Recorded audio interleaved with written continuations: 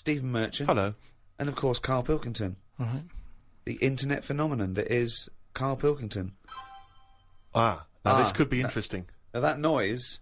Do you want to explain, Steve? I will. I've just sent a text to this number that some of you may have heard of, 63336. Now, apparently this is a number you can send a text to, and it will answer any question that you have for it. And in the past, for instance, I sent it some quite profound questions. I once asked it, should they have dropped the second bomb on Nagasaki, and it had a very thoughtful answer. So we've sent it a question, perhaps equally thoughtful. Karl Pilkington believes in ghosts. Is he an idiot? Now, we sent that because this is the Halloween special. These podcasts are 3 one-off free specials, and they're free because we want to thank people who paid for the audiobooks we did, the last 2 series, so thank you for that. I've just bought a flat in New York, and Steve's just bought a lovely BMW. Mercedes. Oh, is it a Mercedes? Yeah. Oh, is it? Oh, right, yeah. I haven't seen it yet. Carl's having his kitchen done and his boiler replaced. Still not happy. But, yes, thank you. The back catalogue is still available in audiobooks on iTunes, but these are 3 free ones. Anyway, the question we asked, 63336, Karl Pilkington believes in ghosts. Is he an idiot? And this is the response. Unusually, producer Karl Pilkington is both an idiot and a comic genius. His humour is not to everyone's taste, however. That's amazing. That's the response. But it's curious because it doesn't really answer our question about ghosts. Send them, do you believe in ghosts? Okay. This is the Halloween special, of course. That's why we're talking about ghosts. Karl, do you believe in ghosts? Yeah. I mean, I haven't seen like a proper ghost. So why do you believe in something that there's no evidence for? Yeah, but why are we here then? If it is just sort of you're born, right? And we are useless. At least other creatures, when they're born. Well, you speak for yourself. No, but other creatures are born to do a job, aren't they? When a bee's born, you know what that's going to be doing. It hasn't got any options. That's got a job to do. And it does that job and it dies and the next one comes along. Oh. We asked it, do you believe in ghosts? The existence of ghosts is not proven. Many experiments have claimed to identify ghosts, but none have been scientifically sound. Excellent. See, Yeah, that's a sensible, intelligent, logical, thoughtful answer. Weird things have happened to me when I was living at home and was in bed one Where night. do you live now? No, but I was at my first home. Your parents? Yeah, my mum and dad's. So I'm in bed and I'm lying there, and you know you get that sense of like, oh, there's something going on. Right. And I sort of look over my quilt and there's nothing there, thinking it's weird that. So turn me back on it. I'm thinking I don't want to know. If there is something there, I don't want to know. Right? So I'm turning me back on it, but then there's like a really high-pitched noise, right? Sort of the hairs on my back are like going up a bit. And I'm like, oh, I don't like this. And it's the high-pitched noise. You had a hairy louder. back even as a kid? No, but you know, everyone's got little I thought hairs on them, haven't they? Everyone's got little tiny hairs on them and stuff. And I thought, I can't stand this. And I turned round, put the light on, legged it downstairs, right? And my mum's saying, what are you doing? I'm going, oh, I don't know, there's something up there. So she said, all right, then watch the telly. So I stayed up for a bit, watching the telly, went back to bed, the high-pitched noise had gone, went to sleep, get up the next day, Charlie from next door comes round, he goes, Hilda's dead, right? And my dad said, oh, when did that happen? He said, last night at 11:15. Right. That's when I was in bed. So, what are you telling me for? Because it's weird, isn't it? It's that thing of... what do you think would be weirder, that no one ever died at 11:15 when you were in bed? No, but that's when all the weirdness was going on. That's when the tone was happening, my back was getting itchy and stuff. And Coincidence? And I went down and watched telly, went back up, gone and that, but that's when her spirit had sort of... No. Ah, okay, right, interesting. No, this is where we get into the facts. So Hilda's spirit had left whizzing round my bedroom, because my bedroom was right next door to theirs. Yeah. So I'm just saying, that's one. Why do they whiz round when they die? Why do spirits whiz round when they die? Because they're going, where am I going? Are they? And they're whizzing round, aren't they? Am I going down? Am I going up? No, that's Karl. No, but I'm going the wrong way. Yeah, but it's not going to be easy, is it? How do you think it works? It doesn't work. But once again, it's not proof of anything, Karl. Beyond the fact that you were a child in bed. Why did your dad ask what time she died? No, it just sort of, what do you say to someone when it's awkward, isn't it? When someone gives you bad news, so you just think, well, can I ask? What time exactly? Sorry? No, you just go, exactly what time did she die? My wife passed away. Yeah, what time exactly? No, not exactly. He just said, that's bad. When did that happen? Like, what time? And he said, well, thanks for asking. Quarter to 11. Quarter to 11. Quarter to 11. I remember. What did he say last night? Oh, that's weird, isn't it? Convenient, aren't they, all these stories? Or is it? Or, yeah, I mean, it's either that's exactly what happened, Rick, or he's misremembering the actual I don't know which one to plump for. But I tell you this though, go on. If we're talking about ghosts and that. Yeah. Now, Hilda. Yeah. Choose your bog standard old woman. Right. I hope that's on the gravestone. I know. Yeah. No, did you do the eulogy? No, That's great. What can we say about Hilda? Bog standard old woman. Right, there's sandwiches at the bar. That's the most insulting thing you could ever say. There's nothing. No. Let's just think about Hilda lived her life. Thank you for coming to celebrate the life of Hilda, who died at 11:15 specifically, and was a bog standard old woman. Are we burning or burying? But anyway. But she lived to be quite old. Which annoyed you. In a bog standard way. But this is what I was saying about us all living too long and stuff. It just makes it worse when it does come to us being a ghost. I don't know what you're talking about again. That sentence made no sense. Just, if you are going to be haunted, right, say, I know you're going to say, well, I don't believe in them, so I'm not worried, so don't be going on about it. But say, like, your new place that you've bought, you move in, and you go to bed, and there's something moving about the room. You see it, it's a ghost. Oh, no. Okay, let's for the sake more of likely, a Siamese cat called Ollie. No, because that's probably got its own room, hasn't it? But what I'm saying is, would you prefer to have an old person moving about looking at you, or just a young person? I'd prefer a youngish person who looks normal and is sort of floating about, and you go, all right. That looks normal, floating about. No, but an old woman would really scare me. And ghosts are always going to have a bad reputation because they look scary because they're old. So that's... You talk absolute shit. That's all I'm saying. So Can you believe we ever charged for this? No, but look, if we are going into another life, right, after this... Which we're not, we move on to another life. Yeah. We're not going to move on. That land, say if it is like another world, where we go and we plough fields and we grow Croppage. We grow crop. Crops. Crops, if you want. Yeah, well, I would like to use the English language. No, there's too much fruit about, so just a crop. Just something we need to get by. Fruit about. He's got an answer for everything. So we grow some crop. Yeah. So you grow your crop, and now, if we're all going into that other land or world or universe, old, who's going to do the cropping?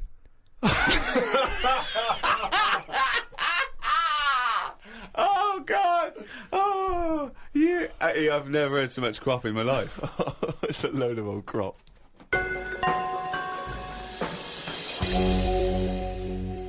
I had to go for an ultrasound, right?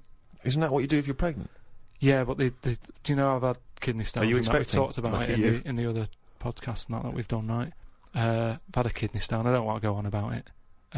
But it was painful and that. Well, you are going on about it. Yeah, and there was nothing. No, I'm just saying. It's routine. Don't worry about it. It's not routine. Well, why do they have to keep going back? Why do they have to keep going back? You're questioning me. You're getting into a routine. Keep going back. It's better than working it. You don't have to sell the book. No. Holiday or hospital. Holiday or hospital. Holiday or hospital. I don't know. I'd just say that we've got a book out, right? The World of Karl Pilkington. It's out now. When he goes on holiday the first week, right? He's in and out of hospital. It's doing no good. He's got to go in again. He goes away with his family like twice a year. Goes away with Suzanne's family twice a year. He's now said he doesn't want to do any press for it because it's boring, or he doesn't want. Why aren't you plugging the book? Well, I mean, if you're an author, you've got to get behind it. I've bought books without hearing someone telling me to buy stuff. No, you're lazy. You're lazy. I'm not lazy. It's just that I'm sick and tired of putting telly on or the radio and having people telling me, "Oh, you've got to buy this, you've got to buy that." No, I don't have to do anything. I'll have a look myself when I'm in a bookshop. Let them just find it.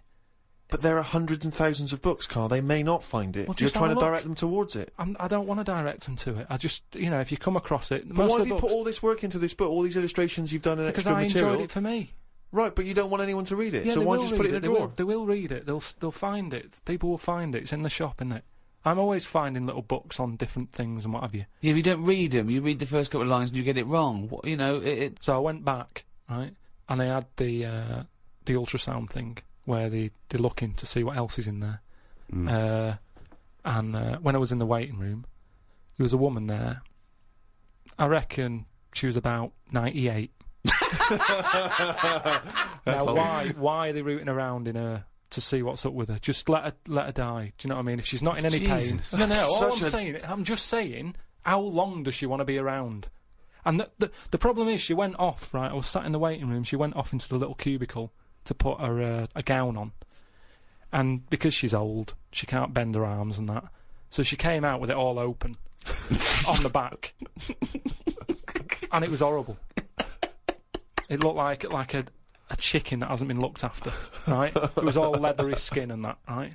Now, the thing is, it's all very well keeping people alive, but the surroundings of the body isn't meant to be lasting that long, is it? Do you know what I mean? The actual skin of a body, it's all very well keeping the heart going, checking the kidneys and all that, but we're not meant to be around this length of time.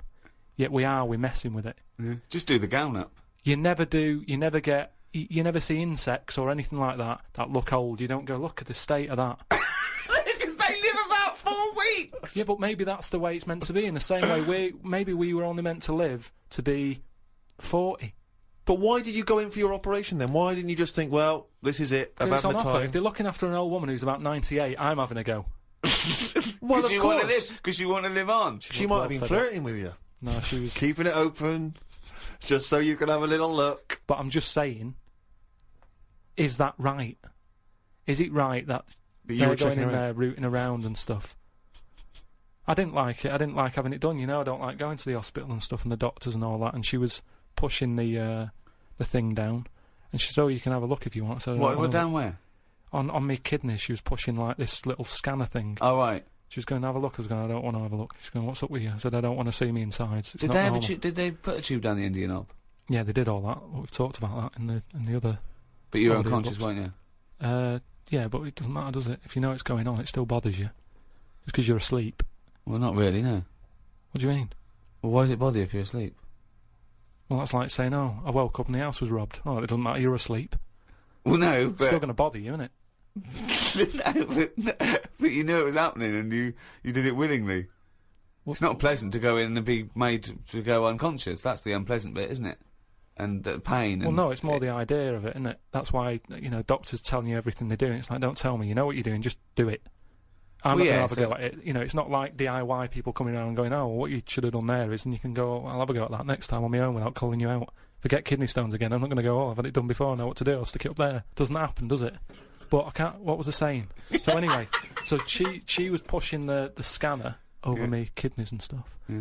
Now, it was weird with her, because at no point did she make eye contact with me. Well, I don't understand what that means. Well, she meant to wink and go, your kidneys are fucked. No, but it's just weird that she probably spends her days looking inside people more than she does talking to people. I just thought it was odd that that's how she sees people. When she looks at people, she probably sees kidneys. What, this doctor? The woman doctor. Well, doctor? Yeah. Right. So, what you're saying is, the strange thing is that she often spends more time looking in people, because she's a doctor, than chatting to them. Yeah. And is it weird that Jonathan Ross is the other way around? Because he's a chat show host. He spends more time talking to people than looking inside them. No, but even when I was because he's got a different job. When I was asking her questions, saying, you know, does it look all right? What's it doing? Is it moving about?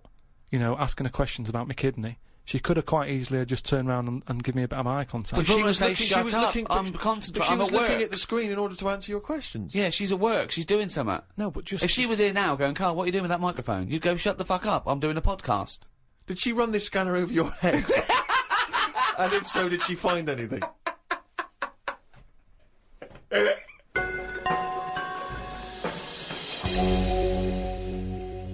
We'd like to try and educate Karl, Rick, as you know, as we have done since we've known him, really, and he doesn't really seem to absorb any information. No. And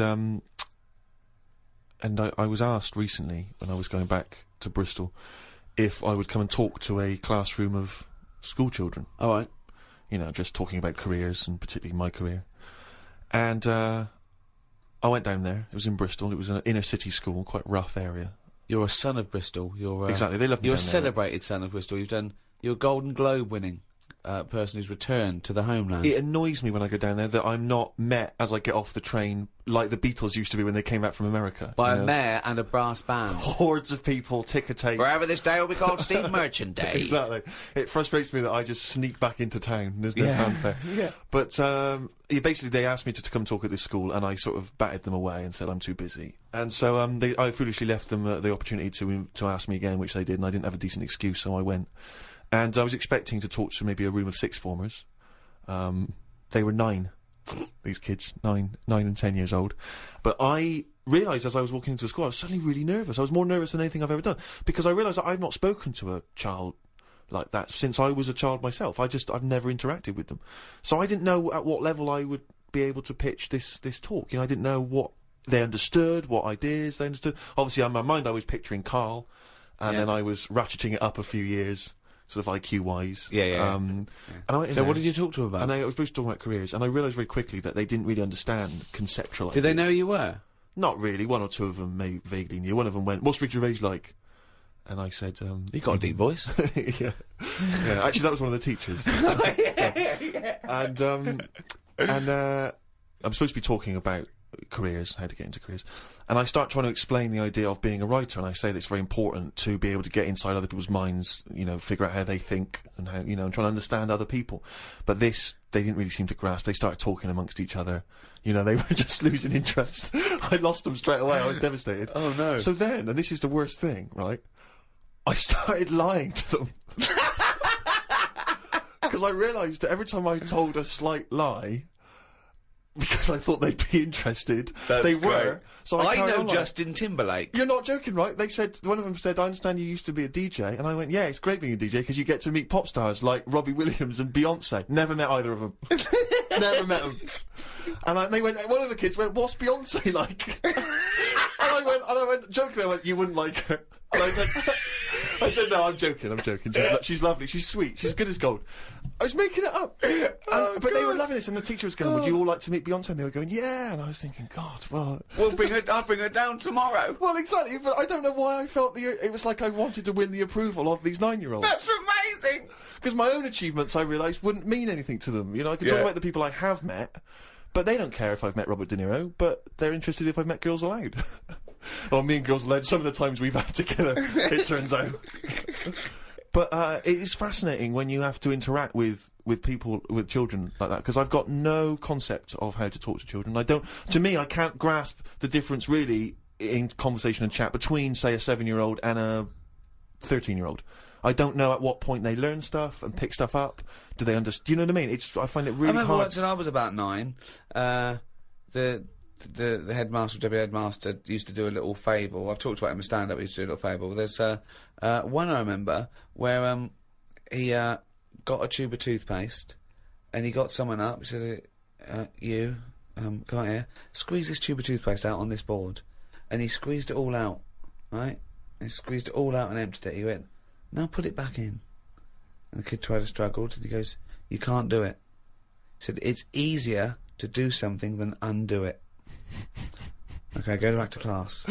Like, people are going, "Oh, I get it. I know what he means." Yeah. They're just thinking, don't squeeze all the toothpaste out. Yeah. Just save some. Yeah. I mean, you know, there's no way they're going to take on that exactly. metaphor at the It's age too of 9. conceptual, yeah. Yeah, exactly, yeah. Yeah, just stop misbehaving or I'll smack you. That worked. Karl, have you had to have any dealings with kids? How do you get on with kids? Do you relate to them? Or are they just as angry and perplexed by your views as we are?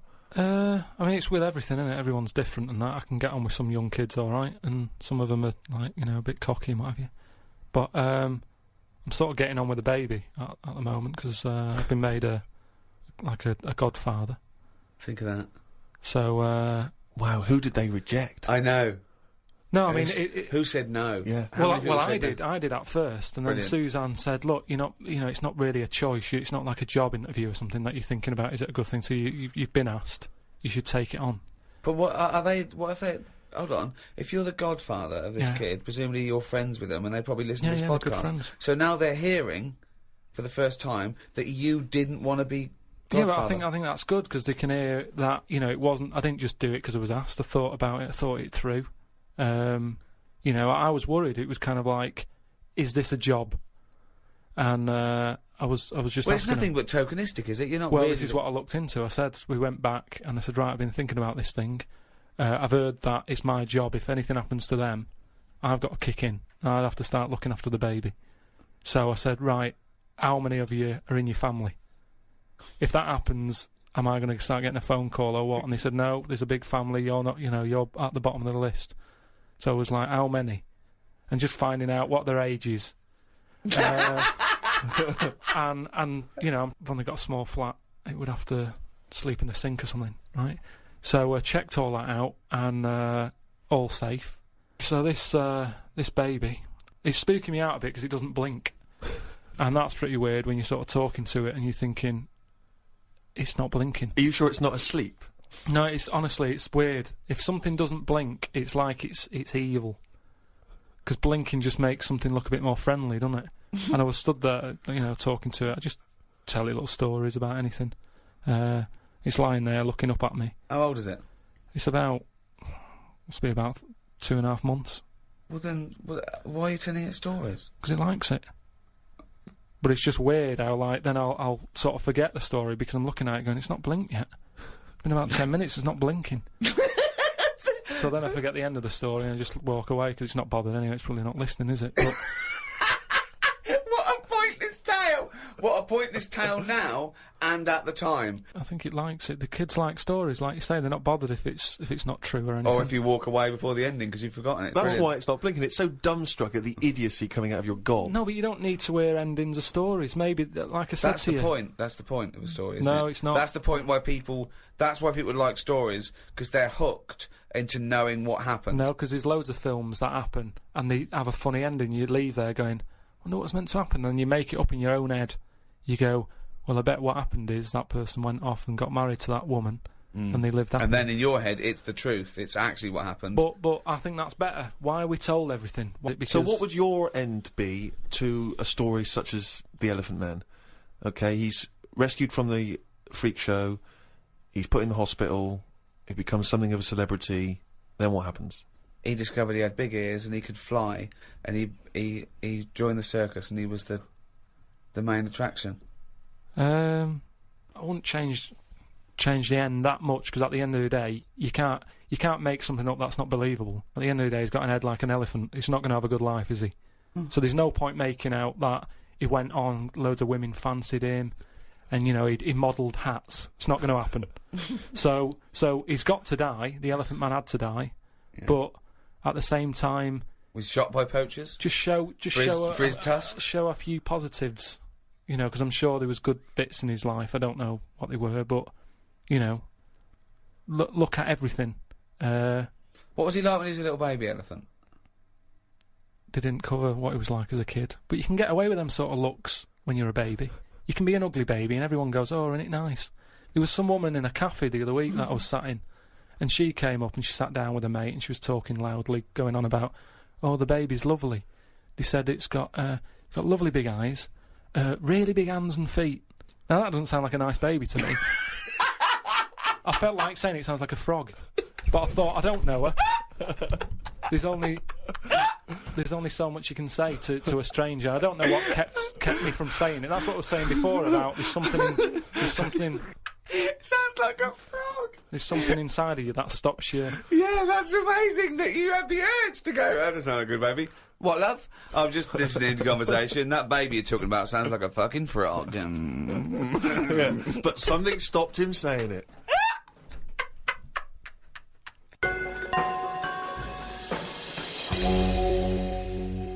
I just came back from America, and they love Halloween. They're out there. obsessed over there. I mean, it's a proper thing out there. Here, it's sort of half-hearted. A few people, a few middle-class families, sort of. But do you think it'll dress get up. more popular here though if we do find out that ghosts are about. Well, that'll never happen because they're not. No, okay? but if they did, then But- suddenly that would be a big. Well, it'd be a big day. America makes things famous now because of film culture and everything. So yeah, it's all from that. I doubt we celebrated much at all. Did we 50 years ago?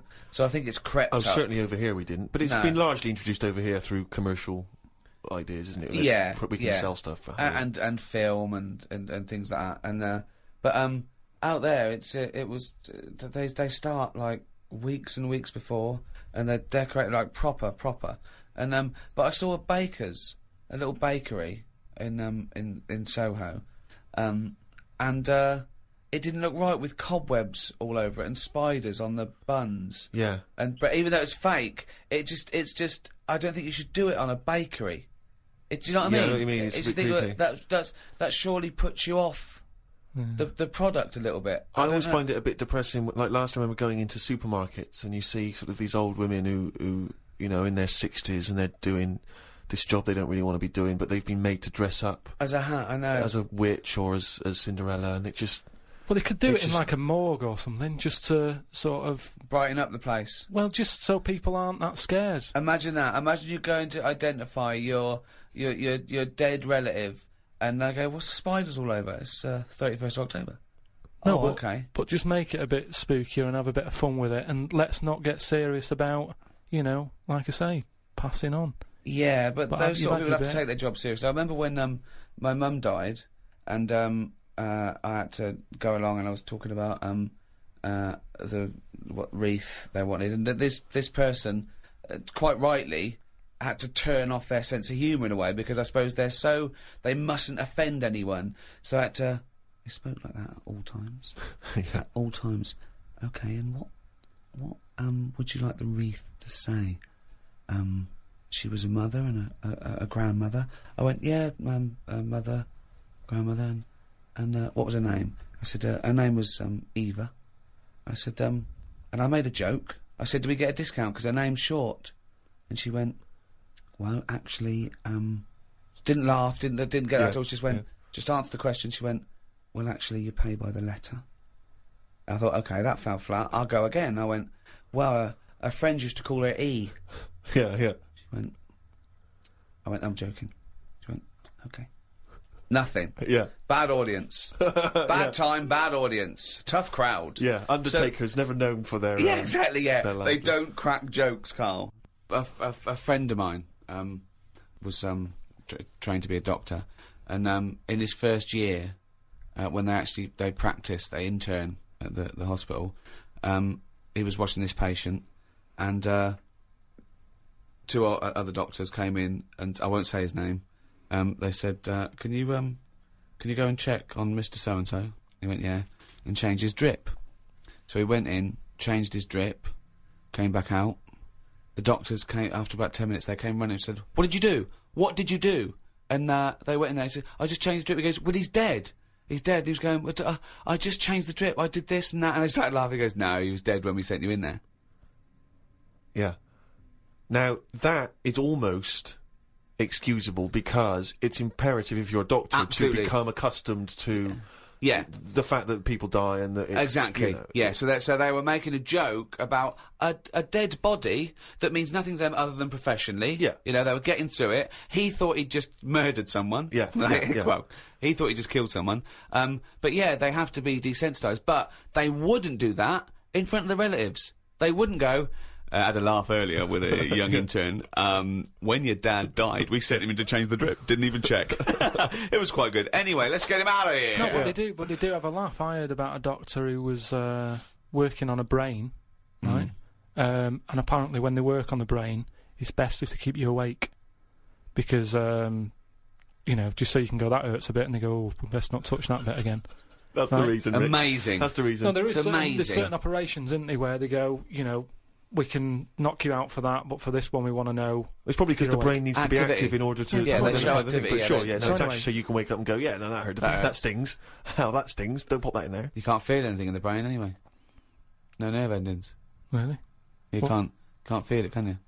Well, maybe there's another reason. But anyway, his head's open. He's sat on this chair.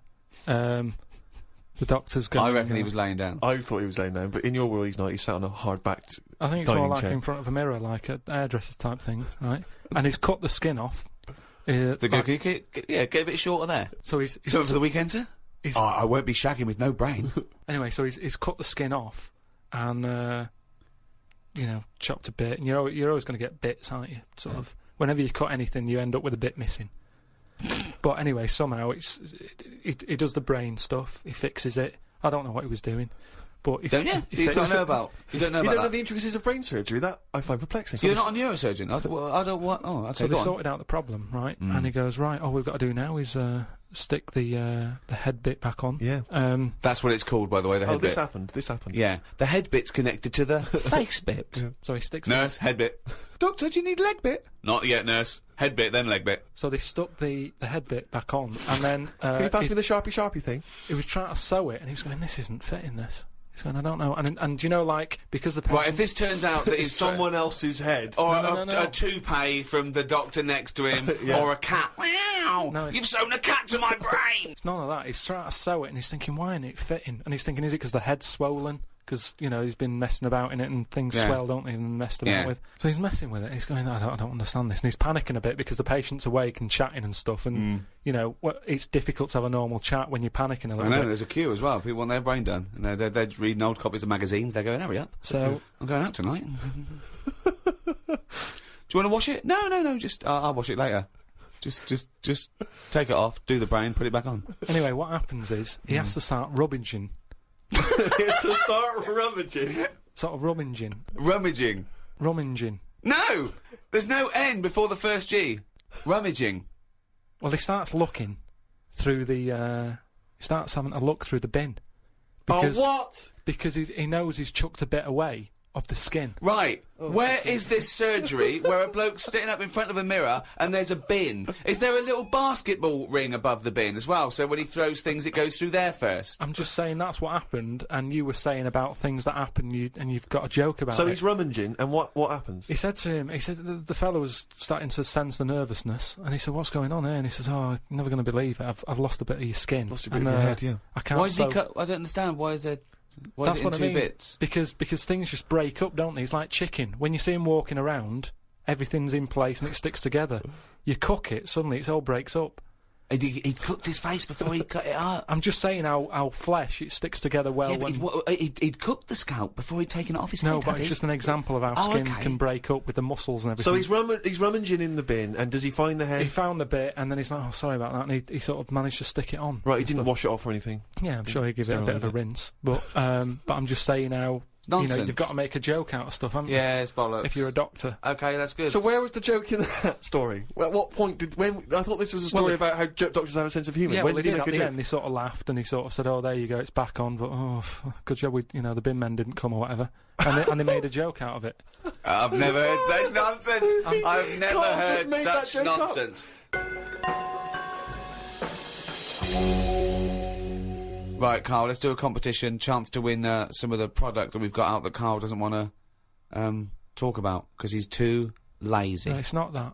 If it's, Well, if you do want to win a copy of this book, Ricky Gervais presents The World of Karl Pilkington. It's by all three of us, and it's some of the musings and thoughts and ideas from the podcasts. Karl has got some new theories. It's illustrated throughout. By Karl Pilkington. By Karl Pilkington. It's got excerpts from the diary. They're genuine, aren't they? They're photostated things from the diary that people haven't seen, and it's fascinating read. We can sign that. We can also give you a copy of this new 3-disc set CD of the best of... Is it the first series of the Ricky Gervais Show? Yeah, well, it's got everything, actually. It's got the whole 12 first series that we did with the Guardian Unlimited, the award-winning, record-breaking podcast. It's also got some excerpts. If you want the best of, you can put that on. And it's got 1 hour of new material, which we recorded especially for it, but you can't get that. You can't buy that in the shops till the 13th of November. And I throw in the new Flanimals book, Flanimals of the Deep. It's the third in the trilogy, Karl. Are you excited about that? yeah. And the question is, do you want them? Okay, that's the quiz question. That's the quiz question, yeah. Okay. If Is that you a trick question? No. Just the first correct answer. I'm not going to know what the correct answer is, but do you want them? And think if you do want them, then that might what's the answer? And you can send that to podcast@rickygervais.com. Include your name and address, and if you're the lucky winner, then we will send this stuff to you if you want it. And it's the first come, first serve. Okay, so the first correct answer to the question. Do you want it? Do you want that stuff? Do you want Flanimals and the CD box set and the book and that? Okay, well, if you know the correct answer to that, podcast@rickygervais.com. Good luck, everyone.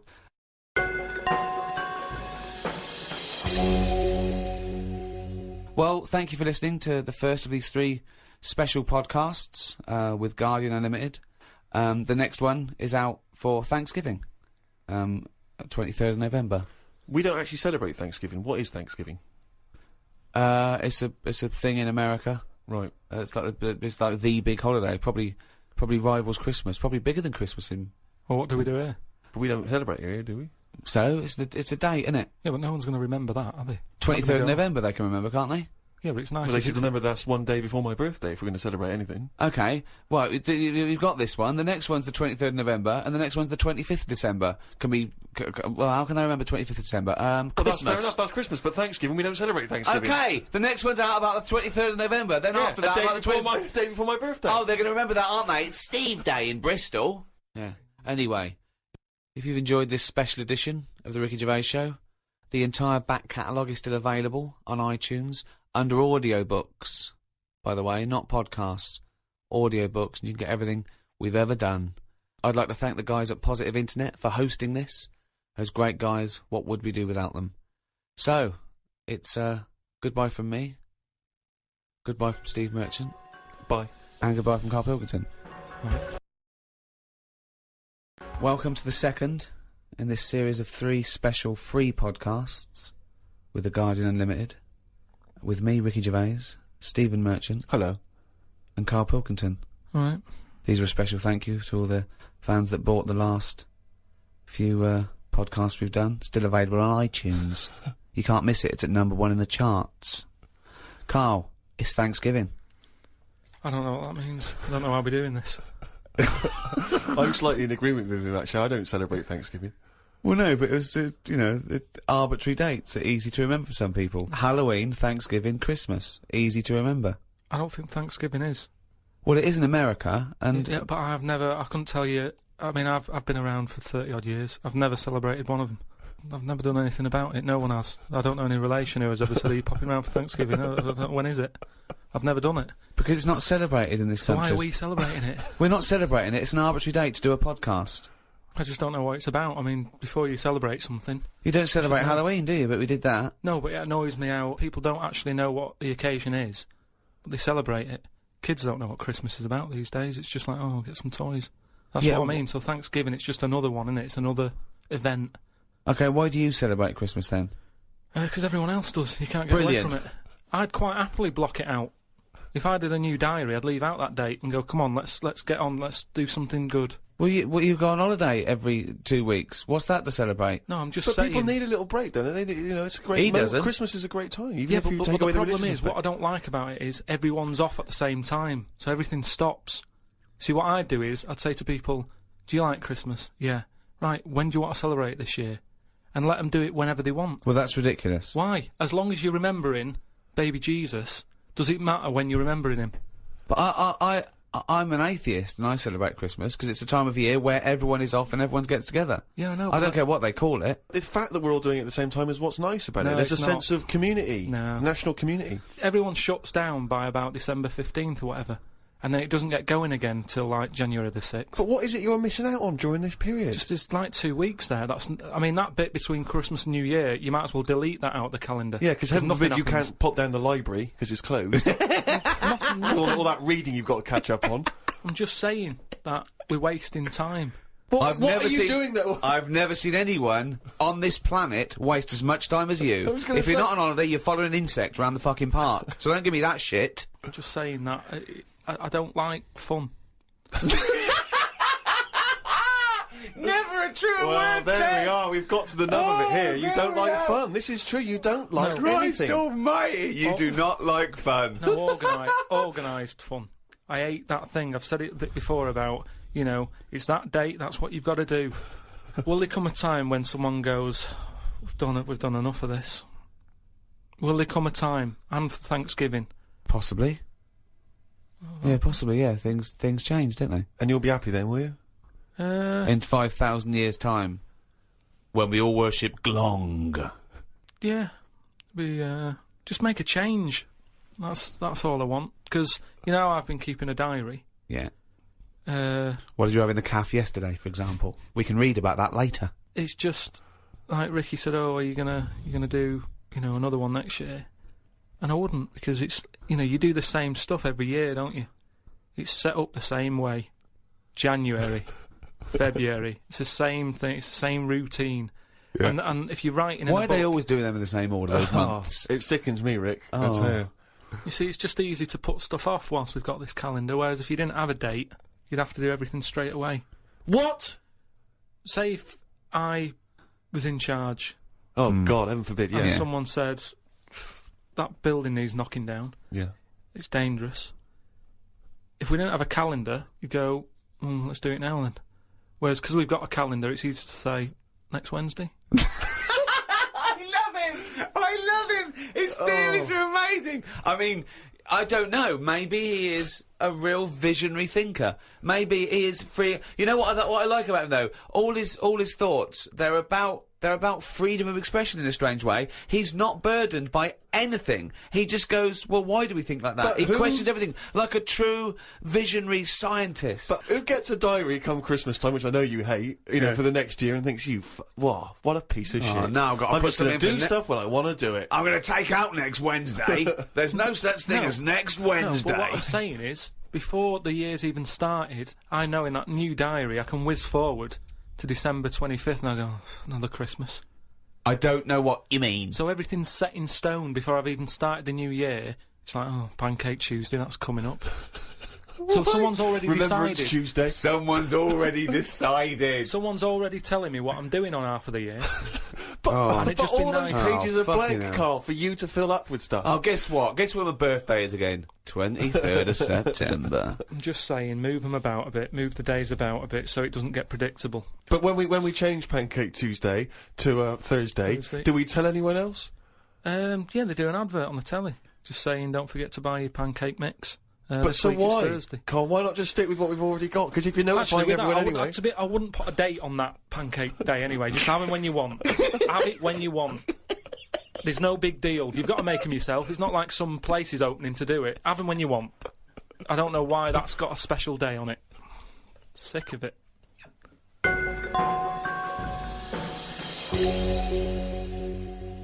Happy Thanksgiving. Thanksgiving is based on new settlers to a new land surviving. Yeah. And I was talking to Karl in the week. We were talking about new settlers and everything, and I was thinking, imagine if you had to start a new settlement now, okay? There's something wrong with the world, okay? The world was kaput, okay? And we found another planet. So, Karl, if you had to go to a new planet, don't worry about starting life again. They've got sort of like these breeder clones that do all that, but you can choose 6 people from this world to take to start this whole new world, okay? So you need, as I say, you don't need to So worry what's about... happening here? Is this? It's going to be wiped out, okay? It's going to be wiped out, but there's enough on this spaceship for you and 5 other people, okay? And they've got them there. They've got these sort of breeder clones there, so it's going to be populated. You're going to have the workers, the drones, everything like that. But you want to take 6, I suppose, sort of world lords to teach, to lay down the politics, the teachings, the laws, the government. I'd hate it. And how long have I got to make a decision on it? Till the end of this podcast. Right, go. Who do you take? Who's the first person you take, and why? And where are we going? Mars. Okay, so a planet where there's an atmosphere. I've got to know where I'm going because I've got to sell it to the people who I'm asking. There's no point when I go, are you coming with me? Where are you going? I don't know. It's just like this world. There's oxygen, there's seas, there's rivers, there's forests, there's animals, okay? But we're going to populate it with the human race, and you can choose 6 people to lord over this new kingdom. You want the best people for the job. Yeah. So, who's the first person? Probably Patrick Moore. Why? Why would you take Patrick Moore?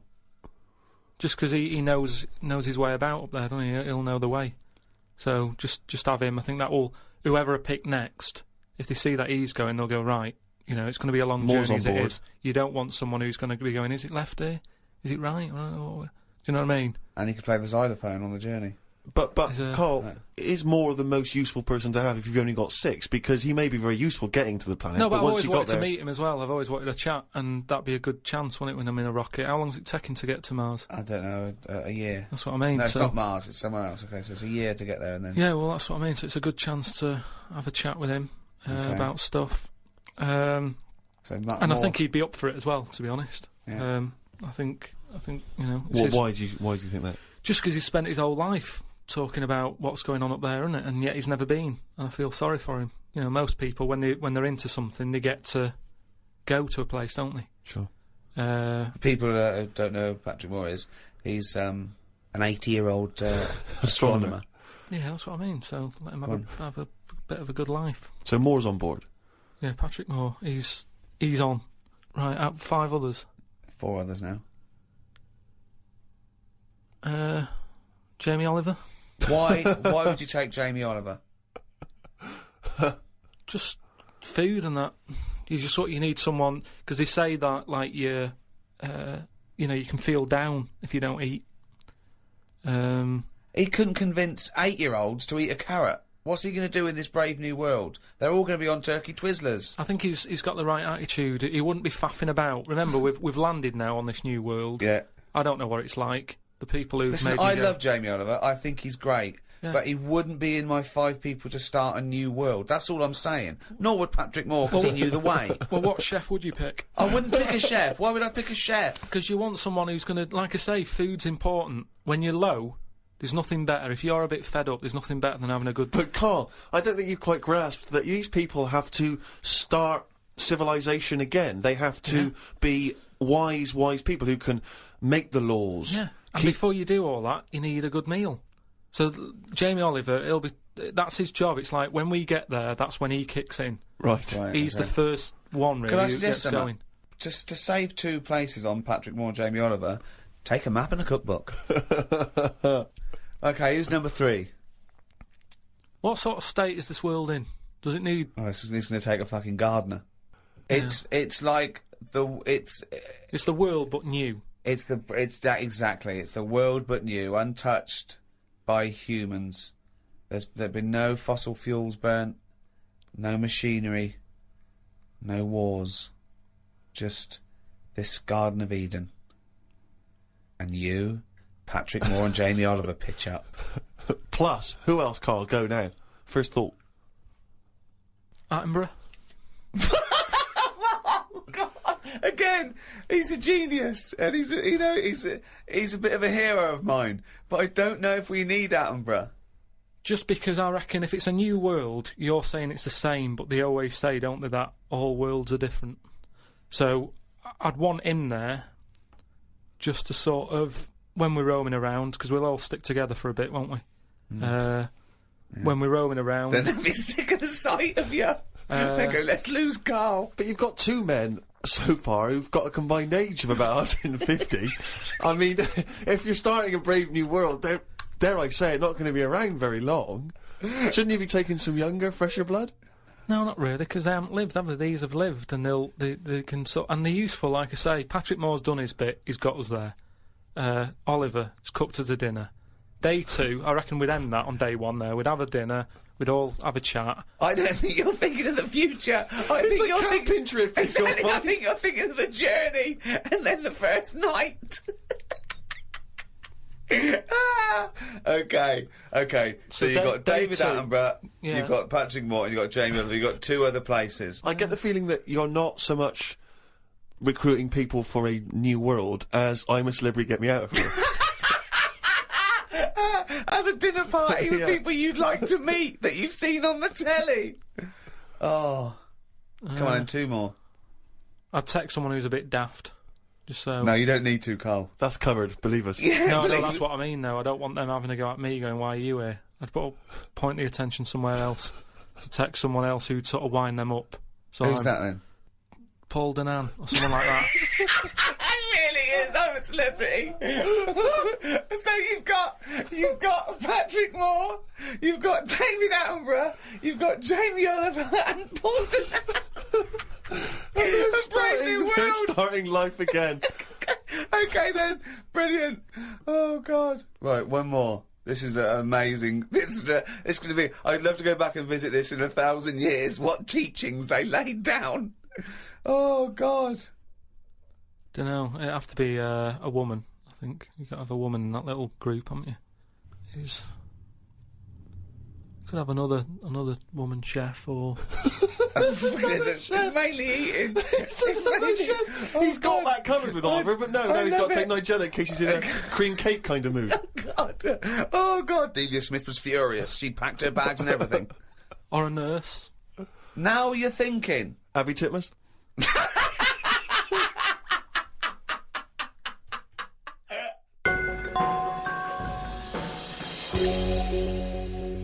Karl, I know you like to be kept abreast of all the latest breaking science news. Did you read recently about the blind mice that they have been able to make see again?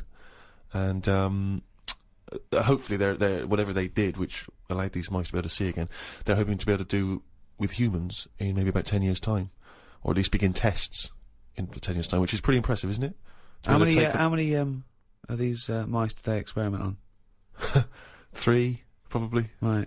They were. It wasn't taking place in a farmhouse, was it at all? I didn't read the intricacies of the. Did they have story. tails? Did they still have their tails? The 3 blind mice? Because I don't know. Again, Well, I'm not sure. Well, what's your concern? Well, I think I know what happened there. Really? Yeah, I think the farmer's wife probably got annoyed at them running after her. Right. But how could they run after her? Because they're blind. I don't know. I think they used a sense of smell and hearing. They could hear her clogs, and they followed the sound of the big flat clogs. Right. But they got their comeuppance. They lost their tails, so now they're blind with no tails. Is that not the story? I think you confused. Okay. Another more recent story. Okay. With that one. Okay. Yeah. Well, we'll leave that then. I don't know. Karl, thoughts though? That extraordinary, isn't it? To be able to cure blindness would be a remarkable achievement in science. It is, but it's just that thing how they say they've done it on mice and what have you. Yeah. If I was blind and I went in for the meeting with the doctor, yeah, and they said, "Do you want yours doing?" and then they said like, "I've done it on mice," that wouldn't be good enough for me. I'd say, look, when the blind fella gets in, don't say we've done it on mice, just say we've done this on eyes. Because if he goes, what eyes? Just say just a pair of eyes. yeah. As soon as you say mouse's eyes, it's like, well, it's not the same, and it would make me go, I'll leave it.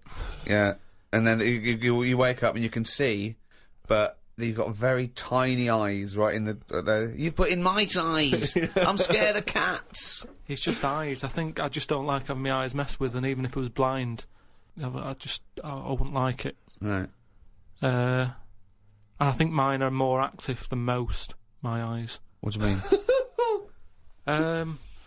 Well, I went for a what's-her-name, Steve, you don't know. I've had problems with my legs. Oh, Christ almighty. He's the same, what are you, 33? He's a hypochondriac. And you talk like you're a 70-year-old honestly, the slightest thing, he's got time off work for this.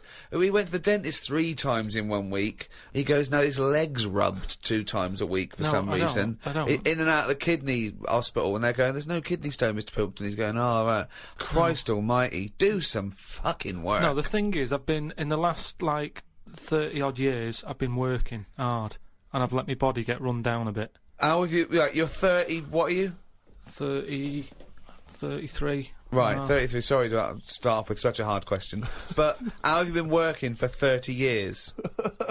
Well, I just have. I I got on with it. At 3? At 3? No, I'm Well, you just didn't saying. get on with anything at school, did you? Because you were just titting about. Yeah. You weren't working hard there. What was the first job you got? How old were you? I was 15. Right, okay, so you've been working for 15 years then, okay, good, Yeah, right. but I had my paper round when I was 10, didn't I? And that was hard graft. That's why I'm bald and that. Getting up at 4:30. It all adds up, doesn't it? All adds up. So anyway, when I kicked my height when I was a kid... He always says this, like it's a classic story that everyone should know. Everyone and knows, also like- the phrase "kicking my own height." Yeah. Explain what you mean. Just kicked my height when I was a Kick kid. your. No one understands. You Karl. kicked your leg up to the kicked height me that like- you were at that time. Yeah. Yeah. So I if you kicked were, my height. It's not a well-known phrase. You can't just go, "I kicked my height." so you're 4.5 foot, and you've put your toe up into the air 4.5 feet by kicking. Yeah, but I landed on my back. Right, 'Cause okay. I didn't Imagine seeing that in the playground. They go, get Karl Pilkington to kick his height. I bet he falls over like a It fucking wasn't penguin. in the playground. My dad got me to do it in the garden. Brilliant. But So- why? Why did He you fall sold over? tickets, the neighbours were cracking up. Yeah. Why did you fall over? Did you hit I just yourself didn't, in I the didn't head? have to kick the height. I mean, my leg got high up, but I was that chuffed that I got that high. I didn't think of putting my leg down again. What's it look like? What the fuck did that look like? He's got to think it all through. I thought it was automatic. No, In I like, didn't. It stayed there. You sort of stay Oh, balanced. Christ But you didn't almighty. think, well, I'm loving this. This is brilliant, but what should I do now? I got my leg up. I'll just keep it up. Whoa! It looked like a Hitler salute with his leg. What were you doing? So anyway, I landed on my back, Yeah. and I did some damage, I think. And it's because Definitely. of that. You sure you didn't land on your head? And it's because of that, like all them years and what have you. Yeah. I've had like a trapped nerve in my leg. Right. So I thought, right, now's the time to have it done. Because when you get older, I mean, it was the kidney stone thing. Once you've sort of looked at, death and what have you, it just makes you think, got to start looking after Do you your think you body. could die of the slightly bad leg that you've had for 15 years? Well, Do you think that'll eventually kill you? well, it could do if I can't run away from danger quick enough. Right. Again, you're thinking of Jurassic Park coming true. Well, whatever though. I'm just saying, you've got Yeah. to look after yourself. You know, Yeah. if there's anyone listening, could out always there hop. who's got a problem, get it sorted. I'll tell you what, That's all though, I'm saying. if you have to fight off danger and you kick them, put the leg back down immediately after. So anyway, I went to see this fella, to like a professional leg rubber. Professional leg rubber. Yeah. And he sort of said a few things that were quite interesting. Remember that time when we had a chat on the last lot of like podcasts? I said, "Am I in charge of my brain, or is my brain in charge of me?" Yeah, do you remember what I said? It's the most stupid thing you've ever said. Yeah. Well, listen to this then. So I go and see this leg rubber, Professional leg rubber, yeah. right? And he is professional, Yeah. right? so Remember, leg rubber. You haven't said doctor at any Yeah. point in this conversation. leg rubber. So this whatever, however profound this is, it came from a man who is self-confessed professionally leg rubbing. not just legs. Does he do back, left and right? Or? back rubbing as well? He does it all. Right. Right. So I'm in Professional there, rubber. and I didn't mention about how I thought my brain was in charge of me and stuff. I'm lying there. He's bending me about and what have you. The first problem he came across is that my nerves aren't long enough for my Right. body. I don't know. My nerves aren't long enough for your body. He was lifting my legs up and I was going, right, whoa, stop that a minute, that's certain that. He's like, what do you mean? He said, I've only got them like just about... Well, that's your tendons. No, but your nerves are in your legs as well, and your tendons don't hurt, it's your nerves that kick in. It's your nerves that make you Well, go, yeah, "That but they hurts." hurt because your tendons are being overstretched. Well, I'm just telling you what he said. Right, so he lifted the leg up, and I went, right, Was stop this doing above a that. laundrette, this surgery? No, it's a proper place. He had like towels and all that on Oh, okay. Oh, he's got towels Oh, then. okay, yeah. Yeah. So Definitely a laundrette. so I'm lying there. Other people's towels. He's got towels, Halfway through, underpants, yeah, bras. halfway through he said, you haven't got 20p have you for the dryer? Okay. So I'm lying there, and he lifts the leg up, Yeah. and I'm like, oh, that hurts a lot. So he said, oh yeah, short nerves. And I said, what do you mean? He said, your outside of the body is longer than your inside. Right, he doesn't sound like a doctor. He does not sound like a The doctor. outside of your body's Yeah. longer than the inside. So he had me lying on my front and what have you, and he was sort of crushing me back. Right. And he was going, does that hurt? I said, yeah. It was like 48 quid this as well. Putting me through all this pain and what have you. Well, you've got some good advice, though. He said, you're pretty stressed. And I said, yeah. So it's, I've quite a bit of stress in my life. And I explained to him about the kidney stones and that. I said, oh, that's He went, oh, shut the fuck up. He probably said that. He said that's where you were probably got a lot of tenseness. And A lot of tenseness. Is that the phrase he used as a trained professional rubber? He's a doctor. He's definitely a doctor. So anyway, he said, do you relax much? You haven't got any Lenore, have you? I want these sheets to come out nice and soft.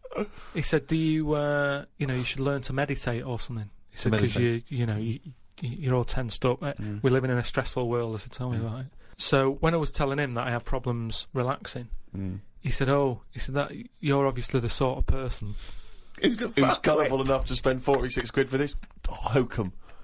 He said, you're the sort of person whose brain is in charge of them, rather than them being in charge of the brain. So all you did was you met a person as stupid as you. Yeah. No, but I thought it's interesting that this is what he does for a living. Yeah. And he picked up, that was the first visit, I'd only been there about 22 minutes. Yeah. You get half an hour for 48 quid. Right. But he picked up on that within like 15, no, he saw 20 a right minutes. fucking sucker coming. No, he did pick up on that, yeah. But anyway, don't go to him again. The reason, I am doing, I've got locked into it, I've got to go at least another 3 times. Why? I'm trying What to do get you out of it. I don't know, I didn't realise that you have to have a minimum amount of things. So what I'm saying I can't wait. What's the wisdom he's going to come up with next week? That'll be brilliant. I can't, yeah. No, but what I'm saying Your blood's paranoid. we were talking... You've got jealous bones. You're the sort of person whose stomach's hungrier than you. What absolute fucking nonsense. Yeah. Do you know, like how we were talking about eyes, weren't we? He said the thing is, you've got to be able to relax, and the way to do it is to focus. Right? He said, so what do you mean? He said, when you go to sleep... You're the sort of person whose eyes can see further than you can. He said, when you go to sleep... Close your eyes and see. Instead of just leaving them open staring at the ceiling. Carl, keep breathing. Yeah, keep breathing. Close your eyes. You're not dead. It may seem like it, but you're not. You're just asleep. So he said... oh, fuck me. He said, what you've got to do when you go to sleep, focus on your toe, right? Okay. He said, and just think about nothing else. I said... He's a witch! Did he say to put a toad under the bed? No, he just said, focus on the toe and see how you go on and what have you. Next time you come in, let me know. Anyway, I gave this a go, focusing on the toe. So what does this mean? You mean you sat in bed staring at your toes? No, this is it. He said, like, lie down, Visualising shut it. your eyes and sort of look at it, sort of thing. So I was lying there, and it just wasn't working because... Oh, Carl, this isn't medicine. Because I was... You were thinking eyes, of a finger? Well, no. He found out he was thinking of someone else's toe. Next day someone called up and said, Carl, my toe's better. No, the problem was I was still using my eyes even though I had them shut.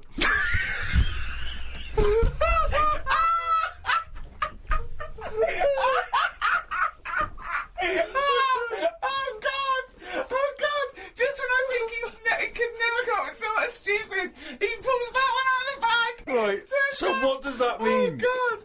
You were still What does that mean? I was straining them. I had them shut, but I was sort of looking down at my foot. You were trying to see through your eyelids at your toe. Well, I was looking down, so I'm thinking that's where the foot is. Because of that, I was straining them and they were stinging, so I had to pack it in.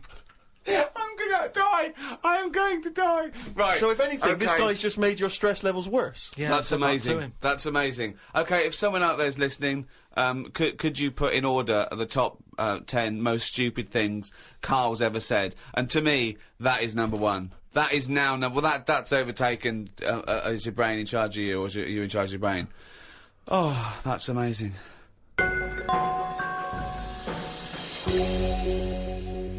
Oh, chimpanzee, that has only gone and written it down. The jingle there to announce yet another reading from Karl Pilkington's diary. When are you going to write until, Karl? What have you got? You're going to do I've got to do as far as December, and then that's it?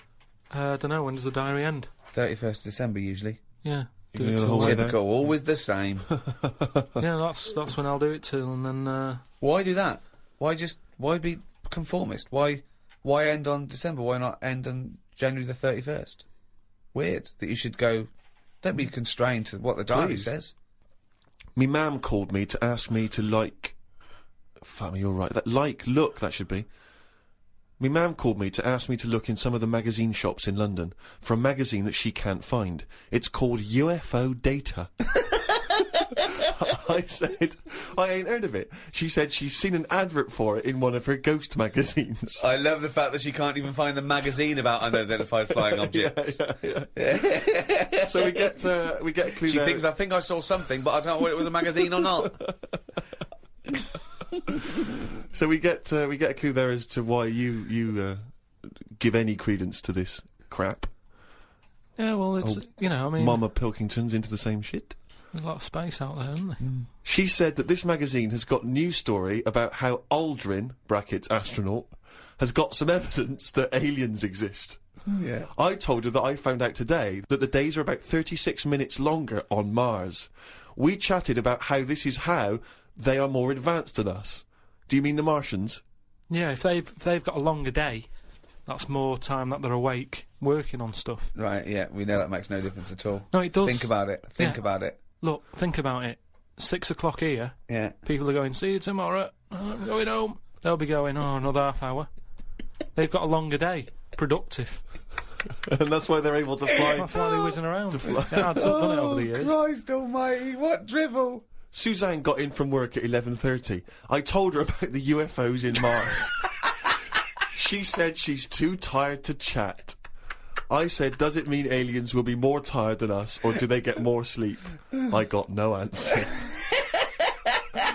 I love it when Suzanne goes in. She never indulges No, you. it scares her. Anything with ghosts and UFOs, she sort of... It doesn't ignores scare her, it does bores scare her. No, it freaks her out. Scares her. Okay. I'm knackered today, and the face feels dry and spotty. Oh, God, what's wrong with you? It starts off moaning! The first thing he does is start moaning! He wakes up and goes, oh, fuck me, I didn't die. Oh, God! I'm knackered today and my face feels dry and spotty. I think it's the change in water since being away. Or it could be all the... it could be all the Madeira cake I had yesterday.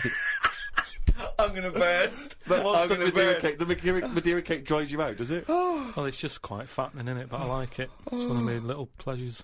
Oh, God Suzanne almighty! I went for a wander about to try and find the UFO data magazine from my mum. I didn't know which category to look under. There were too many magazines. I noticed how on the rude magazines, the women are being pretty rude on the cover, but on the gay magazines, it's just a fella smiling, showing a bit of arse. I don't know why gay blokes would buy it. Blokes have got their own knob to look at if they like knobs.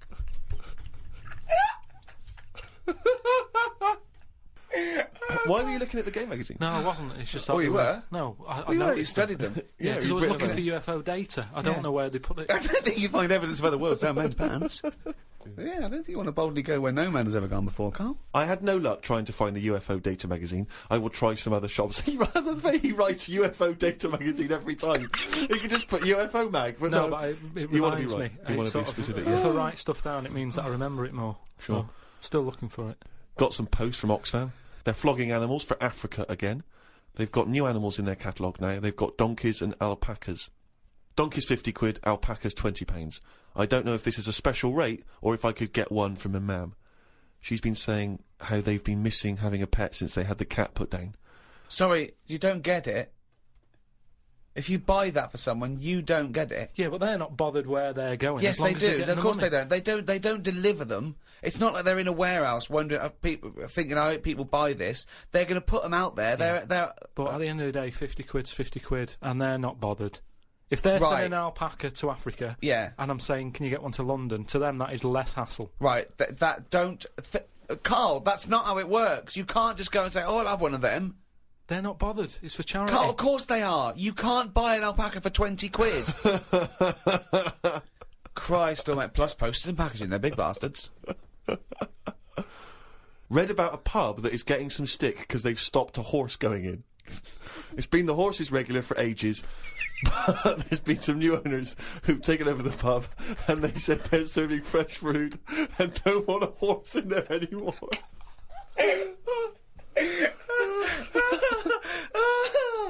Oh, God. We've got to publish this diary. There's some dynamite stuff in We've here. got to publish the diary. I mean, this is... Never mind, peeps. Can't we put this out next year or something with a special CD? It is It's extraordinary. amazing. You can't keep this from the world, Karl.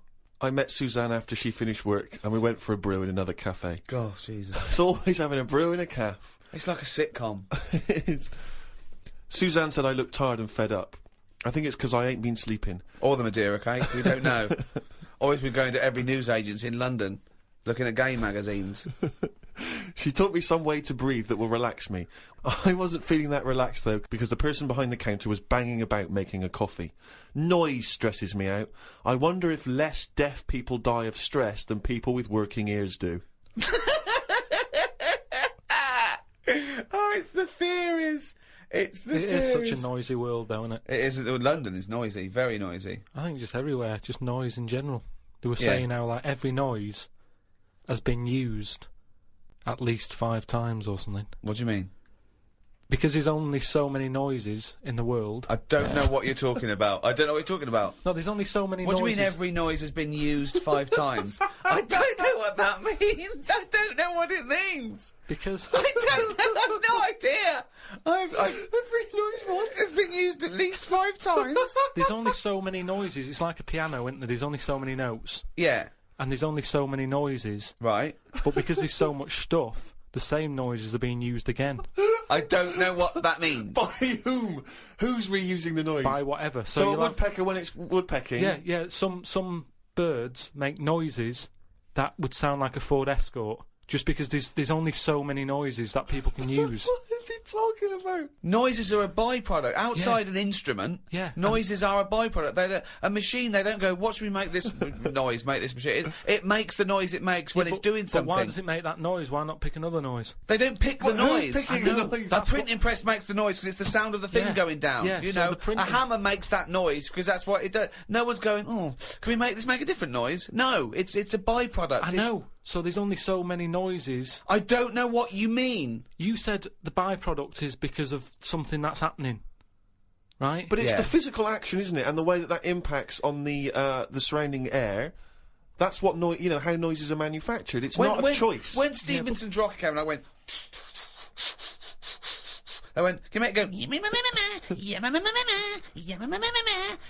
That's the noise it made. I know, but then, say like a new frog comes out. Oh, what do you mean a new frog comes out? They find a new type of frog, Right. it makes a noise, and Yeah. they'll go, yeah, I knew it was going to sound like that. What are you talking Because about? there's only so many noises. No animal comes out and makes like a weird noise, and you go, I've never heard that noise before. They go, oh, that sounds like a chicken, or it sounds like a Ford Escort, or... There's only so many What frog noises. sounds like a Ford Escort? No, there but there'll be can't be some many animal. because you've used Ford Escort twice as an analogy here. So you're running out of noises. You've come up with chicken and Escort so far. I can't explain But the problem it. is, a Ford Escort sounds a bit like an Austin Allegro. So I don't know, yeah. And a chicken, you're ripping off the turkey, you cunt.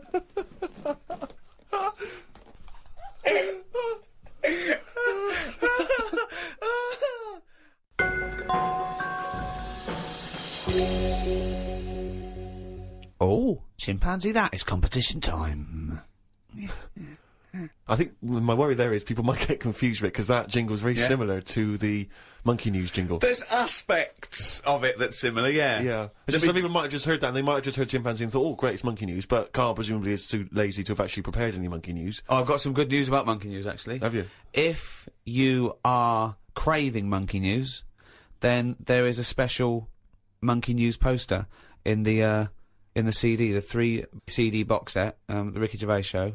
Got everything. It's got the 12 shows and MP3. It's got the best of, and it's got an extra hour of brand new material as well.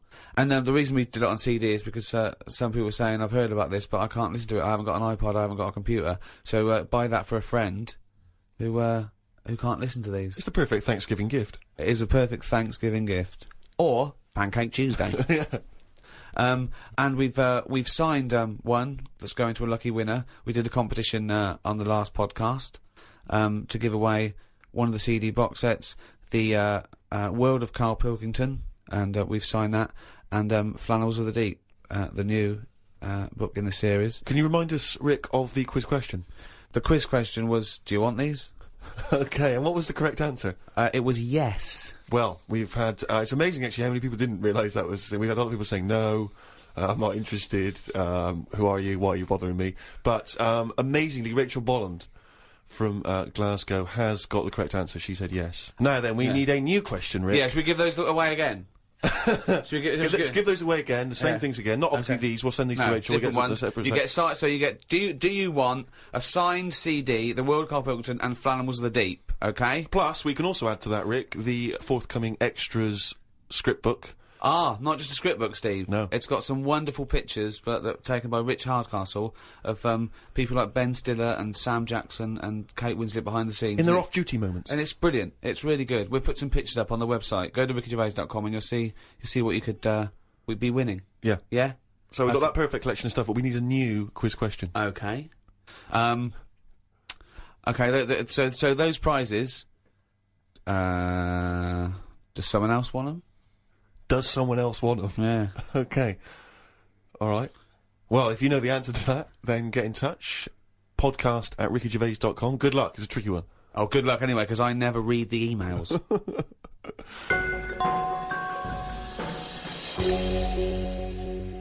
Well, that's the end of the second in this series of 3 special podcasts. That was the end of the Thanksgiving edition. With me, Ricky Gervais, Steve Merchant, See ya. and Karl Pilkington. All right. Thank you to Positive Internet, the guys that host this podcast. They're doing a great job. Thanks, guys. Thank you. Happy Thanksgiving. Hello, and welcome to our Christmas podcast. With me, Ricky Gervais, Stephen Merchant, Hello. and Karl Pilkington. All right. Merry Christmas, everyone. Merry Christmas. Yeah. A lot of people are wondering, Rick, if having done so many podcasts this year, because we very much started the whole podcast revolution ourselves single-handedly roughly this time last year, Yeah, that's right. have we perhaps exhausted the podcast phenomenon? Is it time to pack up the equipment and move on to something new? Well, this will be the last one for a little while, I think. I think, we did, I think 24, and then these specials this year. I think we started it about this time last year. Well, I didn't don't know we? about you, Rick, but I'm bored of the whole podcasting thing, and I know that you probably feel the same way. Well, it stopped for a while. We might get back together again, but it won't be for a while. It's we had a year. It was the year of the podcast. Been a weird year, hasn't it? Go on. No, I'm just saying, when you look at it like that, when you think about all the podcasts that we've done Yeah, over the year, yeah. just a lot of stuff has gone on. Looking back at the year, a year in which we've seen, increasing violence in Iraq, we've seen the advent of more fears over global warming, we've seen George W. Bush take a massive battering in the midterm elections, we've seen many major world events this year. Karl, what's stuck out for you? What event if you think, oh my God, if you were doing your own review of the year, what would you put on the front cover? The grub that was eating biscuits on my windowsill. Right. That's just a little bit more up there for you than the capturing of Saddam Hussein and his sentencing to death. Just because, it's I never thought I'd see that this year. So what exactly? What, the capture of Saddam or the grub? No, the grub. The grub. It was just I was there on the computer. I was having a cup of tea and a biscuit. I put the biscuit on the windowsill. I sort of picked it up. Why would you do that? Why? Why would you put a biscuit on a windowsill? Because I'm sat next to the windowsill. It's like something from a cartoon. I put the pie on the windowsill to cool down. Yeah. No, And some ruffian stole it. Yeah. So I was eating that and I was enjoying it. Put the rest of it back down for like the next half of the cup of tea. And I saw... Planned out. This is, I bet, well, we'll read about this later in the diary. And then I saw just like a little crumb moving. I was like, what's going on there? Yeah. So I looked down closer and there's an insect that is see-through, but with legs. And just sort of running off with a crumb into like a little hole. And then when I looked, I noticed there was loads of these little see-through things. And they were obviously all like, oh, I got biscuit. And that's exactly what they were saying. We've got biscuits over here. but I can't, that, what was target it, like I say, it was amazing because they're miles away from what I'm about, and yet Not that far. but they still like a bit of biscuit, and it was just weird that happened. I never thought that would happen in 2006, and that's You never thought that would happen in 2006. that's what's nice, isn't blown it? That's his what's mind. nice about the the nature of the world. We can invent iPods, we can bring out better vacuum cleaners, but at the end of the day, you can't make nature up. And to see this see-through thing You do. eating a biscuit, blow your that's mind? where I've sort of gone this year. I'd say out of anything, I've sort of gone out of my way to learn more stuff about weird stuff that's But I happening. don't know what you've learned. You've learned that A creature which you can't even identify that or you name. don't know, right? You don't know what it is, right? Look like it nicked a bit of crumb. I don't know what knowledge is that. What is that? How is that useful? Just because everything is changing. But it's not useful. It's not useful to you, and it's not useful to anyone. You can't pass on that as knowledge because we don't know what it was, But Karl or where thinks, it happened, or why it happened. But Rick, Karl thinks that the grub has an inkling, has a taste for McVitie's in the same way that Karl does. That's why he's from Meggs. He's thinking, I can't believe it. We both love hobnobs. No, as opposed to just being taking the starch from the flour. Yeah. Exactly. Yeah. But what I'm saying is that these things have been around for years. Yes. Maybe longer than us. Yes. Right? Now, their life isn't changing in the way that ours have. They still live in a little crack in the wall. Yeah. But they're eating biscuit. And that was never meant to happen. So it's changing it. What I mean is you might start getting fat insects. That should never have happened. You don't normally see a fat beetle. You go, oh, look at that, that's a bit fat. Put a bit of weight on. And now that's going to happen because they're eating sugary stuff. The squirrels in the park, because people are feeding them Mars bars and everything, they're getting fatter, they're getting bigger, they're getting more violent. Now, over time, you know, they're going to cause more trouble than they are now. What evidence have you got that they're getting more violent? Just because when I'm sat in the park and what have you, they're really, like, cocky. They come up to you now and sort of jump up on the bench and sort of attack you for food. They're not happy with acorns now. They want a bit of croissant. And that's what I'm saying. They've changed. They're changing over time. Just like that grub having a biscuit. Everything's trying different food out. He'll want a gatto soon. Well, in the same way that, you know, you look at people around the world, how they're eating weirder stuff. They're running out of, you know, ideas on how to cook food differently. And we're eating weird stuff. So are insects. Everything's moving on. Everything's getting more intelligent. The goldfish memories got better. Chickens are more intelligent than people thought they were, apparently. Everything's... Time makes you more intelligent. Well... No, they do. That's a fact, isn't it? If you're knocking around longer, then you're learning more, because more stuff's going on, and you soak it up. And that's what these insects are doing. They're all learning. You know what I mean? No. I saw a cockroach playing Pac-Man. It was on the internet, right? And somebody had linked up a cockroach to some... I can't even be bothered explaining it, but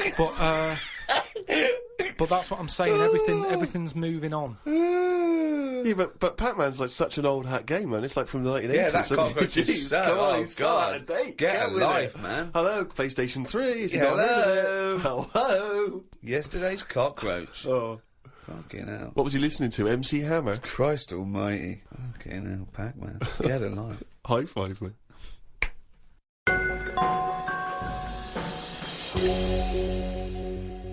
I was in the supermarket recently, just walking past the condoms on the way to the pornography, and I thought, you know, it's worth perhaps, you know, getting a stocking. You know, Get a stocking? No, getting some condoms. What, to put over your head? You're not still doing that, are you? No. No, I thought it was worth getting some condoms in. You know, it's Christmas party season, and you never know when you're going to run out of balloons. and I was weird because the condoms in the supermarket are contained in a kind of cage, in a plastic cage, so it makes it all the more embarrassing buying them. Because I took them off the thing and I was trying to open it, sort of, because I thought that they would you had to open it. Try know, it on. Try it on. Exactly. Okay, this, you know, in case it doesn't fit. Exactly. Bring it back. Yeah. Bring it back. Yeah. And I was Do you do alterations? Yeah, we do. Yes, £5. And so I'm trying to open this thing, and this guy who works there, sort of this middle-aged guy who works there, goes, you have to take that to the checkout. So you can't open that yourself. And I was just, because I don't know, I still find it very embarrassing, you know, dealing with any of that sort of, you know, prophylactics and things. The novelty of that is still very embarrassing to me. And so I just left it. I thought, forget it, I'm not gonna take these to the counter, because you never know. It's like if you get served by a woman, it's still a bit embarrassing, particularly if that's all you're buying. You know, because she knows what you're up to. You're going to fill them up with water and throw them at students. And but anyway, the reason I mention this is because it reminded me of the conversation we've all enjoyed in the past, Rick, about when Karl bought for his girlfriend for Christmas. Was it a 2-pack? A 2-pack of Yeah, what was it? condoms? Wasn't it about buy one get one free? Yeah. It was a bumper family pack, wasn't it? Yeah. Not a family, obviously. That'd be weird. Yeah, a family pack of condoms. One for the kids. Take them out, enjoy yourselves. So that was a couple of years ago, Karl, the famous condom gate. Have you bucked your ideas up since then? Not really. They were the early days. Do you mean the early days? You'd been going out with her for about 8 years, hadn't you? Yeah, but I just think that as time goes on, you don't sort of buy each other as many presents. Oh, so sorry, that was a bumper year, was it? That was a hell of a. She went. Oh, I remember when you used to buy me stuff like condoms. It's gone downhill since then. Well, no, she your didn't know presents. she was getting them. What I mean is, there's less. Of course, surprises. she didn't. That's what I mean, though. It was sort of interesting to when I gave them her and said, "There you go, open them." She was not expecting that, and as time goes on, No, she was probably expecting a piece of jewellery or a holiday in Paris. It's more difficult, is what I mean, to surprise someone in it over No, time. no. But the surprise thing is meant to always be a good surprise. Yeah, but don't. If you always get something good, it's like the 3 wise men. What did they get the second year for little baby Jesus? Do you know what I mean? Once he's had that gold, it's like, oh, I've sort of made it hard work for myself there. I've got to get him something better than that now. So it's best to give him the myrrh. And next year, get in the gold. Step it up a bit or whatever. But don't you understand? Because I don't want to criticise you because you're a lovely man, but having read the diary and read much of this diary, one of the things I notice is the complete lack of romanticism. The number of times Susanna says, book us a lovely meal out, take me out tonight, and you always write like it's a massive chore, like it's a headache for you. Oh no, I've got to spend a romantic night out with my girlfriend. Because it's the same reason I don't like Christmas and stuff, is the expectations. I prefer it. If I want to take Suzanne out, I prefer to meet her at the bus stop, and she comes back from work and go, you want to go out? But you don't do that. No, I do now and again, but it's that thing of, oh, we'll go out tonight, I want to leave it to you, book a place, da-da-da. It builds it up too much, and it can never live up to it. It's like how, you know how, like, people make a big thing out of, having it away for the first time, and they go, oh, I'm going to do that tonight. Not the way to do anything. You won't get anything done by planning. That's a quote! That's an amazing quote! That'll be up there with Newton and Churchill. You don't get anything done by planning. No, but that's amazing. I've said but you can't just spring it on someone. You have to at least ask her, are you up for it tonight? Just see how it goes. That's what I'm saying about Christmas. I might not be in the mood for it on December 25th. For Christmas, having turkey and everything. That's what I mean about, in the last podcast, stuff coming round every year. Don't plan it. If you fancy a Christmas, have it. If you don't, just carry on. It'd be nice to live in a world like that.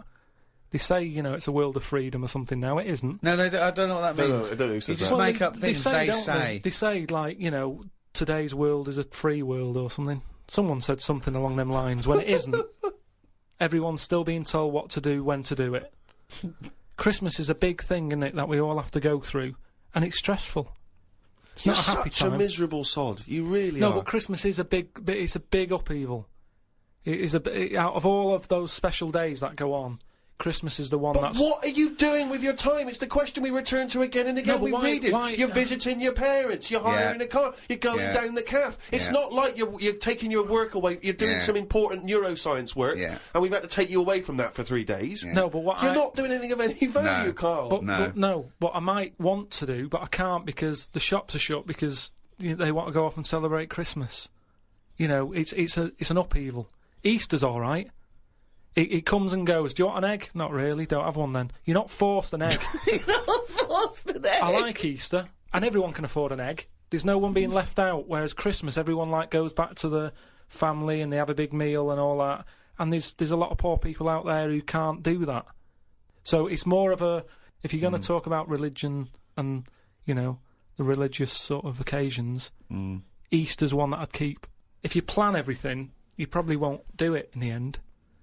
Whereas... Again, that as a soundbite is gobbledygook, isn't it? No, what I mean is, say holidays, when they come in, you never enjoy them as much as one when it's surprised on you. Who surprises someone with a holiday unless you win it on a game show? How can you go, bloody hell, I'm on holiday? Suzanne did it with me.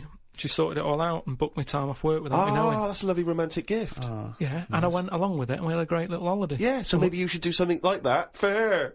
No, she wouldn't like it as much, and I won't pick the right place, and I know she won't like it. You're one of these people that washes up badly, so you'll never be asked again, aren't you? No, that's my job. That's the only job I do. Yeah, Washing up. well, it was a... But to be honest, that's doing me head in at the moment, because I've outgrown the sink.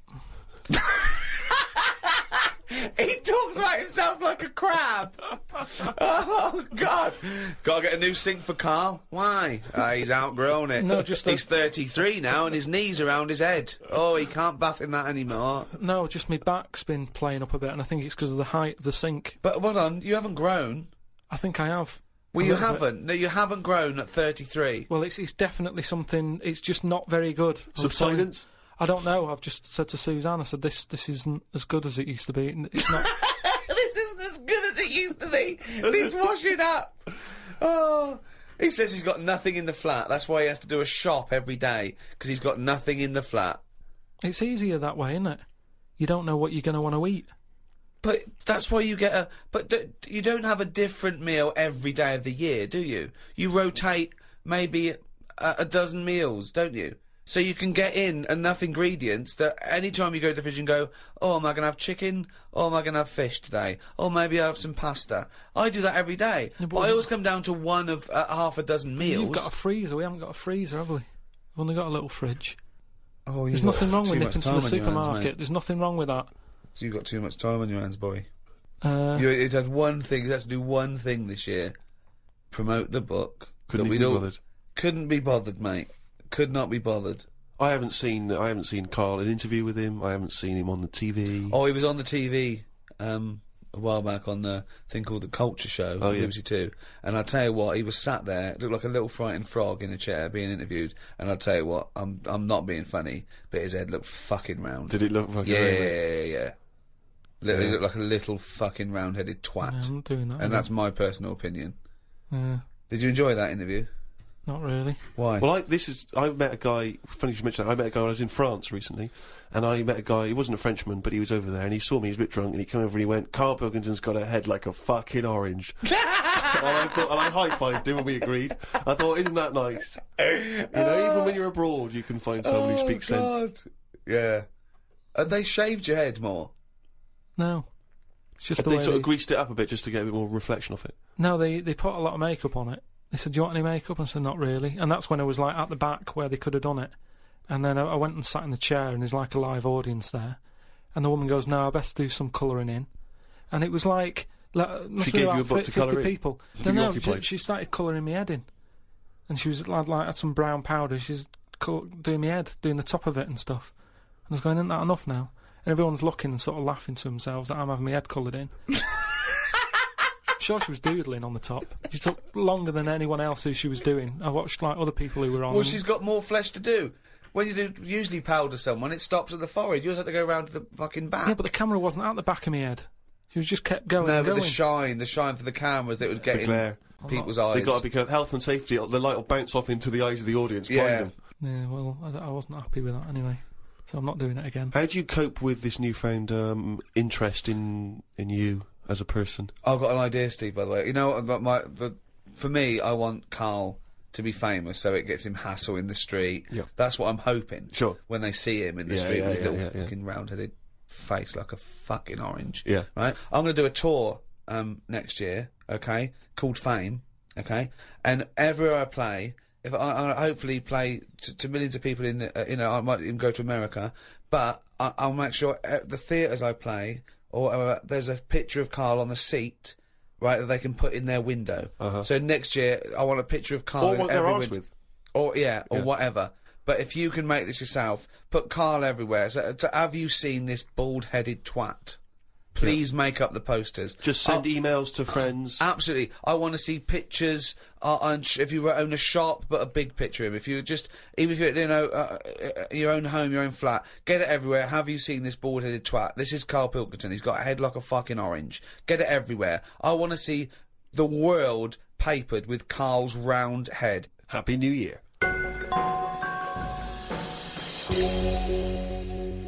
Oh, he's only gone and written it down for a whole fucking year. Useless. that, of course, signifies another reading from Karl's diary. This is the last one of both 2006 and on any podcast for a while. Let's make the most of it. Let's enjoy some of the wisdom. I also think it's the last time ever he will make an entry in this diary, because you're not going to keep another one, are you? I don't know yet. I might just get a smaller one. But I've found that since keeping a diary, I've gone out of my way to do more stuff. Well, you say that, but...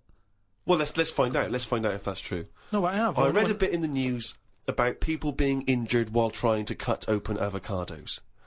It's a food that ain't worth injuring yourself for. If it's a hassle to get into, leave it to the experts.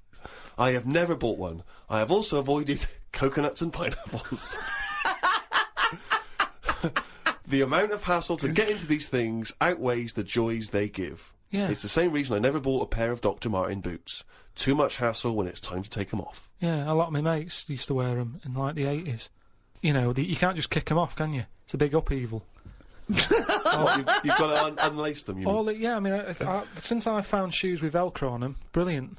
Just the way... I don't understand why laces... Is it because you can't tie your laces? No, I can do it, but it's wasted time. You're so lazy. Wasted time. That gives him more time to sit around and look at insects, How long eating does it biscuits. take to take off a pair of boots? Well, 14 it's ridiculous. seconds? He can't fit his days as it is. No, but I don't understand how some inventions sort of catch on and other things don't. But this is what I mean. He's got too much time on his hands. Sitting round at home thinking, why are we not using Velcro more? But there's Why one are we Velcro manufacturer going, yes, at last, he said what needed to be said. Why don't you get it sponsored? Because you could wear a Velcro toupee. Because that would be great if we could do that. If someone could invent a little hairpiece for Karl, Velcro's the little bit of fluff he's got on the top of his head, his shiny orange-like head. Pop a little Velcro toupee on. I would love that. I would love to get him wearing a wig. But why necessarily reduce it to a toupee? Why not some kind of carrying device? You know, he could carry goods and things around in there, sandwiches. Yeah, he doesn't look like carrying a bag. Well, what about that? A little thing you carried around, a little Velcro thing you carried a pot on your head for your sort of like keys and trinkets and money and that. Well, no, I've told you about that idea that's out there but hasn't caught on as well. The tie. Right. The tie with loads of pockets and stuff in it. Yeah, but you got to wear a tie. Yeah, but that'd be quite nice, wouldn't it? I've never wore a tie because I always think, what's the point? It's just hanging there in the way. Can you imagine this image of Karl walking around in his big Velcro shoes, a tie with an apple stuffed in it, car keys, iPod? No, but don't you think it's a good idea? Would you wear it with a shirt and collar or just a t-shirt? No, wear it with a shirt. That's what I'm saying. It's an invention that will smarten up the world. Now, a tie, what does a tie do exactly? Yeah. What does it do? Nothing. Right. So I'm saying make it do something. But I'm saying don't wear it at all. Pop your keys in the trouser pocket. No, or because take a bag. because the world is getting more and more scruffier, isn't it? When you look I back don't know what that means. I don't know what that means. when you look back at, like, Victorian times and everything, everyone wore a hat. Right? They wore a tie, they wore a suit. And it was a nicer looking place to look at. When you see it on pictures, you go, what a smart world that is. Well, you can't see cholera and things on pictures, but sure. No. No, but I'm just saying it's better to try and cover it up with a bit of, you know... Cloth. Yeah. Yeah. The world looked nicer with more cloth. Whereas now everyone's rowing about scruffily.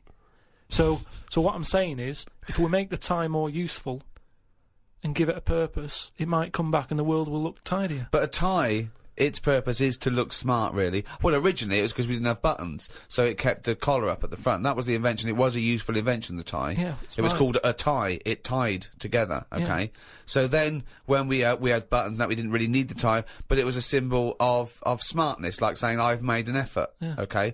But now... that would go away. So now, you wouldn't look smart with a tie. They go, oh look, it's like a bag round his head with his apples and oranges and his keys and his sticks he's making a nest out of. So it would be scruffy. It would make the tie scruffy, so it would defeat the object. So now when you're carrying stuff round, I mean, crawling on all fours because your shopping's so heavy round your neck, they'd go, look at that scruffy fucker on all fours. Oh look, but look at his lovely head of hair. It's Velcro! It's a hat! Yeah, well, that's the other problem, isn't it? I can't go back to a wig now. My theory about reading old news is right. It's less bad when you know it's old. It was a story about a weatherman who was fired yesterday for having a nude picture of himself on the internet. But that happened 2 days ago. He's probably got another job by now. So old news isn't as shocking. Well, old news isn't news, though, is it? It's olds. What are you doing? Just reading the olds? No, but what I mean is, if someone Stick the video on of last week's news. I just want to catch up on the olds. Yeah, but then it's still news. News is something that you don't know, isn't it? If someone tells That's you everything to you. That's information, Carl, not news. Yeah. but news is information. No, And the key with news is the word new. No, I don't think it is it? It's just information, but they tell you at 10 o'clock at night. It's like, what information's gone on? Bong. Here's some information. Yeah, that you didn't know before because you couldn't have, because it only happened today. Bong. Yeah, but never mind that. I'll tell you in a couple of days. It doesn't matter as long as you get the same info. Bong. Yeah, we can't call it news though because it's misleading. We'd get done. It's called olds. Bong. Yeah, but listen to me theory. What I'm saying is that if someone in your family, you know, it's Christmas and that, I don't want to bring the tone down, but someone dies in your family. Now, say if you're away on holiday, and they don't call you because they don't want to ruin your holiday, then you come home, and they go, Uncle Frank's dead, and you go, oh, when did that happen? And they go, 2 weeks ago. Now, because everyone else has got over it, it's not as bad for you. Because part of bad news is the way everyone's walking around moping, going, oh, have you heard the news? Frank's dead. But because everyone's got over it, time is a healer. That's what I mean about old news. It's better than new news. But according to you, the only news that really matters is stuff that affects you. So it doesn't matter when you... there was an earthquake. When was it? Yesterday. Phew, that's all right then. Often the aftermath is worse than the actual event. 2, you only care about things that actually happen to you. So the doctor goes, you got a kidney stone. Oh, when did this happen? 2 weeks ago. Oh, that's all right then. Doesn't make sense. No, but the world is... You're not upset about dead Uncle Frank just because other people are upset. You'd be upset personally. Would it make any difference when they told you? Yeah, but it is everyone else's emotions that make it worse, I think. Knocking around people who are miserable. What about warnings? What about when they do things like smog warnings or, you know, there may be a... I don't like it on the news when they sort of say, news just in. I think, oh, what's this? You think, oh, what's going on? But it might be useful to know it. Important information. No, it just makes you panic. What? Yeah, but sometimes knowing stuff keeps you alive. Yeah, I don't know if I like it. It's sirens, you see. I don't like sirens, do I? I've said to you, I think it's a scary noise. Well, it's meant to be so you get out of the way. No, it's not meant to be. It's a sign to get out of the way. I'd prefer it if it...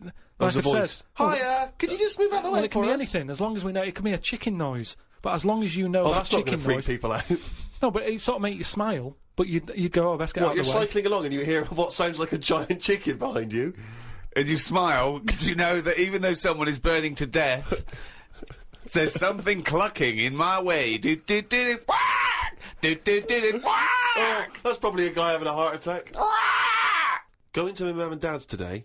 I'll cut to the chase, Rick. They basically, we got about 4 pages where they drive to his mum and dad's. Oh, Jesus I'll skip Christ. past that because it takes fucking forever. Got there, mum and dad, his mum made him some dinner. The old woman next door, brackets, whose man was a witch. Just pop that in brackets. Just pop that in brackets. I think we've discussed that before, actually, the old woman whose mum was a witch. Whose man was a witch? Yeah. Oh. The old woman next door has been worrying because she keeps seeing adverts on the telly about changing to digital TV. She's saying she doesn't want wires drilled into her walls because they'll make a mess. My dad told her that it doesn't matter because it'll probably won't happen until 2012 and she'll be dead by then. He didn't say that to her, though, did No, he? he did. They've got, you know, she's old. It doesn't... She knows she's going to die. I mean, it's something we've all got in common. And he's right, isn't he? Why is she worrying about it? Maybe that's sorted it out. Put it into perspective for her. You will be dead when this happens. Don't be worrying about it. But everybody worries, don't they? You've got that little sort of hole in your head that you fill with worries. You know, everyone's got to fill that little worry hole with worries, and that's us. Worry hole. Everyone's got to fill the worry hole with We've got to worry. assume that there's a worry hole. A worry hole. Filled with worries. I love the fact that, you know, doctors in a million years would dig this up and go, humans used to have a worry hole. Went to bed around midnight. Suzanne and I decided to sleep tops and tails, because it made me get a bit more room. Me dad had cut a bit off the mattress to fit it between 2 cupboards. It's amazing how much of a difference it makes just sawing off a bit of the mattress. You sort of roll to the edge, but the weight of the blankets keeps you in. This is like something from a Roald Dahl book. No, it's just you know, you think anything, you can sort of trim anything, can't you? And it normally works. But with a mattress, I mean, he only took off, I don't know how long that is, but he's sawn off about that much on the mattress and then has stapled it back together again. Amazing. And it just makes so much difference. Of course it does, because a mattress is a very carefully designed object. Yeah, you wouldn't think so, though, would you? Well, you just would think if you had a it's full of fucking brain in sponge. your nut. No. Someone took his brain out of his worry hole? Oh, God. He sawed a mattress in half. So we decided to sleep tops and tails. It just gets stranger. So strange. Why? He did it to make the room nicer with the cupboards on either side. So he sawed a mattress in half. Well, not in half. Can you imagine how much hard it must be to saw a mattress in half? What did he use? What, a big electric saw? Well, it must have been, yeah, because there's a lot of springs and stuff in there. Jesus. So what happens to the springs? They just spring out the side. Well, some sort of stick out a little bit, but you're not lying on top, are you? They come out the side. So it's just got a bit of gaffer tape and a staple gun. Unbelievable. Hey, man alive. It's like... Does he run it as a hotel? That's unbelievable. There are squats with better bedding arrangements. Well, we've had a bit of a bad thing in our house about mattresses and that, because when we first bought our first flat in Salford, you know what it's like when you buy somewhere, you sort of, you haven't got any money, have you, to buy extra stuff that you need. So we'd bought a bed, right, but there's that rip-off thing with beds where you buy a bed but a mattress doesn't come with it, which I've never understood that, because it's not a bed, is it? Without that mattress it's not a bed, it's a car without an engine. You wouldn't go, there you go, well, that seems cheap, well, there's no engine in it. So we bought this like, you know, flat and what have you, and we bought the bed, and then like, oh, we haven't got a mattress. So my dad got one from Uncle Alf. No, well, from that Uncle Alf fella, because he had one in his van that he used to use now and again if he was like travelling round. He'd just keep in the back on this mattress. Amazing. A bloke who drove around in a van with a mattress in the back. So How Uncle terrifying. Alf. So Uncle Alf, right? Well, tell me about Uncle Alf. Well, you know about him, he's the one who slept in a dinghy. He's the one who... Because his mattress was in his car. No, yeah, why didn't he go, oh, well, Alf, where's the bed? Left it in the car again. Oh, blow up the dinghy. Blow up the dinghy. I'm not going to go out and get it. Not at this time of night. So anyway, my dad got me his mattress, and it just stunk of diesel. And Suzanne was like, oh, I'm not happy with this. And I think she realised sort of what sort of family... She got and herself stuff and into. stuff. Wow, she landed on her feet when she got you. So now she's always a bit touchy about, you know, mattresses and things. Unbelievable. Uncle Alf, of course, sadly passed away when he couldn't escape from his sinking ship. The fire engines were too late. No one got out of the way because they were laughing so much. The mad woman next door saw me and said, hello, Clive. You live in a nursery rhyme. The old man down the road, the old woman next door whose mum's a witch, Uncle Alf who lives in a dinghy. This is like not a real place. It's like fucking Narnia. It's a children's TV programme. Unbelievable. Oh, God. Oh, just all of them there on this broken mattress trying to find the golden ticket. Oh, God. Oh, God. The old fella down the road talked to my dad a bit. He kept bees in the back garden. Oh, for fuck's sake. Here comes the bee man. His Yorkie dog was knocking about when he was messing with them, and it ended up getting stung 150 times. Oh, little bastard. What is he doing? It's not dead, but it cost a lot to get all the stings out. I don't know why people keep dangerous pets and insects. The amount of gear he had to wear to play with them is barmy. I don't think he's playing with the bees. He's not playing with them, is he? Well, what is he doing then? Well, I don't know, but I think he should get the dog the same protection. Yeah, but that's just it, isn't it? It's like you can't mix your pets. If you've got a snake, you don't have a mouse. Do you know what I mean? They don't get on. And it's the same with them. Don't have bees.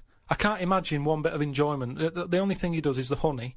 And it's like, well, how much is that to buy? It's not worth messing about wearing a big white suit just to get some honey. There's a shop down the road. Bees are kept for a very good reason, aren't they? What? For honey. Yeah, no, but like I say, you can buy honey for next to nothing. Where do you think... What do you mean? But where does the honey come from that you buy? Yeah, from some proper bee farm. Let them do it. All he's doing, he's not making loads of pots of honey. He's looking after himself. And the thing with honey is it doesn't go off either. No, it doesn't, no. So get 10 bees, get the honey made, kick them out.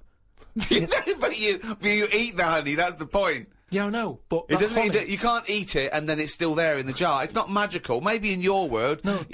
Uncle Fred had that never-ending jar of honey. But how much honey do you eat? What I'm saying is, it's one of them things in it that you buy, and you can move into a new house, buy some honey, and when you leave that house, that honey's still in the cupboard.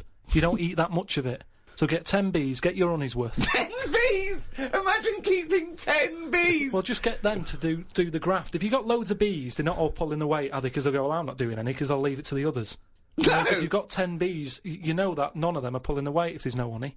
That's what I'm saying. No, no, it's not a workhouse. Bees don't knock around saying, I got a bad back. Anyway, back to this reading from the Twits. The news covered a story about a fish that knocked about 400 million years ago. It was 33 feet long and had a jaw strong enough to eat a shark in one go. All the dangerous stuff seems to die out, and yet things that you think wouldn't stand a chance, like worms, are still here, yet they have no legs or eyes.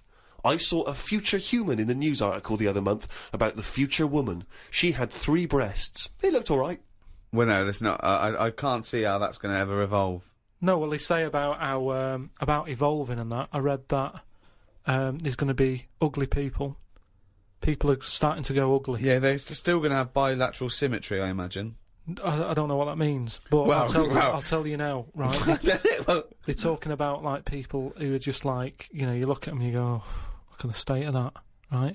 And it'll get to a point when we're all so ugly that no one will have it away, and we're just going to die out. Well, that's not true either.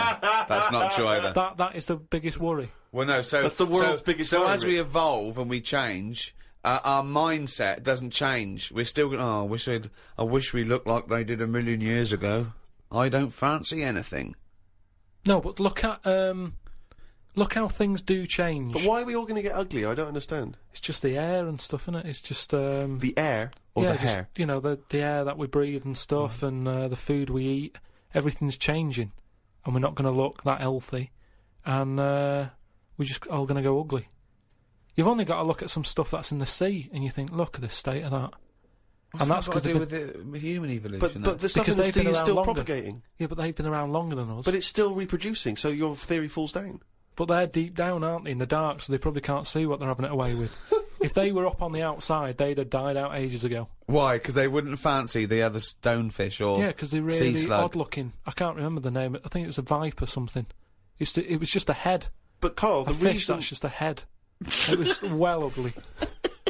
Watched a programme about the twins this morning. It was filmed 16 years ago. They are mental. They did everything together, including the vacking up. Phone calls had to happen twice so they could both have the same chat, and they said the same stuff at the same time. Well weird. The bloke who I watched it with, I don't know who that is, just some homeless guys that you just invited into the No, flat? just someone I've been sort of working with. Sure, a mate of yours. He said he fantasised about having it away with a pair of twins. I don't see the point in this. If you're going to have 2 of something, I would prefer to have 2 different. Have 2 different women. If I had 2 cars, I wouldn't have the same one twice. Same rule with women.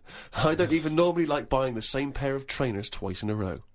No, if you're going to have something new, make a change. It's like that fella who was going out with a woman and then left her and went out with a twin sister. Not worth it. Not worth it! It's not worth the upheaval, is it? Because it's exactly the same model. I watched the final of I'm a Celebrity, Get Me Out of Here. It was between singer Jason Donovan, singer Mylene Klass, and singer Matt out of a boy band. I had my money on Donovan, but Matt won it. I think it was because of his last task. He ate a fisheye, some grubs, a big fat insect that they have on every year, a crocodile knob, and a kangaroo anus. I feel like we've come there, Rick, to where we entered. It was this time last year when we first started the podcast that we were talking about I'm a Celebrity, Get Me Out of Here, and you coined the famous phrase, I could eat a knob at night. Yeah. So it's full circle. It's just the last series finished recently, and it was astounding that he ate a crocodile knob, he ate a crocodile eye, he chewed up and swallowed a kangaroo's anus, which I to be honest, I didn't know was a food stuff. Could you eat any of that? If I had to eat any of them, it would have to be the anus. What, really? Yeah, more than the other stuff. I couldn't eat anything that's still alive. No, I 'cause, agree. I I think it's couldn't eat a bit- any of that. I bit don't crude. know under what circumstances I'd have to go, right, that's it now, we're not going to survive, the ship isn't coming, there is nothing on this island I can eat, give me the crocodile's penis. So it wouldn't bother me. I could eat anything. I could do almost all of the challenges on that programme, but I couldn't cope in the camp. I couldn't cope with the lack of food and the uncomfortable bed. That's all that would do my head, and I'd drive people spare, whinging and complaining. I couldn't cope with any aspect of it except the physical challenges. I couldn't cope with sleeping with people snoring, the things crawling over you. I'm not so squeamish about that, like snakes and things. That's all right. But the eating is ridiculous. It's out of the question to eat a worm or a grub. It doesn't concern me. I don't know why. I don't see really what the difference in it. The texture's probably the same as lots of other things. What would hunger do to you, though? Do you think? Would you think I would change? Do you think if it really was a choice, if someone said, and I knew I would die if I didn't eat worms? I think you would. Yes, I think you'd complain and you'd whinge for a while, and you'd try and put it off, and you'd hope a ship would turn up. But when it didn't, you'd start chowing down on a bit of crocodile anus. But then where's the rest of the crocodile? Well, yeah, that's a good who's point. been eating that? How come I've got this? You're meant to work together as a team in bad time, and yet I'm being handed an anus. Forget it. Let me starve.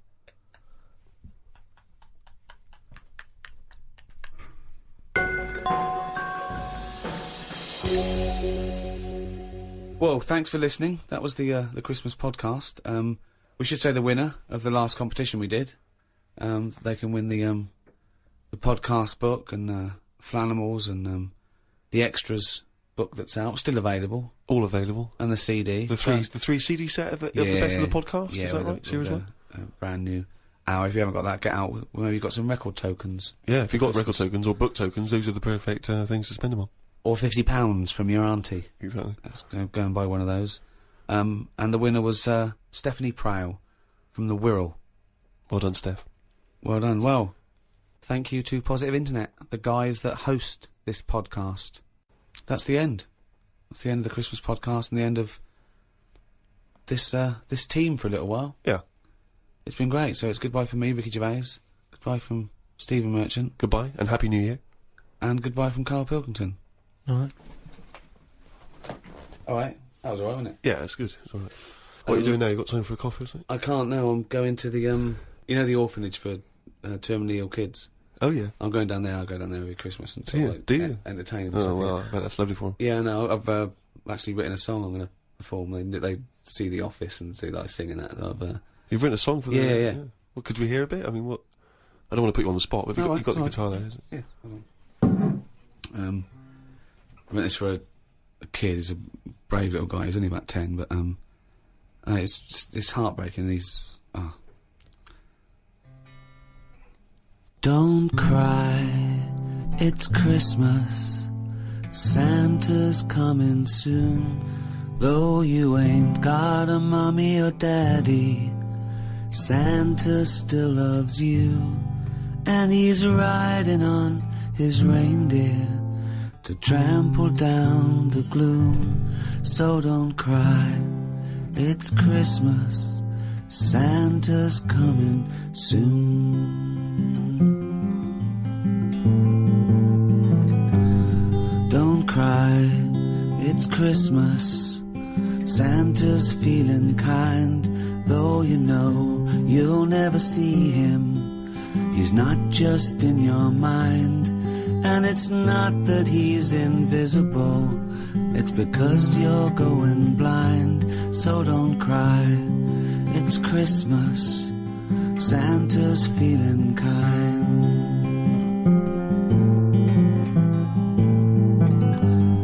Don't cry, it's Christmas. Santa's on his way, though he's got a billion children, and he's only got one day. You've got slightly less than that. If I were you, I'd pray, but don't cry. It's Christmas, and it sounds a little gay. I imagine that'd be quite moving for everyone.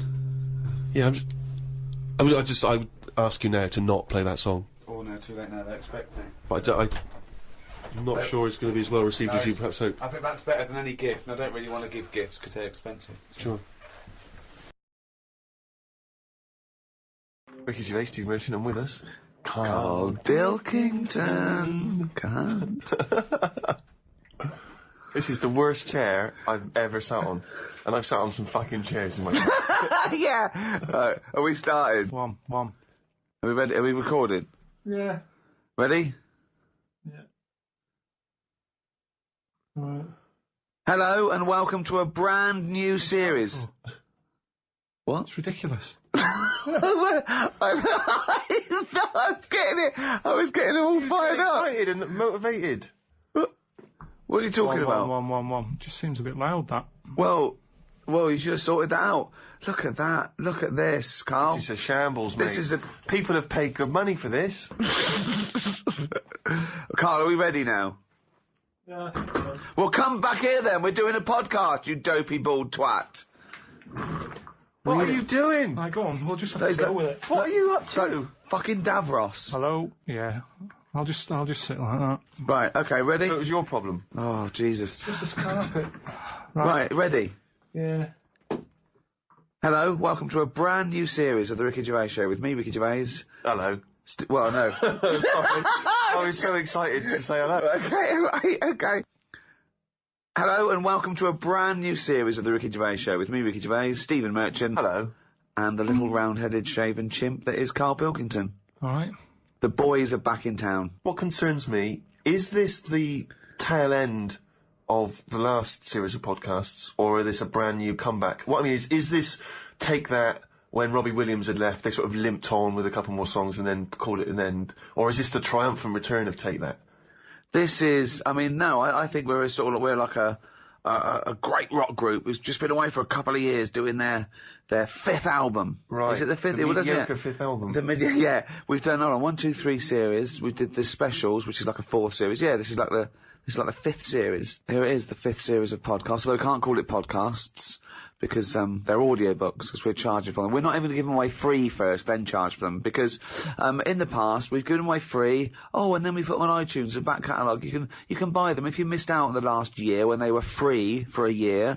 Now you can pay £1. People are complaining. Last time we gave it away for free, like a year later we sort of put it up there. People can buy it. They're going, oh, this one's free. Well, yeah, it was once free. So we did our bit. We gave it to you for free, and now we're charging for people to get. You should have bought it for free. We can't do any more. If everyone did that, it would just be a better world, wouldn't it? Give it away for free, maybe, and then charge for it if you're too late. So we're not even going to give this one away for free, because they annoyed us, didn't they, Karl? Yeah, a little bit. We actually did a bit of planning for this as well. We thought we're going straight to a paid audiobook. Let's plan it. Let's not just come in here and shambles. We've booked a studio. We're in a nice little studio in West London. Our own little... It's all to ourselves, isn't it? Yeah, We're just... Look at the chairs. Look at the chairs. Yeah, Steve didn't get a good chair, but... Yeah, I got a rubbish chair. Look how big I am. I have a giant sat on a kiddie's chair. And you've got... Look at you, you're almost half asleep. As usual. Karl, I don't know why you need a good chair. What do you mean? Why do you need a good comfy chair? Look how you're sat. This is You could be perched on a stool, you could be perched on a box. Why don't we swap chairs? Well, why do you want to... What's wrong with you? Because look at it! Is this how you normally behave? You always get your own way at home? Is this how it is? Yes, in my house I do normally sit in a chair that I find comfy. Will you be happy if I swap chairs? Yes, I had to get him a special chair. I bought some chairs for the office. I bought them. He went, oh, don't like this one. So I went and got him another one. It was actually cheaper than the one he had. He said, yeah, I like that more. Well, there you are. That's a lovely happy ending. You ended up saving I didn't give him a money. happy ending. I did not give him a happy ending. He just sat there and we worked. There was no happy If ending you get this, will you involved. be happy? I think I would be happier. What do you mean certainly. think? It's like Goldilocks. Are you going to be happy with this or not? Well, why don't you let me try it on for size and see how we get on? This is... I feel guilty charging for this. Well, let's Just try it. How's that, sir? Is that okay? That's a nice chair, actually. Well, you're going to move the That's a chair, so you're lovely going to comfy sit... Hold on, it's the whole dynamic. No, I'm going to move the chair, don't Yeah, worry. you got to... you can't... It's got to be me and Steve one side and the little round twonk the other. There you go. Right, okay, we're going to start any minute now. We had a little cup of coffee. There's some Kit Kat in the fridge, isn't there? We thought we'd feed Karl a little Kit Kat later, because he's there, he's sort of pressing the buttons, he's keeping an eye on the computer and everything, and it's like a doctor. A doctor doesn't swab his own forehead, so what I'll do is I'll get a little Kit Kat later, I'll dunk it in Karl's tea, and then I'll feed him a little Kit Kat. Look forward to that. Yeah. How fussy was Karl as well with the tea? He talks about you with the chairs. He was looking at what tea bags there were. I went, oh, PG tips. Oh, okay. It's a bit strong, PG. I can't believe you've got a favourite tea bag. What's your favourite tea bag? Twinings English breakfast. Can you really tell the difference? Yeah, I can. I've done like a little test on it, because my mate was saying, oh, it's rubbish, it's all in your head. And he had a selection of tea bags. We had nothing else going on. He said, right, what I'm going to do, I'm going to make 3 teas. And he used Tetley, PG, Twinings. Straight away I got the Twinings, straight away. Party time. Yeah. Party time in the Pilkington household. Oh, man, I like it. Oh, when was this? How old were you? Oh, it was just going back a few months. I was like a Jilly Goulden, just sort of having a little... You can tell by the smell of a PG, because it's strong tea, that. Very strong. Twinings is quite fresh and light. Tetley was just the one in the middle. Can they get their money back? If they have paid for this, can they get their money back? And I'd just like my money back. illegally download it with the This people isn't that... for the thing, is it? We're just having a chat. Oh, we can tell, like the tea bags, we can tell the quality podcasting from the rubbish, can we? We'll take this out. If this is still in, then it didn't go well. Right then. So let's start now. Let's start. Right. Concentrate. So, episode 1, I thought what we'd do is maybe go over some of the things that have happened since we met, as it's the final series. We met in about 2002. I thought we could think of how the world's changed in those 7 years. 7 years. Well, certainly the big news is the endless threat of terror. Terror, the war on terror, that had kicked in when we met Karl all those years ago. When I walked into that room, we were given this little, what I at first I thought was a little slack-jawed gimp, sort of techno kid. It turned out that he wasn't very technical either. Didn't even have that. No, didn't even have that, just a gimp. And he opened his mouth and we thought, we've struck gold here. This is like a vein of pure idiocy. So that was going on. Podcasting hadn't been invented. That's new, isn't it? You were very much a pioneer, if you don't mind me saying, Rick. Thanks, mate. The iPod, we've talked about the iPod. Karl not impressed. I think it's just an amazing piece of design. No, it is. It's good. Yeah. I've always said it's good. Now I've got one. I was listening to it on the way here. Yeah. But all I'm saying is... How many songs have you got on it? Because you said there's only about 3 songs you'd want to hear. Well, what I've probably got about 400 on it now. That's right. But there's no sort of filler. I don't just go putting full albums on it. No. I handpick. Yeah. But what's odd is I find that I'm sort of buying stuff that I wouldn't normally buy if it was only on record, which is good but bad because I've got a lot of clutter now. You know what I mean? Well, you said you haven't. You said you haven't got a filler. I thought you were cherry picking. No, but what I'm saying is, like yesterday I bought some Dr. Hook. When was the last time anyone thought, I'll tell you what I haven't heard for a while, Dr. Hook? Well, I heard it and I thought, oh, I used to like that one. My mum used to have that one when she was doing the Sunday dinner. I thought, I like What that. one? What did she used to have on? Dr. Hook. What, every Sunday? Well, it's just, that's the memory I've got of it. I'm cooking the turkey, put the Dr. Hook on. It just always on. And some other country western singer. My mum was Jim Reeves. She always put Jim Reeves she on. liked Jim Reeves. Yeah, I like Jim Reeves. My parents didn't like music. Silence. Oh, no. In my house. It was, constantly. Never put record on. Oh, Wow. At our house, Suzanne does the head in when she comes round to mum and dad's house, because there's music on in every room, all different. And my mum's got into this fella called Roger Fender or something, some country western singer, and it's on all the time on loop, the same song. She said the sheep across the road has started to sort of hum to it. It's on that much. Brilliant. Think of looking over and seeing some sheep humming. No, it's Roger just, Fender, whoever he is. I think that's his name, but yeah, so I've bought some Dr. Hook. Yeah. And what I'm saying What is... did you buy? What Dr. Hook did you buy? It's called, If Not You, it's called. Oh, yeah. Good. Yeah. And I wouldn't have bought that if I had to go to a record shop and... Well, no, it wouldn't be available. They'd go, what are you talking about, mate? Have you got that one by... Mate, can you leave the store? Well, yeah, but that's a good thing, isn't it, now that you're being opened up to a whole different... Yeah, but it's that sphere thing music. of just... That's buying... what excites me most, Exactly. the back catalogue that you can, Yeah, without trying to go it's into good, it. but I'm just saying that that's what happens, isn't it? If you've got a space for something, you fill it. And that's the problem. If my iPod wasn't an iPod and it was a cassette, Dr. Hook wouldn't be on it. It wouldn't feature. It wouldn't be on the cassette. Elvis would be. Yeah, just the big boys. What's wrong with having a space and filling it? I mean, there's a space between your ears. We'd love to fill that, but... Just because it's normally stuff you don't need if you've got too much space and you're filling it. It's like Ricky's house. You've got stuff in there now that you wouldn't have had in a smaller flat. You've got dead owls and stuff like that. Right. Dead owls? Why are you buying dead owls? No, it's an antique thing. It's an antique stuffed owl, and I was assured it died of natural causes of old age, and then this it looked in good nick. It didn't look upset. But dead owls suggest that they just fly into the room and I just leave them there. No. Like they crack their head. But what, you're just sat in your dressing gown constantly drinking gin. Jane, there's another dead owl. Feed into the cut. Feed into the puma. But that's what I'm saying. I haven't got room for a live owl. Never mind a dead one. So that's the difference, and that's the same with an iPod, isn't it? With an iPod, because you've got so many gig, you go, what will I have? Well, yeah, but Ricky's not sat at home looking at an empty space in his flat thinking, I need to fill that with something. I think he would be. What would be there? If that dead owl wasn't there, what would you put there? But you've picked on one thing. You've picked on one. Well, that's all you can do. I'm just picking on an example. What else do you want me to pick? I'm just saying I have not got room for a dead owl. So I'd never look at one in a shop. I'd go, I'm not going to buy that because I haven't got the space for it. But why are you obsessed with, like, someone trying to pressure you into getting this dead owl? I mean, it seems a weird thing to shout. I have not got space for a dead owl. No, but if I had an urge to see a dead owl. Right. Natural History Museum. Loads of them.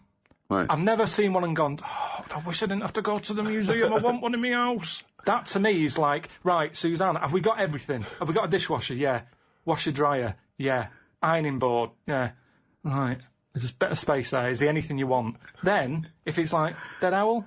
All right, we've got the room for it. But the way we're living now, we've definitely not got room for a dead owl. That's all I was saying. And to me, a dead owl... I'd like this to be part of estate agent's patter. There's a lovely space there for you can fit in about 7 dead owls. They don't do it by square footage anymore. It's 6,000 dead owls. You idiot. Well, yeah, I'm still not convinced by this idea of this space has got to be filled. You know, people just choose to buy things and fill up their house with those things because they give them pleasure.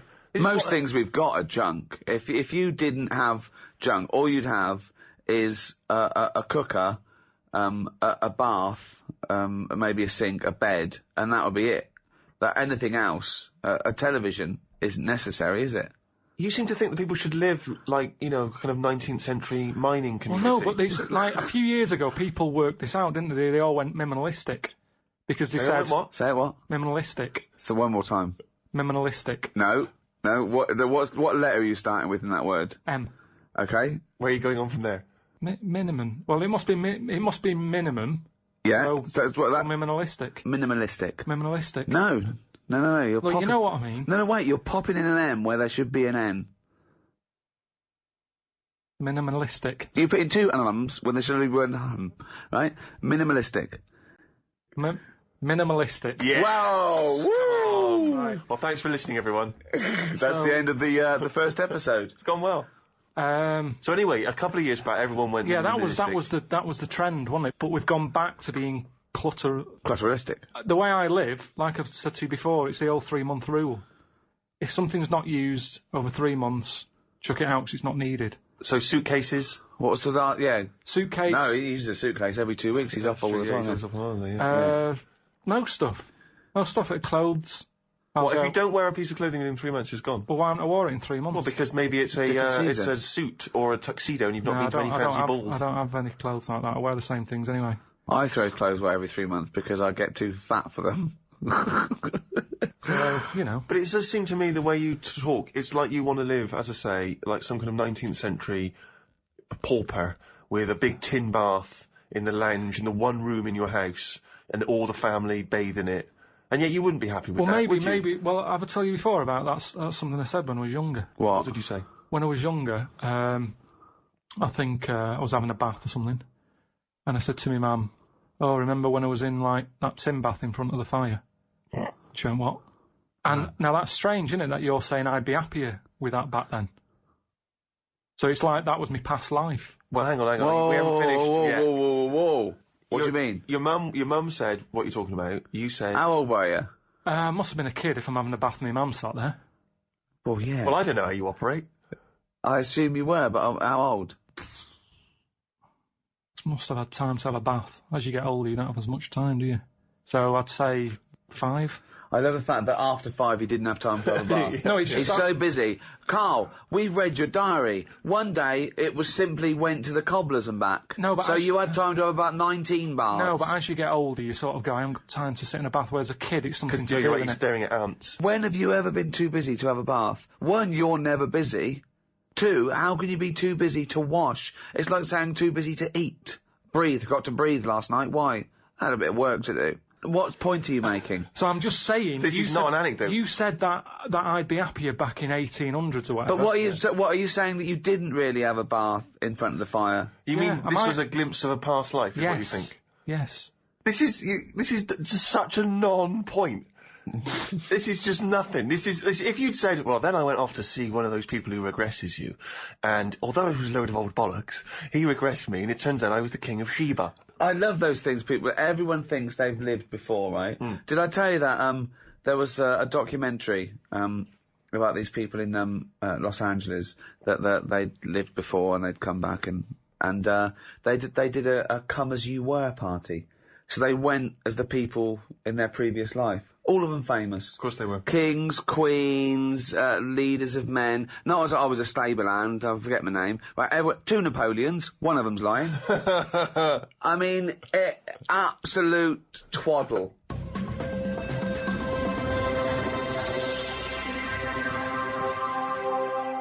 We're talking about things that have happened since we met. We've done podcasting, we've done the iPod, we've dismissed that. See, Karl, when he disses all these great inventions and design, he says you don't need them, it's just faffing, what he means is he's a little bit annoyed that no one's picked up on his ideas, like the clippable mat for the mug, or, I don't know, cat mops. I don't know, it wasn't yours, nor was the tie, was it? The stupid tie. What's that? What's the one about the tie? The tie that had a pocket. Loads of pockets. But I didn't come up with that. That's something I saw somewhere. But it never caught on. I've never seen anyone wearing one yet. It's such a good... It's not a good idea. It's like having a carrier bag round your neck. It doesn't make any sense. It's a tie packed with stuff. You want to... Imagine... All right, Frank, nice tie. What you got in there? Baguette. It's ridiculous. But imagine the day that the tie was invented. There you go. Do you want a tie? What do you do with it? Put it around your neck. What for? Don't know. Well, I'll tell you. What? Because you haven't invented buttons yet, and it keeps your shirt together at the top. Well, all right then. Right. We've invented buttons. Are we going to stop making these ties? No. Why? He's got you there, Rick. There you go. Now, I'm saying, what are you doing with that tie around your neck? Oh, it's a pocket tie. It's a what? It's a pocket tie. What do you mean? It's got pockets in it. Oh, that's weird. That's all right, I've got pockets in my jacket. Yeah, no, but hang on a minute. It's a hot day, innit? Don't want to put your jacket on. Oh, or a tie. Well, if you're going to wear a jacket, wear a tie. Leave the jacket I'm not wearing on. a jacket. I'm wearing a shirt. Give it a purpose. If you're going to wear something, give it a purpose. Everything has a purpose. A tie, at the moment, is just round your neck, keeping you hot. If you're going to be hot, carry something. Hands free. And everything's always there. A bag, you put stuff in a bag, you put a bag down, you forget it. I always forget bags, that's why I don't like carrying them. You pop it down, you get up, you walk off, oh, where's the bag? A tie, when you go in a cafe or something for beans on toast, you don't take your tie off. I don't wear a tie. I would if it had pockets. Karl! The country would look smarter. Right, you have pockets, so what are you carrying in this pocket? I have got spare change. Yeah, okay. Which, You're rattling around like a cow in Switzerland, just like... I've got spare change, I've got, like, my debit card in there. Right. Maybe got me little front door key in one of the pockets. Okay. Pair of scissors if you want. Amazing. That's safe, isn't it? Oh, that's a good place to put it, just around the heart area. Yeah, and then near the throat. Facing upwards. Brilliant. Karl, think what you're saying. So when you're on the beach and you just got your Speedos on, pop a tie on, go to the shop and pop a tie on. Well, no, you wear it in the appropriate times, but I'm just saying if you're going to wear a tie, let's make it useful. Let's give it a purpose. Don't wear a tie. It's all right. You do not need a tie with pockets. If you're wearing a tie, you've got clothes with pockets. And it's going to be weighing your neck down. I mean, come on. Don't go mad. If you're carrying anything big, you buy the scarf version.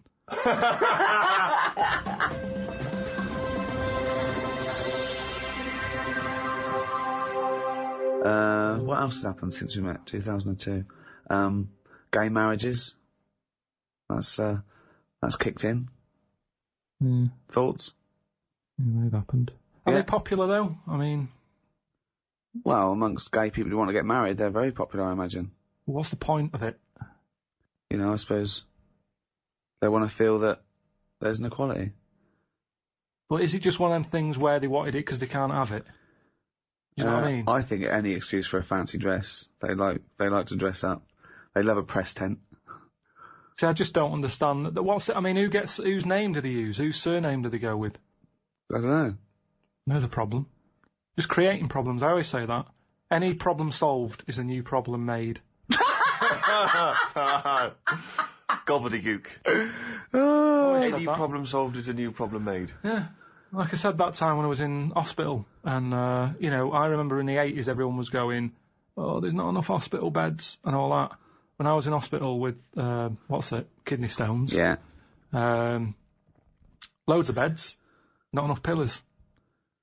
So that's the way it works. It sorted out the bed problem. They give me a bed at night. I was going, I haven't got a pillar. They had to go off and get one.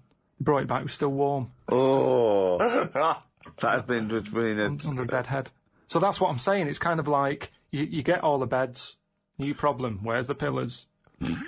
Don't solve problems. Don't solve problems. Brilliant. What do you make of the, this big problem in the church not wanting, gay people to be priests? Does that concern you? No. No?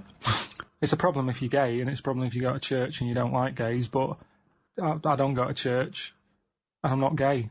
There's certain problems that just go over your head. If you were gay, Karl, what would you do? Well, I'll do what all gays do, I suppose. What's that? Whatever it is they do. I'm just saying... Well, you don't just say... What if you didn't? I'm not gay, so I don't know. So, getting gay marriage, would you ever go through with that? What if I was gay? Well... It's hard to answer, isn't it? How can I answer it if I'm not gay? I don't know what I'd do. Well, no, I might not okay. look like this. I'd look totally different if I was gay. Why? Even though it's me mum's and my dad's cheers or whatever, I'd look different because gays do. You make more of an effort. Look at me. I won't survive as a gay man. Maybe that's why I'm not one. Right, Karl, I'm going to give you a scenario though, okay? I'm going to test. Would you rather... So you're not gay, okay? This is the real you, right? Someone put a gun to your head and goes, right, okay, Karl, you've either got to marry a little gay fella. There's a little fella here. He loves you. He's liked you for a long time. He goes, hello, Karl. You go, all right, mate. He's a lovely bloke. I think he lives in Brighton. I think he's in advertising. Oh, yeah. Yeah. He's got a sports car. He's smart. He looks lovely. Pink shirt, white suit. He's great. He's very popular. Got tints. It always looks good. Right. Lovely tan. He's about 38. What's his name? His name is Graham. Oh. Yeah. What's he expecting that? Yeah. And he goes, hello, Karl. And you go, all right, Graham. And someone suddenly bursts in and goes, right, you've either got to marry Graham. He puts a gun to your head. He goes, right, you've either got to marry Graham, okay? You've got to tell all your family. Well, no, I'm not going to marry him, am I? What? Whoa, you know the choices. Well, I know one of the choices, and I'm not happy with that choice, so you go with whatever else. Well, no. So what's the other option, Rick? Well, okay. So you marry Graham and I won't be marrying Graham. You do all the things in the bedroom. Why's that happening? Well, you're married now. You're married now and he wants to consummate the marriage. He loves Even you. under marriage, you can't do that, can you? You can say, hang on a minute. Well, no. I don't know why you've married Graham. No, but you want him to be happy. You want him to be happy. He's giving you a lovely house. Yeah, but I'd say, Graham, hang on a minute. You know the score. I'm not into this. No, I went he doesn't along with it know. because you didn't want a bullet in your head. No. Now, if you love me, will you stop doing that? Stop doing what? What are you doing in the bedroom? Well, no, just, you have a lovely life. You do your own thing. You do this, right? Podcast, do your little books and that. Little, and Graham goes off, he does his, and he comes back, he goes, oh, I've had a day. You go, what's the matter, Graham? And you just sort of massage him, he's just like, I'll go with the other option. Well, wait, Karl!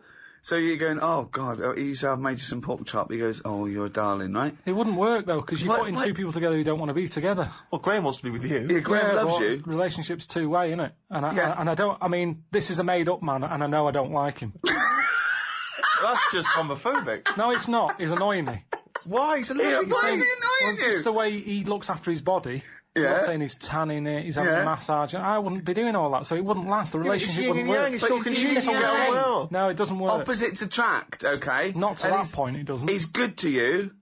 He's really, he's oh God, he's faithful. He's got a good job. He's got a really good job. You get invited to really nice parties. It's just him. I don't like him. What Oh, you do? he's No, painted a that's a bad shame. picture. He absolutely such a loves fan of you. you. That He's such a fan of happens, you. doesn't it? It happens that I remember Right. being at school with a girl who really liked me, and I was Yeah. like, "It's not going to happen, Sharon." No, Didn't happen. The first. And that's day- Sharon, not Graham. So the chances of me letting this Graham move in. Well, you've moved in with him, right? He's got a lovely, bigger, got a 6-bedroom house. Of course he is. And you move in with him, right? For first day, you go, oh, I'm not happy with this, because you're thinking, oh my God, oh God, first day in marriage, what's it going to go? He goes off, he gives you a peck on the What's head. the option? Well, What's wait. the other choice? Well, you don't know. Yeah, okay. So he comes home, he goes, oh, he's bought you a lovely little ankle bracelet. Oh, that's with, sweet of him. With Karl. Karl love. Graham, I need a word. I go, what is it? What's up, love?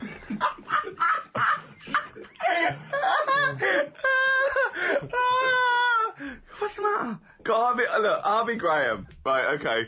I'll be Graham. What's the matter? You look tense. This is all, we're living a lie here.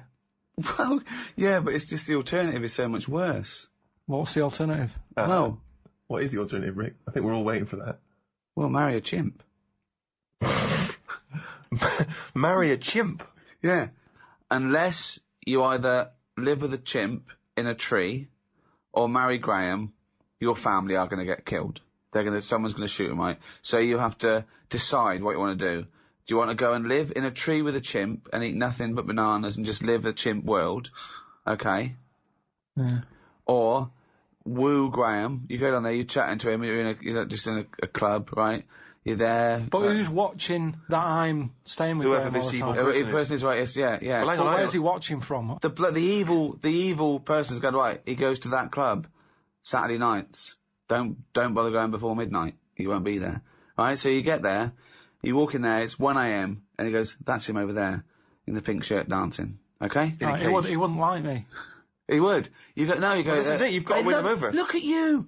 Look at your lovely shaved head, hairy arms. Oh my God. I mean, you are more suited to the chimp, but no, you'll go down a storm, right? You go down there, you've got a little vest on, leather trousers. What would you say to Graham? You've got to go over.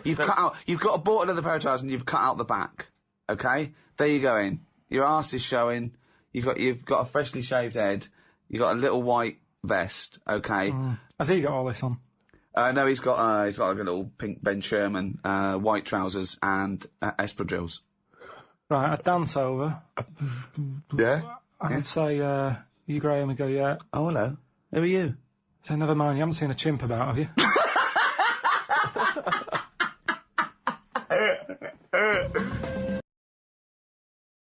Hello, welcome to episode 2 of the Ricky Gervais Show with me, Ricky Gervais, Stephen Merchant. Hello there. And Karl Pilkington. Right. Oh, yeah, I just feel bad about Graham. I feel sorry for Graham. Don't feel sorry for Well, Graham. he was a nice guy, and he He absolutely was so badly treated. took you into his home. He was going to give you everything, and you just didn't appreciate, and was saving your family's life. And you just... Yeah, but I went for the other option. There's no point. All I'd be doing is letting Graham down. And as much as I didn't like him, I don't want to ruin his I life. don't know why you didn't like him. He was just not my type. He's a you lovely know, guy. He wasn't a lovely guy. You didn't give Why him wasn't he a enough lovely time. guy? Just his ways, you know. I mean, you bond with some people, you don't with others. It had nothing to do with him. You barely even had a Being conversation with him. Yeah, but you click straight away with people, don't you? You know when you meet someone, you go, yeah, they're all right. It wasn't going to work. If I was to go out with a gay man, Graham wouldn't be the one. Who would be? Who would be? Just someone who wasn't as in your face as him. Well, which Just celebrity? someone, What's mean in your face? What? just sort of, you know, just the way he was straight away. I wouldn't go to a club to meet someone like that. I wouldn't. Because I don't like doing that as a straight man. So just because I'm gay, I don't suddenly get into house Well, music. if you were going to be gay, what gay man would you want to marry? Probably someone who you don't know is gay. I don't know what that means. Someone who's just quiet about it, just get on with it. So if you were gay, you'd like a sort of straight man. No, because that's not going to work either, is it? That was my situation with Graham. But how do you know how would you, if you were gay, why would you approach someone who didn't know was gay? What, so if you're gay, the only gay life you can do is by going to a club where it's a racket at 4 a.m. and meeting someone? No. Right then, so that's what But I'm saying. I'm saying, who would be your ideal partner if you were gay? Who would you like? There'll be someone who I don't know who's gay, innit? I don't know what that means. What do you mean it was someone who you don't know? Because I wouldn't go out with someone who's really like, oh, hello, and all that, with the shirt open, the Why tan. not? Because that's the equivalent of going out with a woman who's got knickers up her arse, and, you know, it's the equivalent. It's the in-your-face woman and the in-your-face man. I don't want any of you. Well, who do you want? Well, Lou, what's your sort of Someone guy? Okay, well, just say what your sort of guy is then. Do you want him to be sort of like a man's man, sort of goes, you know, slap, he sort of like, when you go to do something, you go, you dopey idiot, and he just sort of gives you... No, I don't want that. No, you want someone to go, oh, what's the matter with you? Do you want yourself better? That, well, what do you want? What do you mean, I'm asking you what you want. Petal. I don't want what do you any of want that. in a man? I'm asking you what The you want. ones who are just normal, who just talk, they'll go, all right, Karl, how's it going? Yeah, I'm all right, mate. Yeah, I'm good. Right, What okay. are we doing tonight? Watching Die Hard, if you want. Go straight to bed after that? Yeah. Oh, now he's straight in bed. I love the fact he went from, like, not being sure to just, like, getting a man. But not great. It wouldn't be 4 a.m. I'd be living my life as I am now, Right. but I'd be a gay man. Yeah, okay, so Because I'm me, aren't I? So that's Yeah. not going to change. No. Why would it? No, so I'm just trying to... Carl, all we're trying to establish what sort of guy you go for. Okay, we've settled that. If, sorry about, if any, people feel sorry for Graham, I'm sorry about that, but, that's settled.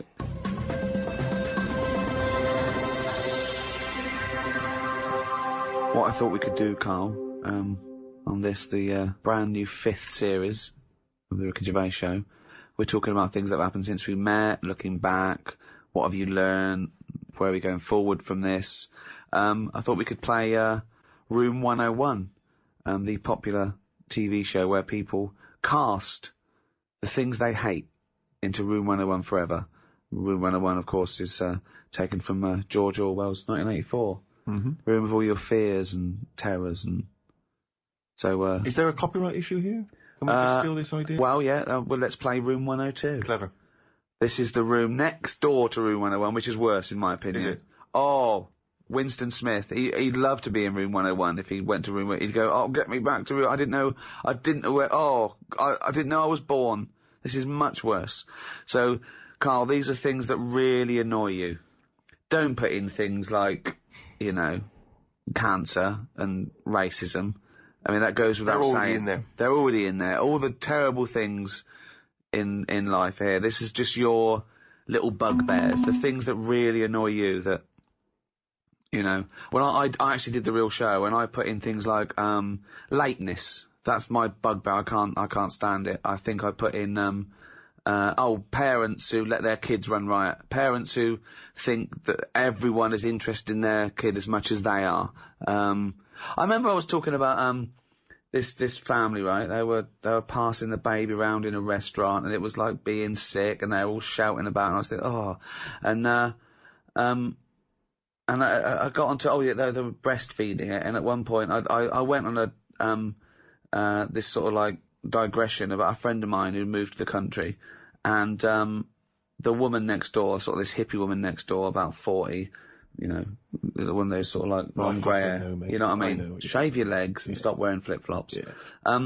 And they said, oh, we're just neighbours and we brought you round a rice pudding.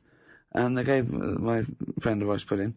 And she went, oh, it's made from breast milk because I'm still lactating. And I went, thanks very much. And of course she went and they threw it away and washed the dish and gave it back to her. And it annoyed me.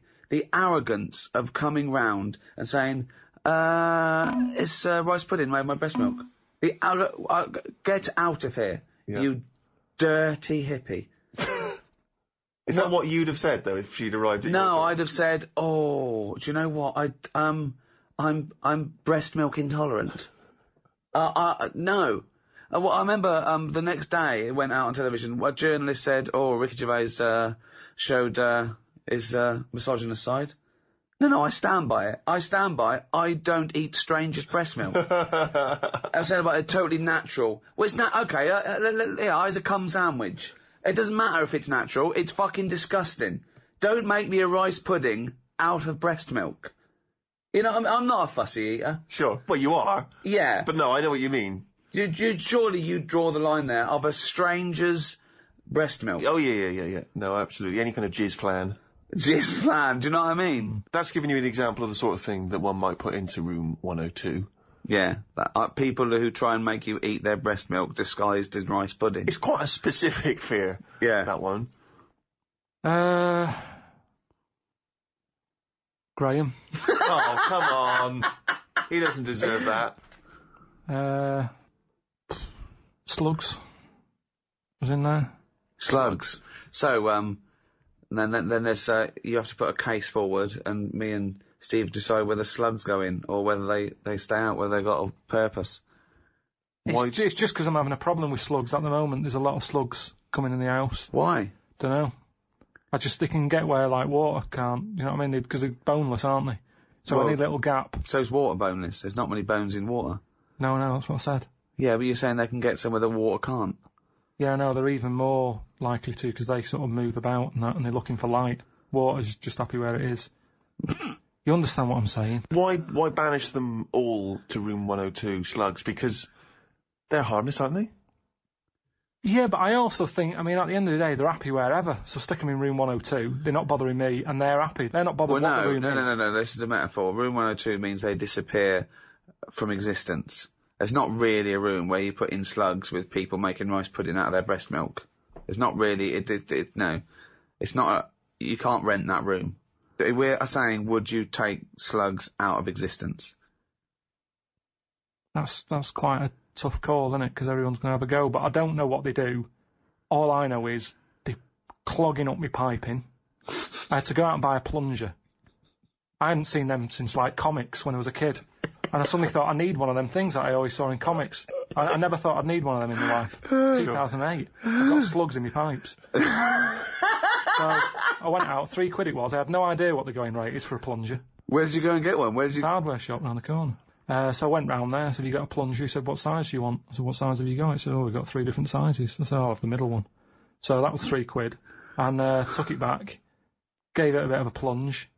And I think it was slugs. Like, all, like, bits of black stuff came up. I think it was slugs in there, like broken up slugs. Well, hang on. It could just be black gunk, couldn't it? No, it looked very sluggish. Because remember, I've had a problem with them anyway. I'll go to the toilet or whatever, look round, there's a slug climbing up the wall out of the shower basin thing. Are you sure it's a slug? Yeah, definitely slugs. I have to keep chucking them out, because I don't like killing anything. Right. I don't want to kill the slugs with slug pellets. I bought some copper ribbon. Right, they don't like going over that, They don't like that. They get a little shock charge, yeah. But, now that should be a warning. But instead, they're diverting. They've done a diversion, they've gone up the wall and across. Now it's like, that's a warning. That's like having a no trespassing sign. Yeah. And they're just going, bollocks to that.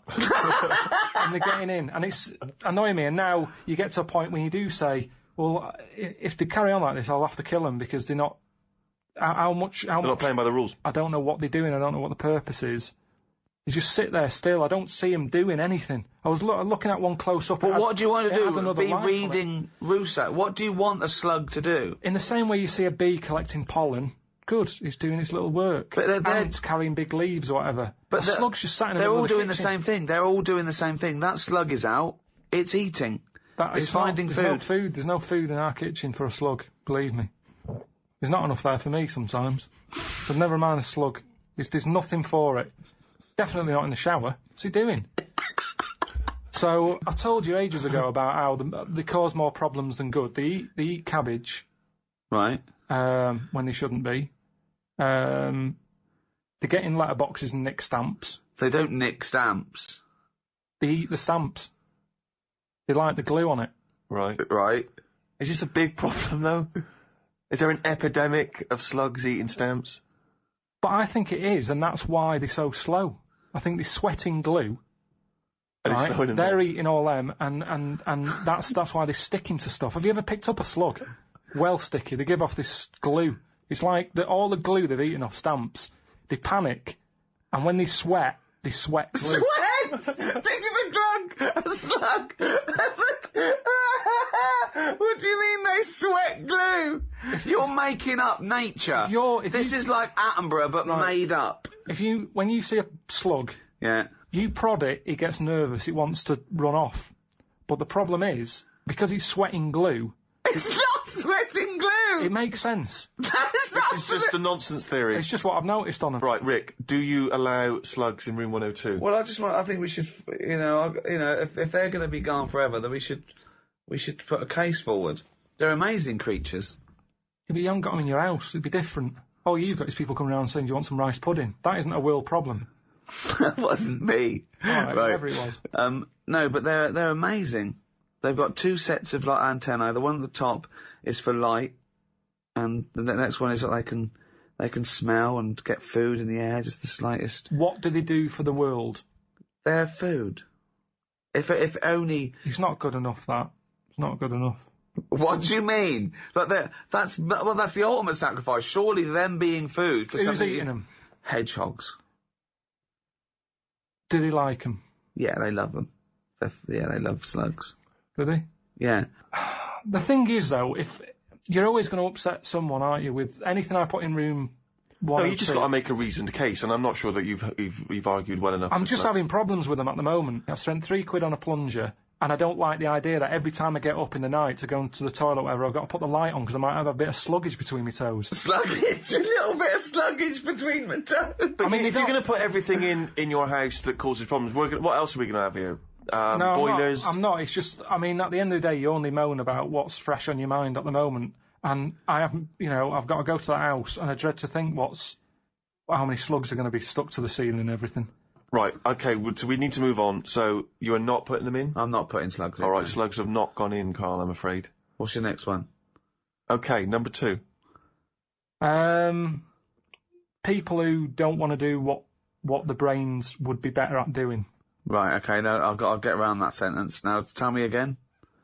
Brains that don't want to do what their owners are good at. Ah, so now it's the brain's fault. Before you said you were going to put people in who don't do what their brain's good at, but now you've changed that. Now you're putting the blame on the brain. Now you want to put in brains who don't want to do what their owners are good at. I like the fact that you own a brain. Okay, no, I just need a bit more clarification, Rick. Before you ask questions, can you just expand on that point, please, KP? Do you know, like, people decide what they want to do, Right. don't they, for a living? Mm-hmm. But sometimes they're not good enough. Right. You mean they have a dream and they can't fulfill it because they haven't got the skill or... Yeah, but that doesn't mean they're not good for anything. No. It's just that they haven't unlocked the thing that they're good at. Right.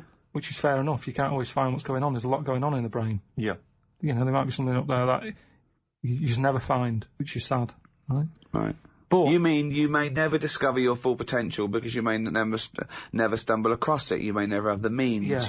Yeah. But that of course, yeah. I only got into hospital radio because my dad was in hospital. So I found out about this thing and I thought, I didn't even know this existed. I want to go at Of course. But I mean, there's much bigger issues there that the poor working class people don't get the same opportunities. People in the third world, when you're worrying about whether you're going to live through the next few days, you don't start thinking, I wonder if I can play the cello. Can I refer you back though, Rick? You made an interesting point there, but I fear that's not exactly what Karl was saying. I don't think that his point was quite that profound. Yeah, that's kind of what I meant. Yeah, I don't know. There was something to do with the brain not allowing its owner. Yeah, because that's the bit that annoys me. Fair enough if a brain hasn't decided what it wants to do, because you What is this? Let him finish. God, this thing let him about finish. the brain Shut up. being in charge, like the numbskulls. because it hasn't found its destiny type thing. A brain But doesn't find its destiny. when someone is good at something and they know the brain is good at something, but then they don't want to do it and they want to go off and do something else. Sorry, who's to blame here? The person or the brain? I'm talking like him now. I don't know what's Who are going you on. putting into room 102? What annoys you? A brain that doesn't let its owner know what it's good at, or an owner that won't do what the brain wants to I do? think it's the owner, because say like a bloke who's good at plumbing, Yeah. his brain loves plumbing. His brain loves plumbing. He's sick of plumbing, so he goes off to try and. Unplumb. No, he's going to do something else. He's gonna do something else. He's carpentry. Now they say in this country the problem is we haven't got enough tradesmen. Right. We don't have enough plumbers. Right. There's enough plumbers' brains. I don't know what the fuck that means. Shut up. What are you talking Shut about? up. Let him please finish. Because This brains, is like beds and pillows brains again. have not changed over the years. The brain is exactly the same, but it's the owner of the brain that's in charge. The brain could be going, I want to go for a walk, or I want to go and find something out. But if your body's too lazy to get up and go and see the stuff, the brain isn't going to get what it wants. It doesn't make Imagine- sense, Karl. all right, you are imagine your this. brain. Let me- Okay, you could have a good point if you said this. You could say that everyone's brain has the ability to become a plumber. Yeah. You know, your brain, you know, yeah. But I don't know if it has, you see, because this is the thing. When I was younger, when I first left school, I had 2 jobs I wanted to do. I wanted to be a joiner, right? Or a car mechanic. I had a go at sort of joinery. Couldn't really get my head around it, right? Did work placement at a garage, messed it up, got kicked out. What did you now, do? the thing is... Why did you get kicked out? Just because I messed the garage up. How did you mess it up? The fella he's a bit moody, this fella, and he just decorated his garage. And You are like the slug in this scenario, aren't you? He just, do you know, like they paint the floor and everything? Make it with lines in it and everything like that. Right, what did you do? And he painted it white. You shouldn't have white in a garage. Stupid with all the oil about and that. It's not the right colour, is it? It's like getting a white sofa, you're asking for trouble. Yeah. So he'd painted it all, and then he sort of said, do you want to change the oil on the car? So yeah, go on then. So what do I do? He said, you pull a sump out, stick a bucket underneath, catch the oil. All right then. Go down there, pull the sump out, hold the bucket, but because of the pressure, the oil doesn't come straight out, it flirts out sideways. Went all over his white floor, he went mental, kicked me out. Now the thing is, that wasn't really my fault. My brain didn't know. It was showing an interest. No, what? Right. Let him finish! Oh, God, what does he mean? Shut up, let The brain- My fault and my Please. brain. The Please brain was shut showing an interest, but at the end of the day, if it hasn't got the knowledge, what can it do? Now, you could say, was that my fault or my brain's fault? No, I'd never say that. People may be in the wrong job. You might not discover what you're really Yeah, but I'm brilliant at. talking about, you get people, all right, let's go to the extreme. People with no legs who want to be swimmers. Don't be stupid. Oh, God! I'm so annoyed. Is this a big problem? It's madness, isn't it? It's mad that the brain wants to do that so much. The brain's in the wrong body almost. Yeah, are you in me? No. A plumber who can plumb is annoying when he jacks it in as a living because there's other brains who can't do plumbing. They don't get their head round it. This means. Look, you must have learnt the same stuff at school as me, but a lot of it wasn't interesting to my brain. I wasn't bothered. It wasn't into taking it in. Yet look at me in like editing and all that. I can use all that equipment because my brain's happy with it. Yeah, you found something you're good at. Yeah. Yeah. But why aren't I good at plumbing or joinery or being a mechanic? Because you're probably not interested in it. I loved it as a But kid. people do have different brains. People are different. Some people are more higher logic, lower emotion. That's what you I'm know? saying. Yeah, but I don't know what you're putting in room 102 because you're saying it's like this brain's wandering around looking to for a blame? body and he goes, oh, I'll choose that body. Hang on, this body doesn't even want to do some plumbing. It's a matter of taste. It's just a sometimes matter of taste. It's good to do what you're good at and stop chasing a dream. This is the most complicated thing. You could just is. put in noisy kids. Like, Ricky, why is this is a brain that Because doesn't someone want... else would have done Noisy Kids. There's no point everyone putting in the same thing. But I don't even know what your point is here. For example, what I put in were parents who ignore their kids running riot in a restaurant or on a train. The arrogance of them thinking that, isn't it fun? That there was someone to blame. I was basically putting in bad parenting, or there was someone. I wasn't going a brain who wanted to be a plumber, but the plumber didn't. I'm not putting the brain in. It's just people. If I had a really good skill, I'd hope that I'd use it. You don't know what you're good at until you try it. You might be the best drummer in the world. I know, but they're the people I'm having a go at. They're the people who I'm having a go at. The people who know they can do something, but they don't do it. So people who don't fulfil their own potential. That's a good one. Is that a better point? Yeah, that's what I meant. But there's nothing to do with this duality, this brain versus person. I don't know what that is. It's a weird thing you've got. A really weird little kink you've got, that you think this brain is another entity that lives in your head, that you own it, and you've got to become the master of it. Like some sort of weird dog. Who am I talking to now, Karl or his brain? We're both listening. Well, I will put in people who don't fulfil their full potential. Slugs are safe, but people who don't fulfil their full potential, you have got into room 102. Got a couple more things for room 102, Karl? My problem. with me restless leg syndrome.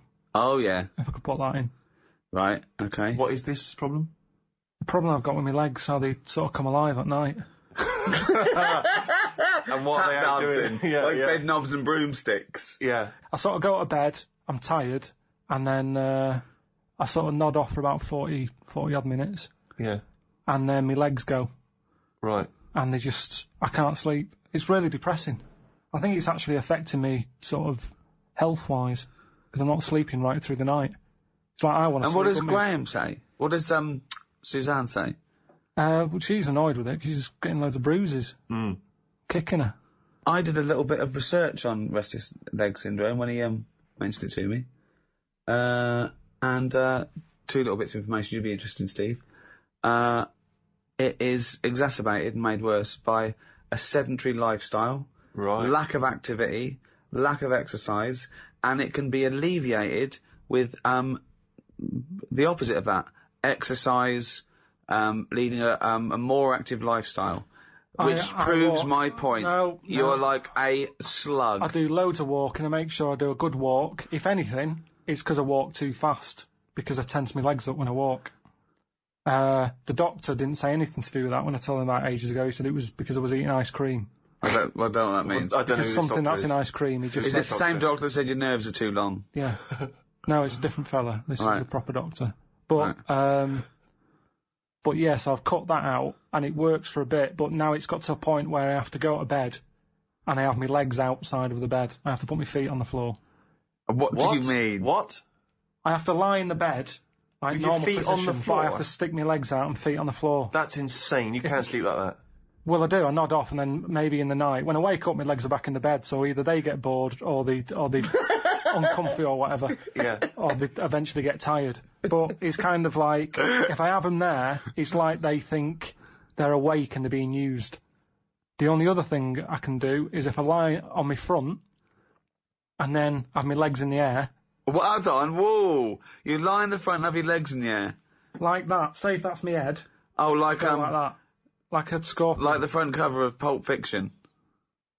Yeah, like that. If I do that, I think if I can get the blood out of my legs, they don't work the same. Is this advice from the doctor or? No, I did Is that it this myself. doctor? Was he from the 12th century? No, that doctor didn't tell me to do that. I sort of did it. You And I just thought want that that, works. that I nodded brilliant off. piece of Well, information. have you put this into the Royal Society of Surgeons? What? Well, this discovery that if you lay, No, it's my cure. I'll use it. It might not work for everyone. And so crazy leg syndrome is destroying your... Sleep. Right. And it's important to get sleep, innit? If you can't sleep, it drags you down. And my legs, they just come alive at night. It's like they belong to a runner or something. And they want to run. And I'm going, I just want to sleep. But why don't you run? why don't you go for a run? Because it's late at night. Yeah, but go for a run in the day. Tire them out. Fine in the day. Tire them out in the I day. tire them out in the day. No, you Go don't. for loads of walks in the day. Loads of walks. So if you were to go, you go to bed, you got restless leg syndrome. If you were to go for a run, that would cure it. I've looked it up. No, It because does. I do have long, proper walks. It No, but doesn't if you sort know, of- it, immediately. If anything, it's like the legs like it, and they want more of it. It's like a puppy. You take it for a walk, and it's jumping up and down. I want more walks. Well, you can't have a walk. We had a walk earlier. Go to sleep. They're fine in the day. Whilst I'm sat here, they're not probabling me. They're not what? They're not probabling me. Okay. Probabling me. They're not. Makes up words. They're not giving me any grief whilst They're I'm sat not here. probabling me. But when night falls, it's all going to be different. It's like they go, I don't want to go to sleep yet. Like It's like a voodoo little legs. kid. It's a kid who wants to stay up in case it misses something. Yeah. And that's why I just have to let them stay up. Stick them out the bed. I love the fact that you go to bed before your legs. Oh God. It's annoying. I mean, it's really... Well, I don't know if I can put in Your legs. restless leg syndrome because, as I say, it can be easily cured. You could get up, you could do a bit of exercise, you could walk around. Yeah, but I've tried all that, Doctor, and it doesn't work. Do you suggest anything else? Right. There's your problem. He's not a doctor. No, exactly. That's what I mean. No, well, I'll put it in. I will put it in if you try that. Next time your legs are outside the bed, say, okay, listen, I'm going to go for a run. Put on a sweatshirt. No, because Put on some shorts. it's always late at night. I'm not Yeah. going out. It's dangerous. Well, you go to bed at 11:30. Yeah. Go for one at 11:30. 11:30. 15 minutes. So, are they going in or not? No, because you're not. I'm not sure that you're doing everything for it. What's your next thing to try and get in room 102? It's a tricky one, this. Go on.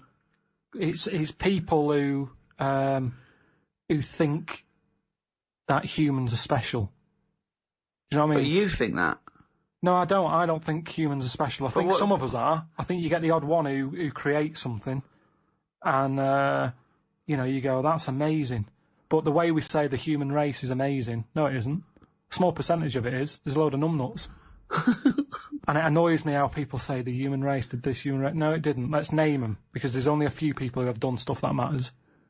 Is that what you think? Yeah, definitely. We just thought, we think we're good and we're not. Who matters? Just before we get on to your point. So you're putting in the rest of the human race? No, just people who say that they're good. People who have said that statement that isn't the human race an amazing thing. So anyone who's ever said isn't the human race amazing goes in room 102? Yeah, I'd say don't be stupid. So most of the human race is going in? Well, have you ever said it? Well, I think all species are amazing. But when people say the human race, they sort of mean... They think what you mean, that you can go... great people. The art, inventors, the things that were, that we've... And how is the human race not amazing? Because we're not needed to keep this planet going. We're an added thing that was added on later. Food chain, yeah, that's right, yeah. We were added last. Yeah. It's like, there's some room left, what we do, stick some humans on. But don't forget, this thing of we being added doesn't make sense, because it was a process. There was no point when someone goes, we don't need this, let's stop now. We kept mutating and being selected. Yeah, I know, but sometimes you can keep, it's going back to what we were talking about last time about, you've got a house, you fill it with stuff. At some point, you've got everything you need.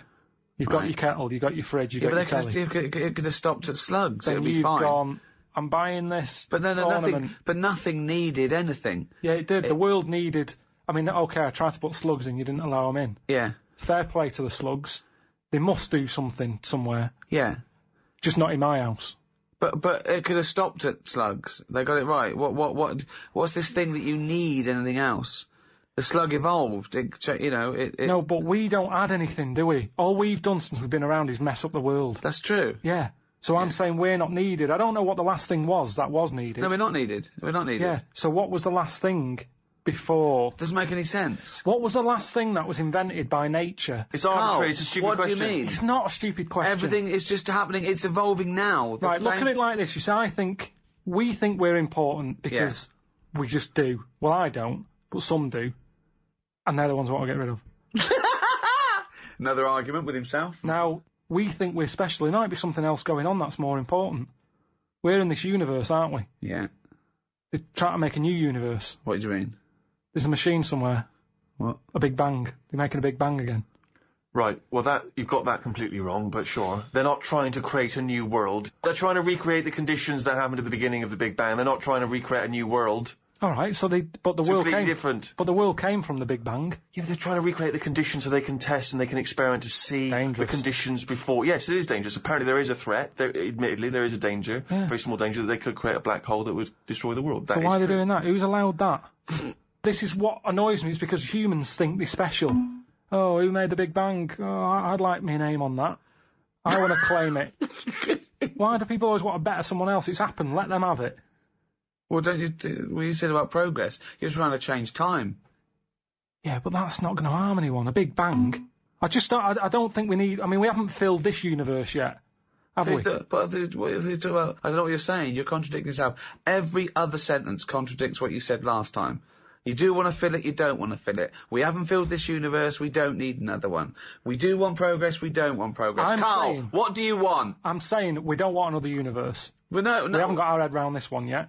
We don't know where everything is. But go on. Don't create a new one. We're not trying to. No one's trying to. Is that your philosophy? Don't create a new universe.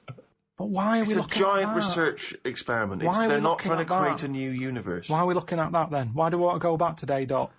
So that we can better understand the world that we live in, how the world evolved into the position we're in now. If it did indeed start with the Big Bang, what were the conditions? How did it come from nothing into something? That's what we do. We say why and how. I know, and but when, sometimes... And what next? And is it good? You know, I don't mind asking questions. I like asking questions. Ask a Yours question. are where are slugs going? It's just this thing of faffing about with things that they don't know what they're doing. Okay, right, okay, Karl. You're in charge of the world now. You are this... You're all-powerful. You're like a god, okay? You can do anything. You call all the scientists, and they go, what do you want of us? Oh, orange-headed one. What the fuck do you want of us? Right? Right. Stop the Big Bang research. Stop it now. Okay? Okay, drop your talk. Okay, good. Throw that away. What do you want them to do? The might of every intellect in the world standing before you, as far as you can see. Hello? Listen, everybody. This is what I want you to work on. Go. What do you say? Well, I want to come in and... How long have they been working on the Big Bang idea? Forget it. You've got every science... No, but I don't just want to come in and poo-poo that, because they're going to... Poo-poo. They've done a lot of research on Hold on. You wanted to stop a minute ago? Yeah, I know, but you don't just come in, guns are-blazing. I'd say, hello, you can do everyone. anything you want. Oh, go on then. Hello, everyone. Hello, Karl, leader. Right, listen... this Big Bang thing you've been doing. Yeah, well, that's just only a few of us. That's like less than 1,000,000% of us. We're all here. Yeah. I've dropped AIDS research. I've dropped cancer research. Right, well, why have you dropped that? Who's told you to do that? Well, no, we knocked off. They said you wanted to tell us something. We're all here. Every scientist in the world is here. Where are you from again? Well, it doesn't matter. I'm from Cornwall. I'm looking at... what research are you doing? Oh, well, I'm looking at, what happens if you give Feminax to an owl. What happens? Well, I'm halfway through it. I got called away. Look, I'm really busy. What do you want me to work on? Who said they're doing cancer? Hey. Go back. Go back to work. Cheers. Right. Okay, the rest of us doing stuff that you think we're fanning around with. What would you want us to do? Well, I can't do it all today. Well, like me, I was doing AIDS. Hang on a minute. I was doing AIDS. You just wait a minute. Right, okay, why does cancer get to go back? Are you saying that cancer's a bigger problem than AIDS? You go back to work. So AIDS can go back. I'm doing restless leg syndrome. Right, can everybody but the Big Bang people leave?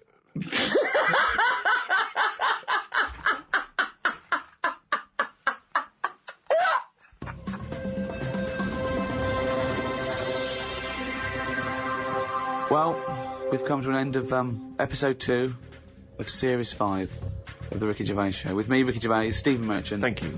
And Karl Pilkington. All right. I was working on cold sores. Fuck off. So, welcome to episode 3 of this final Ricky Gervais Show series. With me, Ricky Gervais, Stephen Merchant. Hello. And Karl Pilkington. All right. Have you heard this thing they're doing? The schools have got together. They're tired of obesity being a problem in England. It's a big problem in England. Basically, everyone's overweight, particularly kids. There's kids that are like 10 stone going to infant school and stuff and junior school. It's getting ridiculous. And so now the teachers are allowed to weigh the kids. They're going to weigh the kids. Okay. Yeah, get them in there and go, right, get on the scale. And then they're going to send a letter to the parents saying, please be aware, your child is obese. Now, I don't know what good that's going to do, because a teacher will send a letter to a parent, go, dear Mr. and Mrs. Barnes, we weighed little Johnny today at school, and he's overweight, he's a big fat pig. And they're going to go, yeah, we know. We have to push him out the door to get him to school. He makes a popping sound. We know he's fat. He eats too much. We know he's fat because we have to buy him pairs of trousers every 2 weeks. Yeah, well, we know he's fat because we're a couple of fat bastards Always. ourselves. I love that when they say about our child obesity, they show you a picture of a kid and his face is nearly closed up. Yeah. It's just closed, right? There's no eyes anymore. He's just got little slits for eyes where his cheeks and his forehead are meeting. Yeah. Right? And you just go, do you know what I mean? Yeah. And then you see the parents, they go, well, yeah, we can't do anything. And you go, no, look at you. Yeah. No, I saw a couple the other day. I saw a dad, giant arse. Yeah. And then I was walking behind them, and 2 kids, exactly the same giant arses. Yeah. Now that I can't believe that that's Well, true. they eat the same things. You can't... Like a couple of bison, it was. Yeah, if the parents are just eating They can't say to the kids, "You've had enough." They go, Right. "What? Fuck! Look at you!" I saw them in Tesco supermarket. You know, they've got like cafes in there now. Have they? Big fat family in there. The fact that they're buying food and they're having a break from buying food to eat food. To eat food, yeah. Just sums it up. It made Loads them a of bit donuts. peckish, didn't it? I mean, don't forget, that is the only exercise they get, pushing a trolley round. They get home and then they wedge themselves in that three-piece suite and they're watching ITV1 for the rest of the night. Yeah. And eating cakes and things, microwavable stuff. Well, they're watching X Factor, but they're only watching X Factor waiting for the adverts for Pringles, Exactly, Domino's yeah. Pizza. Exactly. That's what they're looking forward to. They could do that. They could make it a bit harder to shop, couldn't they? If you walk through the door, it goes ding, ding, ding, and you go. And for fat people, the shopping moves around a bit. Yeah, You know what I mean? constantly out, moving away. Yeah, exactly. You're putting it on a string. Yeah. You want the pie, and you have to at least get up a bit of a sweat. Well, they're to on get the pie. conveyor belts, like in a sushi restaurant. Exactly. And they've just got to chase yeah. after the oven-fried chips. Unbelievable. Or is there some kind of cattle grid device that only is there anything that we could put... Oh, you can only get to You this. can only get to the food if you can get through this. Right, yeah. That's a good point, yeah. So the really fattening stuff is through a thin door. Or just, or one of those kind of, those sort of, tubes that soldiers you see have to crawl through when they're doing their training. And that's to pies, to Right. calorific, Exactly. to the The calorific calorific stuff. section. Yeah. The shop is full of salads. Yeah. You can go around, you can even eat as you go around Yeah, the it's salads. like a You can forest treat. of salads, yeah. Exactly. You can graze and you can buy. But if you want to get to the pies and cakes and all that, Yeah. you've got to get through a little You've got to tube. crawl through a little tube. Yeah, it would just be forever going, dude, fat bloke stuck in aisle 3. They'd have to keep getting them out. Well, I was stuck behind one on the tube. It got out of the tube on the escalators. And you know, like on escalators, you're meant to stand to the right so people can get past. Yeah. Well, waste of time him standing on the right. Yeah. Taking up the full thing. He had a tracksuit on, like they always do. You know, never seen a track in its life, that tracksuit. And so I stayed behind him because he had no option. You saw everyone behind me sort of going, what's the hold up here? Like a convoy of people going, what's at the front, what's happening here? And it's him sort of blocking it. He gets to the bit, you know, where you have to put your ticket in or your Oyster card and swipe it. He had to go through the bit for trolleys. Oh, too big. luggage.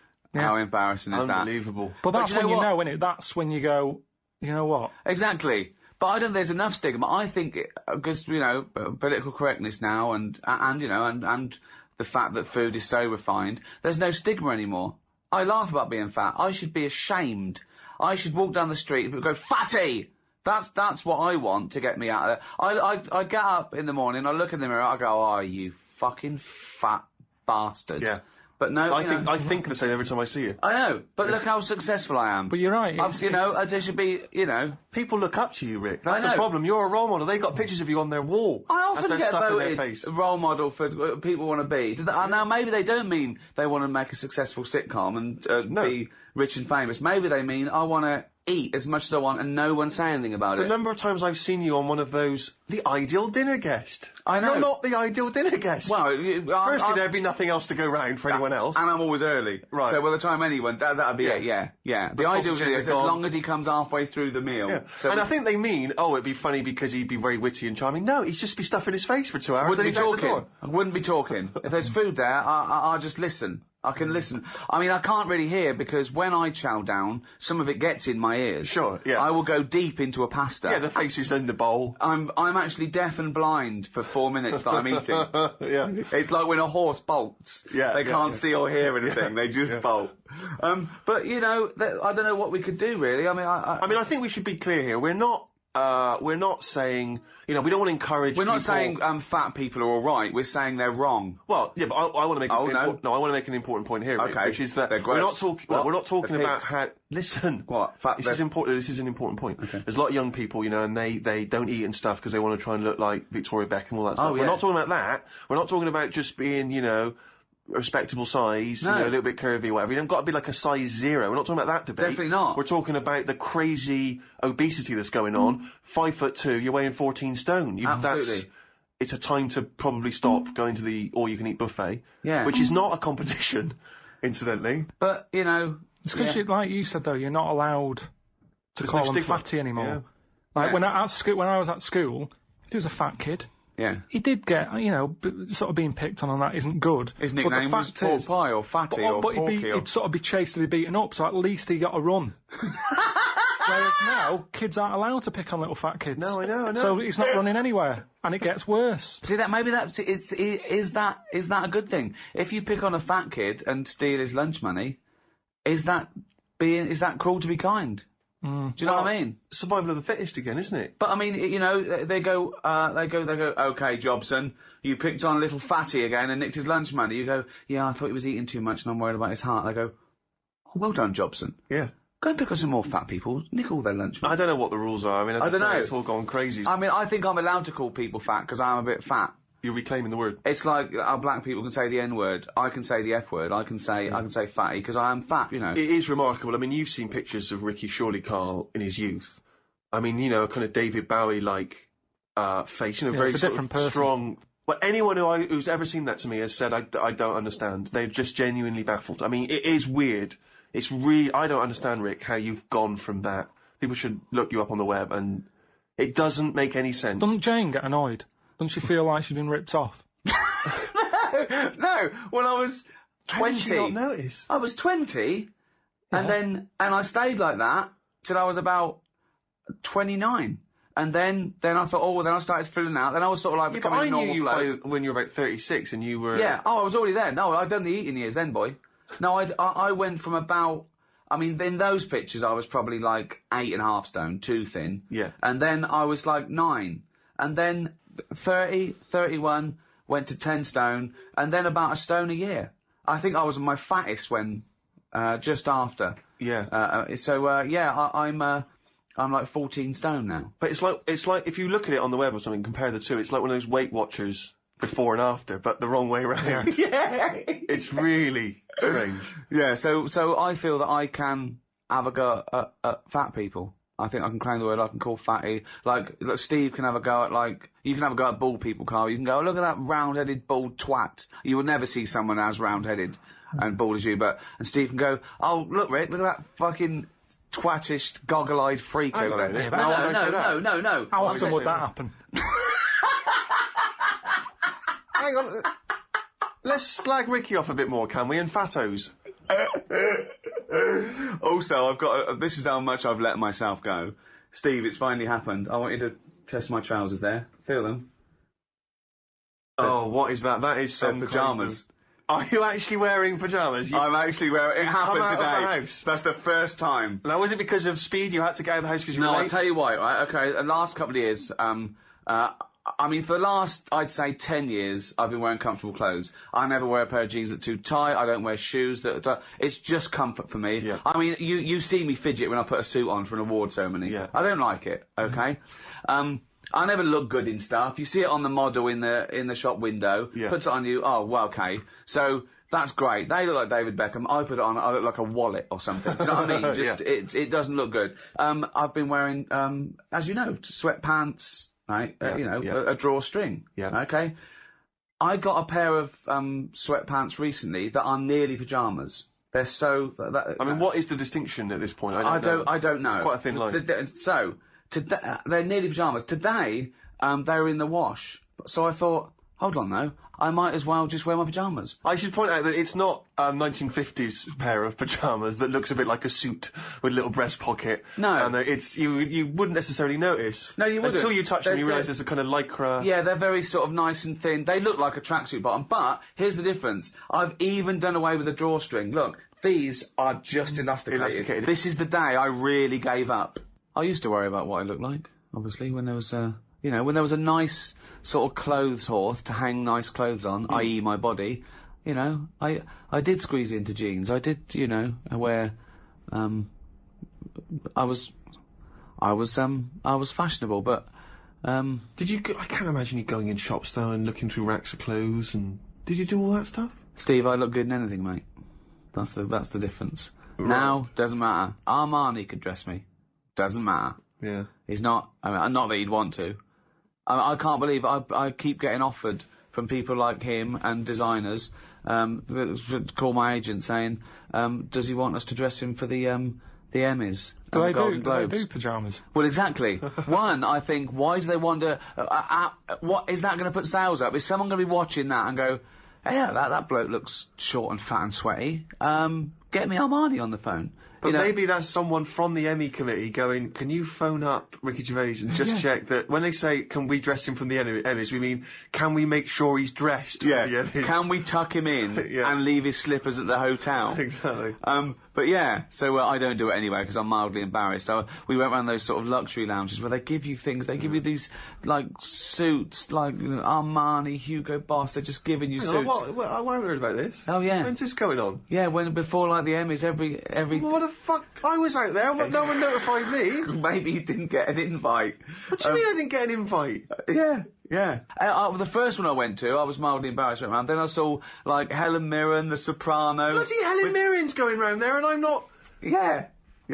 But she's got more money than me. She don't need to go and get free stuff. She's the queen. She's the richest woman in the world. Fucking hell. Yeah, you've missed out, Steve. And they measure you and everything. I've taken... piss off. This is insane. I've taken one suit.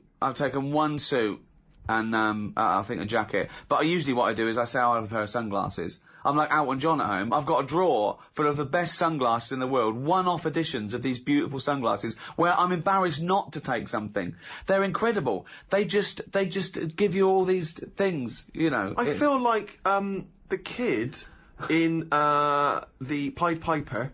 Remember when the Pied Piper, as revenge, he takes all the kids to a sort of magical land inside a rock where there's just sweets and fun, but the little lame boy, he can't get in there. He's left behind in the formerly rat-infested town. But he had the last laugh, didn't he? Because he couldn't go and get locked in the cave. Yeah, but he didn't... They weren't locked. It was a magical land inside the cave. He wanted to be in there. Was it? Yes, famously. Or was he a paedophile? Yeah, but that's got to be... it's got to be better than being stuck in a town with rats and old people. At least you get sweets. And a puppy. I worried then for a minute. I thought, oh, that's libelous. What, the Pied Piper was a paedophile. Like, so, excuse me, it's the Pied Piper here. We are, we represent the Pied Piper. Yeah. We represent the Pied Fiddler, the Pied Piper, the Pied Piper. Yeah, well, I mean, I used to care about fashion. But I also had little mistakes. If you're being creative with clothing, not everything's a winner. Yeah. Do you know what I mean? You can't always look good, even when I thought I looked good in everything. So what was your, just quickly, what sort of era are we talking? Well, obviously student, that's when I sort of did the... And what was your default look? New romantic. Right. I mean, you know, the first thing I did when I got to college, dyed my hair. Blousy shirts. Blousy shirts, but I dyed it black, sometimes military. Military was very big then, so, you know, you'd have dyed black hair and a bit of eyeliner, but, you know, maybe look a bit, sort of, you know, gorilla. Then, I got signed, when I was in a pop band, a failed pop band, very quickly. But, you know, I bought designer clothes. But then it all went, okay? So, the poor years, from when I was about, I don't know, 22 to 29 before I got a job. 4 years, starting in 22, you had the high life. You went out by then. Yeah, and, so, we lived in that awful little place where I talk about it live, where, you know, there was no toilet, so often I'd wee in the sink. Sure. And so... Great days. So I thought, well, I didn't have any money at all. And I used to wear a tracksuit all the time then, because I used to run round London. I was on the dole. We had 16 quid between us a week to spend, right? So there was a lot of chili con carne being eaten. Yes. And rice, just filling up on rice. And I'd run everywhere. And I was You'd run everywhere? Yeah, I'd just run. I'd get up and I'd run places. I'd run round the park. I'd run to visit friends who had jobs. I'd run to art galleries. And I'd run London. That was like my job. But why were you running it? It sounds like it's the life of a smackhead. Why were you running everywhere? I was super fit. In my 20s, I'm not only sort of like thin, but fit as well. I'd run at least 5 to 10 miles a day and work out. I did karate twice a week. I mean, honestly. Anything but a job. Anything but a job, yeah, because I was trying to be a pop star, and I told myself, no, I'm an artist. I can't possibly get a job. It's bohemian. I just eat rice. Yeah. Well, and I was fine. It was absolutely fine. I never thought, oh, this is really annoying, I've got to get a job. I thought, you know, I haven't got a job, I'm doing this, I'm doing a banner. You were signing on, were you? Well, I couldn't because, I hadn't had a job before that, so I think we got our rent paid, and then we'd split Jane's money that she earned, we got our rent paid, and, you know, we were left with, as I say, I remember it was 16 quid a week, and it was the early 80s, mid 80s. So, I didn't get new clothes. So I had some, old ones and, to go to jumble sales. It's fine. Yeah. Okay. But I remember once we were getting new curtains and, the old ones that were in this flat were like sort of a chintzy, sort of goldish sort of lime with a thread in them with sort of leafy pattern, very sort of thick. What kind of late 70s style? Yeah, exactly. And Jane was going to took the old ones down. I went, don't throw them away. I'll make a suit out of those. Yeah, of course. So sort of Jane just sort of nodded and went, okay. And she went to work. Yeah. So I thought, wow, okay. Let's have a go. I'll show her. I've never made a suit before, but how hard can it be? Yeah. Do you know what I mean? I used to, That would be my first thought. I used to make everything. I used to make, I remember, I made shelves once. I found 3 bits of wood in a skip, okay? And I sort of put 2, vertically and put 1 across the top, right? So it was like, a goal post, right? I thought it was shelf. I put a nail in each side. It sort of wobbled. I put it against the wall and it wouldn't stand up. It sort of like leaned, like I made a parallelogram. So what I did, I put another nail in it and I tied a bit of string to it and pulled the string tight. I pulled it across the room and put another nail in the windowsill. And so now there's this shelf that wants to fall over but can't because it's tied to another wall. So that was... So you spent most of the 80s running around London and collecting debris and making your home outfit. You sound like a womble. Yeah, but I wasn't shaped like one until I was 32. And this is kind of, you were making everything except a living. Yeah, exactly, right. So I thought, right, how do I make a suit? I thought, well, I used to go to the library and learn, I don't know, I can make a suit, I don't want to do it like other people, I do it differently. So my method for making this made-to-measure suit, was I got one of the sets of curtains and laid them on the floor. Right. I laid down on the curtain and drew round my legs. Right. Okay? Hang on, so you were making the trousers first? Yeah. So I thought, hold on, that's just one side of the trouser. So I laid down another curtain and drew around my legs again. And I thought, right, I cut those out. So now I've cut out 2 leg-shaped curtain pieces, right? I put them together, sewed them up. Of course, it was nowhere big enough. Of course because I'd left no room, right? Yeah. So I tried to squeeze into them. I mean, they look like jodhpurs. They look like tights, okay? So I thought, this is really hard, right? I pulled them off again, right? I thought, how am I going to make the jacket? I didn't. I just used one of the curtains as a cape. So I thought, I looked like a gay Hamlet. It's ridiculous, right? So what I did was... Did you squeeze into the trousers? You wore the trousers? I sort of squeezed it. I couldn't wear them, though. Yeah. So what I did was, I rolled it up and shoved it under the chair. You rolled up what? Sorry. To the suit I made. Jane came in about a few days later. She went, what's that? I said, that's where I had to go at the suit. And she pulled it out and, died laughing. The idea that this man sat down and drew round his legs to make some trousers. But firstly, why did you not just throw it away? Why did you stash it under the... I don't know, because I thought... And you were watching TV on the sofa and she was a foot higher than you. And she thought, what's going on here? And there was a suit stuffed. Why not just throw it away? I don't understand. I don't know.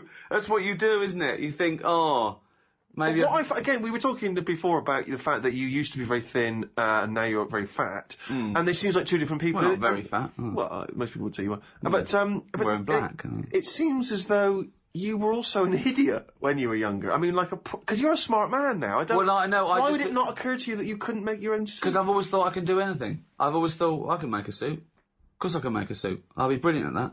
I'll make a suit. And it took me getting fat to realise the world doesn't lay down to you. Yeah. I thought, well, I'll never be fat. I will never be fat. Look at me. Look at me, So I suppose... And even as you were getting fatter, that must be the mirror. No. James, problem with the mirror. No, at least I can put eyes on myself. As soon as I started getting fat, I started saying I was fat before I was fat. Yeah. Because when you've been really thin, I couldn't get anywhere near those curtains now. No, I couldn't. They wouldn't go past my ankle now. You kept them? Yeah, they're under the chair. Yeah. You still, of course, if someone comes to the door and you can't be bothered to reach for your pyjamas, maybe just wrap the curtain round you. I just pop the curtain around me, yeah. I could probably make a pair of pants out of them. Soon I will be in nappies, which will be easy to make. Yeah. So, but when I'm older, and Jane goes, just off to work... Where are those pillowcases? Doesn't matter. Doesn't matter. I need changing. God.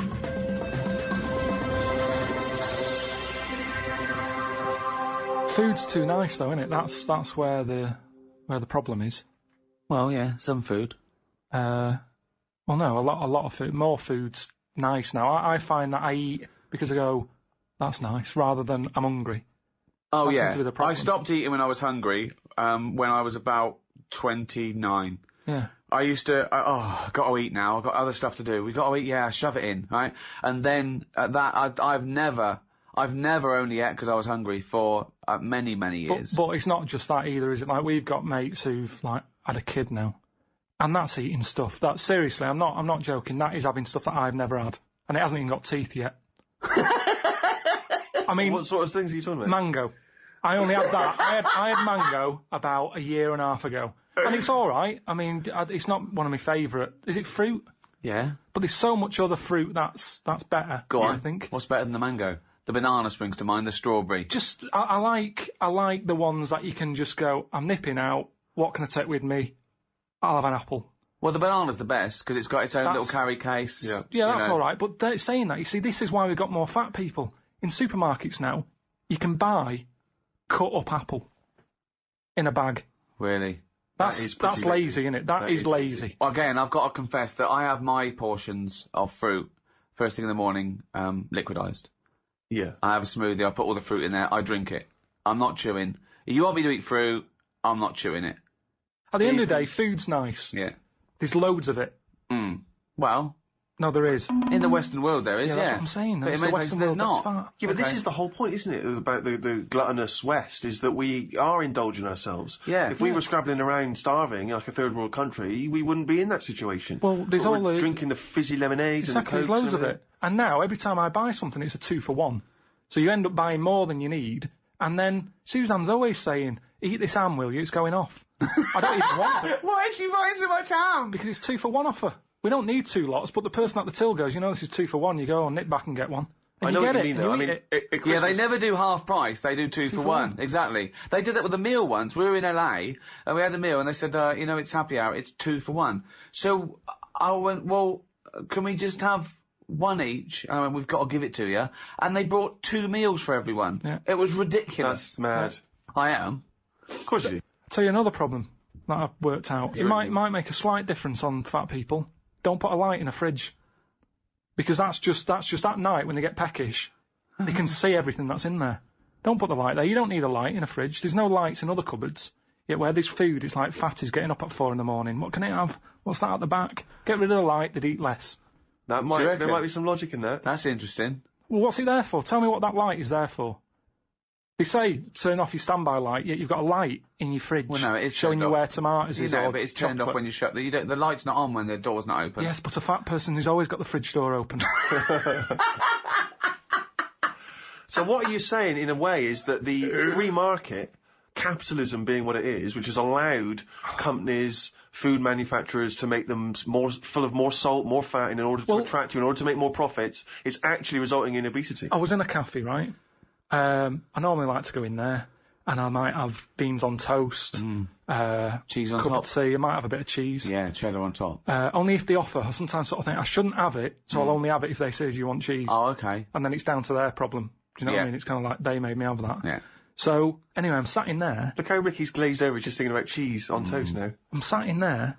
This little fella, I'd say he was from like Africa or something. Yeah. Came in, had a little top hat on, suitcase, and red jeans.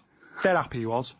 I think he just turned up to London. It's his first day out, and he's probably thinking, I can't believe me. Look at the choice here.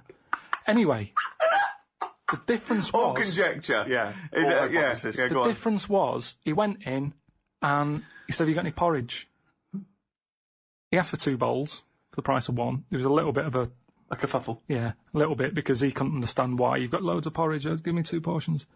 But what I found interesting is, he didn't want to go for the donut or the pastry, because in his country they don't have it.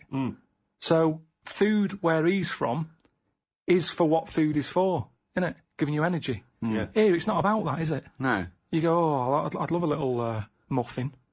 So I just found it interesting. That's all my point is, that he could have anything. He's come over here. He's in London. He got loads of stuff on offer. Yeah. He still wanted his porridge. Do you think that... Well, firstly, do you think perhaps he had travelled from the past in some kind of time machine? But secondly, do you think that now that he'll have his first taste of a donut, won't he, or a pain au chocolat, do you think he'll get the taste of it next time you see him? Well, maybe that's how it works, isn't it? I mean, why do I like... Next time when they go, hello, usual. No, shove the porridge. I want a donut. That's what happens, isn't it? You try one. It's like that the people I'm talking about who's had a kid and always giving it mango. They haven't let it add a burger yet. It hasn't got any teeth. Burgers aren't. I don't mean like a proper beef one. I mean like a takeaway one that's pretty soft. It's all about a mixture. You need a mixture in your body. You need to have... Like I've said to you before, I get an urge for things that I don't even know about. Do you know what I mean? What? Anything. The one that always surprises me are plums. Because I shouldn't get an urge for plums. I don't like them enough, but if I pass them in a supermarket, I go, I want them for a bit. Yeah, I think you need that. And I go mad. I'll eat a full packet in a day. I'll eat like 6 and get bellyache and that. And I know I shouldn't overdo it with them. But it's just like, my body... He's like a creature, isn't he? My body just calls out for stuff. It doesn't, Karl. No, he feels that way because I wouldn't normally buy him. My favourite fruit, I like an apple, love a banana. I've got into blackberries. Yeah. Quite expensive, but a bit of a treat. Have people paid money for this podcast? Yeah. A man just listing his favourite fruits. Yeah, Graham not included. But... Are you a fan of the gooseberry? Don't know if I've had them. You never had a gooseberry? They're very, very tart. They are very bizarre. What do they look like? Like a green testicle. They've even got the little hair on it. A gooseberry is like a really crispy, plump little berry, but it's very, very It's sour. I mean, you've got to have it in pies with sugar and stuff. I bet my godson's had one. He's only 1.5.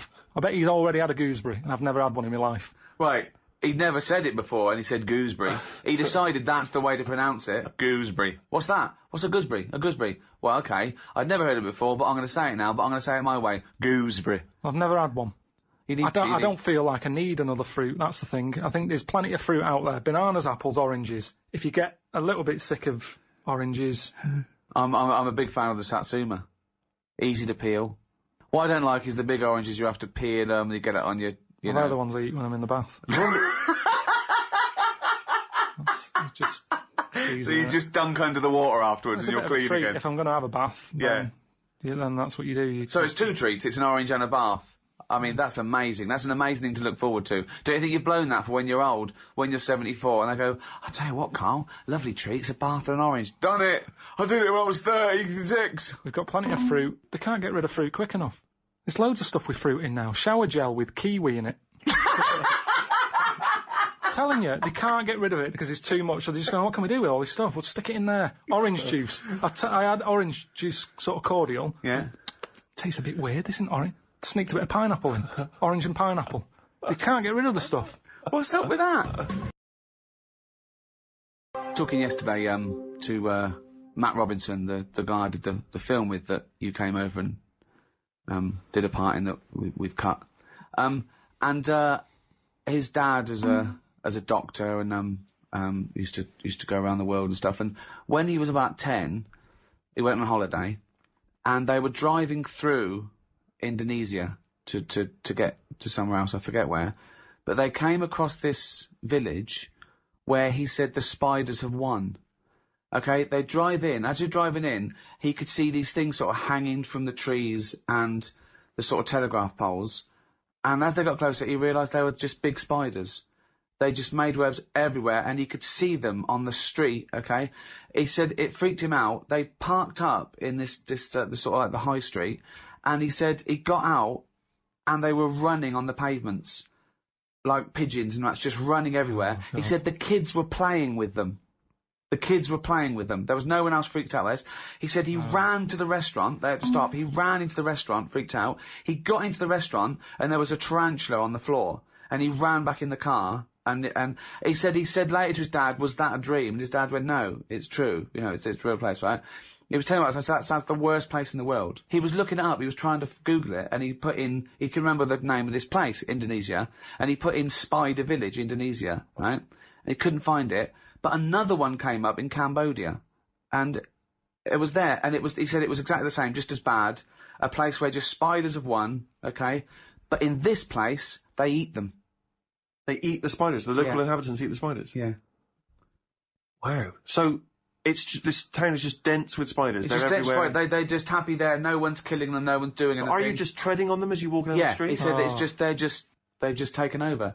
There's a place off Madeira they called Spider Island where no one lives there, but with absolutely no predators. There's just millions of spiders, but no one lives there. How do you prevent the spiders? You know, when you're sleeping, crawling in, getting in. You your don't. nose They just put up with them. I suppose it's that they're no weirder than any other insect or pest or whatever you call them. It's just, I suppose, because you think of spiders as loners. Yes. And they're the top sort of phobia, and it seems weird that they're almost treated like pets. But isn't that a weird place though, that you drive in and it's just, oh hello, welcome to Spider Town. I couldn't be dealing with it. I mean, my mum wouldn't be that bothered. She's still got that one that's under the telly. She's had that for ages. And my dad threatened that he was going to kill it because he's sick of it. She's put a bit of Tipex on its back. So she knows. What? So she knows. Well, how many spiders are there? What, you think you'd kill it and then replace it out of guilt? It's not like a budgie. No, but he can sort of say, oh, I don't know, it's gone. And then if one turns up again, he'll go, your spider's back. Yeah. But now she's marked it. What? So hang on. It Well, has that's weird. It has a web underneath the telly. It's always under the telly. I don't think it bothers with a web. But what do you mean she keeps a spider under the telly? It's just there, and she's sort of like, it's not a problem. They get rid of flies. They're not dirty. It doesn't get rid of flies if it sits there watching Coronation Street. It doesn't do much. Honestly, it can be there in a corner. I don't know what it does. I don't know. It just sits there.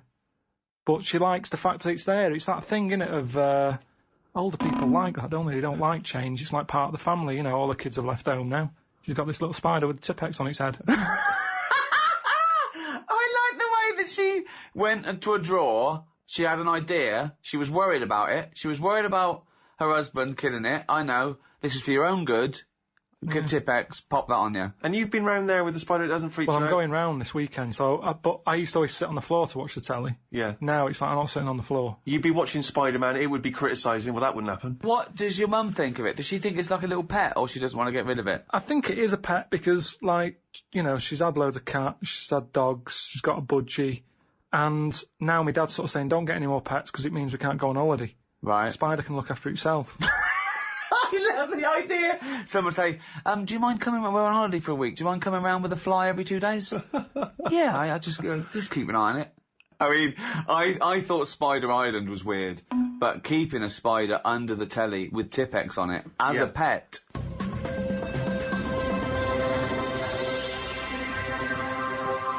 I was watching a documentary about Nazi Germany and everything, and I just realised that I felt guilty for quite a while because whenever I see a programme about the Nazi plan, I always take a certain solace.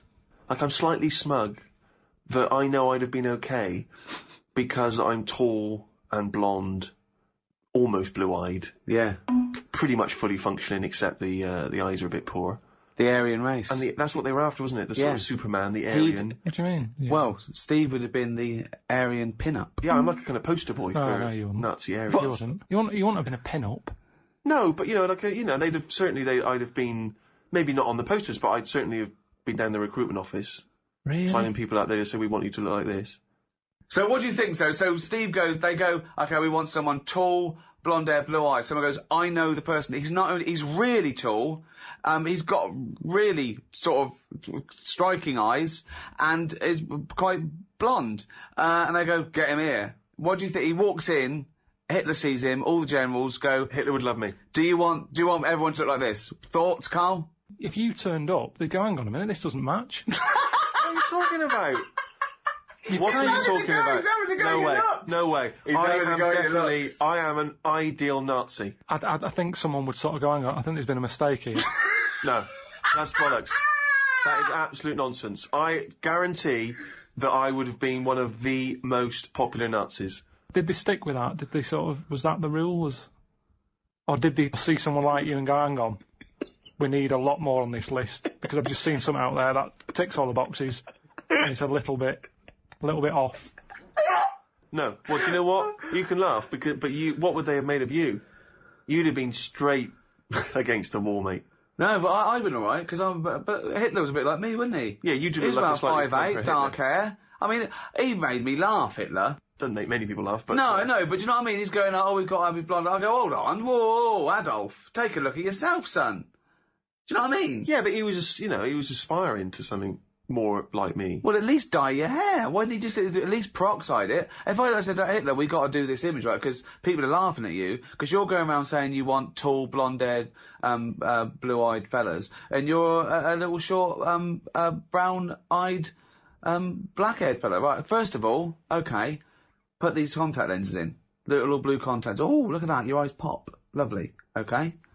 Let's dye your hair, peroxide that, maybe, like Dave Sylvian, give him a little quiff. Okay? Now, Some build-ups in his shoes. Yeah, some Cuban heels, maybe high heels. Right, now go out there. That would have been an extraordinary look if that was the man that we knew and feared, giving those speeches. Peroxide hair, Cuban heels. I'd have found Anne Frank in a second, just passing by, here in the top window, in the attic window. He would have had to, he'd have gone, lads, don't bother going inside. Go and look at this, get a ladder. Here she is. Typing. Yeah. I'm not saying it's a good thing, Karl. I'm just saying that, one can have these guilty thoughts. Only those things that I said where I get an urge to slap a kid or something. When did this happen? There's just little things like that. The other day when I was in the park and there was a goose just sat on the edge of the pond and I just wanted to run up and kick it. It's because you're not allowed. And it's there and it's almost like going, come on. And you just want to give it a little boot. And it's same with babies, sometimes you just want to slap their head. Not hard. Oh, God! But I'd say that's the weird thing. I have Ricky has that impulse when he sees you. I don't have anything where I sort of, want to be German or something. That's too... I'm not saying I want to be German. I'm saying I feel guilty because when I see those things, I think, I'd have been okay. Yeah. What would you have done, though? Do you reckon you'd have helped out or you'd have kept quiet, just done your bit? I'd like to think I'd be one of those people who would have pointed and said, no, you can't be doing this. This is out of order. But I know in my heart I probably would have just kept stum. Because I'd have liked the... Oh, he's already talking German. I'd like the uniforms. I'd have just kept my head down. No. Well, you might have had to survive. Well, I just think I think I'm living in the best time for me. I think if it was about ages ago or something, it wouldn't have been right. I think I've just been lucky. But if you were in one of those situations, whether it be Nazi Germany, anywhere else, where you see oppression going on, horrors, would you stand up and fight for justice, put your own neck on the line, or would you just keep quiet? What do you mean, keep your neck? What do you mean? Well, this is the thing. For instance, if I knew Anne Frank was in my loft.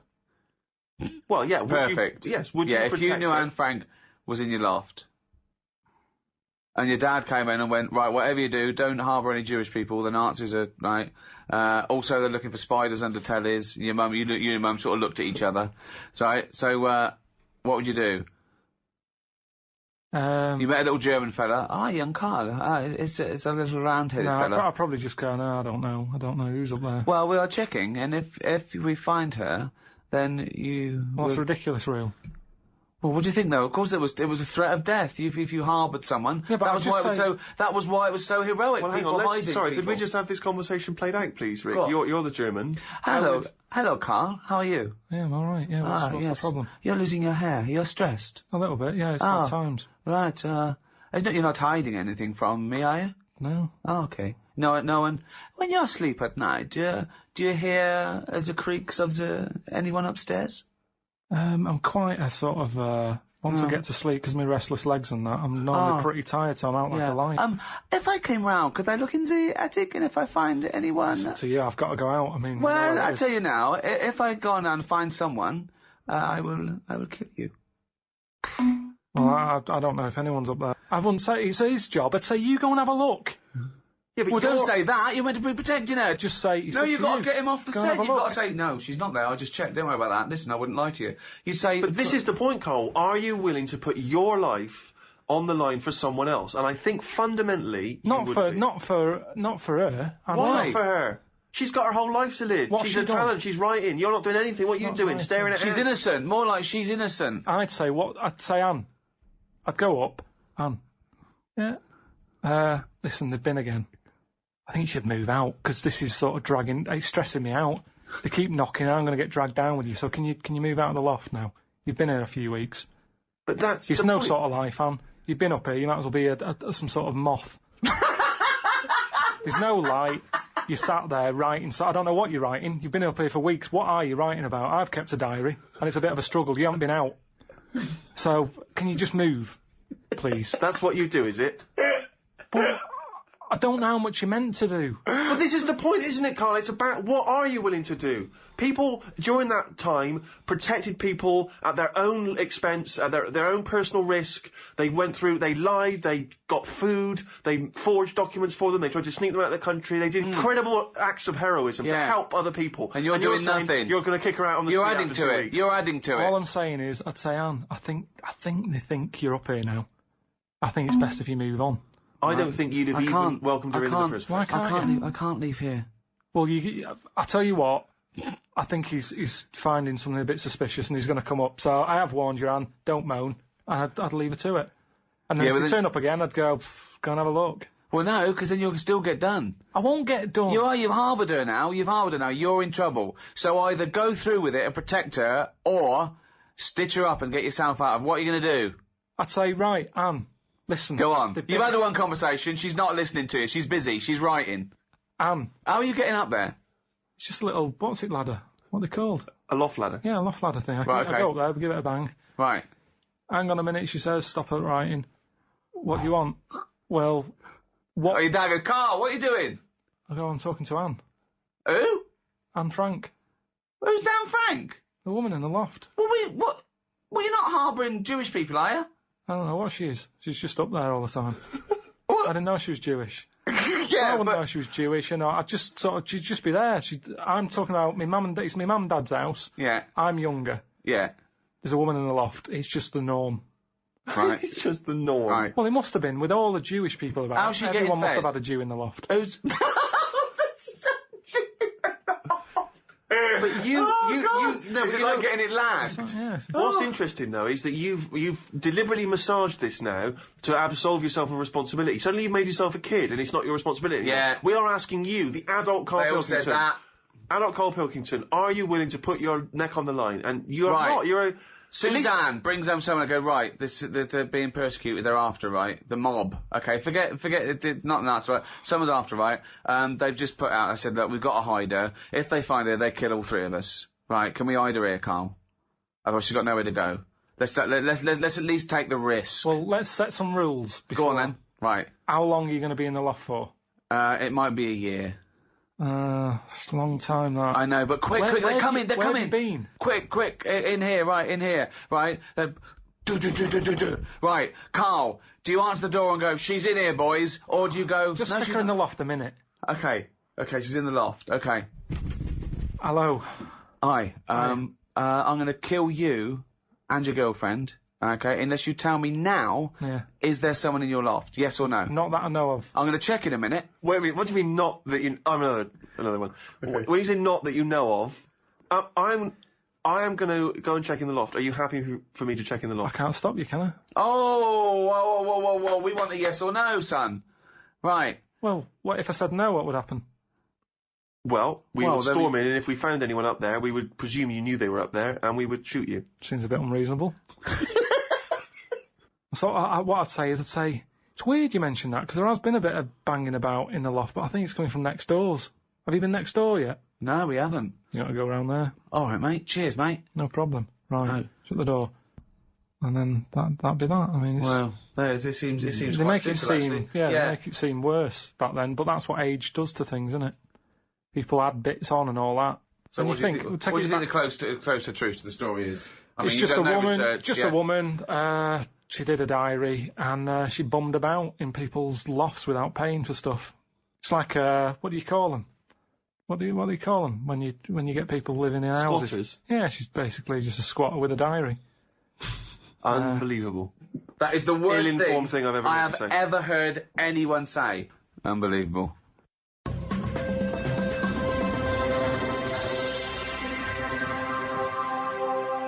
Karl, we've been doing this for a long time and we're struggling for stuff. We ripped off Room 101 last week, called it Room 102. You've done Brilliant. No one saw Rockbusters. through that. No, exactly, yeah. So, have you heard Desert Island Discs? Yeah. Good, let's do that. Right, forget the 8 records, we Well, hang can't on, play them for- anyway. We can't play them anyway. I know, but for people who are listening in other countries, they may not be familiar with those island discs. Oh, it's a program. It's a real national institution here. They get prime ministers and leaders of men and really eminent people to go on, and you talk about your life and you choose your 8 favourite tunes. You take a luxury item and you're allowed to take any book. I did it. I was very privileged and honoured and very flattered to be asked to do it myself last year. Apparently, they said, "What book would you take?" And she went, "You get the Bible." I went, "Well, good. I want you to take toilet paper then." And I took a book. I think a tabletop book of art. Why would you take that? You can't take anything that's useful. It's just, it's and your luxury item, you can't. I took a vat of Novocaine. I thought if I get toothache, I'm sipping on that till I die. If I'm stuck here with nothing to do, I've got 8 records, I'm going to be sick of them. That's the thing. I'm looking at art, at least I'm looking at something, What book would you take, Karl? Well, I wouldn't take an art book anyway, I know that. Right, okay, Because so come on you're then, gonna one get sick book. of it. You're going to get sick of it. Right, one book. You can't get sick of art either. You Okay. can. You can. You can have a brilliant picture on your wall, but eventually, remember what I've said to you, your eyes get bored of anything. I don't remember him saying that. I think I blanked out. I think he came in one ear, straight out the other. Well, that's why relationships break up, isn't it? Because the eyes get sick of looking at that other person, and you go, my eyes want to change. That's what it's all about. Me eyes want to change. Okay, come Sorry, on, love. Fucking hell, choose a book to I'd take. probably take a dictionary or something like Oh, that. that's ridiculous. Why would you take a dictionary? Just because I'm not that good with words. But what do you want words for? You're not talking to anyone anymore. You don't have to worry about the vocabulary. You have to worry about... Oh, But there'll be a lot of and... talking to yourself, probably. It'd be nice to sort of... Oh, so you're going to bring yourself up on your grammar, are they? You're talking to yourself and you go, oh, Karl, you're an idiot. You don't say it like that. Let's Well, if look you've up. got to talk to yourself, it'd be nice to have... Why are you someone... talking to yourself, you maniac? Because there's no one else about. Yeah, but you don't open your mouth and actually verbally talk in order to But talk. also, what does it matter if you've got a dictionary or not? Who's arguing with who? Because sometimes I feel frustrated when I can't get my point across. But it's just you! Exactly, already that's know your more point. annoying. So- Look how so- you're getting annoyed now. You're annoyed with me because I can't explain what I mean. Yeah. I don't want to be annoying myself. Why would you be annoying yourself? But you'll already understand your point. You don't need to vocalise No, it. sometimes I think through what I'm saying. And Yeah. I think, does that make sense? And sometimes I'll go, no, it doesn't. And I'll go, why is that? And then you're working it out in your head. Now, if I've got a better vocab, I'll have a good little chat. What? Good little chat with yourself. Karl, you already On a understand. desert island, you've got there, you're not reading the Bible, you get a dictionary out, so you get a better vocab so you can have a decent chat with yourself. What are you saying? It becomes a point, if you're not keeping yourself interested in anything, your brain's going to turn to mush. Now, I know how you feel. I'm teaching my brain stuff, keeping it active. The only thing you've got on that island is your imagination and your thoughts. Now, if you can make those imaginations and thoughts better, which you do with language, you're going to have a better time, aren't you? Well, no, a thought is never restricted in your own brain by vocabulary, is it? Of course it is. No, Well, no, but if you you've don't- had the thought, you've had the thought. You don't go, hold on, I'd have a thought here, but I can't think of the word. You don't think in language in that same way, do you really? You think more conceptually. When someone came up, guess what? I've just found the cure for... Oh, I can't think of the word. What? it, I won't I've mention just it to worked anyone. out the cure for I can't think of the word. Let's look it up. What is it? Cancer. No, but just to think, language is a powerful thing, isn't it? Yeah. Oh, he's run out of words. You see, this is what I'm saying. It's sometimes difficult for me to get my point across with what I mean. Yeah, but that's fair enough if you're communicating, say, in this environment, and it's, dare I say it, perhaps a shame that you didn't read a dictionary before we started doing the podcast and all the broadcasting. But anyway, you've waited here on a desert island with no fucker around. Well, no. Well, I think by then, by the time you get shipwrecked, there would probably be a few more entries to the dictionary. Grippage, foodage, rummaging, replenishing. But so what? All words are made up. Orange. one day someone went, what? He's got a head like something. It's got a head like a fucking what? I don't even know what. He's got a head like a fucking what? Well, that's what I'm saying. Let's make up a word. It looks like an orange. Like a fucking round orange. And the other thing is, say if I am captured. By who? What? By who? By a boat that's passing. Why are you Captured? captured? You mean saved? All right, saved then, yeah. Okay. If I'm there you go again, you see. I went for captured instead of saved. You're captured by some pirates. Talking to anyone, Karl, in your head, it didn't matter. You knew what you meant. When you sat there on that desert island, you thought, oh, if I'm captured by a boat. They didn't come over and go, hi, Karl, we've come to save you. You wouldn't go, well, no, I don't want saving, I want capturing. I go, right, sorry, wait for the next boat. It didn't matter. You knew what you meant. You'd go, help, and you'd get on the boat. Do you think in words that you don't use? Unless you're specifically thinking about something you're going to say, maybe because we're doing some writing or whatever, we're not thinking in words, are you? You don't wander around thinking, today I feel so, I don't know what the word is. Extemporaneous. You know, you just feel, you experience, you think, you're not thinking logically about words and sentence structure and all those other things. That's not how you operate. So if you're on a desert island having these arguments with yourself, unless you're schizophrenic. You've only got yourself for company. Yes, but if you bore yourself, what's the point? What is the point, seriously? But how are you gonna... What, so you think you're gonna read that dictionary and you're gonna be better company? Because you're gonna be impressing yourself with longer words. You're gonna go... Well, why do people use big words? Because they can. But also to impress themselves. I bet they slip them words in. To impress themselves, impress others. If a boat passes and they go, there's a fella over there on that island, let's go and get him. Now, the way I am at the moment, they'd go, you all right? And I'd go, you what? And they'd go, oh, don't stop. Imagine that! Whereas if I sort of say something with a big word that I can't think of right now, they'll go, oh, who's that? He sounds like he knows his stuff. Yoo-hoo! Anti-disestablishmentarianism! Get him on this boat now! We must have that wit! All right, you get... Come through. But then I'm on the news and they go, oh, Karl, what was it like on the island? And I can start saying stuff. It was scramblerious. No, but then I think it makes it more interesting, whereas at this moment in time, I'd struggle telling them what it's like. I like the idea of you trying to educate and better yourself. I love the idea. But do it now. But there's so many other books.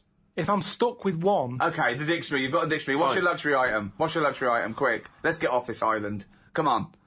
What did you take for your luxury? A vat of Novocaine. Oh, yeah.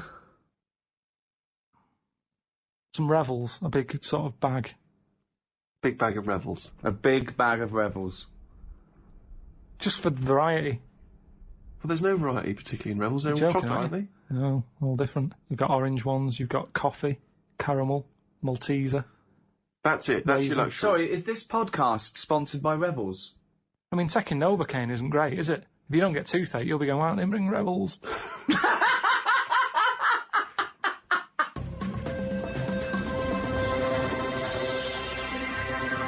Thank you for listening. I mean, you are martyrs, saints and martyrs to have listened to this all these years. So that's it from us. Why don't you start again? Go back to the beginning and listen to all of them. The back catalogue, 5 series. See if you can find one wise word from Karl Pilkington. And if you're listening to this in the future, I'll tell you what, the world's gone downhill. No, it'll just be different. I don't think it'll go downhill. It's just going to change, and things are going to be different. We've talked about fat people. Is that a bad thing? Mammoths were fat, weren't they? Yeah. Then they died out. Then you get the Ice Age. And then this has happened. It's all going to happen again. That's what's going to happen. Brilliant. You just decided that now. Definitely. Well, that's what happens, isn't it? A weed grows out of a crack. Put weed killer on it. 2 weeks later, it's back again. That's what the world's like, a big weed. We're just a weed in the universe. Good night, everybody. Hello, I'm Ricky Gervais. As the Canadian physician William Osler once said, the desire to take medicine is perhaps the greatest feature which distinguishes man from animals. From keyhole surgery to stem cell research, modern medicine enables the 20th century man to play God. But how did we get here? What incremental advances through the ages gave birth to the medical wonders of today? Here to discuss the history and practice of medicine are Stephen Merchant, graduate from the University of Warwick, and now award-winning writer. Thank you very much indeed. And Karl Pilkington, a man with no qualifications, very little education, but who is now known the world over as a shaven chimp with a head like a fucking orange. Alright. Well, there is obviously so much to discuss, Ricky. I wonder, in an effort just to provoke some initial thoughts, if I can offer another quote from the great Carl Sagan, who said, advances in medicine and agriculture have saved vastly more lives than have been lost in all the wars in history. So quite a... Yeah, just shows you shouldn't really worry about war. What do you mean? It's not a big problem, is it? Obviously. So, that's a good point there, Karl. War's not as bad as a lot of people make out. What do you think, Karl? Overrated? Too much fuss about all... Well, I don't know anyone who's died in a war, but I know loads of people who have died from, cancer and what have you. So, is that going on Karl's quote? Does that work? Is he right? What did he say? Good, well, we're off to a fascinating start. I think it's probably best, Rick, if we return to the very beginning of time, the dawn of man, because, of course, even in primitive, prehistoric ages, medicine was practiced in some ways, from the research people have done, cave paintings and the like.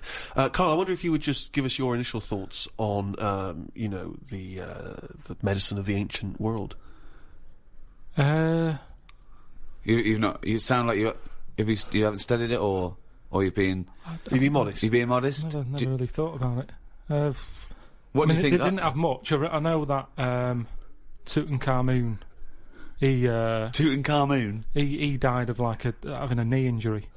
So they didn't have that much medicine knocking about back then. Right, where do you get this information from? It sounds vague. I read it at an exhibition I went to, and did you read the whole sentence, or just... No, I just saw they had some video footage made up. It wasn't from the time, and they just sort of said this is probably what happened. Sure. Did you put the headphones on and listen, though, or do you just guess it from the pictures? I just looked because I couldn't have the headphones. Of course not. Why couldn't you have the headphones? They're expensive. How much? About £50, I think, deposit and everything. Well, you get that back, deposit, though, if you return them. All you have to do is take them off your head and hand them in. I don't like the idea of handing money over, because it's like when you get a flat and that and you put a deposit in, you never get the full deposit back. I don't like deposits. Well, what do you think they're going to do? They're going to take £50 off because you put wallpaper on your headphones. No, but it's not the same, is it? Exhibition. So you're going to deprive yourself of education because you don't trust... deprive me, I saw it. The Natural History Museum. It came off a chariot. The dangerous things. He came off a chariot. You saw that on the... How do you know he died? How could you tell from visual images that Tutankhamun died from a knee injury? It's just... honestly, you're going to make yourself look daft here, because that's what happened.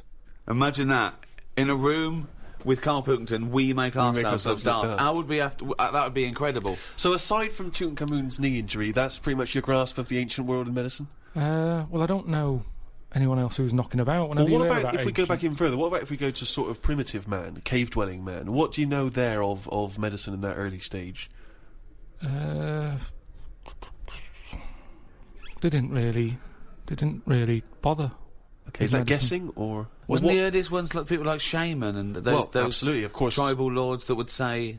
Well, that was, I assume, even, pagan man had sort of apothecaries that certain roots and... Yeah. Shaman who would use herbs and so on. But of course, if we go back to primitive man, you're obviously familiar, I believe it's pronounced, is it trepanning? Oh, when you take the top of your head off and let out the demons. And they found various skulls from ancient man with holes bored in the top, some of which had healed over, suggesting that they had indeed drilled holes in their head, or presumably they wouldn't have had drills in that point, cracked the head, and in their thinking letting out evil spirits, and then they healed back over. So in some instances, the people survived. Don't you think it's fascinating that there was at one point when man discovered that this thing that we now call the brain, which sort of houses the mind, he knew was in his head? It's not that amazing. Well, no, it's not to you, because you know it's there. But but back then, I reckon I'd know that's where it is. Why? Can you feel where you're thinking? Well, it just makes sense to put it there. What do you mean? When you think and you speak, it comes out your mouth. So it just makes sense that whatever's near that is near to the mouth. If your brain was in your foot, it'd take ages for you to say anything. No, it wouldn't. Why? Yeah. This is like actually talking to a primitive man about his understanding of medicine. They would have more insight. By this point, we'd have just cracked open your head to get the demons out.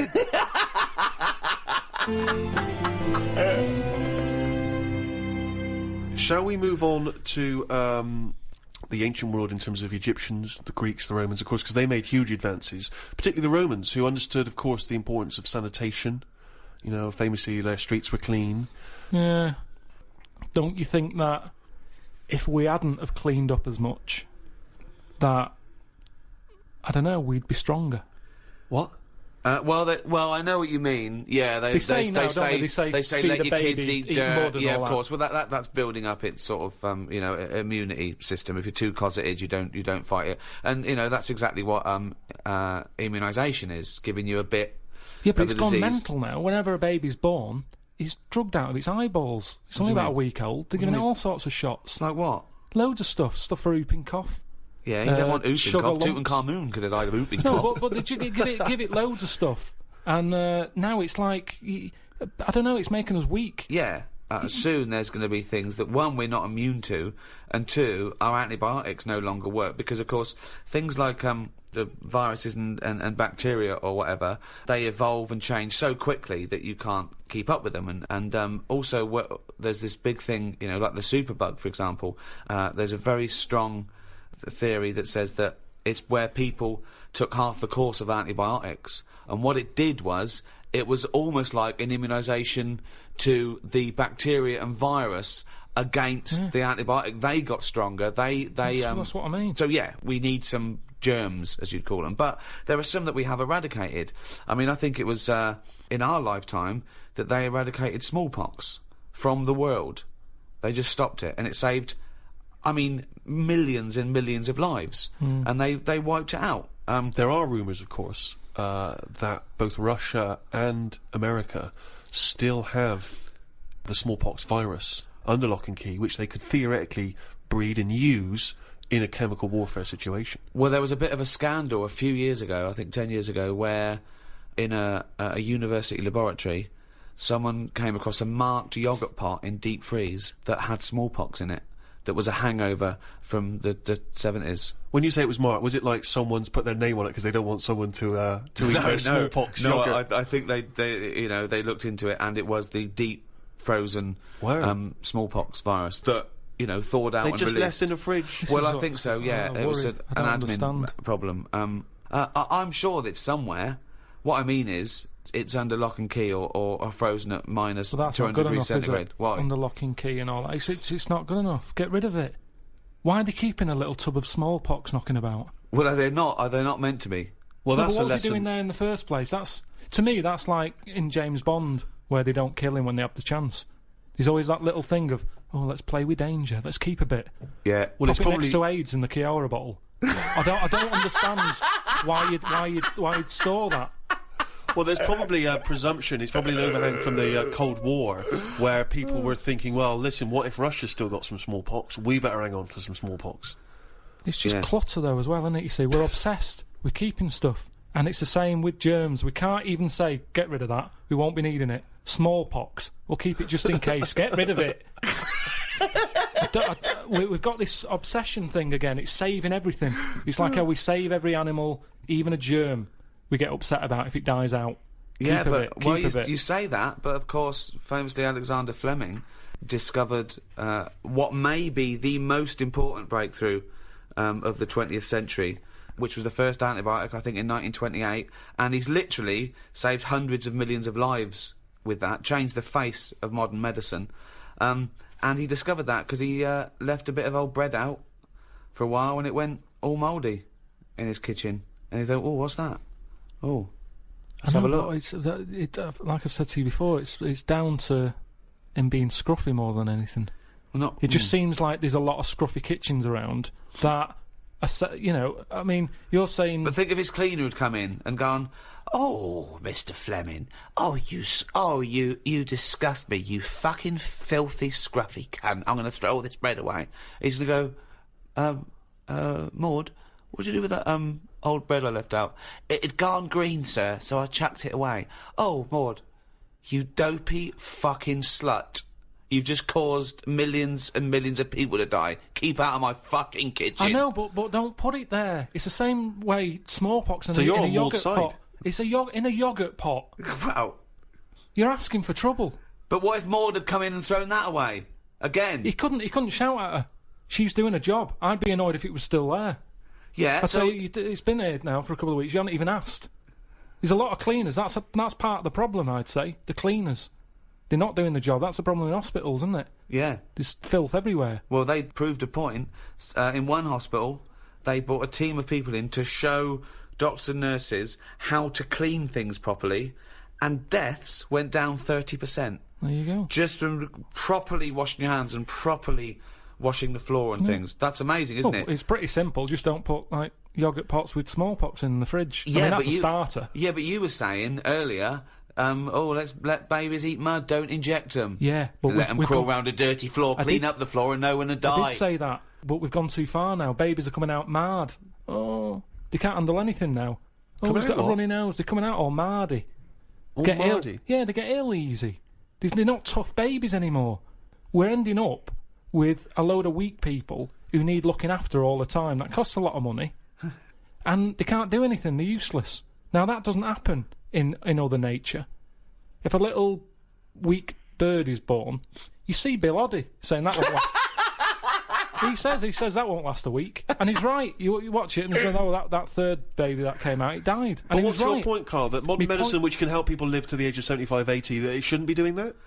They should let people just die off? Well, here's something, right? The estate that I grew up on, there's a woman there, Yeah. Scruffy Sandra. her name was. I like her already. Oh, it's great. It's so descriptive. Now- She had no chance, even if she cleaned up her act. Yeah. She'd come in looking like Pretty Woman. You go, all right, Scruffy. No, What's so, the point? What is the point? so the thing is, she used to always get on these buses called dialer rides that were sort of like posh taxis. You could call for one, it'd come round to your house, Yeah. and it would pick you up, and you'd pay like 50p. But it you would were pick up a bunch of other people as well. Yeah, on the way. So it would take ages Oh, to what get a to where you're nightmare going. that is. Oh, it's good though. It's kind of a bit of a day out. Old people used to love it because you'd get to see things. Right. And you'd hear a call coming in on the radio that Scruffy Sandra's being picked up, and you go, oh god. And she'd always have loads of bin bags with her for some reason. Now the thing is, Well, she sounds clean. she stunk. Well, she's taken out the Was bin she bag, homeless? No, she wasn't homeless. No, she used to just she just didn't bath and that. She just stunk. But the weird thing is, Why didn't they call her Stinky Sandra? she never was ill. Right. People didn't sit next to her Yeah. because she stunk. Yeah. Now, because of that, anyone who might have had a bit of flu or a cold never sat next to Scruffy Sandra Right. because she stunk. But that was good. That was like a protection thing for her because she knew that because she stunk, no one wants to sit next to her. She wouldn't pick up the germ. Right. Now, but this is quite... Your point is, in order to fend off illness, you have to not bathe. And so you stink. So you're saying that it wasn't that she'd built up an immunity, it was that she stank so much that flu wouldn't come near her. This There'd be is a lot such of a specific example. It's not applicable in any other scenario. There's always colds, there's always flu. It's whether your immunity is good or bad. The times I get ill are usually after like a long haul flight or something, when you're surrounded by it and you're run down a little bit. Or Maybe if you didn't bathe for 3 days before the flight. Yeah. So, it's always there. There's colds and flus everywhere. That's interesting, isn't it, that more sort of colds are spread through shaking hands than people, just taking in the air. Because people sneeze into their hand, and they think that's sort of safer. But then they shake hands, and you get it on your hand, and it sort of dies in the air quickly, but it stays on your skin a bit more, because it's, it's nice and warm, lovely environment. So that's why some sort of germaphobes don't even shake hands anymore. Yeah, but that's going too far because they're going to die of something. You can't be that paranoid. You've got to get on with your life. Loneliness. And it's good to feel ill because when you feel better, you appreciate how good Doesn't you feel. make any sense at all. It's good to feel ill. Doesn't make any sense at all. No, it does afterwards. The other weekend when I was ill, I don't know what was up with me, but I got something. Symptoms? Went to the toilet a lot, felt sick at the same time, got a sweat on, felt weak, had the shakes. Just a bug, yeah. Lasted probably about 24 hours. After that 24 hours, you go, oh, I feel good again. It's nice to feel good again. And it makes you appreciate how good you feel. Now, sometimes I don't know if I feel well. It doesn't make any sense at all either. What do you mean, sometimes you don't know whether you feel well? Because I've been in my body for years. Here he goes again. Go on, yeah. Here he goes again. Now, the two minds. If there was some sort of kit that the doctor said, how are you feeling, Mr. Pilkington? And I go, I think I feel all right. And they go, well, do you? I don't know. And they go, well, step into the machine, right? Get into the machine, and if he could somehow transfer my feeling into his body, so I could feel how he feels, and then he can feel how I feel, and he'll go, oh, you're not well at all. Your heartbeat's irregular for a start. You're a maniac. This is... I don't know what's going on here. Because why don't you get just accept that if you feel well, you know... Because you don't know if you feel well. Hang on, let's get this machine built. Sorry, why are people bothering studying AIDS? We've got to get this machine built. Listen, this machine could do a lot of good if they could do it. Why? Because some people... You hear about people who go, oh, I think I've got a bit of wind. Before you know it, they drop down dead. Right? Because they didn't know. They just... Well... Didn't Mr. Jones have a sweat on, Mrs. Jones, before? Oh yeah, he did, but he always had a sweat on. Well, didn't it bother him? No, he was used to it. Happened for years. Why didn't you come in? Oh, So, he and felt what would all the right. machine do again? The machine would make my doctor feel like me. He'd be sat there and he'd go...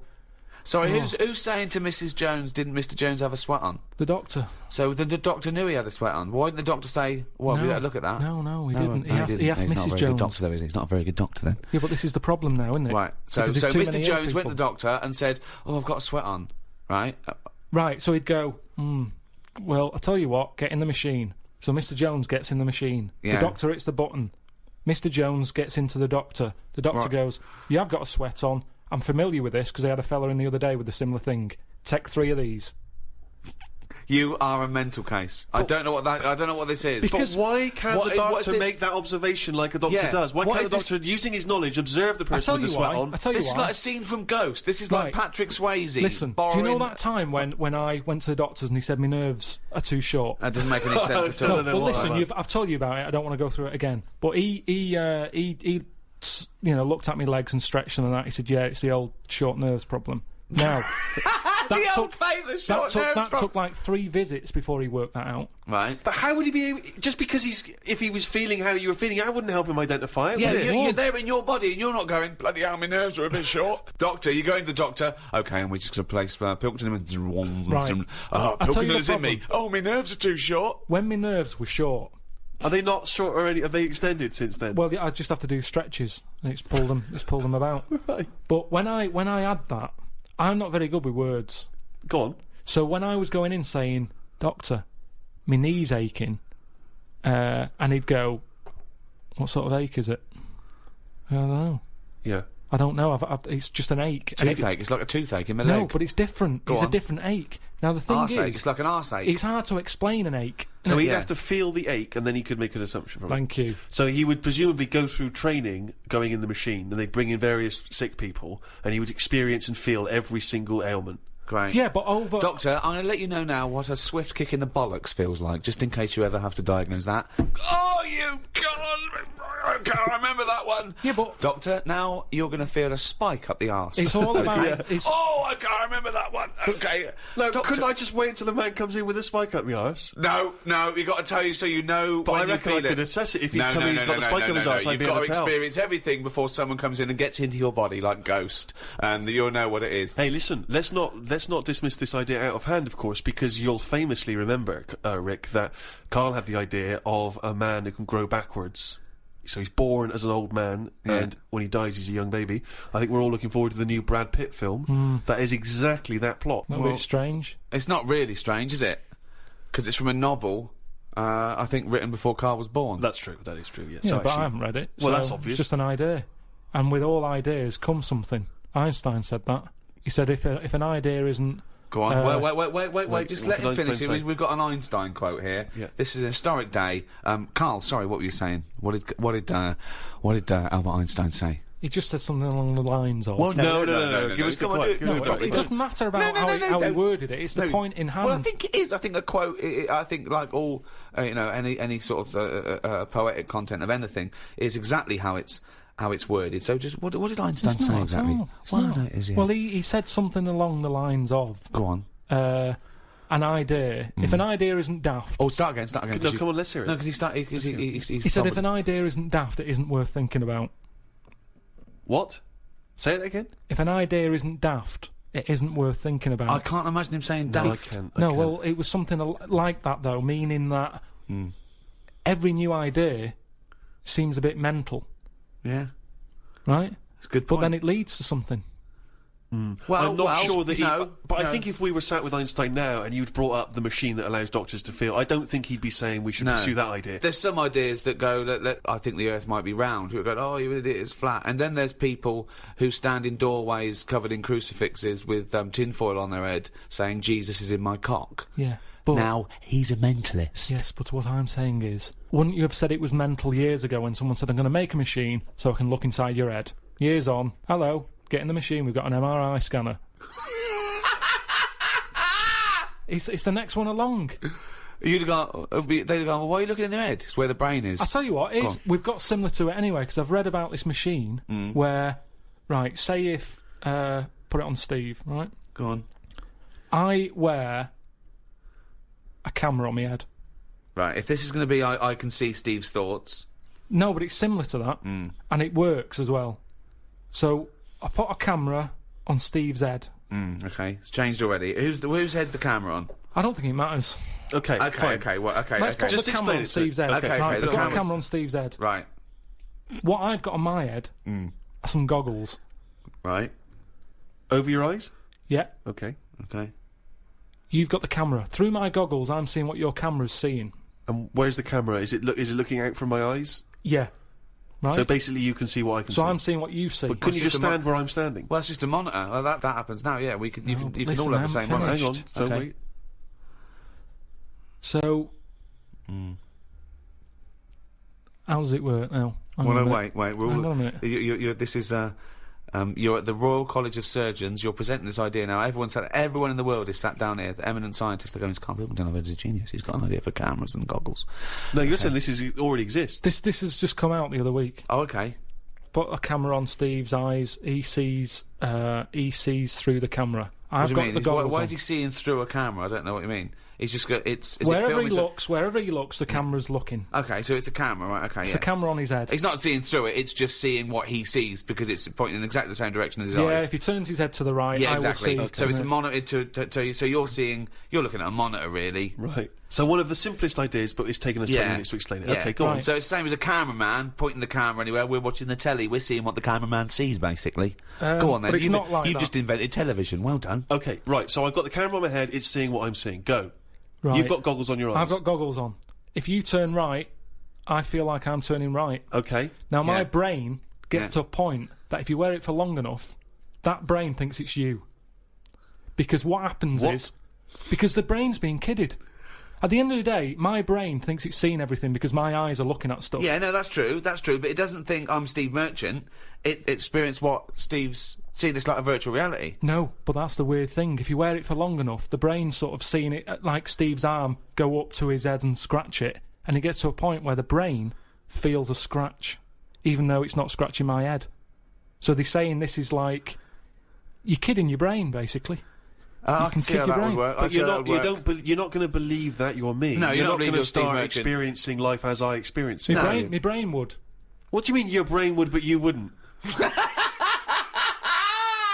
Because We've I'm done this, kidding. Steve. I'm kidding the We've brain. done this. Yes, but you couldn't kid it into thinking you're me. You wouldn't forget that you're Karl wearing a contraption. But what it was saying is if someone went up to your stomach and started tickling you, my brain would look down and see that someone is tickling me. Yes. Yeah. And I'd start laughing. I can understand you No, might. you wouldn't. No, you would. Well, yeah, you might do because it might be a confusing But stimulus. yes, but the point is, there may be certain physical things which you experience through it, but you're not going to stop thinking, "Hang on, I'm Karl wearing the mask." Are No. you? But you can do that. You're thinking you're Karl seeing all the things that actually you're going Steve to did, start yeah. having memories that you think are your your memories are going to change? You're not going to remember your name, you're not going to remember Suzanne's name? What were you talking about? No, but say if we did that at that event with a load of students in front of us, I'd remember that day through your eyes. Right. So I'd be living your day. But you'd also remember that you were wearing a life. contraption. You Yeah. wouldn't remember it as being, I was Steve Merchant for a day. But I Yeah, kind you'd of have different was. thoughts because you'd access. But look, Karl, listen. I sat down and we watched the same thing. We watched a bit of Brokeback Mountain, and we Yeah. all had different thoughts. Yeah, because we're all sat in different places. No, roughly speaking, we had the same experience when we're looking at the same thing. But it doesn't mean you assess it the same way, it doesn't mean you understand it the same way, and it doesn't mean you apply the knowledge in the same way. No, I understand that, but It's an interesting experiment. It is interesting. It'd be interesting to see it live. You're actually living. It's a different window to the world. well, yeah. Say if like I was a fellow with no arms and legs, but these goggles had a really long lead, and you went about living your day, and I was looking through your eyes, I could have quite an interesting life. Yes, you could, Without but you the wouldn't hassle. stop remembering that you're the person wearing the contraption. And also, But what is life? Yeah, but Life no- is what you experience. Yeah, but no, and- if Steve went off, but you'd know this, wouldn't you? I mean, Well, would you? If you stuck one on a baby? Well, yeah, that's different. Yeah, Well, I there mean, you go. if a baby knew no different, and those were his experience, then he would be feeling what he thought he was. Then there'd be nothing. But then, let's face it, tickling someone is the sensation. It's not the thought. It's not the concept of being No, it's tickled not is though, funny. because if someone goes to tickle you, but they don't tickle you, you can actually laugh, can't you? Because you go, oh God, I know what the feeling's going to be like. Yes, because you've already experienced the real thing. Yeah. I still think there's something in it. with that. Stop that sentence there, and you're lying. Let's go back, if we may, shall we, to just some of the extraordinary early developments in medicine. Do you mind if we Yes. go back, just get back on message? There are, of course, a number of extraordinary developments. You may obviously be aware, Karl, that the first contraceptive diaphragms, centuries ago, were citrus rinds. Half an orange rind, for instance, would be used. I mean, more selfish men turned them inside out. I believe that's also still being used in parts of Manchester. For what? An orange. Just think of your head. And it worked. Well, we don't know at this juncture. I mean, maybe. I don't It know. worked as a contraception because women went, fuck off, what are you coming to me with a fucking orange on your cock for, you dirty cunt? But it could. I mean, again, it's that thing in it of we look at it now and we laugh. But look at what's happening. People now are always trying to get us to eat more fruit. I don't. Amazing. That's a way of getting. I thought for a minute he was going to say, okay, know. so they start with, then they went from the orange rind to, say, a coconut shell. Yeah. That was too big, that didn't work. Run! Here Yeah. comes Coconut John! No, don't put half a pineapple on your cock, that's insane. Yeah, that's mental. And then somewhere down the line, they finally got to contraception as we understand it. I thought that's where you're going, but no, something about eating oranges is healthy No, for you. what I'm saying is, if you go into any well-known supermarket and you look at, say, some young kid who's had a kid, and you look at stuff in their shopping basket, they're not buying fruit. They're buying, burgers and chips. Turkey Twizzlers, Yeah, crisps and all that. Now, but they love having it away. Get some fruit in. So they definitely have fruit in the house, which at the moment, a lot of kids don't have fruit in their house. That's why they're eating Turkey Twizzlers. But the mum loves having it away. So she would have loads of fruit in. So if she everyone's was, happy. If the she kids was are using eating an fruit. orange for contraception, she would also be giving the kids half. Well, you wouldn't waste so half it. the orange she'd give to the kids, and half the orange she'd stick up her penny. Yeah, a treat for everyone. Have a bit of fruit, and she's got what she wants. Whereas at the moment, what happens? A burger's not coming in helpful for anyone.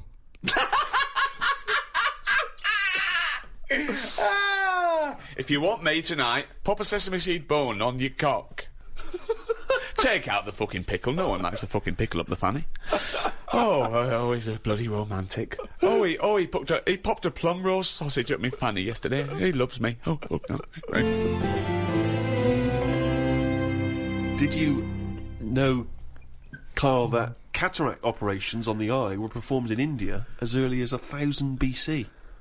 And in Babylonia, in the same time, the fees of eye surgeons were rigidly fixed by law and were quite generous. So, for instance, if you're a very rich person, it cost you about 10 shekels. If you're a slave, only 2 shekels. But if the rich person lost the sight of their eye after the surgeon had operated, they would cut off the hand of the doctor. What? So he gets one chance at it? Well, he doesn't want to screw up. Yeah, I know, but everyone's allowed a couple of errors. That's how you learn, isn't it? That's a stupid rule. But then again, I don't know why they'd be so worried about their eyes back then. What do you mean? Well, there was less to look at back then. What do you mean? Well, like now, I saw a fella on the tube on the way here today who was blind. Proper, fully on blind. Blind? Now, for him, I just was like, oh, that's so depressing. Right. So much to see in the world now. Loads of stuff. Right. Art, buildings, and all that. Now, back then, if these people did have sight once, the pyramids, you remember it in your head, and that's enough. There wasn't loads of clutter anyway. It was all sand, so even if you fell over because you're blind, at least you landed on something soft. Whereas now, it's rubbish being blind. Stairs, loads and loads of people, loads of curbs and things. It's not a good time to be blind. So I'd prefer, if I was going to be blind, That's be blind brilliant. back when Tutankhamun was knocking See, that's about. a choice that people have that are blind now? No. If you're going to be blind back when Tutankhamun was knocking about. But all I'm saying Sorry, is... Doctor, I didn't realise there was a choice. Oh, seems- yeah. If you'd only told me you were going blind, I'd have said, well, let's get you back 3,000 years. It just seems a bit harsh, that's all. When someone's trying to help you and operate on your eyes, and they have a little bit of a slip-up, like we all do in jobs. You have a bad day, and he has to have his hands cut off. Then who's helping him? Who puts the hand back on him? And if they don't put the hand back on him right, do they have something done to them? They're blinded. Well, it just seems blinded, like yeah. a no-win situation. I wouldn't be a doctor, and maybe that's why there aren't enough doctors about now, because of things like that put people off. I don't think so. Well, I wouldn't be a doctor now. Why? Look at the hassle that happens now. You're being watched all the time. You're not allowed to slip up. Right. Well, that's generally quite a good rule, isn't it, that doctors don't make mistakes? No, but you've got to... I'd say, at the end of the day, it's a complicated job. I'd get more annoyed when, say like the fella I've got round coming to fix my boiler. The fact he keeps having a go, he keeps charging me 80 quid, he don't really fix it. Is it and still he keeps not coming working? Back. I haven't cut his hands off. No. He keeps coming back. Oh, I'm a bit short on money, let's go round to the Pilkington household. Charge him 80 quid again. Oh, it's Christmas, let's pop round twice. Do you know what I mean? Whereas a doctor who's trying to help people, it's a difficult job. Yeah. If he makes a mistake now and again, I think, well, it's bound to happen. It's complicated. Can't you see where I agree with you that people make mistakes, and I imagine there are good and bad doctors. They try and even that out by it being a very, very obviously stringent exam and It's 11 years they've got to do. I read up on it. 11 years it takes to be a doctor. No, it doesn't. It does. It takes 7. No, but then they've got to be in a hospital or something for 4 years before they get to play with someone. Right. Okay. Yeah. So okay. that's ages. You're going to get bored. You're going to get bored. Well, and then when no, but that's it. They really do try and rule out, and there's still chance and mistake, and don't forget, you're given nearly impossible tasks still in medicine. Just think of the risk with transplants alone. And they're getting better and better at those, and they're lasting longer. But the fact of the matter is, it's better to have a go, innit, than not have one. If someone said to me, right, you need a new heart, yeah, we're going to do it. If they say you're going to die anyway, let's try this new thing, you might as well. Have a but then whirl. there are some things that there is not worth the risk. When someone, it goes wrong, someone's facial surgery goes wrong because they wanted plumper lips or a little nose, I've I'll got go, no you're a fucking sympathy. idiot. Yeah. Exactly, yeah. They shouldn't even be doing that. Doctors shouldn't even be allowed to do that. I don't know why. I really don't know why a doctor under a Hippocratic oath takes the risk of something going badly wrong. Sometimes general anaesthetic because they can't be bothered to fucking go for a run. Right, so they have fucking bits sliced off and tied up and sucked out. I want to go, you lazy fucking fat pig. Just go for a run and stop eating burgers. Right, you might fucking die. I know. Well, can I just stop you there, Rick? Because actually, if it weren't for a plump patient, the stethoscope would never have been invented. What? Because you couldn't hear. Yeah, their the person who invented the stethoscope, Dr. René Laennec, had a very fat patient come in and couldn't hear her heart through the blubber. But then that's the sign of the problem. I mean, that's the sign of the problem, isn't it? Yeah. I mean, rather than saying, hang on, let's get a bigger chair in for her because she's got a fat arse, I'd say, well, you're not welcome here. If you can't get through the door, I'm not seeing you. I mean, if you've got a doctor who's having his hands cut off because he messed up an operation, yet fatty's coming in and getting special treatment, I wouldn't give him time of day. You see, this is what I'm saying, right? This is going right back to what I was saying at the beginning. The problem is, we've got pills for everything, and all this is doing is making people treat the body badly. Because you're going, be alright, there'll be something. It's funny, isn't it, that like these tests, they go, well, let's have a look. It's what we were talking before about weighing kids. If they can't get through the door to get to school, you don't know. If they go, oh, I'm just going to take a sample of your stool. Actually, I don't. You're too fat. Your shit's come out like tagliatelle. Your ass is too fucking fat. Stop eating your gut. I'm going to take a sample of your stool. What, the one you fucking broke when you sat down? I just think this is the problem. You know, we can do too much, and because of this, people are going, I don't care about my body. They worry more about the plasma telly getting a scratch on it than they do about their own body. Exactly. And if we've stopped giving them tablets willy-nilly, they'd have to look after the body more. Willy-nilly is one of the worst diseases in the Western world, of course. Now, medicine is the art or science of healing. And that doesn't always have to be a drug or a surgery. I mean, bedside manner has a lot to do with things. And also, it's all about care as well. We mustn't just forget that some people don't need medicine. They just need help. For example, there are people that help disabled people have intercourse where they can't, you know, maybe get on to the woman herself. And there's someone that actually helps the man put in his penis to the woman's vagina. They leave the room. What? I've never even heard of this. It's true. Absolutely true. They're helpers. Yeah, no, I believe that is the case. Yeah. And that's just as needed as anything that might cure their own. It's not. That's pleasure. Yeah. So what are you saying? Because you can't walk or move, that you can't love someone and want to share that love? I'm just saying it's not a priority. Well, no, but they're going to live. They're healthy apart from their disability. I've met someone. They want to, you know, consummate this love, and someone helps them out and goes, well, you know, that's part of my job. No, it's not part of the job. Well, it is part of this job because that's their job. I have never heard anyone say, oh, I've had a right day today. Why? I've been playing with Arthur's tackle all day. They don't play with Arthur's tackle. They pop Arthur's tackle in Hilda's vagina. I don't think they do. They do. How can they enjoy that? I mean, maybe once, and they'd go, that didn't work, did it? I didn't enjoy that, Hilda. No. How can they enjoy it with a nurse stood there having to do that? No, they help her in. She helps Arthur in, or he, might be a male nurse, pops Arthur in, goes, OK, Arthur, I'll see you in a few minutes.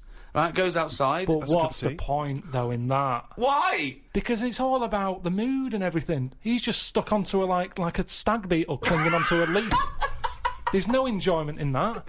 Oh, the well-known stag beetle copulating with a leaf syndrome. No, but I'm not saying... That's a well-known position in the Kama Sutra. I'm just saying... he knows that, you know, I think it's a lovely act, and someone's willing to... Wouldn't you help someone Definitely in there? not. No? Definitely not. No, so the guy goes, oh, this is my wife, we're both say, well, I can't, you know, can you just pop me in, Karl? You're the only, you know, you're the only person around. No, I don't think it's important But there enough. are people... What do you mean you don't think it's important enough? I'd be happy to go round, put the washing on for them, make the bed. Do you want a cup of tea? Yeah, I'd love one. There you go. Oh, just before you go, forget it. If they asked me to do that, I'd quit. And I don't think it happens, because people wouldn't take that on for a job. You never hear about it. On Comic Relief, when they're raising money, they don't go, thanks to Midland Bank for this £100, that's going to go towards Arthur getting his end away. That's ridiculous. So you would rather them not have the pleasure of each other than just help them in? No, because they'd work out some way that they could do something for each other. I want to play the guitar. My fingers aren't long enough. I've knocked it on the head. It's the same thing. If you can't do it, don't do it. So are you telling me, right? Okay. Supposing there's a little fella who's got no arms, no legs, right? Right. Little Bob. Okay. There he is. All right, Karl. right?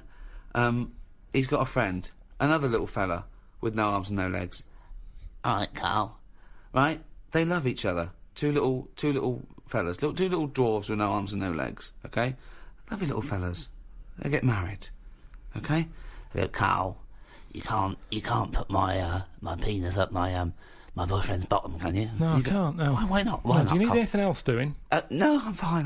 Yeah, No, it's weird how you can manage everything else. Well, no. I'm here to help you. Everything else seems to be sorted. Well, just in the chair. Why do you need help in this department? Well, because he's over there and I'm here, and if you just pop me in and just leave No, I'm us not there. doing that. It's not good for you. You've lost your arms and legs. You'll be losing that soon if you carry on sticking it up there.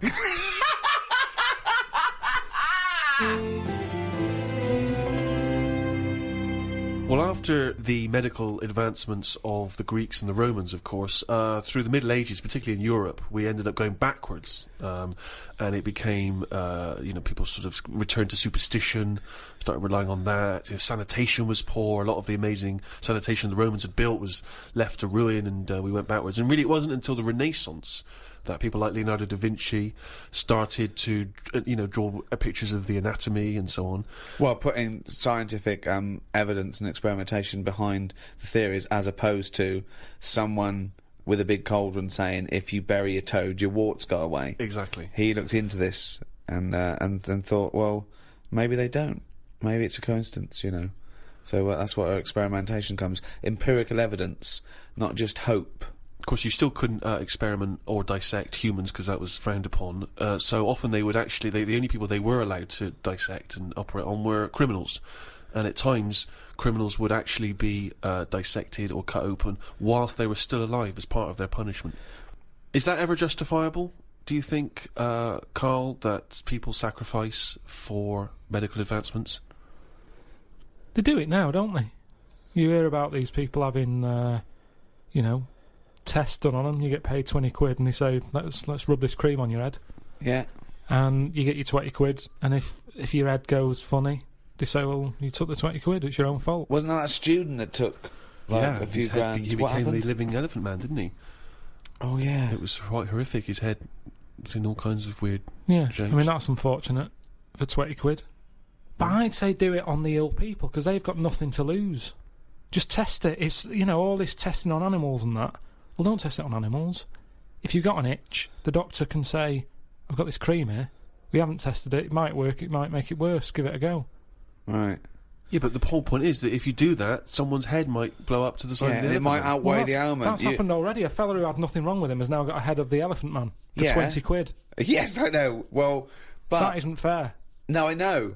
But you're saying, you're going for athlete's foot, rub this on your feet, your bollocks fell off. Never mind, it was a chance we had to take. I mean, that's a particularly sloppy bit of medical research, that one. No, yeah. No, but say like my Auntie Nora, right? She's had everything wrong with her, right? She's had tablets that haven't been tested on anyone else. They test them on Nora. She's up for it. She's like, oh, I haven't had that. What's our little tester? Yeah. She loves it. But she knows that that's the case, and she's happier to give something a go than not a go. I mean, it's ridiculous, the amount of stuff. She rattles. She carries that many pills. Like a maraca. You can hear her coming.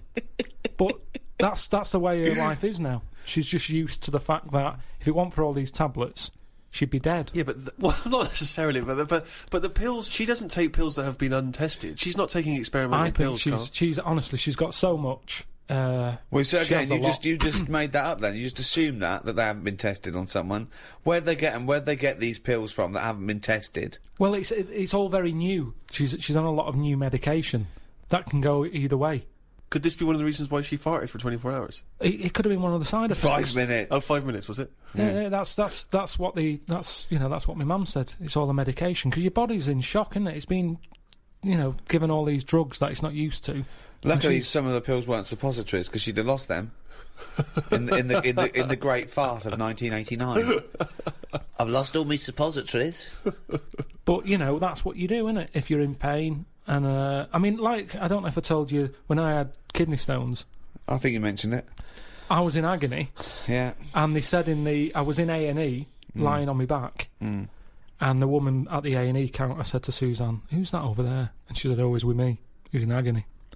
So they said, what's up with him? I said, oh, it's his kidney stones again. Because this is when I went back at the night. Mm. I was like, I couldn't care that people were staring at me. I was rolling about on the floor like a dying fly on my back. I just didn't care about what was going on around me. But I was told that because it's busy, that they might have to send someone out to shove like something up my arse that would get to the pain quicker. Well, what do you mean send them out? Well, they send while you're lying on the floor in A&E, they're going to stick something in your arse. What do you mean? Oh, you mean a pill? I thought you meant to get to your kidney quicker than up your knob. No, a pill. They put it up there, and apparently it'll kick in quicker. Yeah. The tablet works quicker. Yeah. Up your arse than it does down your throat. Yeah, because it's a mucous membrane and it's... Well, I was up for it. I just was like, whatever it takes. Now, saying that to me now... But hold on, though. What if the doctor said, OK, I could give you this morphine, take it, it will take a few minutes to kick in, or I could rub some on my penis, I pop an orange on the end of my penis, I rub that in morphine, and I pop that out of your rectum, Mr. Pilkington. Are you in agony or not? Are you in agony? OK, look, I'm just smearing... I'd say I'll get a second opinion. Well, no, you haven't got time. There it is. Do you want this up your arse? It's covered in morphine. He's in his private life he's a promiscuous gay man, but in his professional life he is a doctor with a morphine smeared penis, and he's ready for action. So if you're he's willing to do that in the middle of A&E. Yeah. So he takes no pleasure from that. It's the only way. So are you in pain? Do you want this done or not? Yes or no? He comes out into A&E reception, his trousers around his ankles, he has an erect penis, he says, Karl, do you want me to stick this up your arse? And your answer is? Yes or no? You're in terrible agony. He's wearing a condom. He smeared the condom in. I mean, it's not unprotected morphine penile surgery. Administration. And what? In and out, done. Just in and out. Yeah. It just administered your arse takes on the morphine from the Dr. Penis. And it's the only way, really. In and out. Yeah, in and out. Up once, okay, and out. It'll definitely work. You will. The pain will go away. No side It'll effects. be pleasurable. No side effects. Anything. No side effects. No. I'd probably call Auntie Nora and ask if she's had it yet.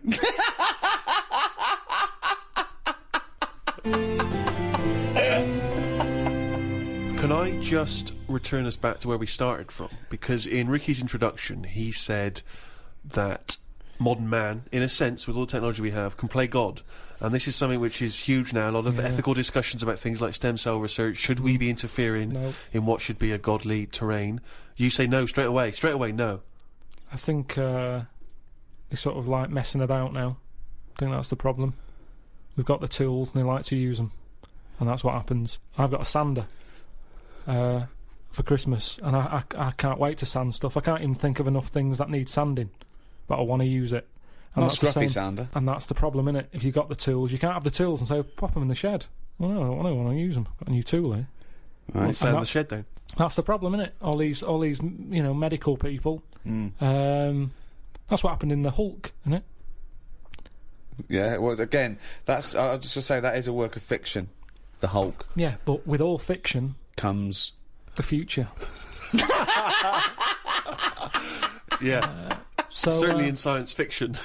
But the problem is, this is what I say is the problem. We can sum it up here if you like. I think Go this on. sums it up. Go on. No, this is. Is it a quote from someone? Well, yeah. He is one for sound bites, and it just saves a lot of time. Karl's quote. You don't have to study the book or anything. So let's sum it up there. We're gonna end it here, but we're gonna end it with this quote from Karl Pilkington. Karl, shoot me.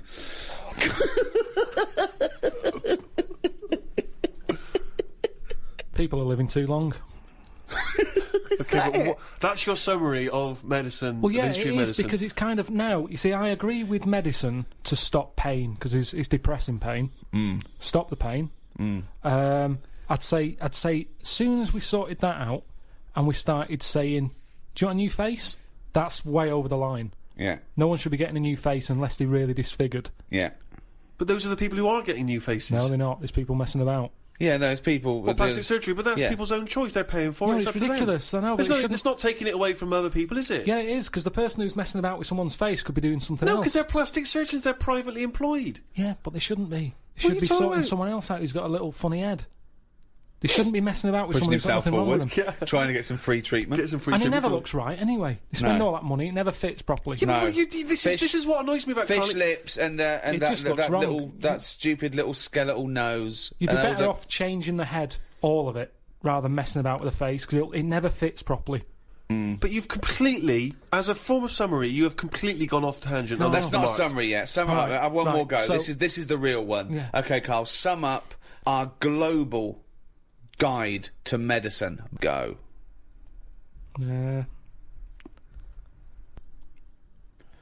Today's cure.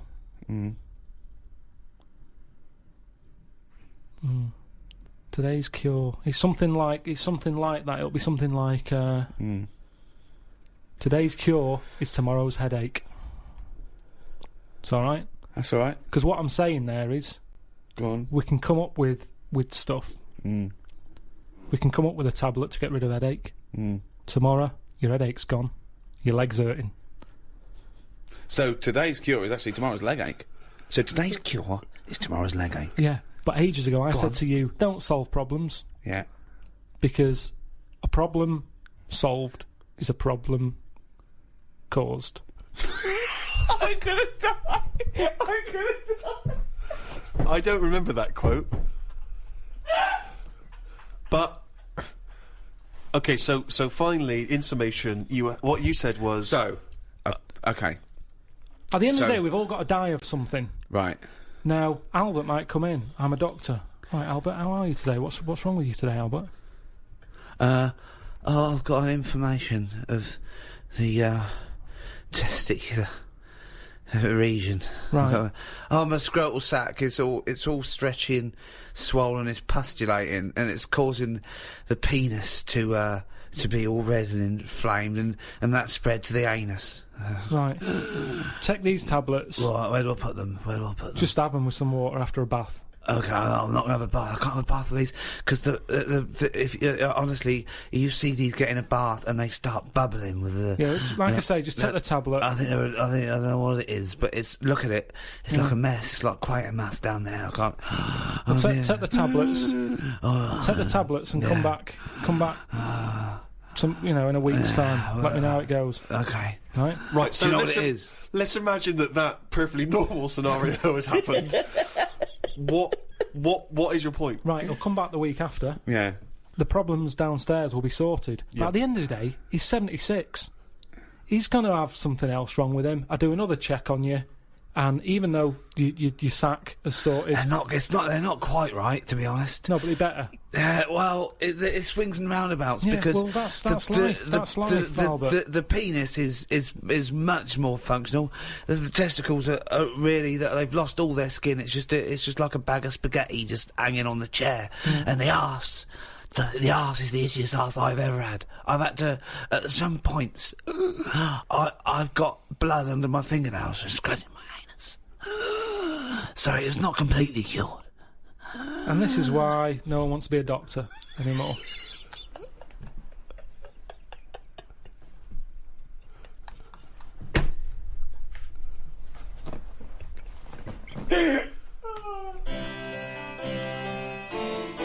We hope you enjoyed the audiobook A Ricky Gervais Guide to Medicine.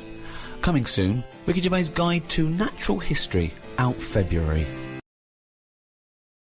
Hello, I'm Ricky Gervais. The English biologist Thomas Huxley once wrote, "To a person uninstructed in natural history, his country or seaside stroll is a walk through a gallery filled with wonderful works of art, 9/10 of which have their faces turned to the wall. Teach him something of natural history, and you place in his hands a catalogue of those which are worth turning around. To some, the wonders and intricacies of the natural world are a miracle, living proof of the existence of God. To others, the natural world is a wondrous illustration of Darwinian evolution." To discuss the complexities of plant and animal life, I'm joined by Stephen Merchant, graduate of the University of Warwick and award-winning writer. Thank you so much for having me. And Karl Pilkington, a man with no qualifications, very little education, but who is now known the world over as a man with a head like a fucking orange. Alright. Natural history obviously takes in everything to do with animals, plants, bacteria, which are in neither group. I should start by just saying, Karl, that the natural world is so diverse that we don't even know how many species there are. Conservatively, there's 2 million species of animals. I mean, without even taking in plant life, there are at least 2 million species of animal. With plants and animals, there could be up to 10 million species. There are 37,000 different species of spider alone. What do you think of that? It's a lot. It is, isn't it? A lot.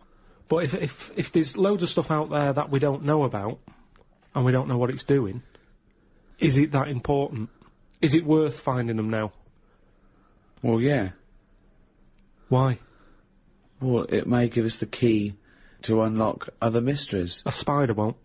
Well, it might do. A spider won't be unlocking any mysteries. Well, that's totally... Plants are different. I reckon there's a natural cure for everything out there. Because there's loads of animals that have toxins that are used in medicine. Yeah, I know that we use dangerous spiders to get rid of headaches or whatever, or they do in the tribes, right? Do Yeah. you want to just expand on that point? It's just that's what they do in tribes. They've got all these tribes. They've got all natural remedies. They go, what's up with you? You got a sore ankle? Chew on this twig. And it works. I've seen it. They've sent women out there and, like, they couldn't believe the stuff they can do with twigs and trees and hedgehogs and stuff. It wasn't an in-depth analysis, was it? What I'm saying... Women, they just sent some women out there. No, Apparently. Yeah. I reckon the stuff that's got venom in it, that's useful, we probably know about all them. Because it doesn't make any sense. We probably know about all of them. What I mean is the police know about the gangsters. But they go, right, we're aware of them, let them get on with it. We'll keep our eye on them. And it's the same in the jungle. These spiders, the deadly ones you're aware of, the ones that are just pottering about, you go, don't even worry about them, don't even give them a name. They're not doing anything. But what if there's another poisonous spider they haven't identified yet, that lurking in the undergrowth? I'd be very surprised. So you'd be very surprised? I'd be surprised if there was something... It sounds like laziness on your part. But they're discovering new species all the time. We know about all the dangerous stuff now. Because we have to, we live in a world now. We do, we know about a lot of the dangerous stuff. Whenever they find something new now, it's like a new butterfly or... Well, no, look at AIDS. When I was a kid, no one had ever heard of AIDS. Yeah, but that's not a natural thing, is it? That's not like a spider or What do you mean it's not a natural thing? It's not a natural thing. It's not something that's... AIDS hasn't been, like, living under the soil for millions of years going, I'll wait till the 1980s and I'll come out and kill a load of people. No, but it is a natural thing. It's a new thing. It's new. Yeah, but loads of animals are new, aren't they? Evolutionary terms, there's new animals in evolution. I'm sure there's new stuff deep down that's just like, almost like bacteria, sat under the soil, it'll never come to the top. Right? It's like having an old woman who's a neighbour. She never goes out, she doesn't bother you. Let her be. But what if that old neighbour could unlock the secrets to... I don't think she can. Just even to us understanding the complexities of the universe, of the way things have developed and grown. Because we know about it. Well, why would we know about it? Because I never understand, why is it you want to stop researching and studying now? Why is it that you're happy to just draw a line under everything else? What if people had said this back in the 19th century? We've done this. I think someone in the 1900s, said everything that's going to be invented has been invented. And then look what happened in that century. Yeah, and I've said to you, look at the stuff that is being invented now. The frisbee and stuff like that. It's all stuff that you kind of go, it's all right, it's a good idea, but we don't need it. Yeah, but the frisbee wasn't being worked on by the top brains of our generation. That was some novelty toy that some manufacturer made. Yeah, but it's like, look at the fuss we made over that fella who came up with a Dyson vac. Everyone was like, he's up there with Einstein. Well, he's not. It's a good vac. It cleans up floors well and everything. Who said he's up there with Einstein? It's PR people. In one of those programmes where they did, like, great inventions of our time, it was easy early on. You go, Einstein, Newton did this, Archimedes, Dyson.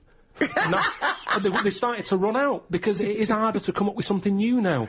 Because everything that's needed, remember, the things we've invented are things that we sort of go, we could do with that. Inventors don't sit there going, what can I make? Oh, I need a toaster. They've sat there, they've burnt the toast under the grill, and they've gone, I need some sort of device here. Well, somebody, yeah. And what can it do? I'll shape Necessity it like that, is the mother of invention. Yeah. However, there are people who sit around going, where's a loophole in the market? Where's a niche? Here's something. About a year ago, I came up with a see-through toaster, so that you can see how much the toast is cooked. Right. I found it about 2 months after that. Someone had done it.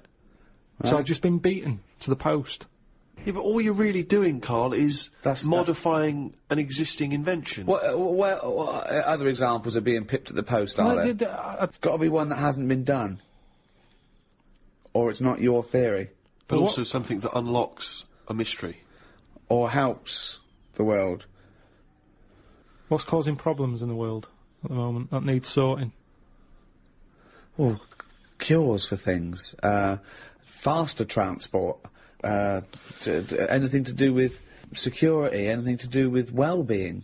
You know. Obviously, environmental concerns are a big issue. People trying to design automobiles that Fuel. can run on different Yeah. alternative fuels. I met a bloke on a conference once who sent a drawing to Blue Peter. It was their design a car of the future, and he sent them a drawing that was a car, and the only innovation was that you can have a shit while driving. And then he put shit goes down pipe, which becomes fuel. They must have looked at that and gone, what a maniac. I think that's a brilliant... I mean, I've driven a long way. I drove to Cornwall recently, and I would have loved...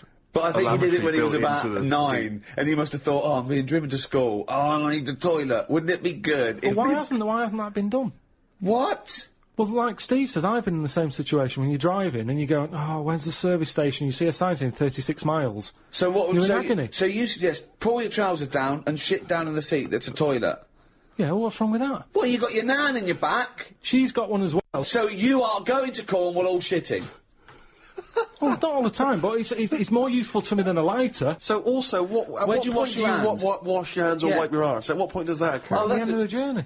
Oh, God! So, you get in, you have a shit at Deptford, and you wipe your arse at Polperro. Yeah, but like I've said to you, this isn't like just people going, oh, I think I'll have one. You need one? Not really, but it's something to do, innit? I'm sick of playing I Spy, I'm having a shit. You have it when you really need one. When you have to pull off a motorway, it's a lot of messing about. There's probably going to be a queue at the toilet. No more queues at toilets. 10 minutes, Rick, that takes, doesn't it? 10 know, minutes yeah. to 10 pull off, minutes. have a quick shit. Driving along. It's just going on. It's just going on. Don't even know about it. Radio's on. Everyone's happy. Doesn't matter. I don't know. I mean, we all do it as well. That's the thing. Anything else you'd come up with? I mean, so far you come up with nothing.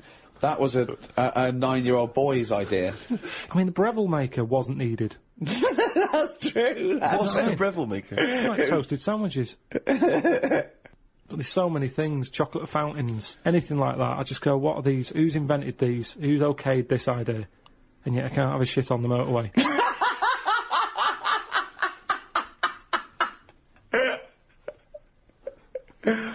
Think of computers. What about them? Well, I mean, that's in the last few years, you know, 100 years in our existence. Okay, they've been dabbling with anything even close to a computer. Nothing before that. Yeah, computers are a good thing, and it baffles me as to how they came about. When you think a computer chip is just made out of sand. Now, for someone to come up with that, you go, there must have been some sort of alien involved here. What do you mean? Why do you think that? So I love it. So the frisbee, rubbish. Anything too clever? Well, it wasn't an invention, it was an alien. So there's nothing between frisbee and computer chip. What I'm saying is, it's not even an idea, is it? What do you mean? A computer chip, where's that come from? Oh, it's amazing. Well, it's astounding, yeah. So you think it was an alien? What are you talking about? Great. Because I can't believe that someone would go, right, I want to make something that will hold information and be able to do... I know, let's use some sand, we've got loads of that. You go, what, you don't... Well, that's what genius is, though, But isn't Karl, it? there's no alien involved. No, but when I say alien, I don't mean an alien came down here and said, you know, oh, do you want to buy this? There could have been Yeah. a spaceship crash, right? Right, yeah.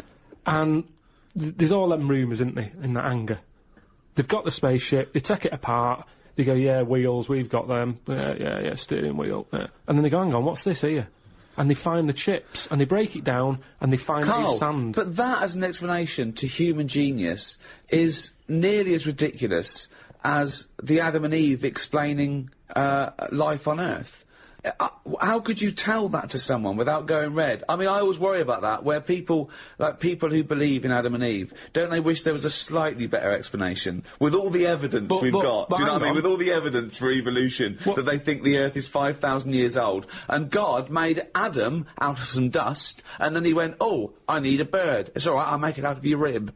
Yeah, right? but there's loads of things that you go, oh, this is a bit embarrassing. I bet Charles Darwin, when he said we've all come from apes, I bet he sat at home going, should I tell him about the frisbee first? But the fact that sand makes computer chips is not the interesting thing. The interesting thing is how the human being discovered that, what am I talking about, sand makes computer chips, that silicon can have information put on it. But we're made out of oxygen, nitrogen, carbon, do you know what I mean? And hydrogen. But that's nature. You see, nature is amazing. You can't beat nature. Right? No. It comes up with some amazing things. Yeah, but man is nature. Don't forget that we're an animal. We're a brilliant ape. Now, it's clear to any sensible, reasonable, educated person that we did evolve from, apes, or rather, we had, a common ancestry, and that we're closest to the chimpanzee. We're actually 98.6% genetically identical to a chimpanzee, Karl. We're closer to a chimp than a chimp is to a gorilla. Genetically speaking. I just find that hard to believe when you Well, look I'm at telling you it's true, so what are you finding hard to believe? Well, your eyes, your own eyes are what sort of comes up with a lot of thoughts. No, no. One's eyes don't come up with thoughts. No, Two, but what I'm saying is, what you mean is through your own eyes, you look at things and make up your own decisions. So if there was no Darwin or anything, and I was sat somewhere and someone said, right, we're going to bring a few animals in, one of them's related. Right. They're all related. Alright, but they're all related to you, but one's not so long ago, right? And they brought them in, and they lined them up, and there was a chimp stood there, and a gorilla, and what's another one? Orangutan. Right, yeah. Right, I go, the orangutan, send that out. I'll be first to go, so he's definitely not linked to me. See, I disagree, but there we go. That's just looking at you. Yeah. So the hair colouring, there's none of that in our family. Well, there's no hair. Yeah. I like the fact that it loses out because it's ginger. So that's gone. Right, so I'm left with a gorilla and a chimp. Yeah. I would go for the gorilla. Well, it's a good guess, but you'd be wrong. So we are much closer to the chimpanzee, okay? 98.6% genetically identical. Think of that. We only differ on 1.4% of our genetic makeup. That must be the arse.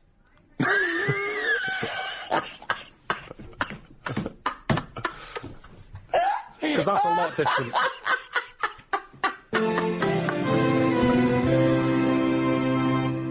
Animal rights is a hot topic. It's a big issue. What rights should they have? How do they compare to humans? You know, it's a well-known fact that we test on animals with the assumption that humans are more important. We test drugs on animals, and we're basically saying if they die, they die. We'll learn something from them. People do make distinctions between animals, right? They know that it's probably more acceptable to kill an ant than punch a cow. Yeah, exactly. You know, I think that comes again from how close are they to humans? Have they got a face? But that's are they furry? I told you, didn't I, about me dad's mate who had a monkey and he had to thump it. What? Well, there's two things there. One, why did he have a monkey? Two, what sort of discipline is thumping a monkey? What was the monkey doing? He was annoying his wife a lot and sort of, you know, pinching her arse and stuff like that. Right, No, that's wait not a minute, true. we've never heard this before. How have we had all these years No, of I'm sure monkeys I and we've told you never about heard this it ages before? ago. Your dad had a mate who had a monkey? Yeah, I'm sure I told you. Well, why did he have a monkey? Just for a laugh? Well, it was back in the day when people did. They all had, like, odd, sort of pets and that, didn't they? In, like, about 68. Oh, in 1968, when everyone had a monkey. But he had to thump it. Now, the weird thing is... No, that's weird enough. Is this is all the story? This is the entire story? No. You've got, all the information you've got is he had a monkey and he had to thump it? Yeah, my dad told me about it. When he found out that I was into monkeys, he said, oh, Benny thumped one. And, Benny thumped one! Oh, my son's into natural history, particularly, simian variety. I've got an interesting fact for you, Karl. Sit down. What is it, Peter?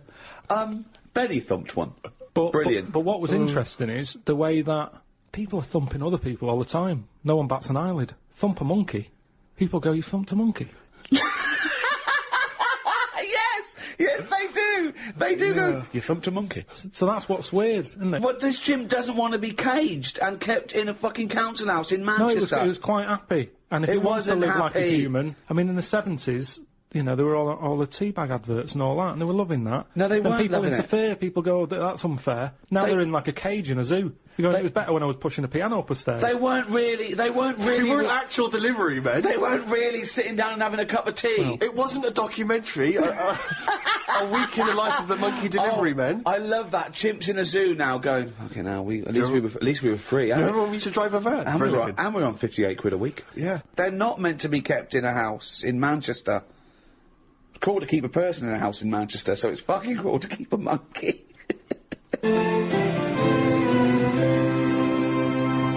Are you aware, Karl, that 99% of all forms of life that have existed on Earth are now extinct? So there's only 1% of everything that's ever been still alive. Yeah. But that's just as well, isn't it? Why? Well, I think it's pretty crowded now. So it's just as well. You see, this is what I'm saying now. Years ago, they accepted that. Cavemen wouldn't have been going, oh, we're losing stuff's dying. Whereas now, everyone's, oh, the panda, polar bears, not got any ice, and all that. At the end of the day, the world's only so big, we know it's not getting any bigger. Right? Stuff's got to die, hasn't it? You can't keep everything. Just think of that, though, as a tool of natural selection, that the species that are surviving today are 1%. Just how amazing that is to survive and evolve. How perfect everything is on Earth. It's amazing. No, but it'll drop off again, won't it? As we find in new stuff, other stuff will be dying. Well, in things that happen. 1%, when that was written, when that statement was made, was the dodo gone or was it still here? It was. I'm pretty certain the dodo was gone. It was gone already. It doesn't matter, though, does it? A percentage is a percentage. Yeah, the dodo went. The last dodo died. They said Yeah. that was the last dodo. No Yeah. more dodos. But we found This Dido.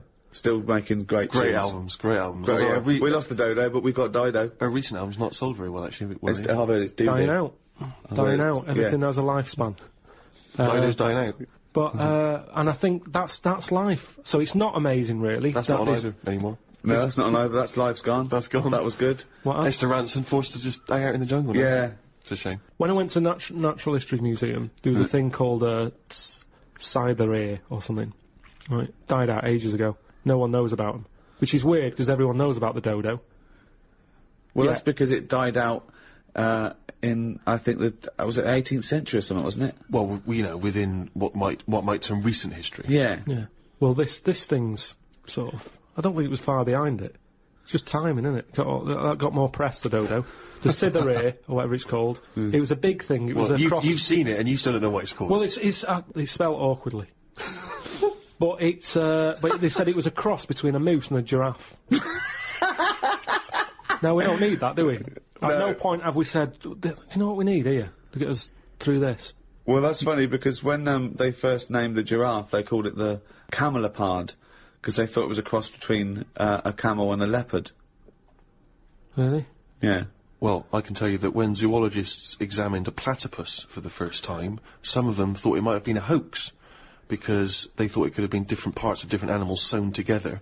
Because the platypus has the fur of an otter, the tail of a beaver, the bill and feet of a duck, and the venomous spurs of a fighting gamecock. So they assumed that It it must was like have a been a scrap hoax. heap challenge of animals. Yeah, I remember, right? But they actually... Sorry, go on, sorry. well, just to clarify that, it actually is descended from a link between reptiles and mammals almost 150 million years ago, a sort of living fossil. When I was about 13, 14, I once tried to improve the animal kingdom by making the hardest animal ever, the most perfect animal. Now, just to clarify, you didn't, in sort of Frankenstein style, No. try and bolt various bits of animals together. It was a drawing that I sent to Blue Peter. There was no competition going on. You just thought they would be appreciated. I thought they'd look at that and they'd go, well, these are genius. Yeah. This is like Da Vinci. Sure. And this is the animal. This is what I thought, the perfect animal. I mean, when I say perfect, I meant the hardest animal. This animal, it could take anything. It was just the strongest, hardest, fastest, right? Yeah. So, I started with the head of a lion. Of course, that makes Do you know what I mean? perfect sense. Roar, it looks good. Roar, bite you, right? Okay. I popped that on the body of a rhinoceros. Okay, so it's got the toughness, the armour, if you like. It's full strength. Head of a lion. Think of that. So you've got this picture. Head of a lion, body of a rhino. Perfect. Okay? Hold on, though. Pop some arms on it. The front arms were the arms of a gorilla. The arms of a gorilla. So it okay. could punch, grip, it could make stuff. The lion, I mean, that's where the lion falls down, because it can't make stuff. Sure. It can't climb, you know. So, okay then, wait a minute. You think that's got enough weaponry? Sounds like it. No. Pop on the tail of a giant scorpion. A giant scorpion? Yeah, yeah. So a it's scorpion that's the so size it's of a rhinoceros? exactly. So the tail was as long as that lion. So now this is a scary animal, Yeah. and this is where the animal fell down. I thought, right, legs. Well, the fastest animal is the cheetah. Cheetah. Popped on 4 cheetah legs. 4 cheetah legs. It would have collapsed. Crushed under It the would have weight of the collapsed rhinoceros. immediately. So, Yeah. yeah. And you drew this, did you? Drew it, yeah. Did you show it to anyone other Yeah, than my the- mates went, that's brilliant. Right. I said, that's brilliant. And then just sent straight to Blue Peter. Yeah. Any reply? No reply at all. Really? No reply at all. Surprised. What do you think of that, Karl? What would you, how would you do, what would, if you wanted to make the ultimate fighting animal, what would you come up with? If you had the power, like that fella in Arabian Nights, size of a chimpanzee, you could change into anything, but you could change into, you know, like that. I don't But think I'd go for strength and that. I'd go for survival. What would you do? Ah. Cockroach. No, I'd have like an armadillo's body. Right. Okay. So that's as big as you can be now then. So you can't really pop on a lion's head because it'd just lay there going, I can't fucking move. All right. I'd have head of an owl.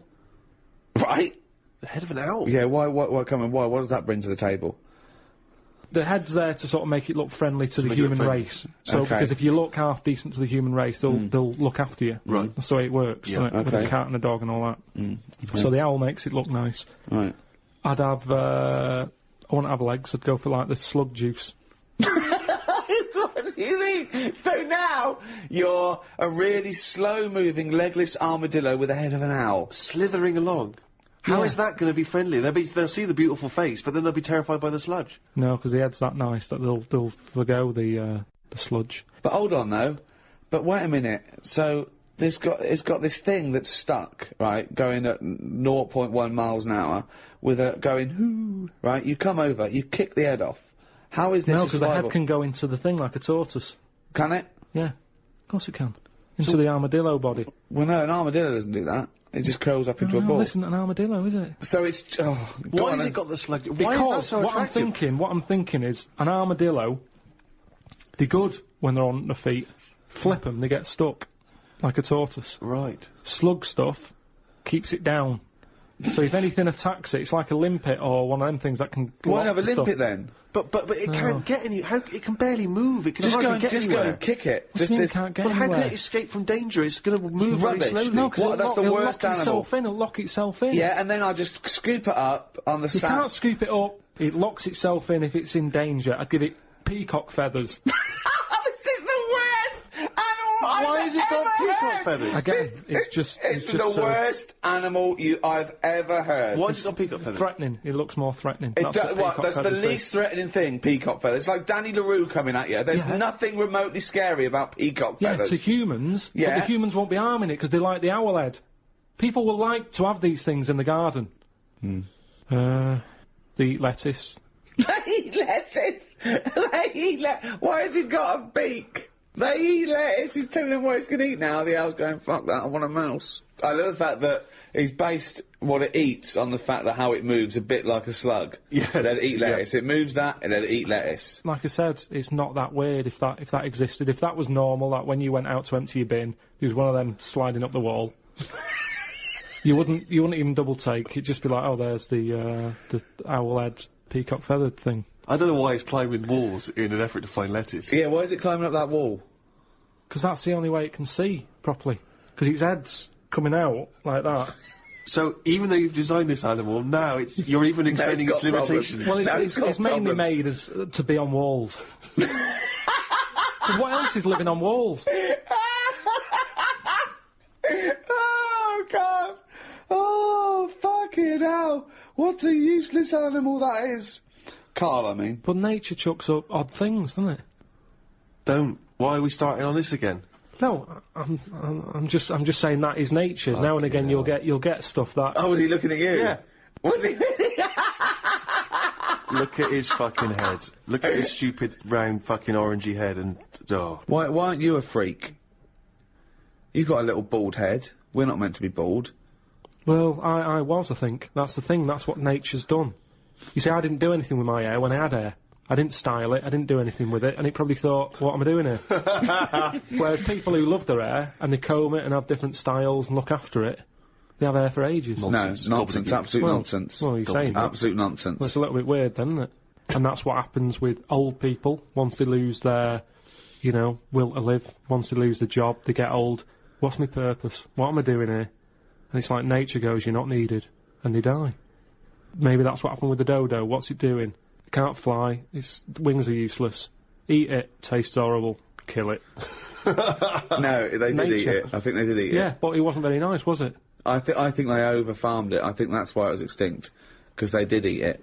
No, but they did eat it, but they didn't like it. Everybody, you never saw like a fully eaten carcass of a dodo. You're It making would be this up half again. eaten. All conjecture. No, but they didn't eat it all. Everybody would probably try it and go, it's not for me, that. But you don't know No this. idea, You you're don't just know making this. it up. What's this based on? The people... And also, why would that kid it out? Because I'll tell you why. Why? Because if it's not nice, people don't get another one in.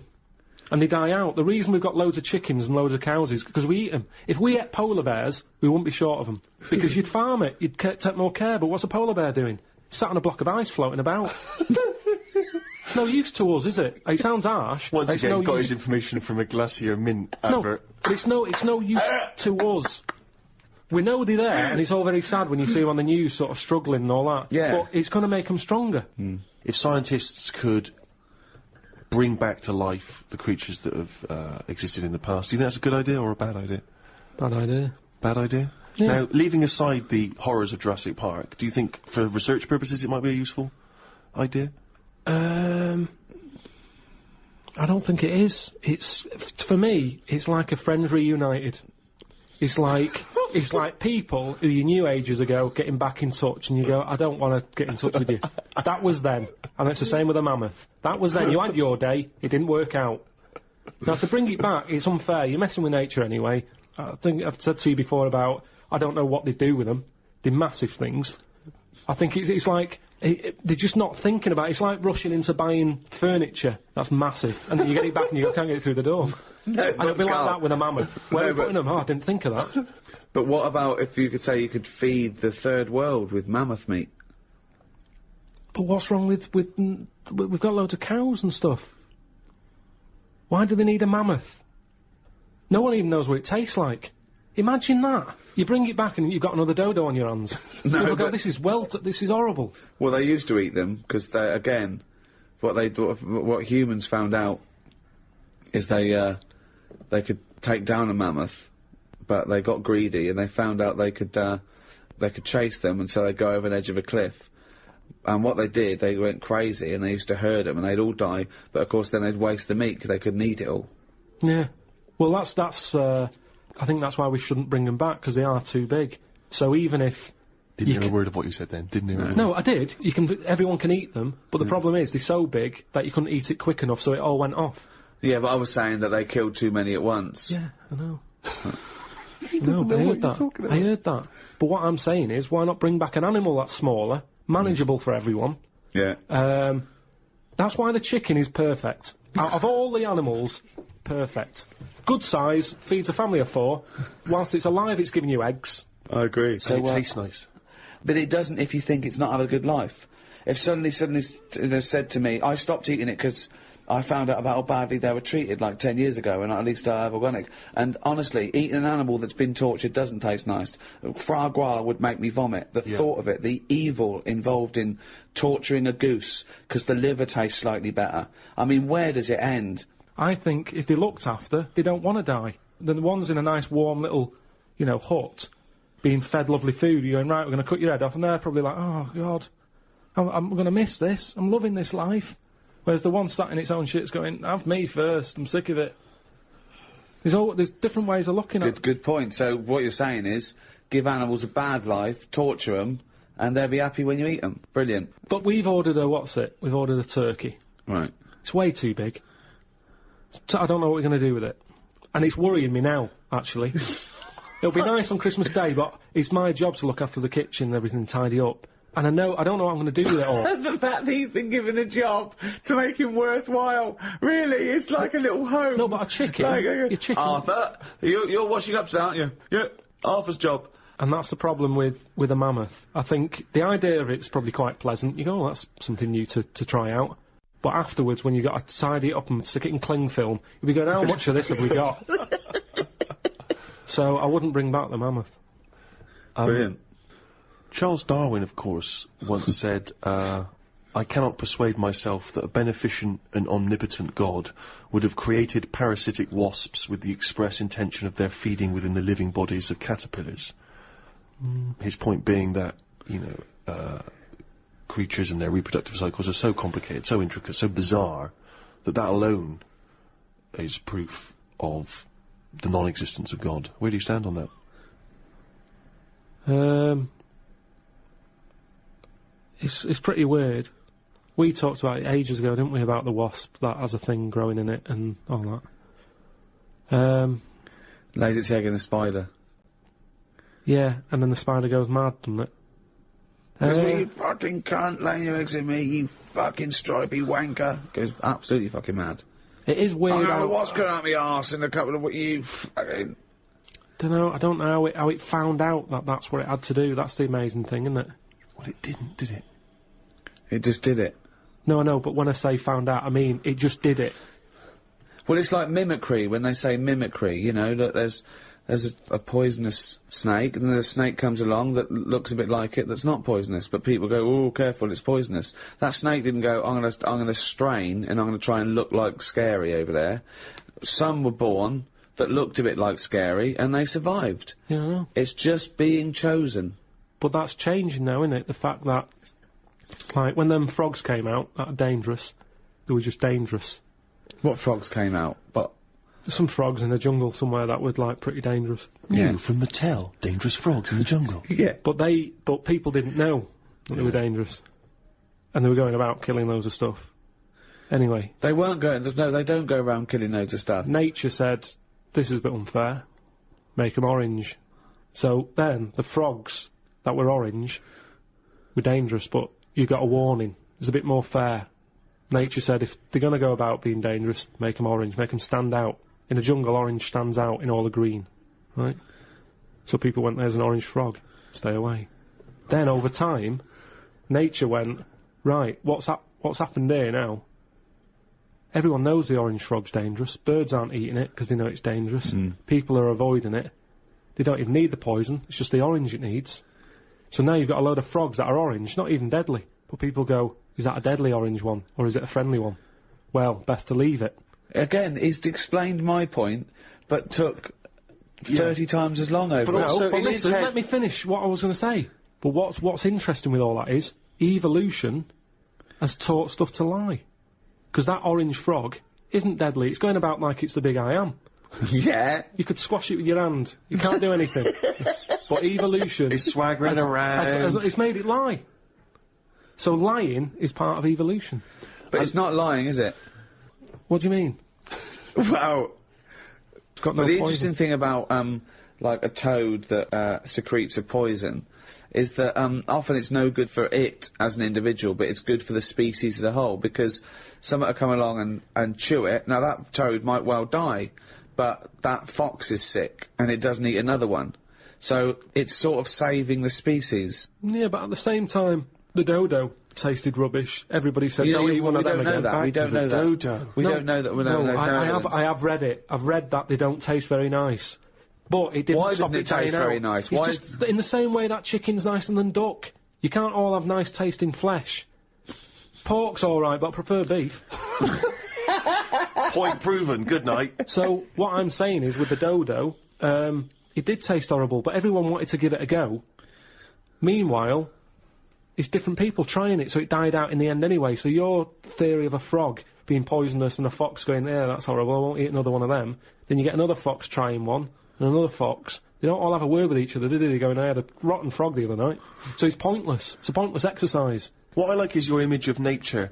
This idea that sort of, in your head, there's Mother Nature sat around like a boardroom table, making these decisions. People are coming in, oi, frog, what's been going on? Well, I've been poisoning people. Why? What about you? It's just, you just picture everything as one large Your confusion is that you still think of evolution has a will. You still believe that things are striving to be something else, as opposed to surviving if they adapt or change. I just want to go through some of the wonderful diversity of nature, some of the incredible feats of the animal kingdom, in a way. Yeah, that's an interesting one. Alligators and old people have something in common. They can hear notes only up to 4,000 vibrations a second. I don't know what you're meant to do with that information. When's that ever come in handy? When a band's getting together, they don't go, no, we're after crocodiles and old people. What sort of tune do they like? It's pointless. You're not impressed, okay. Scientists have applied electrodes to the pleasure centre in a rat's brain. The rat pressed a lever 48,000 times over a full day in order to receive that shock that seemed to him pleasurable, choosing the simulator instead of having water or food or sex. So it chose that virtual pleasure, well, not virtual pleasure, it gave it real pleasure, but an artificial stimulus rather than the real thing, like food or water or sex. It never ate and had water. It never had a change. No, it was addicted. It loved this electrode. It was giving it just made it feel good. It was getting as much pleasure from that as the real thing, from sex or food. Yeah, but with any pleasure, you get sick of it, don't you? If you have too much of it. Well, it had 48,000 hits in a day. But I like having a Twix. But if I have more than 4 a week, I go, I've ruined that little pleasure I used to like. Yeah. So what I'm saying is, what did you do the second day? Did you go near the machine the second day? No. There you go then. No. But what you're saying is this, right? That Twix is failing to give you pleasure on that 5th Twix, but this succeeds every time because it's literally pleasure. It hits the part of the brain that says this is pleasurable. So, but my pleasure nerve that you're talking about in my head, it lights up when I have a Twix. I don't think it ever lights up. Right. I don't think you've got a pleasure nerve. But it lights up when I have a Twix. Right. It lights up if there's some chicken, right? It lights up if there's a... What a miserable cunt he is. You know, all loads of things. Chicken and Twix. That's it. That's all he lives for. No. Hang yourself, mate. So, what you're saying is, if I had that device that the rat's got, I'd just sit there, wouldn't I, hitting it, thinking, I can't be bothered going to the shop for a Twix, I'll just hit this button. Yeah. Think of this. So aggressive is the horned frog of Argentina that people believe that if the frog bites the lip of a horse, the horse will die. Actually, the frog's mouth contains no poison. It earned its fearsome reputation because it attacks animals many times its size. What do you think of a frog attacking ridiculous. a horse? I don't know what's going on. I don't know why that would happen. Why is it getting upset with a horse? Of all the things for a frog to be, like, getting cocky with, them two should never even meet. Why? Because it's not... I mean, fights are normally over something, aren't they? Yeah. If you have a fight with someone, you're in my yard, or, you know, you're fighting over something. A horse and a frog... The fact that he immediately goes back to the 1930s. Yeah. You're in my yard. But a horse and a frog... How did that disagreement What are they swapping over? I don't understand what they've got in common. I don't understand it. I bet that's only happened once. It's a rare incident. Someone's to put that in a book. I can't imagine it. That's happening a lot. That horses are being bit by frogs all over the shop.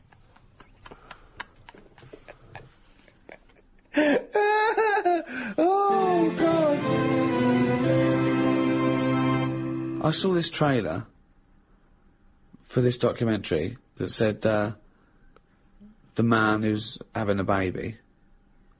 And I turned on, and it's a woman going through a sex change, and she's pregnant. That's not a man having a baby. That's a woman having a beard. Having a breakdown. Why is that? That's a con. That is pure sense. It's a man having a baby. Look, the world's first. No, it's a woman. It's a woman. What do you think of that? What would you do for your doctor? And I came to you and went, Karl, listen, I'm having a bit of a rethink of these. The penis, I hate it. I hate this cock. But what do you mean you hate it? I hate it. I don't want it there. It doesn't look right. It doesn't look right. It just sits there resting on these fucking awful testicles that I'm going to get rid of. I want this thrown away. Yeah, well, it's, you know, they're not a great look. I know that. Everyone knows that. It's just the way they are. I mean, if we're all being honest, they're an odd design. I don't think anyone likes their own, do they? That's why we cover them. They're not a great thing, are they? What's this not why we cover them, though, is it? It's part of it, I think. I think deep down, I mean, even if, like, I know you hate the Adam and Eve thing, but even if back then he was like, good God, cover them up. Even he had a leaf on. No, but listen.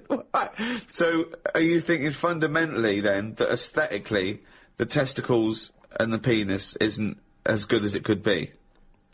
What would you have there instead? Well, it's designed that way because that's the way it's got to be designed. It's more about function than yeah. And that's the thing, isn't it? With modern technology, the thing is, the testicles have to be outside because they have to be a few degrees below body temperature. Yeah. Otherwise, the Sertoli cells die, which sort of feed the semen and all that. So, they to be functioning and sort of like fertile, they have to be outside, which is annoying because I'd put a little rib cage around them, like that. I'd pop a rib cage round those, protect them, wear a cricket box, have that built in, so you cannot get a swift kick in the bollocks that makes you feel sick. But it'd be better if they could sort of reverse up in a way that they were hidden away. Right. So that they were just, then you dropped them, it's like, right, we need to cool them down, be at it in about half an hour. Yeah. Drop them down. Yeah, like the gear on an aeroplane, landing gear. Yeah, and landing gear down, and the bollocks and the cooling down. Or you could just pop them in the fridge for 10 minutes. Well, like they could detach and you could pop them in the fridge. Yeah. Can you make me some breasts? Easy. Okay. Go on, you say easy, what are you going to do? What's your plan? Just, how do you do that? It's tablets, isn't it? No, but... Testosterone, isn't it? Testosterone? Toblerone. I want some Toblerone. Well, sort of pointy tits. Like Madonna.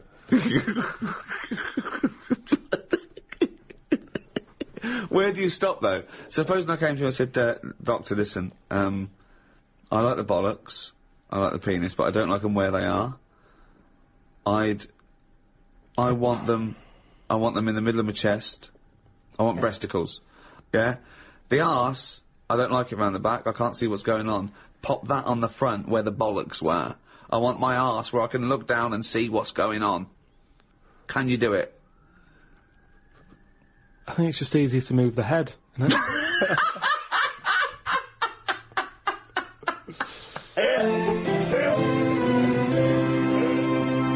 Rick, I know you're a big fan of Professor Richard Dawkins, the evolutionary biologist. He wrote a book, The Ancestor's Tale, in which he predicted a post-human world.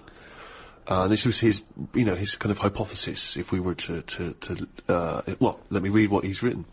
If nuclear war destroys humanity and most of the rest of life, a good bet for survival in the short term and for evolutionary ancestry in the long term is rats. I have a post-Armageddon vision.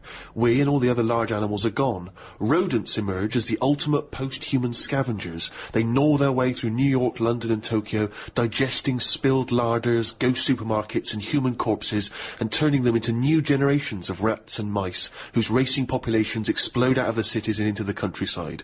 When all the relics of human profligacy are eaten, populations crash again and the rodents turn on each other, and on the cockroaches scavenging with them. In a period of intense competition, short generations, perhaps with radioactivity-enhanced mutation rates, boost rapid evolution. With human ships and planes gone, islands become islands again, with local populations isolated, save for occasional lucky raftings.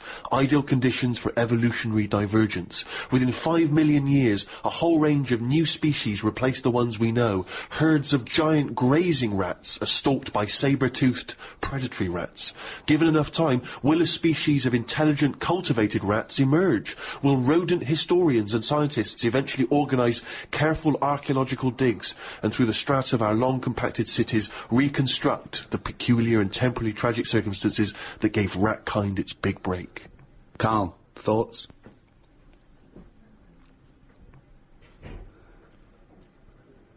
I mean, who knows what's going to happen?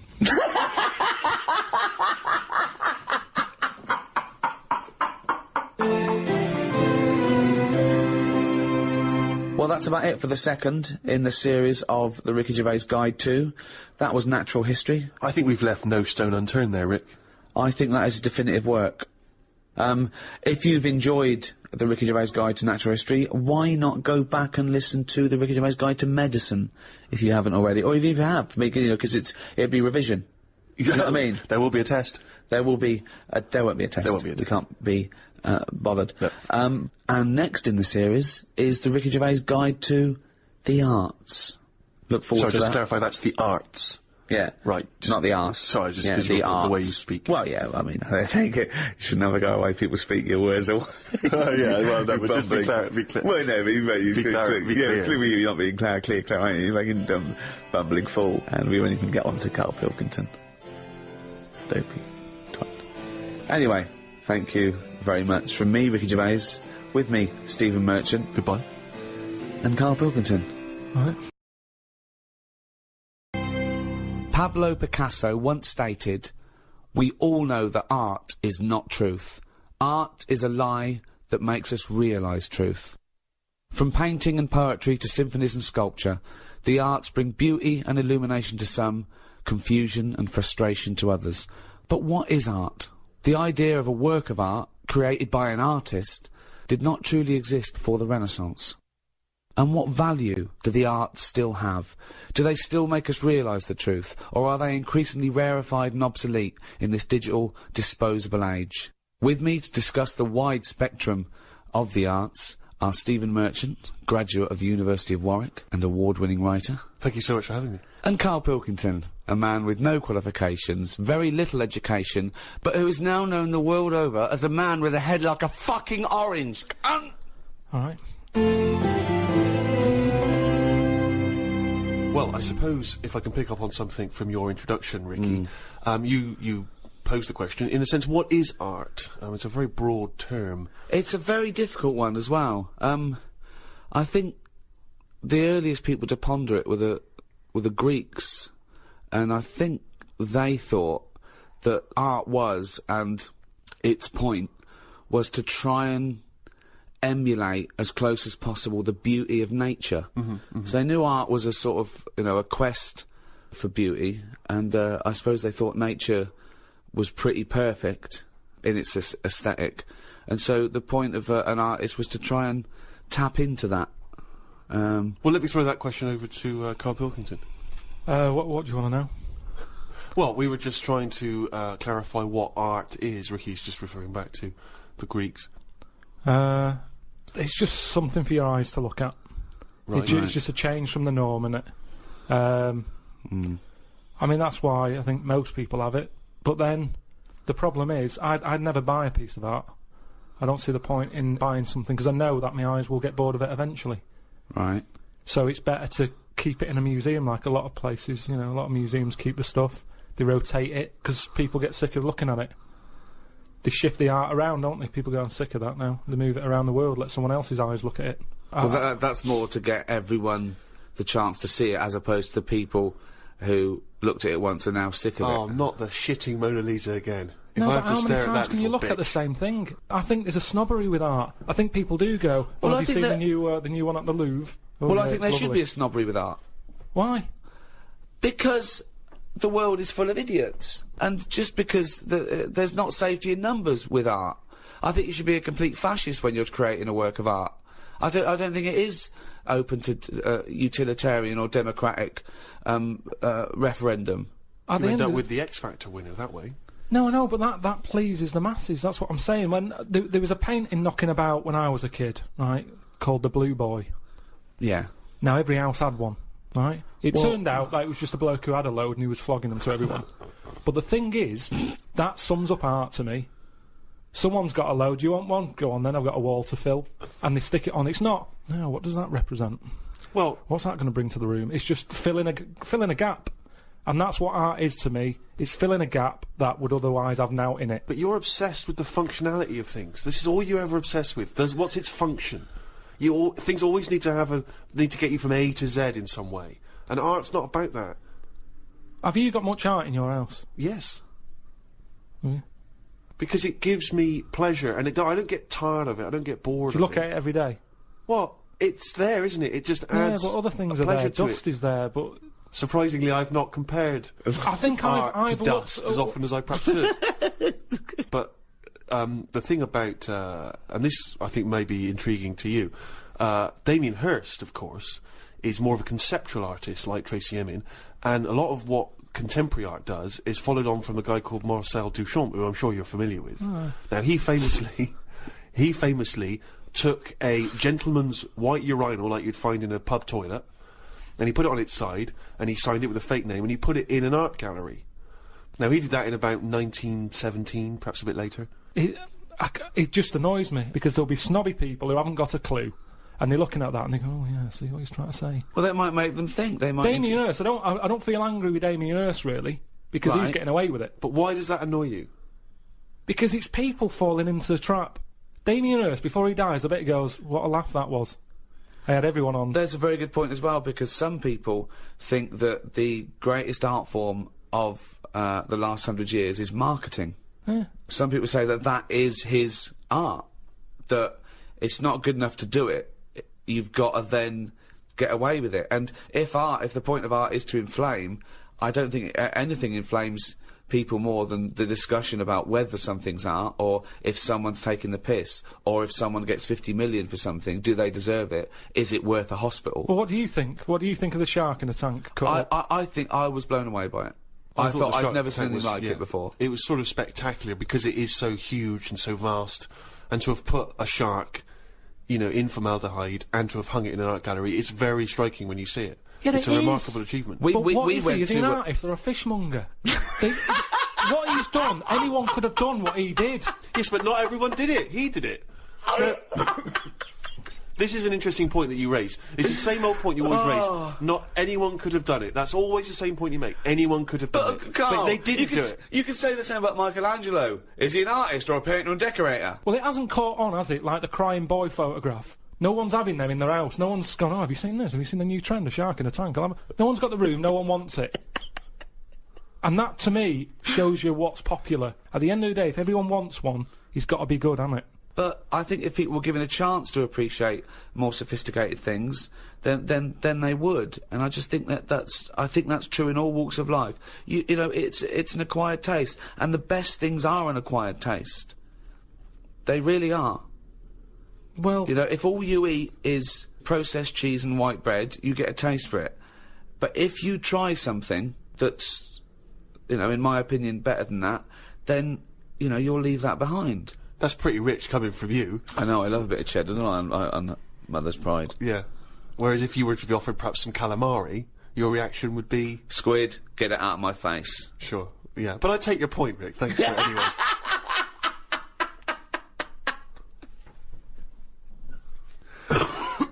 Calamari was an artist, by the way. I mean, I haven't got pictures in our flat because of that mirrored wall I've got. Yeah. Right? So, I mean, it's tiny. You've been in it. I've got windows on one wall, door to get in on the other, kitchen on the other, mirrored wall on the other. So there's No nowhere space for there. art. There's no space for art. I'm intrigued how you sit at home. Where's the sofa? At home. Yeah. Facing the mirror.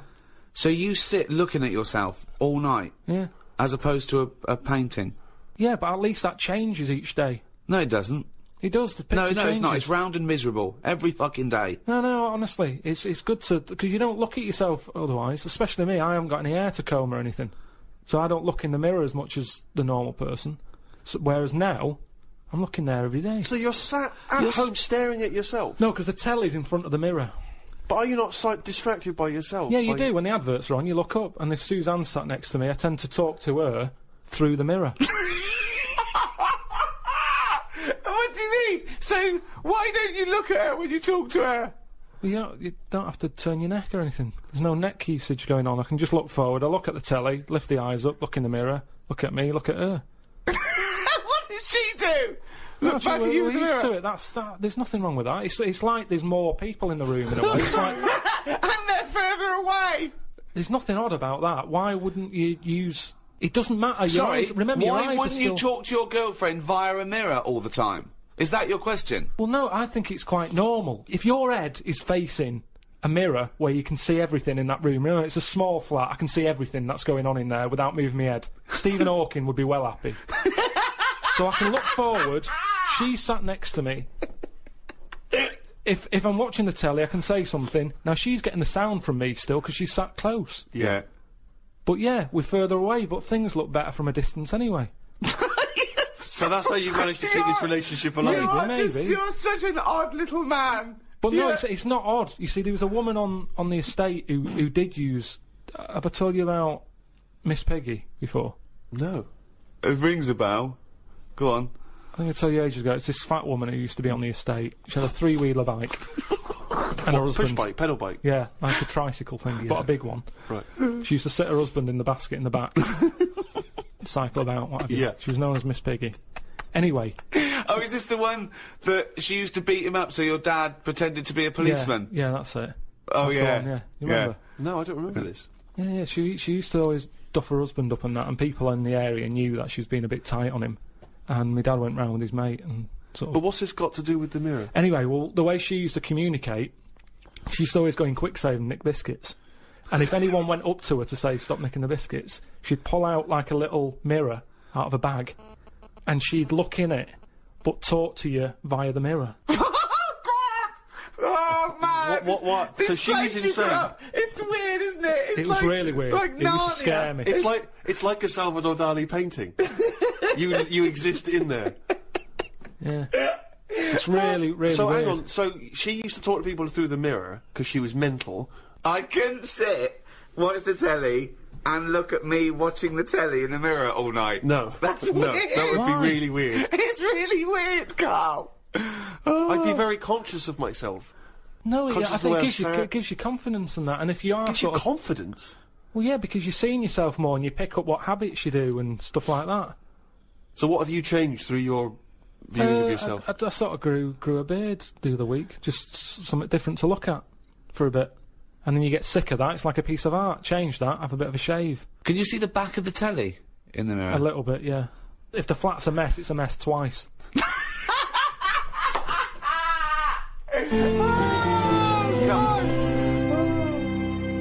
The earliest art, which we know, which we call cave paintings, they date back between 30 and 10,000 years BC. Even those people tried to brighten up their cave with a bit of art. So in many ways, they were more advanced than you. Yeah, but they didn't have a big mirror. I mean, if you're living in a cave, let's face it, you're not going to go mad if your kids start drawing, doodling on the cave wall, are you? Doesn't matter. Right. Brighten it up. But they always did the same thing. It was always a yak, wasn't it? Well, There's always a yak. Yeah, but they drew what they saw. I mean, yeah, I love the fact that 30,000 years ago they're being criticised for being a bit literal. No, but surely, if all you ever see when you step out the cave is a yak, do something different on the wall for when you get in. What? Why is it always a yak on every wall? Is it always a yak? It's always a yak. Whenever you see these Tom Robinson Time Team programmes... Who's Tom Robinson? He's the Who's guy a- who did Motorway, isn't he? Yeah, and a 70s singer-songwriter. Tony Robinson, you mean? Tony Robinson, whenever you see him digging around, they say, hold up everyone, get the brush, what's this? It's always a yak. Yet they pretend they're interested. So They you're saying that you wouldn't have, you'd have been no, I'm not going to draw a yak, I just saw a yak outside. This is what I'm saying to you about trends. One person has it, the next caveman goes, I'll have one of them on my wall. I'll do a yak. Why was there no one just doing something a bit different? Well, Like it's not true. They did. It's not true. This thing about it's yak. It's just in your own head. The programmes I've seen, I've been to Pompeii, where they had doodling on the walls, and that was all like knobs, tits and arse, Yeah. all over the shop. Now, do that now, people go, that's a disgrace, rub that out. Clean that, get it down. Whereas now, if you see one in Pompeii, they go, "Oh, look at that! Look at the detail on that." Well, And yeah. that's what I'm saying. There's snobbery in art. It's the same knob. The knob has not changed.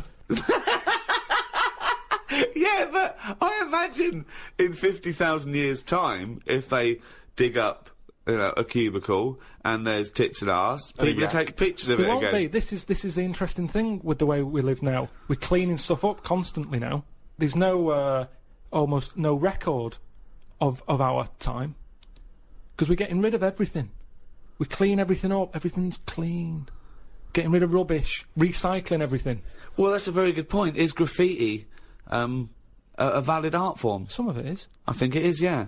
I mean, we're not talking about the classic spunking dick, which is still, it's still great, isn't it? Well, I mean, if you see a lovely clean white wall and you see a spunking dick on it, you're going to laugh. Always laugh. Do you add hair to the testicles when drawing the spunking dick? A few. The testicles. Because it's always clean. My testicles are always clean. Really? Yeah, I never.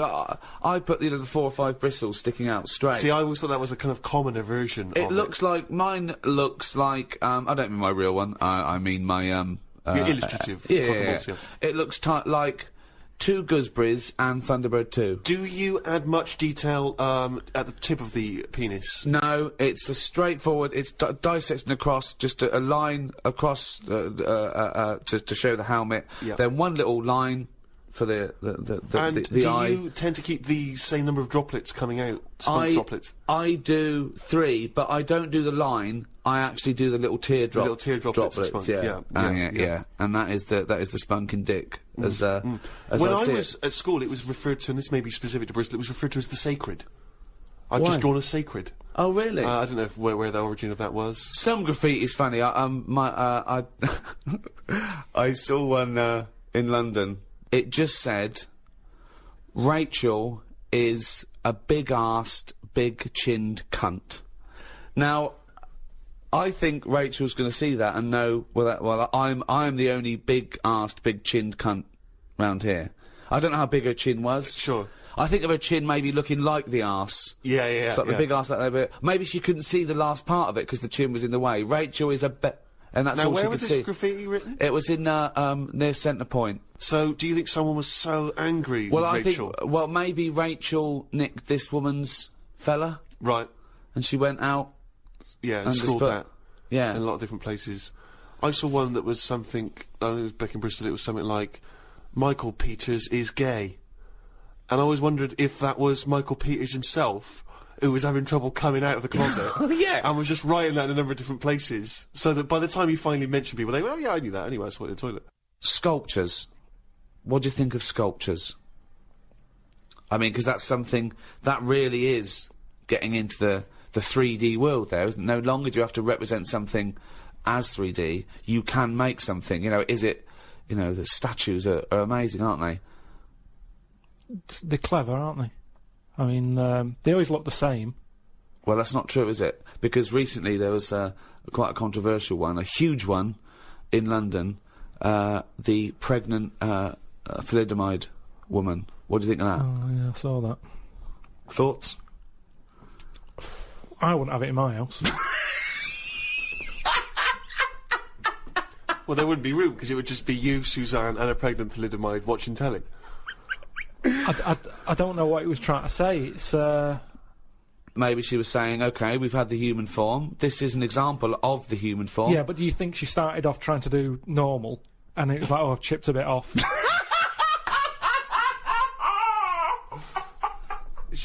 One of the arms got chipped Well, off. it makes you wonder, doesn't it? And why, you see that square, Trafalgar Square, you got that?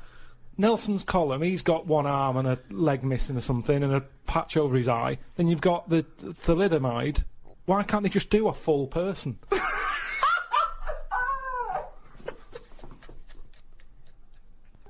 Well, that was what they saw. That was what the artist saw. It's about confronting us with certain preconceptions of what we expect of the human form, what we expect of sculpture.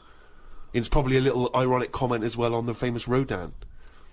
It's wrapped up with all kinds of ideas of maternity, of the human form, of what sculpture is. Why wouldn't you put that in a big public place? But what about the subject? Did you think who's that subject? Who is that woman?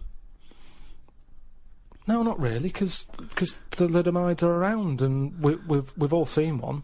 It's not like a shocking image. It's one of life's little things that it chucks out. There's some out there, so Amazing. it's not Amazing. shocking, is it? I don't understand what you mean. I think what I thought is it just goes to show we're sort of running out of ideas. What do you think of people who are so angry at art they try and censor it or they try and destroy it?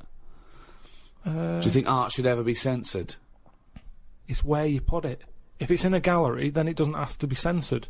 If it's in Trafalgar Square, where everyone's wandering around having a nice time, you don't want a 12-foot cock. So it's all about where you put it. I think some art looks better because of where it is. Angel of the North, that's a bit of art, but it's a bit of a surprise, isn't it? You're driving along a miserable motorway. Yeah. Oh, what's that over there? Gives you something for your eyes to look at again. Motorways are the most boring place to drive. But you go, oh, look, there's a bit of art over there. Yeah, but Stick that then Angel again, of the should you be North. looking at art when you're going at 70 miles an hour along a motorway? Well, yeah, because it's really big. You can keep your eye on it and Look in the mirror. it's not a problem. Wait till you go past it and look in the mirror like normal. So you like the Angel of the North, Because it's something in the middle of nothing. right? But if you put it somewhere else, Stick it in Trafalgar Square, you'd go, oh, more clutter. now you've spoken, Karl, about art and what impact does it have, blah blah blah. And as Ricky's just pointed out, of course, in some instances, art has been considered incredibly controversial, very provocative, and has been banned.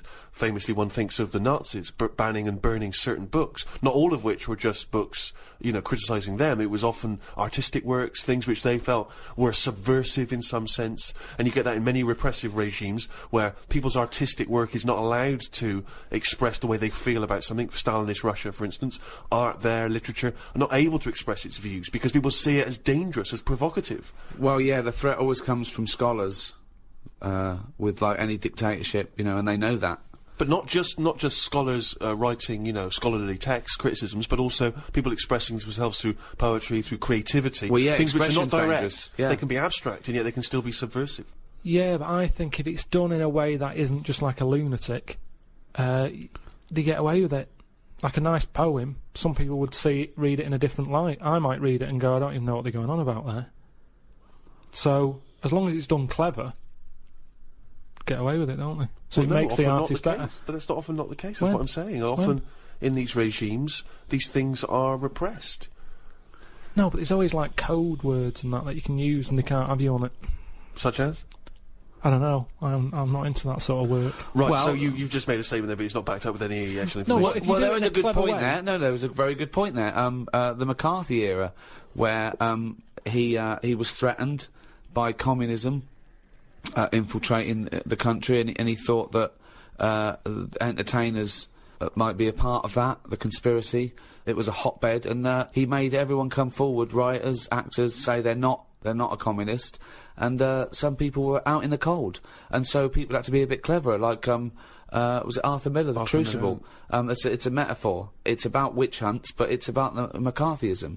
So yes, good point. You can put coded messages CB into radio art. was the same thing. Go on.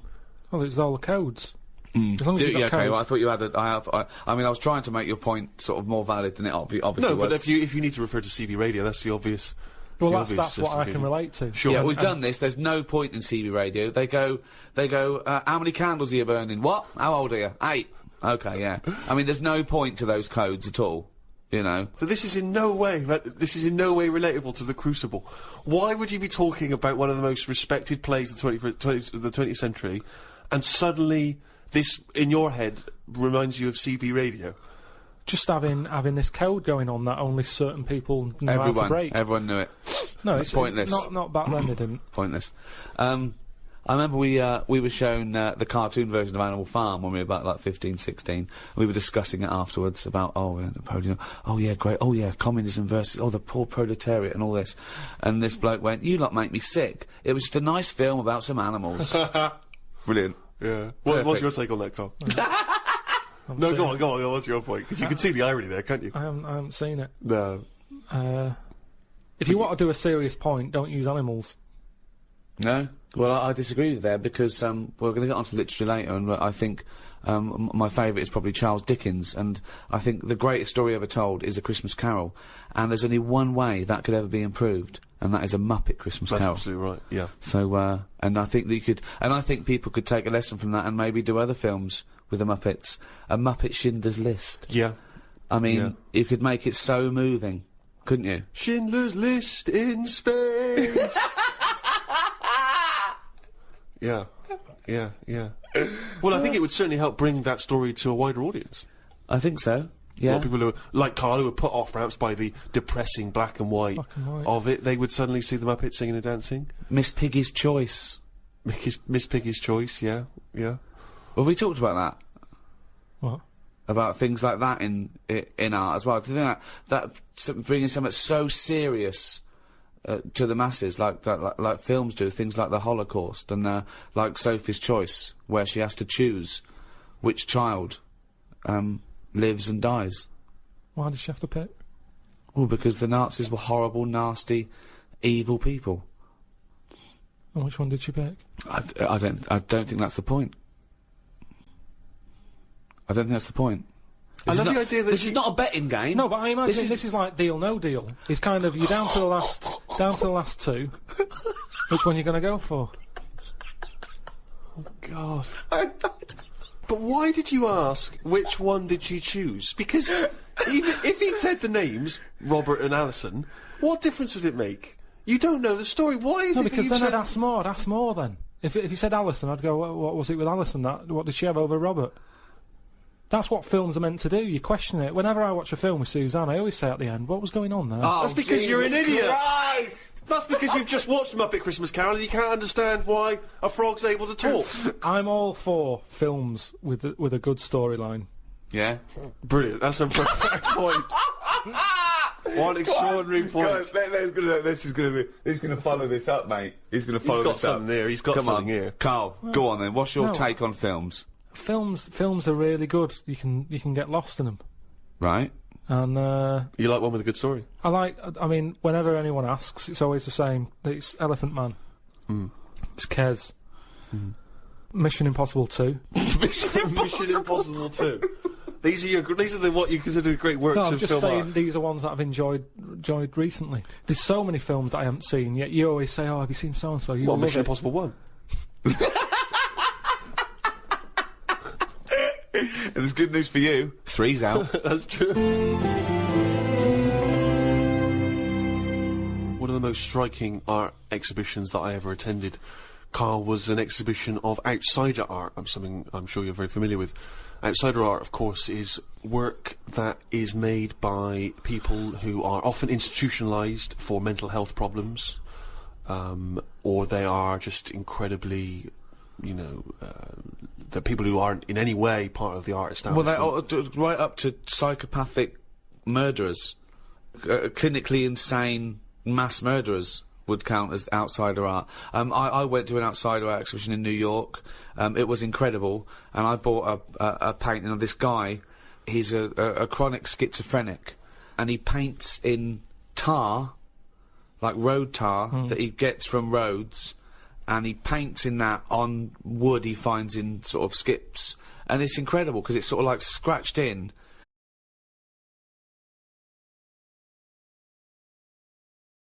Your freedom was thinking, I'm in my own place now, I'm going to annoy them. Well, it was mainly, it's when we were playing Scrabble. And they were taking ages to have their go, and couldn't have the radio on because the boiler affects the radio. It works, it just gives something off. Every time it kicks in, the radio goes all staticky. Right. So I just was sort of supplying the soundtrack. I think you've really hit on something there. Would you include the free of all the world's heaviness? Well, I know what you meant. I know what you meant there. Would you include that one in it? I mean, I would include the world's heaviness in my freedom. You know, some artists are attracted to the dark side, the heaviness of the world. But I just want to return to you whistling as your Yeah. artistic expression of freedom. I mean, why did you find yourself whistling more? That's what was weird. So just few take us days off. through a See, typical day. When would the whistling begin? So this was that you spent Christmas down in Kent with Suzanne and her parents. Yeah. Yeah. Could I suggest something? Your freedom was thinking, I'm in my own place now, I'm going to annoy them. Well, it was mainly, it's when we were playing Scrabble. and they were taking ages to have their go, and couldn't have the radio on because the boiler affects the radio. You've got boiler problems down in Kent as well? It works. It just gives something off every time it kicks in. The radio goes all staticky. Right. So I just was sort of supplying the soundtrack. And what kind of things would you be whistling? It was like I just sort of did a whistle medley. It was going from one thing to another. A Wedley. And a man was impressed. She was like, "Oh, you can whistle, can't you?" I was going, "Yeah." And then she was saying, "How loud can you go?" I was just doing all different levels. Sorry, this sounds like a scene from One Flew Over the Cuckoo's Nest. The boiler's setting off the radio. I can whistle. Oh, you're good whistling, aren't you? Oh, let's grab out. Talk about outsider art. I love the fact that Karl's life is like living in a home It when is. you're in your 80s. Yeah. But you felt that this was your way of expressing yourself. I just found it odd because I don't whistle that much. I think just because I think I'm fed up most of the time when I'm in London, and you don't whistle when you're fed up. Whistling's a happy thing. You never get an angry man suddenly breaking into a Well, whistle. the people who aren't whistling are usually pissed off. But yeah, the bloke who's whistling, it's like, it's the least. He's the least annoyed person in the room when someone's whistling. Same as holding a drill. The only person that noise doesn't annoy is the bloke who's drilling. Everyone else wants to punch his face in. Same with whistling. Whistling, Goes to show there's no point in whistling. No, there is. No, there's not. The only point to whistling is in a bloke's changing room. Everyone's whistling, going, "I'm not looking at your cock." If I'm whistling, I can't be looking at your cock. Anything else, there's no calling a dog, maybe. Calling a dog. It changes the atmosphere. Yeah, it annoys everyone else. Don't know. I mean, our window cleaner was known as like, that's how you knew he was there. He always whistled. And in the end, he fell off his ladder, broke his front teeth. Oh. Retired. What, because he couldn't whistle? That was it. It was like, Well, yeah, he can't whistles whistle all the time. Can't whistle, Well, yeah. can't clean windows. It's a bit tragic. Could he take along a whistle? Just pop that in his mouth. Yeah, I suppose he could have done. I didn't think of that. What about a flute? Or a recorder? Not London's burning again. Fucking clean the windows and then fuck off. He didn't really think this through, did he? He retired at the age of 28. And his whole family were bankrupt. With no teeth. Yeah. And just a Why bucket and a aren't squeegee. you working, Dad? Because I can't whistle. I can't whistle anymore, and if the day you give up whistling is the day I give up window cleaning. So you never whistle? No. I can't really whistle very well. No. I don't whistle, but I can whistle better than that. What, you did this for hours on end while playing Scrabble? About 2 hours. 2 hours? Hell. Put my word down. And then Sorry, can we just hear that again? Can we hear it? So you were whistling, you were whistling after you'd had your go as well? yeah. Fucking hell, Karl. But hang on, let's just hear a bit. That is Karl's self-expression. That is his artistic self-expression right there. A name. No tune, no nothing.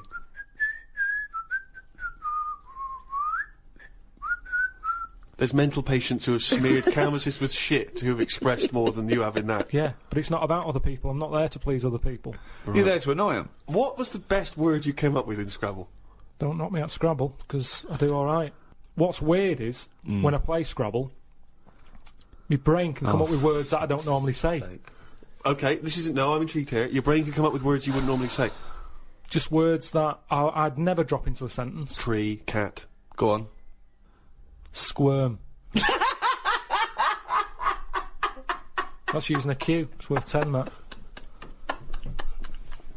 It's not bad, is it? No, I'd never say that. I've never heard you... I don't think I've ever heard you say squirm, no. I don't think you're right, Karl. I've never heard you say squirm. Weird, isn't it? Yeah, it is weird. And yet your brain popped that one out. And then, yeah, when it wasn't my go, just... Anyway, so that's sort of doing art for yourself as opposed for other people. I don't think you can count what you just did then as art. Hobby maybe, craft, pastime. I don't think you can count that as art. I'm not being funny. I'm being a bit snobby here. But I think there's a difference between Beethoven and... Squirm. There's a Q in that. No. Classical music. I wish I was more educated on classical music. That which I've heard, I've adored. I genuinely find it challenging because it is so spectacular. It is so of another place. Where do you sit with classical music? It's good. It's good for background, I think. Right. See, you know me. I like a song with a story, and there's nothing going on in them. That's Now, the problem with that is, how many times can you hear the same story? quite a lot. How many times can you watch the same film? Same thing, except it's shorter than watching a film. Yeah, but the film goes into the story with more depth than a 3-minute song. Yeah, but there's also, do you know, like when you watch, what's an example? Say, I can't think of a film. Yeah, there's not many. No, but a moment in a film that it doesn't matter how many times you watch it, you go, I enjoyed that bit. Godfather springs to Well, mind. say, no, over Christmas on the buses was on the movie. Jesus. You went with The Godfather, you went with On the Buses. I mean, Brando, Varney, I don't know which is better. It was the bit where, like, the toilet blows up after chucking a fag in. That's had paint in it. Right, sorry, that's in On the Buses, that's not in The Godfather. I can't remember that. Maybe that's Godfather 2. Well, the thing is, I enjoyed that bit and I knew it was coming. It's like, oh, I'll just watch this before I nip out and put the kettle on. Let's just see this How bit. many times have you seen the On the Buses film? Probably about 4 or 5 times. Sure, why not? But all I'm saying is, music is there to sing over. No, it's not! Music is there to sing over. That's a ridiculous thing to say. Music does something to me. I don't know what it is. I don't know why a chord can say something to you. I don't know, mate. Gives you that feeling. I'm in awe of it. I'm in awe of musicians. Yeah. My favourite piece of music is a thing by Vaughan Williams. It's 5 variants of Dives and Lazarus, right? And there's a bit there where it hits this chord, and I can't listen to it when I'm away from home because I well up. It reminds me of everything. England, just it does something to me, and it does it on a level that I can't sort of quite understand. It's just immaculate. I just don't think you can beat a decent vocal on top of that. Oh, that's amazing! My mum's got a CD of Roger Whittaker, right? Right, whistling again. Now, he whistles Jealous Guy. Now, the thing is, I can't listen to that and whistle along. I end up singing Jealous Guy on top of it. So, singing trumps whistling? Yeah, when someone else is doing the whistling.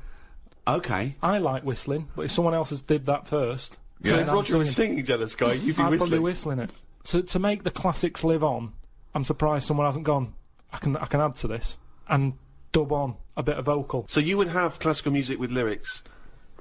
Just for people Beethoven's who want Fifth. Beethoven's Fifth. That would be better to you. That would. But what are you meant to do with it? What do you do when you've got that on? Then do you whistle along? Or No, do I you don't whistle hum, along. Hum? I let it. Oh, Do you Karl, whistle along? I just don't know what to say. Why are you obliged to whistle? That's the only way you can enjoy music, if you can whistle along. Well, that's the same with anything. A good song, you join in, don't you? It's like, oh, I like this one. Yeah. No. So by that token, YMCA is one of the greatest of all tunes. I mean, it's not one of my favourites, but you can't knock it. It certainly gets the crowd up. I did DJing, and Why do you care that about was the more crowd? popular. Who are this crowd? Well, I'm just saying. Who are this crowd that you have to live in your head with? Fuck the crowd. Most of them are idiots. Although, admittedly, if I was doing a wedding DJing set, I probably would do YMCA over Vaughan Williams. And why is that?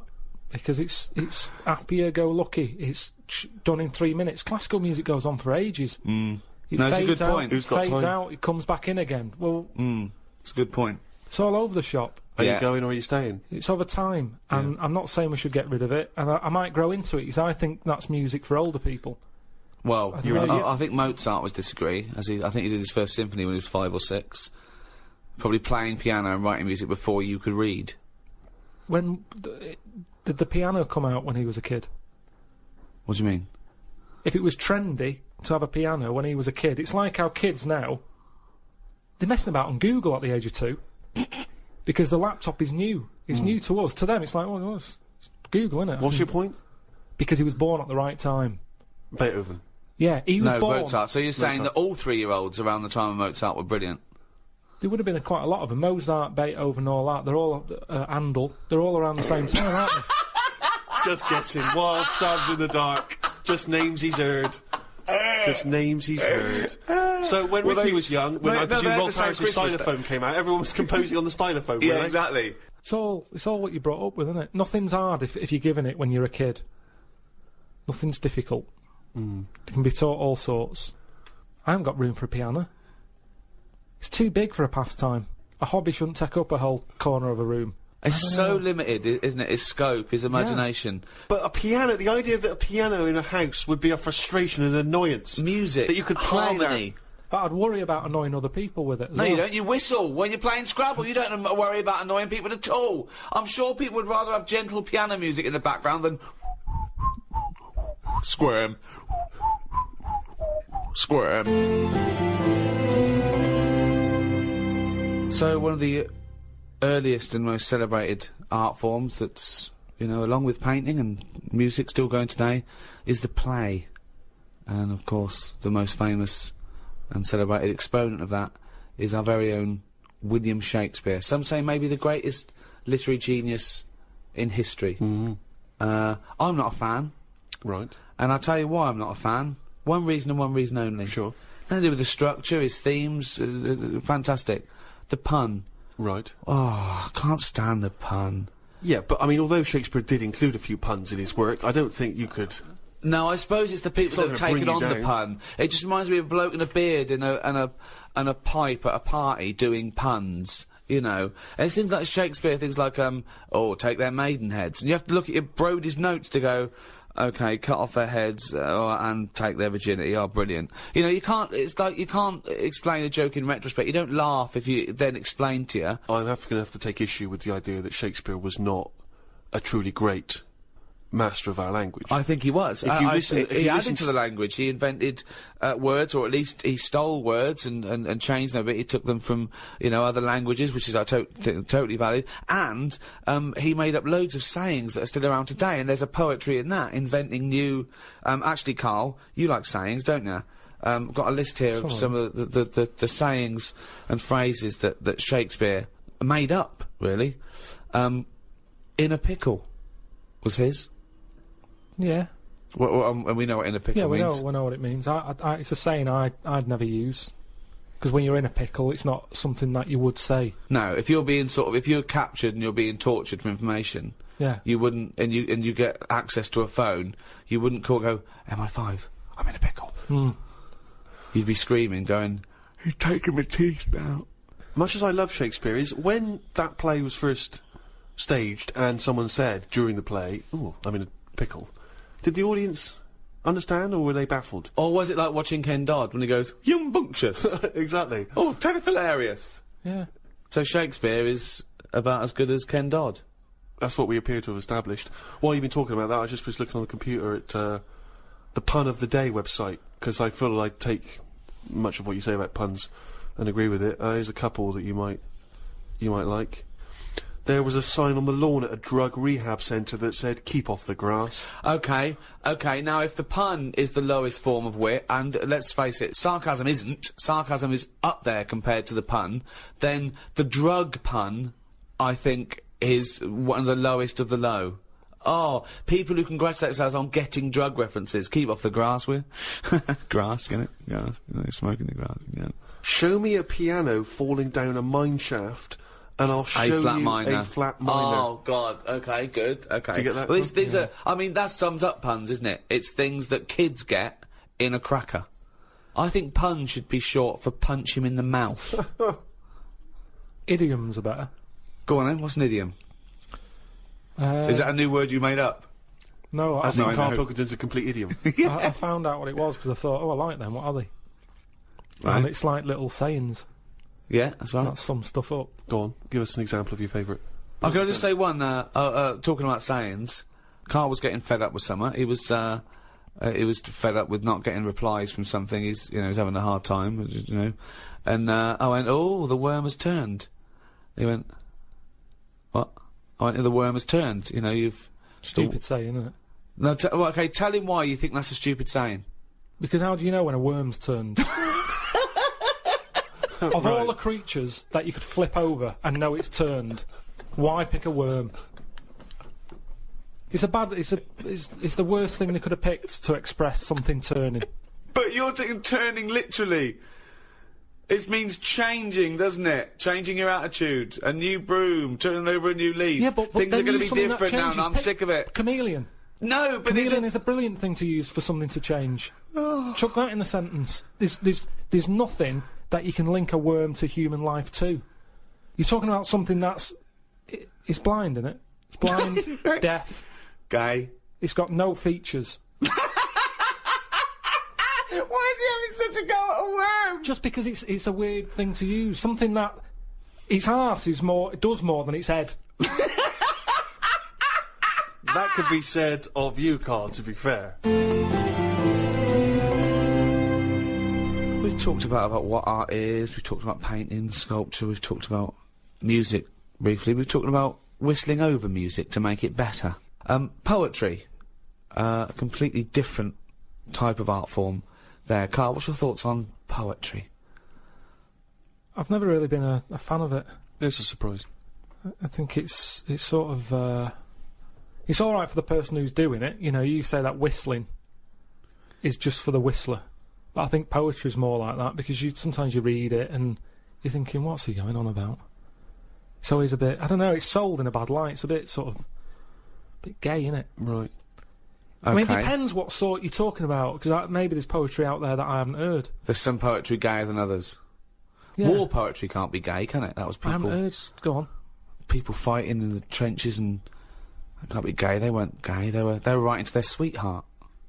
I don't know his name, it might have been a bloke, I don't know, but... So was it a sort of a, what sort of poem was it? Was it sort of a limerick, sort of a... No, it was, well, there's famous ones, Wilfred Owen and Siegfried Sassoon, and they're very moving. They're about, you know, what usually happens is that they talk about, why are we here? This is, you know, we've been sold a lie here, you know, and they really started seeing war in a different light from their point of view in the trenches. Famously, some of them died soon after the, you know. But I prefer they'd written the poem. a proper letter. No sort of crypticness. That's the problem with Right. poems. Okay, You so read you'd it have been disappointed to get Dolce et Decorum S through the post, would you? You'd have just said, "What are you trying to say, mate? What's the weather like? When you're coming home? Did you get my socks?" Well, yeah, sometimes life is a bit like that, and it's like, say what you mean. Right.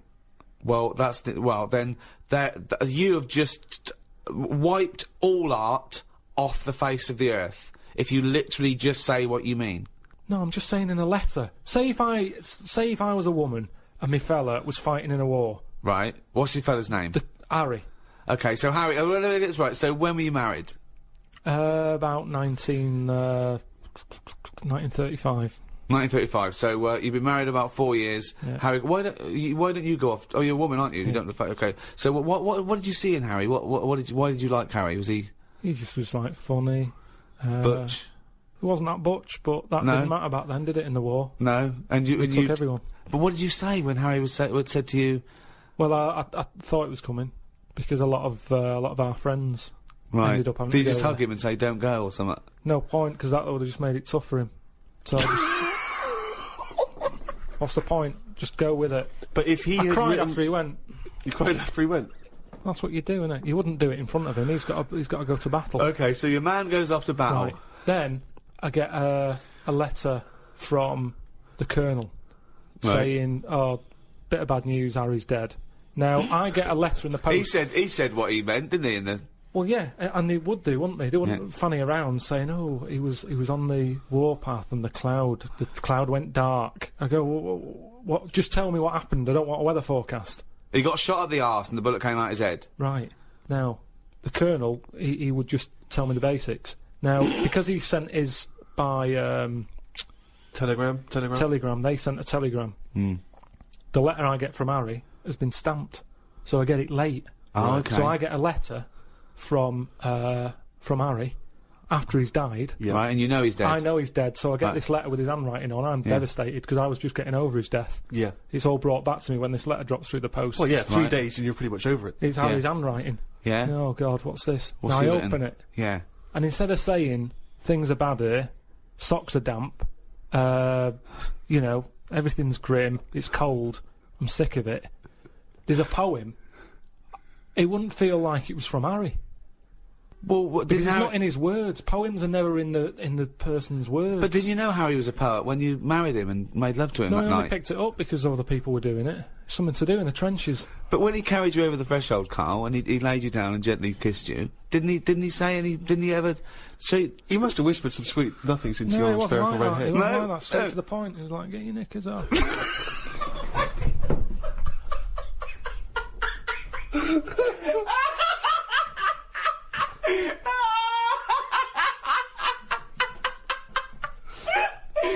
That's one of the weirdest fucking scenarios I've ever heard. Why the fuck was the telegram coming before the letter? So specific. It wasn't like Harry. The fuck's Harry? Oh God! Oh God! Oh God! There are a few things gayer than poetry, though. I want to throw one into the pot. The continental breakfast. Oh. The continental breakfast. That annoys me when I see it. Who orders that? If you've got the choice of eggs, beans, burger, chips, sausages, Bacon. all that, you've paid for it already. If I was a waiter and someone said, what do you want for breakfast, mate? And the bloke went, I just have a little bit of grapefruit juice and a croissant. I go, do you? Do you want some cum on that? Or you can go back to the hotel and suck a cock? Yeah. So, No, I'm with you there. What else is gayer than poetry? I remember when I was at school once, right? The worst thing you could be growing up was gay. Yeah. In school, it was the worst thing. It was and I remember I was about 14, 15. I was talking to this bloke. I talk about him on my stand-up. David Beasley. He's the one that said if you get captured by cannibals, they show you pornographic pictures when you're in the pot, so you get an erection. There's more meat to go around. So he was an idiot. He made Karl look smart. Wow. Really. Wow. He said, you know that thing that kids always do, what would you rather be, blind or deaf? Yeah. We did that, and we discussed that for a while, and he went, what would you rather be, blind or queer? And I went, well, I'd rather be gay, because... Still got all your sights, yeah. And he went, oh, would you? I went, well, yeah. Well, rather than be blind? I said, yeah. I said, also, if you were gay... you'd like being gay. He went, I wouldn't. I went, no, you would. I said, if you were gay, you would like being gay. He went, I wouldn't, Gervais. Sounds like you would. I went, well, if I was gay, I would like being gay. He went, well, I wouldn't. And he looked at me accusingly, and I went, no, nor would I, but gays would. Which made no sense at all. Right, yeah. Just the idea. But this is just like such a stonewall that I'd rather be anything than gay. Yeah. Karl, thoughts? Blind or gay? This is about art, is it?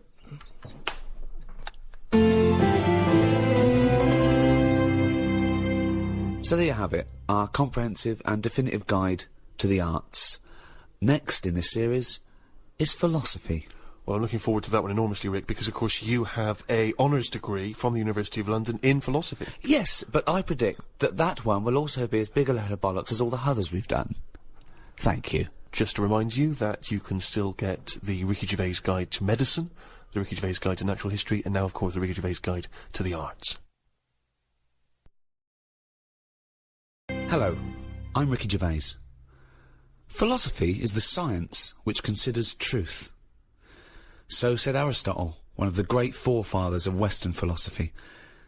In its attempt to seek out the truths and principles of human existence, philosophy must answer questions of beauty, of justice, of language, indeed, of the mind itself. To help me consider some of the core concepts and presumptions of philosophical inquiry, I'm joined by Stephen Merchant, graduate of the University of Warwick, an award-winning writer. It's a pleasure to be here. And Karl Pilkington, a man with no education, didn't really go to school, no awards, head like a fucking orange, you know the twat. Right. To me, philosophy might be the greatest subject of all academic subjects, the mother of science, asking the big questions, why are we here, how do we live? But it's been sort of mugged and kidnapped by those people who put rubbish under the umbrella of philosophy. Right. Cod philosophy. I went into a library once, I looked in the philosophy section, and there was a book by Doris Stokes. Doris Stokes being, for those that don't know... A medium who said she was talking to the dead. There's crystals, feng shui. Feng shui, yeah. Oh, God. The interesting thing about feng shui is how, I remember someone came into an office I was working in once and she said, you're going to need crystal here above the lavatory to get all the negative chi out of the cistern. And she said, this crystal is £25. And the guy went, we're not going to spend that. And she went, okay, I got one here for £5. Brilliant. It was surprisingly convenient that she had a number of different crystals that apparently did the same job. We're also going to need a brush to get the shit out of the toilet. What have you got for that? Yeah, there's a lot of that twaddle. There was a woman I remember once. I used to do a radio show on the BBC World Service, and she came in and she could tell from the coloured liquids that you chose, from a big selection of coloured liquids, she could tell a lot about your personality from that. So I picked up about 3 or 4, and she looked at them and I chose like a blue one, just arbitrary, and she looked at me and she said, "Okay, I get the sense that you like to communicate with people, but on a global level." And you were working for the World Service. As we spoke, we were broadcasting on the World Service. I don't know where, I mean, she just read it from the liquids. As a novice, one of the key catchphrases, if you like, of philosophy, and one that's always intrigued and confused me a little, is the famous René Descartes quote, "I think, therefore I am." A lot of people think of that as the epitome, in a way, of a philosophical statement. First thing we ever did, I think, at degree level, and it's the one thing I'd already heard of. It's one of those things that sort of filters down, cogito ergo sum, as you say. I think, therefore I am, when Descartes was pondering his existence. Just before we get to his conclusion, Karl, how do you know this isn't a dream?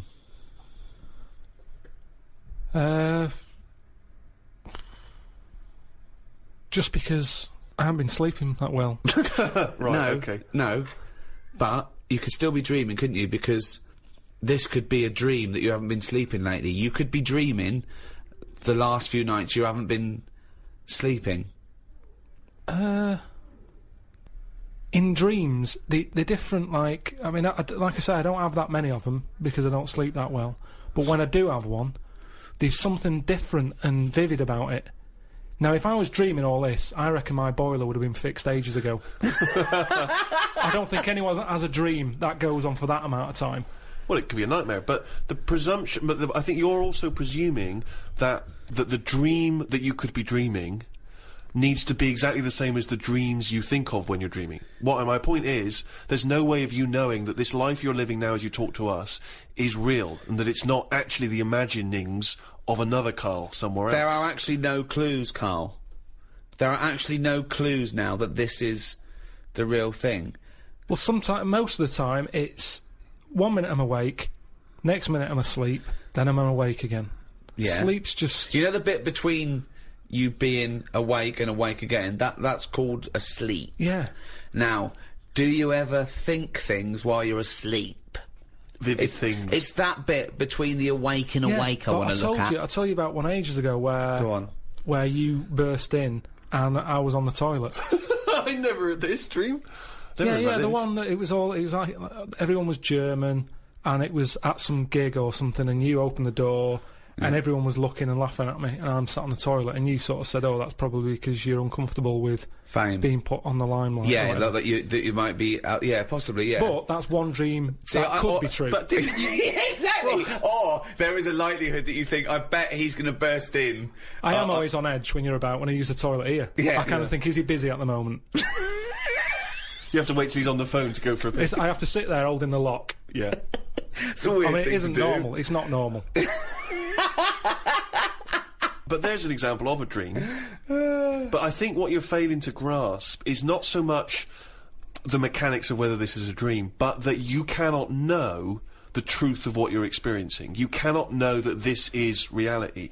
It's a question about reality. So How do we know what reality then. is? What reality is and what we like about reality. Robert Nozick did this thing that if you could go into a flotation tank and you led a whole virtual life and it was the best life possible, you did exactly what you've always wanted. You became the person you wanted to be. You did the best things you could ever dream of doing, and you literally couldn't tell the difference. So it was your life, okay? And you lived your biological life out in that tank and died at 80 and had the best life any person could ever have. You could pre-program it.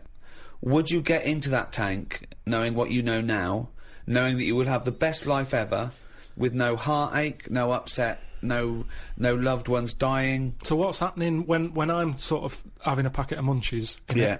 Am I having them, or are they imaginary? They're imaginary, but you can't tell the difference. It's the best packet of munchies you've ever had. I love the fact that you went into the flotation tank, and your one proviso was, "Are munchies as good?" Yeah. No, absolutely. I'm just taking it back to basics. That is Right. basic. You've got yeah. to pre-program your life. That's where you'd start, is it? Munchies must always taste magnificent. Well, it's just if you can still enjoy the basic things in life, then that's Yeah, when you can't go wrong. You do. You enjoy them. You're the. It's the life you'd ever want to live, and Yeah, you're bit living dangerous, it. that. Bit Sorry? dangerous. Bit dangerous. Why? Go on. Why? Just, I don't know, because sometimes I think things don't happen for the best, right? Right. Sometimes you can sort of think, oh, I'll enjoy that if that happens.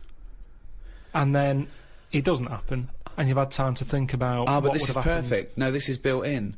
Because whatever happens is for the best. So not only when you're in this flotation tank are you enjoying yourself, that things just keep getting better or staying as So good. you never have a bad day. You never have a bad day. But how long would that last for before you go and fed up with this? Well, why would you get fed up with it? Because you do something else. It's the perfect life. Bear in mind, you're not aware that you're in the flotation tank. You've made that deal, but then once you're in there, you don't know. You're not aware of being in the flotation tank. You're living your life, and it's perfect. You're happy. Well, we don't know how you would be happy. Well, you just have munchies every day, and Well, Don't yeah, think you'd it's get in it warranted. then. You'd get in it. If you don't know you've got in this tank, if I somehow go to bed at night, someone injects me in the head, and then they go, right, stick him in the tank now, and then I wake up, packet of munchies there, sun's out, Suzanne goes, oh, it's a nice day, we'll go and do something nice. And I go, Right. yeah, I'm meant to be at work. She goes, no, I don't have to go in today. I Right. go, all right, let's go out then. Now, what's interesting there is that within this scenario, I gave you any life, you could do anything, and you chose the exact life you've got now, except Suzanne's got a day off. Now, I both love that. Well, I was a and bit sort of- suspicious, though, that she's just taking a day off. No way, willy-nilly. it's not happening now. It's not happening, really happening. You could do anything you like. But I like the fact now you're even questioning it. You're not in the tank, and why has Suzanne got a day off, right? Now, I love that, because that suggests to me that you're a nice, happy, satisfied, whatever you want to do it, contented person who's got the perfect life. However, it's almost like you haven't fully understood the possibilities. For example, you wake up, there's the munchies, sunny day, Suzanne's not at work, you go, why aren't you at work? half She a goes day to off. you, hold on though, why are you flying? And you go, I just can. But you hadn't even thought that maybe you could fly or swim or hold your breath. you just could have some but- munchies for but breakfast. Hang on a minute, this is day one. Oh, okay. When you go on holiday, Yeah. like I've said before, you don't turn up and go, right, it's 1 o'clock, jet ski for half an hour, bungee jumping 40 minutes after that, let's Yeah. have a nice roti, Yeah. and, you know, try a little cocktail. And what do you do? What do you do when you arrive there? Well, you get there, Yeah. the fella takes your case to the room, Right. you have that panic of, am I going to give him too much money? I don't know the currency well enough yet, I don't know how much More things information are. than we asked for. Yeah. And No. the most mundane scenario I've ever heard. No, but this is what happens in real life. Yeah. Right, okay. So you have that scenario. You go, right, where's my shorts? You get them on. You go out and have a In wander. the case, I was- You have a wander round Yeah. to know where everything is. The Car shop, park you did the once. shop. You know how close the beach is. Yeah. Is it busy? Yeah. Okay, you're just telling us what happens when you go on holiday. What's your point? Okay. Because you don't want fun all in one go. You want to build to it because that's sometimes part of it. Right. Yeah. Right. Okay. So- Anticipation. Yeah. Good. Yeah. Yeah. That little bit. Yeah. It's about things taking time in it, and looking back at the journey and going, Yeah. how did I get here? Okay, well, Right. can I ask a question? Because sorry, what I'm fascinated to know is if you decided to sign up to the float tank idea. Okay, you can design your perfect life. But I'd prefer not to Well, know I'm doing it. No, You you won't don't. You know. won't. But I You want to won't ask know. this question. Imagine Ricky and I are the doctors. Okay, we can put you in this tank.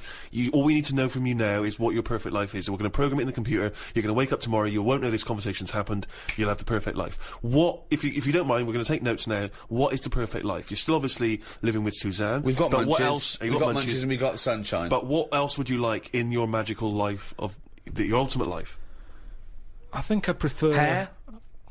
No, because then I'd know it's not real. No, you No, would wouldn't never know. It just, You no, would no, it never just came know. back. Suzanne comes in one day and goes, why aren't you working? She goes, look, okay, I've left my job. Can we leave the why am I at work? I'm always going to be here, right? I've got a new tonic, right, from Boots. She pops it on your hair. Boop, baby gorilla. Yeah, I don't like this idea of suddenly Suzanne's never at work. I just think you need a bit of the badness to have the goodness. Right. Right. In sorry. a minute, you're going to be injected in the head, you're going to go to sleep, you're going to be in a floating state, but you are going to suddenly leave this office and it's going to be a virtual world. You can do what you want. You can suddenly go, what was I hanging around with that bloke off the office for? I'm a spy.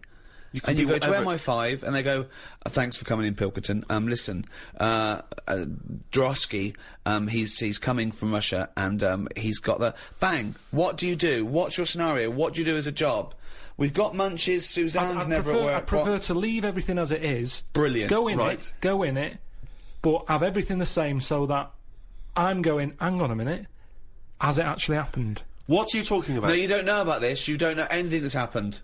No, because you've just said you're gonna put me in the tank and you're asking questions as to what I want when I get in it. But you won't know you're in the tank. Once you're in the tank, you won't know. You'll have a new life, a life that you've designed. Yes. You'd have different memories if you wanted. You could be 5 again, or you could be now, but you weren't born in Manchester. I prefer it to be the same, with the same memories, but the difference is, when I next get British Gas round, they go, oh, Mr. Pilkington, yes, Oh my God! the boiler so is he's like fixed. to have a virtual life, so his boiler's fixed! No, So your boiler still goes wrong in your dream, but it gets fixed. But you don't even need a boiler! You could be the perfect temperature all the This isn't time. Earth anymore. I don't like the idea of too much change. I don't want that much of a change. But to you my life. won't realise, it won't feel like change. Well, it's changed already. You're saying the boiler's been fixed like that. I prefer to still have that problem. Go, hang on a minute, is this different? Suzanne's still going to work. Right. That's very important But too. then, You don't want her around all day. but then, things happen that wouldn't have happened in this world. Go on then. as? Right, okay, let's write that. Well, let's see the differences. What do you do? Because I've got to program this. So you've got the same job, all that. Are we still around? Yeah, because it's part of. I'm it's going to ask part you a of the question same now. thing. It's- Do I still squeeze your head every time I see you, rest you to the ground, and wind you up, try and stress you out, call you at all hours? Do I still do all that? What am I like? You're still the same, and you still do that, but maybe one day I go, don't do that anymore because it does annoy me, and you go, okay. And then I've dealt with it. I've sorted that problem, as opposed to this machine, this tank deciding. Right. I don't like the idea of this tank Right. making life good for me. Right. I want a few problems, and if there's a problem, I want to sort it. Okay. But Well, you've hit the nail on the head there. We're going to go back to this because it's fascinating. But Nozak concluded that no one would get into the tank because we'd rather have a real life with all its problems than a fake life. And I sort of think you've proved that by even getting into the tank with your provisos and scenarios. I mean, you've changed nothing except your boiler being fixed and me stop squeezing your head But now hang and on a again. minute. Which makes me think that you should have your boiler fixed. And then you will have the perfect life that you can imagine. yeah, but it's that old chestnut, isn't it? It's the thing of like, what's my problem then? You've got Right. the problem gene in your head. You've got to fill it with a problem. Yeah, he's not a geneticist. Got the problem hole in your head. No, it's Got not. a problem hole in your head. Shut up, Ricky. Let him say what he needs to say. He's got a said problem it. hole in his head. He's got a problem hole in his head. It's called his mouth. Yes. Right, that is your problem hole. So, if someone comes up and they go, I've fixed your boiler. Sorry, could I just ask No, let him speak Let for- me ask one question, Steve. Is the problem hole different from the problem gene, or is that a new term for... No, you put things through the problem hole and they end up in the problem gene. You feed something in the problem hole. Is that okay, right, Karl? It goes through the problem tube into the problem gene. Okay, so it's down the problem conduit. Okay, go on. Right.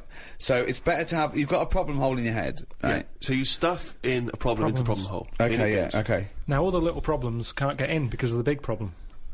Right. Right. Is that good or bad? It's a But good that's thing to not true, have. is The it? problem hole is a standard size on everyone. Right. Right, no, but that's Shut not... up, Ricky. Let him explain. Now, Ricky, I'd say his problems are not even problems. Well, how big's his problem hole? Same size as mine. Same Right, size as okay. yours. But his problems are all little ones. They're like, you've got like a load of Skittles. I've got a big cream egg. Right, but why... Shut up! Let him but- speak. but He's I've just got- expanding on his idea. Why But do you what is keep his interrupting? problem? What is your problem that's so big Okay. compared to my little Loads Skittles? of problems. You get stressed out about things that I'm like, well, so would you? You get annoyed easily with stuff. People chewing loudly, or someone breathing loudly, or someone coughing. Whereas I'm like, that doesn't matter. Like you say, to you, the boiler is like, get it ripped out, put a new one in. It's not as easy as that. It And is. that's why the problem ball is growing. He's got a gene, a ball, and a hole. So the problem ball. No wonder there's no fucking room for a brain. Right, shut up. Let me ask. I want to clarify this. The problem ball exists in life. That gets bigger and bigger and bigger. It has to go through the problem hole, down the problem tube, into And the bounce problem gene. into the problem gene. Right, now then. So you've got the problem ball. Everyone's problem hole is the same size. Everyone's. But some people's problems are smaller, so they can slip straight into the problem hole. I've got a question, Stephen. Wait. And listen, has anyone got a pair of problem balls, or is it always just? Because ladies have a pair of problem balls. No, because Hitler had one problem ball, didn't he? But could anyone ever have a pair of problem balls? Is my question to you. And some people's problem balls are much bigger than another man's or another woman's, right? Yeah, Right. depending on the problem. So you could have you could have a pair of problem balls and one problem hole. The way I'm If saying you went, it, if you okay, look, Listen. so, supposing I came to you and said, listen, But a man it's- starving in a foreign country might have huge problem balls. he might have, but if I went to a doctor and said I've got a problem hole, and the doctor said, well, let me see it, and he said, well, let me see your problem hole, and hanging down in front of my problem hole was a huge pair of problem balls. What would he treat first? Is my question. Well, would he look into the problem hole? He said, he'd say, right, take your problem genes off.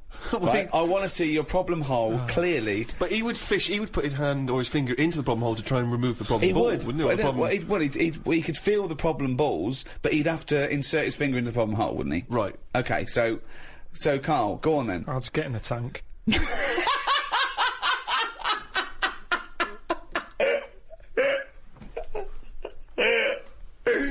Oh,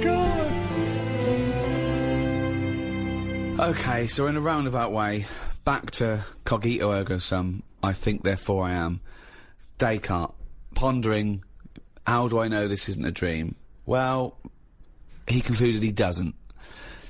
When he took it further to, how do I know I even exist, he quite rightly concluded that, well, if I'm even pondering this question, I must exist. Whatever I am, wherever I am, the fact that I'm questioning, introspecting, thinking at all, I think, therefore I am. Because I'm even thinking, at least I know one thing, that I exist. That's all he said, Karl. I don't understand why he had so much time on his hands to be worrying about this. At the end of the day, get on with it. You're not doing shit all, Karl. So why are you so annoyed at other people who aren't doing anything? You're going out in the morning, you're staring at worms, at bugs, you're staring at the sky, You're wondering why it writing hasn't fallen books on that your head. you're making up the books. That isn't researched. What do you mean making it? What up? is it that you're doing? One of the chapters in your book about travel was Australia. I've never been there myself. Forget it then. Throw it away. No, because you can still have You thoughts make up on- stuff about a grub eating a biscuit. We're all the same. Well, I mean, what is that? That's not. But I laughed. Yeah. So I enjoyed that book. Listen, everyone like me who That bought book that is book, absolutely pointless. it is in my lavatory. Every time I pop in there for a shit, Yeah. just take it off the shelf, have a little read. Yeah, Great I'm, fun. And I'm down to about 4 pages because sometimes I forget to get bog roll. But listen, that is a fun book to wipe your ass It's with. a great It book was, to it wipe was your ass me, with. but that book was good for me. I don't Yeah. know if anyone enjoyed it, but I was emptying my worry hole. and at the end of the day, emptying Hold your on. worry hole. Is that different to the problem hole? Your worry hole. it's next to it. Once the problem ball is being processed through the hole, is it deposited through the worry hole? All I'm saying is, you're right, I do watch a lot of insects and stuff, and you never see them wasting time. They're always doing something. An ant's carrying something somewhere. Sometimes I watch it and it goes somewhere and comes back again. You think, does it know what it's doing? But at least it's trying. What do you? Now, if there was a What big is it doing though? What is that ant doing? work, it's building a house, But it's, or what's the point? It's everything it does is pointless. how can you say that? It's pointless. I'll It's tell just you what, if there was a bigger sort of being looking over the world and they went, right, let's look at the human race, and, well, they'd look at the ants first and they go, right, they've got their hands full, they're carrying big stuff, they try to save time by carrying stuff that's way too big for them, really. They could do that between 3 of them, but they don't. They're all grafting hard. Then they go, right, hit the human button. They hit the human button, they watch the humans. The amount of people who are just sat about doing now. They're But hold reading on. about Amy Winehouse, Lily Allen in London at 2 a.m. So what? What are we doing? I agree with you, but what are you doing? You see, the ant analogy, joking aside, I think there you hit on the fact that life is about working for what you get. And I'm right behind that. I am right behind that. I think that's I think that's absolutely true. That's what I meant. What's dangerous is A boiling kettle to an ant. at the end of the day, right? Yeah, but that's evil, isn't it? What? You know, I mean, you sometimes make out as if I'm an evil man. We had an ant problem in the garden. Suzanne said, we've got to get rid of these. And I said, well, it's a bit out of order. They are outside. She said, yeah, but there's getting a lot of them. She went and popped the kettle on. I said, I can't handle this. I went in, right? What? You didn't want to see the ants, Fred? That's sweet. You know, they're there. Yeah, they might be causing a problem, but I don't want to see this mess. Now, the thing is, she went out. She poured the hot water on it. I left it a few minutes. I went out. I had a cup of tea. I thought, it's a waste of electrical. So I took my cup of tea out there, and I'm sat there. And then I just saw one come back from wherever it had been. One ant. He looked devastated. Because that had been away. As far as that was concerned, it had been out to get a leaf or whatever. Came back, devastation. And it's that's the thing. It summed up death for me. That the ants that are dead, they didn't know anything. Suddenly they were there. Next minute, load of water, dead. It's the people who are still living in life that are the saddest, aren't they? After death, and that summed it up. What do you think? That ant would have been better off being there when it happened. How could you tell the ant was... What do you think? So you saw him... I mean, they run around in circles anyway, don't they? But this was just kind of going, what's going on? And what did it slow down when it got nearer the nest? Did it drop the leaf and then you see it run the last few inches? It just kind of got close, and it was like a double take almost. Almost like it got near the hole, and then it was like, hang on a minute, this can't be it because no one's around. And then it walked on, and it went, no, it is the hole. And it went back, and it just sort of stopped for a minute. Ah. And that for me, that's the sort of thoughts Descartes should have been having. What? Things that you can look at as a human and appreciate it and understand it and go, yeah, that's true, that is like life. Instead of, oh, am I awake, am I asleep or what? No. Well, you might as well be asleep because you're doing nothing else. Oh, God! Oh, Descartes! Winehouse, Alan. Slammed. What do you do towards enjoying your life? I don't normally enjoy the thing when I'm doing it, it's after. It's like that holiday. When I was on holiday. What do you mean? You don't enjoy the thing when you're doing it, it's after? What's an example of not enjoying the thing at the moment, but you do after? You didn't enjoy the holiday? Say like the holiday, I've just been you enjoyed away. coming off holiday? What? I want to hear it. You enjoyed the holiday. You didn't enjoy the when holiday. I'm there, I had fleas biting me. Yeah. I had mosquitoes biting me. Yeah. There was a funny smell of damp in the bathroom. I was worrying, getting in the sea, thinking, is there stonefish in it? Right? Now, you've got all that going on. Yeah. When you get back, you forget about the damp smell. You forget about the fleas, because the bites have gone. They're not as much of a problem. Yeah. So then your brain starts going, well, hang on, what did I enjoy? And you go, I enjoyed the dorada fish I had that I've never eaten. Yeah. That's an experience. At the time, I wasn't enjoying it, because I'm thinking, when I get back, I'm going to have fleas on me again. Yeah. So you remember all the good stuff. It's like an old person when they're dying, and they go, I'm having flashbacks. They don't say, I'm remembering the time my shoes were too tight. What do they say? They're having nice... They're going, oh, I loved the time with that. I was wearing flip-flops. No, they enjoy. They have flashbacks. Like of the what? nice holidays. What do you think you'll the look back? holidays and that. You'll go, oh, the lovely hot summer of '79. So you don't enjoy anything you enjoy while you're doing it? At the moment in time, it's I always don't understand afterwards. that. I mean, that is the oddest thing I've ever heard I think about. there's actually a medical term for it. There's someone who's unable I've never heard of to it. enjoy, to receive pleasure, to take pleasure. It's really weird. That is really weird. No, because you're busy doing the thing. So you haven't got time to enjoy it. So you can't enjoy something you're busy doing because you're busy doing it. You can't possibly enjoy it. Or you don't know if you're going to enjoy it because it hasn't finished yet. Well, Karl, but listen, I know from the Right, moment. say this. Listen, Bungee jumping. I'd love to be able to do it. I bet you get a brilliant feeling as you're falling. Yeah. But I wouldn't be enjoying it because I'd be going, is the thing going to snap? Right, okay, well there is something about that. Extreme sports, there is a reason why you're doing it. It is the after effect you enjoy because it's the fear and then the endorphins that rush to you and you go, my God, I survived, isn't it brilliant? That's a feeling of euphoria. So that's... No, you're having a nice dinner. Right, okay. Now, when I get a menu given to me in a restaurant, I go, right, what am I going to do here? Yeah. Right, well, when I came here, I thought I'd have some lamb chops. They've got lamb chops, great. Wonder how much to give you, because I quite fancy this pudding they've got. Right. Now, I have the lamb chops, it comes with extra veg. I eat it, I enjoy it. The pudding I wanted It's gone out the window. I've got no room for it now. Yeah. But you enjoyed the lamb chops. You enjoyed the lamb chops. You can only get packed so much. If you're enjoying all your life all the time, there's no point in regretting anything. That's just greed. No, but I was looking forward to the pudding. Well, you shouldn't have eaten all the veg. Yeah, but I was enjoying it at that point. But then you take the pleasure that you had at that point. No, because I wanted a pudding. Yeah, but But you didn't want a pudding, or you've had a pudding. No, because I would have had it for the sake of having it. And then it's Yeah, ruined. but I don't know what the whinge is there. You had a lovely meal. You had some lovely lamb chops. You enjoyed the hour. Because when I read that they had like profiteroles on there, I Yeah. thought I fancy a couple of them. Yeah, and then And the chance has gone. I'm probably not coming back to this restaurant now. yeah, but you because haven't missed a chance. You had the chance. You didn't want to take it because you were full up with lovely lamb. It's What's not like the you problem? didn't enjoy the lamb and the veg. If you'd not enjoyed that, I can understand your point. But you had a lovely time eating the lamb and the veg. If Remember with the gravy? if the bloke came here and said you can have the profiteroles if you eat this lamb you don't like, you go and you ate the lamb you didn't like it, but now you're full, then you could whinge. You wish I hadn't have been forced to eat the lamb. I could have the profiteroles. That's I had a spicy sausage. In the garden. Right. Now the problem was I was enjoying it, but I thought this is the spiciest sausage I've ever eaten. right. Now I could only enjoy that the next day night when I knew that it's The gone next day through my night. body. There hasn't been a problem. So I go, that was a nice sausage. I'd have one of them again. Right. That was a nice sausage. But then the next time, surely you'd be enjoying it because you wouldn't have the trauma of the next night because you'd lived through it, and now you're just enjoying But the the lovely problem- spiciness and the sausaginess of the spicy sausage. Yeah, but the problem is, once you've enjoyed something, it's very difficult to replace what you got from that spicy sausage the first time. Then why are you looking forward to having another one? Because let me tell you, Go on.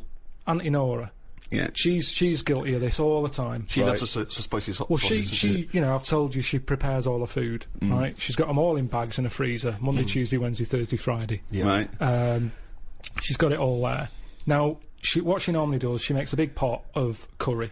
Right. She goes, what I'll do, I'll pop that in the Monday bag and I'll pop it in the Thursday bag. It's the same curry. Now, she has it on the Monday. Yeah. She loves it.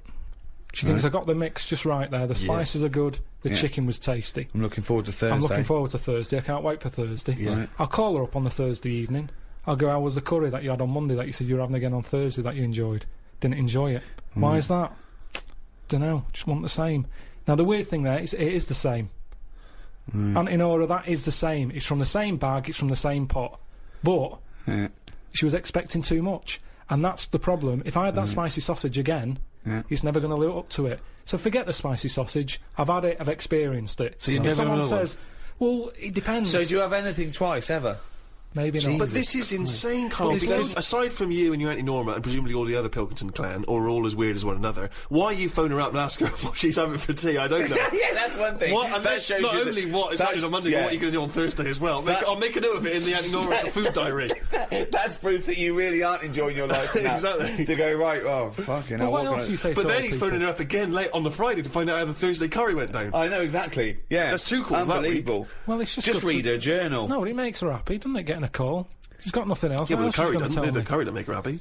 No, she did the first They loved it time. on Monday. We should like it on Thursday. Now, the question is it better to enjoy something once and not again than not at all? But you're an What do you idiot mean? because No, you're the that's only not the person who choice. experiences this. That's not the choice.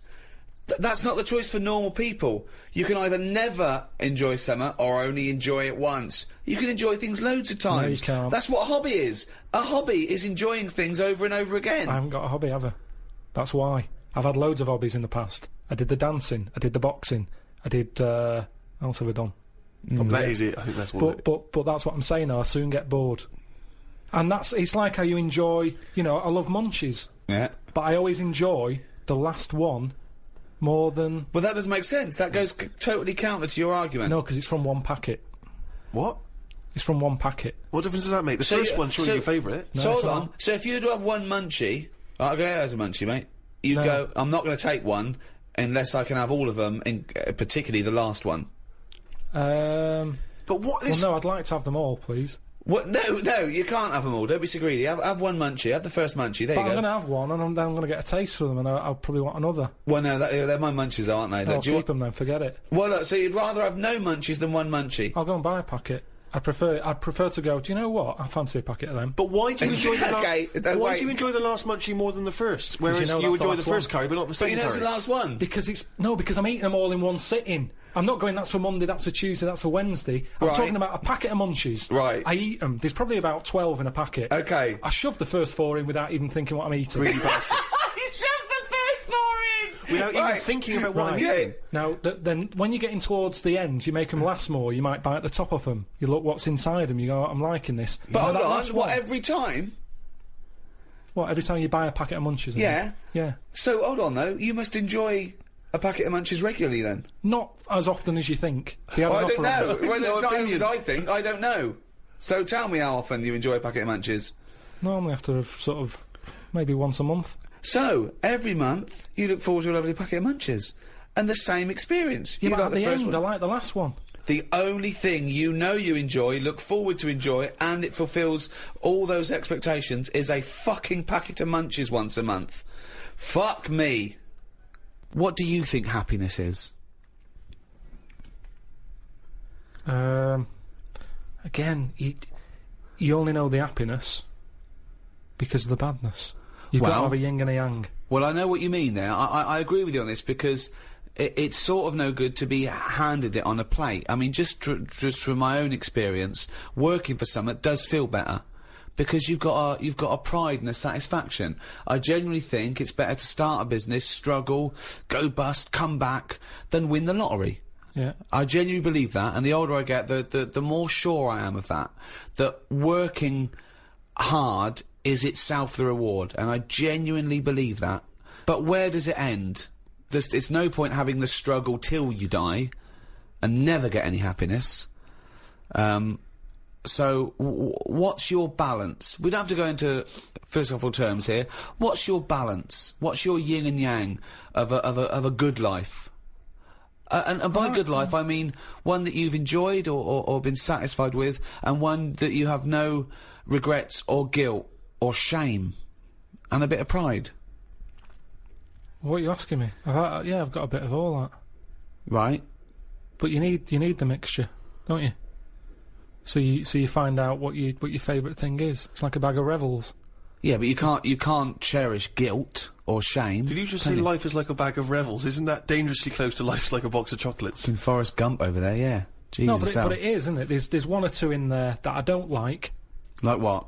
The raisin. The No, raisin no. with chocolate. Yeah, no. Now what I'm saying is, metaphorically, what's the Yeah, well, I'm actually using- named what Revel he doesn't like? yeah, well, I'm telling you because it works in life. Go on then. But the Revel You like is raisins? there. Go on. Well, maybe if you have What? enough raisin ones, Yeah. you eventually go, do you know what? They're not that bad. What? And that's the thing in life. Well, hold on, wait a minute. So what are you saying? Where's this metaphor? Are you saying suddenly all the bad things in life are pretty good, actually, if you just Well, get used to them? sometimes out of bad comes some good. Go on. At the end of the day, the Revel thing. What happened to the munchie here? Well, again, with life, if you have too much munchies, you get sick of the munchies. So move on, mix it up. What mixes it up? Bag of Rebels. You've got a bit of everything in there. Right. Even the ones you don't like, you might like in the end. You'll go, do you know what? I was Okay, wrong. I lose was wrong the judging." analogy now. Actually just talking about rebels now in life. What about what has he enjoyed before? What would you have written to Jim will fix it to fix for you? What would have given you pleasure as a kid? Dear Jim, can you fix it for me to do what?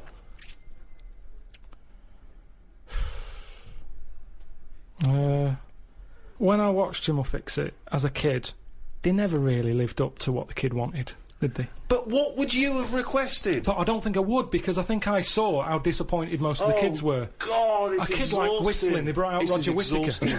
Yes, because they look at it and they go, can you fix it for me to go into space? No. Can I dance with Bananarama? No problem. That's the ones they pick. Yeah, so Do you know that's what I why I mean? wouldn't write in, because whatever you ask for, you're always going to get a watered-down version. But if Jim could fix it for you to do anything, what would you have chosen?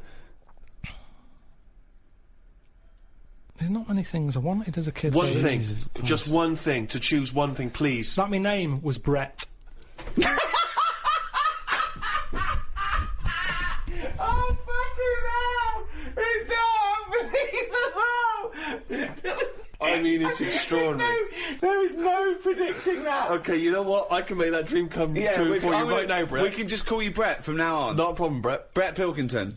It sounds good. I love the fact that it's the Karl bit he wants to replace, not the fucking No, but Pilkington. that doesn't work either, because like then Why I not, told Brett? because I told Okay. me I told me mum and dad that that's what I wanted. they started calling me that, but then I forgot that. They went along with it? Yeah. So you said, Mum, Dad, call me Brett from now on. And they went, all right. Yeah, but then I kept forgetting that I was Brett, so I wasn't answering, so they went back to Karl. It's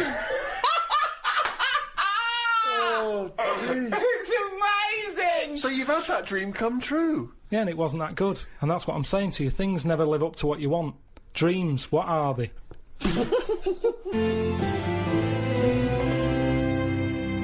Taking one of the big themes of philosophy further, why are we here? What's the point of life? What is it to be human? The ethical upshots of some of the technological and medical breakthroughs pose, more of their own questions.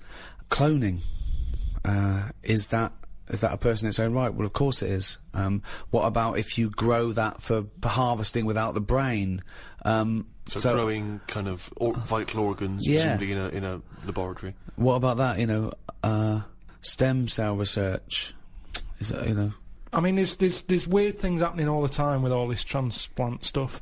Read about one who, a way of sort of, you're saying, oh, it's just a bit of meat. Yeah. You're saying, no, it doesn't No, matter. what I meant, organs can't have rights and feelings. No, but and listen to this. Go on. So, It's going to be bullshit. no. No, the sensors went up. Would you like a small wager? Beep, beep, beep, beep. The sensors went up when he said, right, listen to this. Okay, I'm going to bet you £5, Rick, that this is not bullshit. Don't let me down, Karl. Okay, I'm going to bet you they found out it was the heart of a chimp and the bloke's selling like bananas. Okay. And the doctor bought it half price at a market. I've got faith in Karl. I don't think he's going to let me down here. Not when we're talking about philosophy. He's going to have done some careful research. Okay. Let's take a wager. £5 is coming my way. So, what happened is, do you know, like, people do donor cards? Mm-hmm. Someone filled one out saying, if I die, you can have my kidney. Right? Mm-hmm. So, anyway, he died. He said, get the kidney out. They got the kidney out of him. Someone who needed a new kidney, they were like, over the moon, there's a new kidney on the way.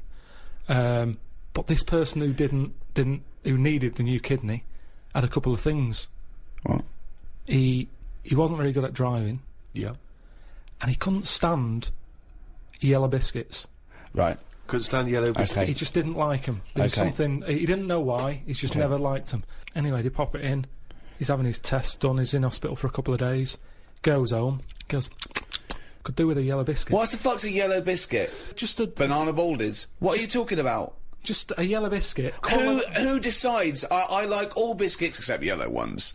Where is this I'm just telling you what supermarket? happened, Right. and it Well, I don't turned know out- why. I don't know what the colour of the biscuits necessarily got to do with it. It's like a phobia. It's an Right. odd phobia. Oh, so he fears the combination of yellowness and biscuitiness. Right, so a bloke... He doesn't mind biscuits. I don't mind yellow. Don't ever put them together. That's my worst nightmare. So, right, I'm confused as to who's got what, whose kidney. There's a bloke's received a new kidney. He hated biscuits. He's that not were very good yellow. at driving. He hates custard creams. Right, but now, suddenly, after the hospital transport, after the operation, I really fancy yellow biscuit. Yeah. Okay, does he go out for a drive at any point? He went driving. He Right, loved because it's driving. going to be terrible. He loved swerving driving. all over the road. What? What? Hold on, what? He It's loved only- driving. He liked driving all of a sudden. What? But he hated it. I know, but this is what's weird. It's bollocks. The kidney is a filter system. But if you have something for long It's enough, like getting a new tea strainer and suddenly liking yellow biscuits and driving. no, The kidney has no impact on anything. no. It's like how if you knock about with someone, you pick up their little things that they do. Right. Suzanne kept saying to me, "That's a nonsense." I said, "Stop saying that. You've suddenly picked that up from someone." I said, "You've never said that before. And you've done it 3 times in about 2 days." And it's the same thing. It's the same thing. Living with Karl. He doesn't like me saying nonsense. I don't know why. But let's be honest, if you're going to live with Karl, you're going to use the phrase, that's nonsense. You're going to start quite a coming lot. up with more and more bollocks, nonsense, rubbish, shit. Round-headed fool, you've picked that up from someone. You've used that 200 times in the last 3 minutes. Head like a fucking orange. Stupid fucking bald cunt. Where'd you get that from, Suzanne? You've said it 3 times just during Fucking breakfast. hell, dim-witted half... Steve, £5. Yep. A big question, particularly in the area of philosophy of the mind, is, what is intelligence? It's just... it's what you know, isn't it? Well, that's knowledge, isn't it, really? Yeah, it's a form of knowledge, intelligence. No, I don't think it is. Why not? Because intelligence, really, is everything from the ability to retain knowledge, to understand it, to apply. It's probably a little bit like the difference between how fast the computer is and how good the program on that computer is. It's no good. I'd say I've got a brain that can work stuff out. But sometimes, if I tell it too much, it can't remember all of it. Now, if I had a brain that had loads of memory space, Yeah. tell me as much as you want. Well, that's important. That's And you important keep to it. But yeah, but some people say that's what intelligence is, isn't it? Memory. It's no good saying he's brilliant. He learns 10,000 facts a day. Really? Yeah, he forgets them the next day. Yeah. Well, that's Right. what I'm saying. Well, yeah, but what good is that? Trivia is nothing. It No, doesn't it's show good, intelligent. It's good for chat. It's good for chat, innit? When you're out and about, if you meet a stranger, it's good to drop something in, like, you know, Go on. What would you drop in? To show you're intelligent. Well, just to meet you've just met me at the bus stop. You think here's a nice fella. Steve's at the bus stop. There he is.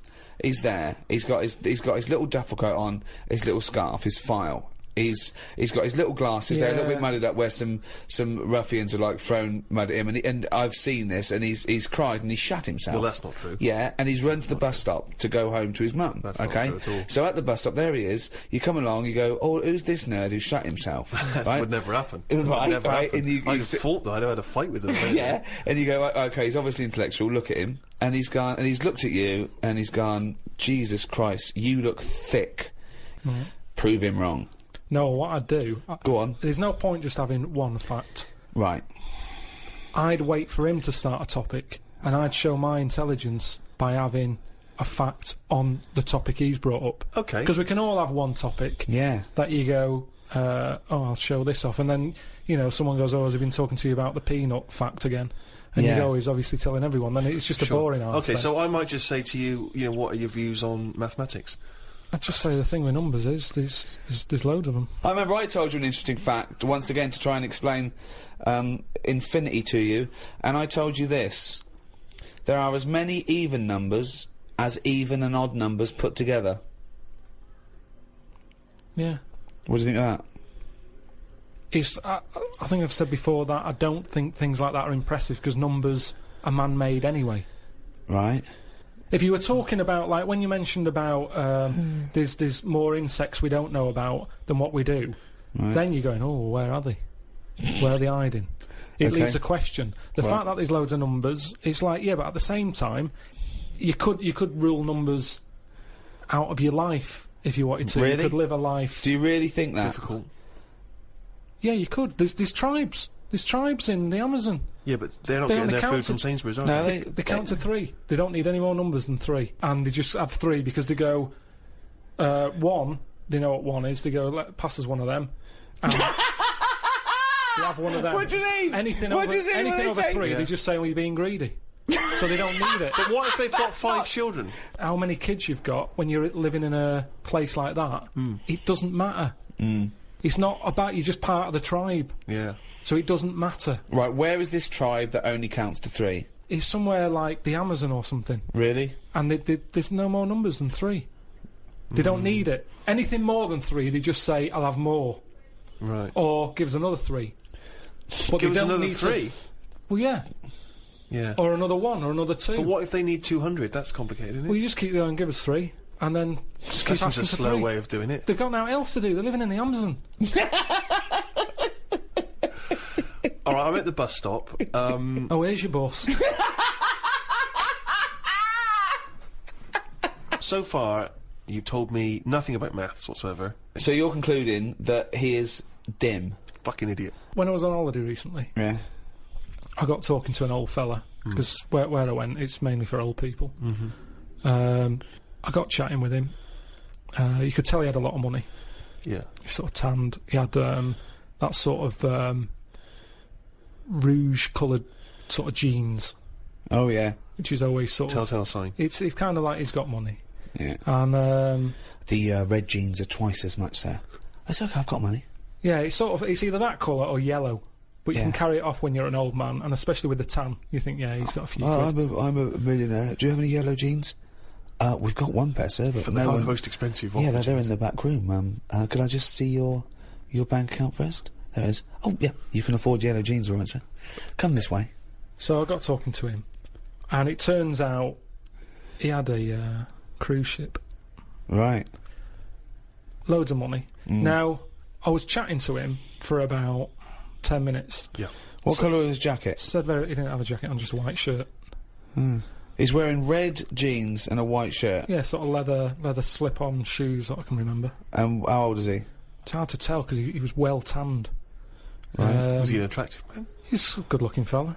So he's rich. So you saw this rich, good-looking bloke with just a shirt on. No, he had a shirt and his pink Yeah. pants. His picture hands, and he just went over and struck up a conversation. I don't know. Why did you notice what colour the crotch area was?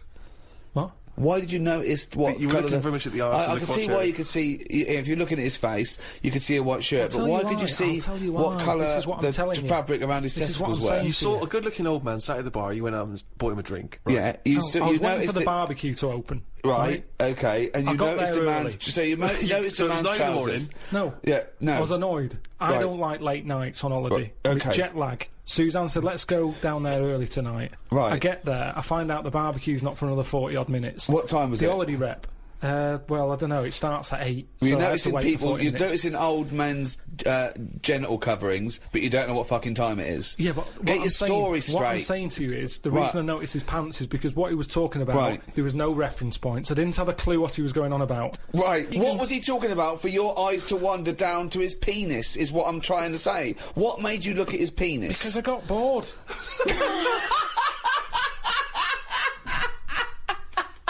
I didn't know. What I'm trying to say to you is his reference points. I had no idea what what was he he was going talking on about. about? He was talking about how he was in some Cuban war. He told me about how he'd met President Reagan. He told me something about how he'd cut up a cow once. There was... And so, Who is this bloke? I think he's a maniac It's fucking who has Dexter. spilt blood on his trousers Yeah. whilst hacking up his dead wife. He's gone insane. He's jithering and chatting away, claiming he owns a cruise ship. he told me he spent 36 grand on furniture. And when I sort of looked at him like, what have you been beautiful. buying? And he's going, oh, well, I needed a couple of shade lounges. And it was just, there was nothing I could relate to. lunges. nothing. Wasn't she in a TV series?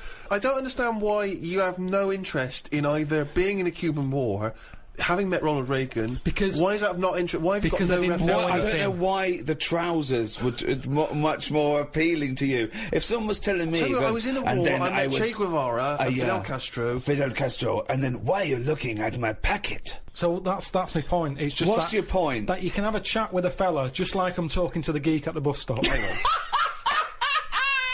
And Even pointed. sometimes What? you can't take part. What am I meant to say about him meeting Reagan? What am I meant to say about him being But in the aren't you Cuban interested War? to ask him questions about he was in a war? When I sort of took it back to, I wonder what meat they're doing at the barbecue, he wasn't bothered. Yeah. I love the fact that that's your contribution. He's talking about the missile crisis, and you're going. Oh, He's met well- presidents and Yeah. important people. He's experienced extraordinary You things, see, which the would be language- fascinating to anyone. And you're not interested. You just want to know whether the sausage. But I mean, there it is. You see, he's come down. He's looked at you without prejudice and thought, I don't know this guy. The language barrier probably saved you, and he thought he's probably a smart guy. I tell him a bit about my life. He Why never is he said looking at to my me. Why is fucking he looking ass? at my meat?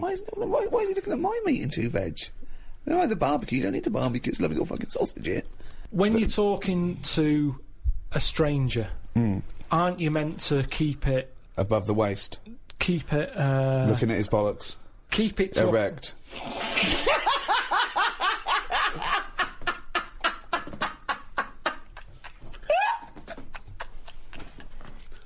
I made Karl laugh.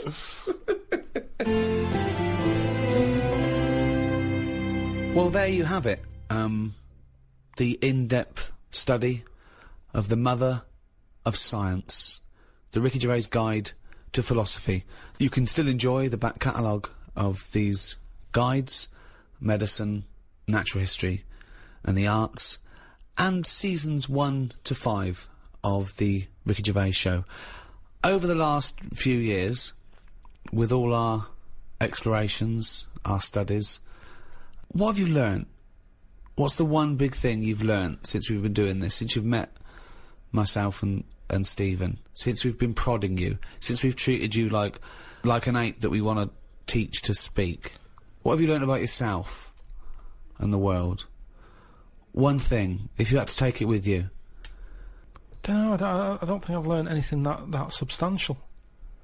Ever? During all this? There's not been anything groundbreaking, has there? We've chatted about midgets with no arms and legs. Gay ones. I don't know if that will ever crop up again in a chat. So even if I've learned something from it, I don't think it'll ever crop up again. So it's no use. That's what I'm saying to you about information and intelligence. It's if you can use it. There's So no you're point having a brainy saying head. this series of audiobooks at the price of £1.95 is absolutely worthless and pointless? Yeah, I suppose it is, yeah. Thanks. Good night.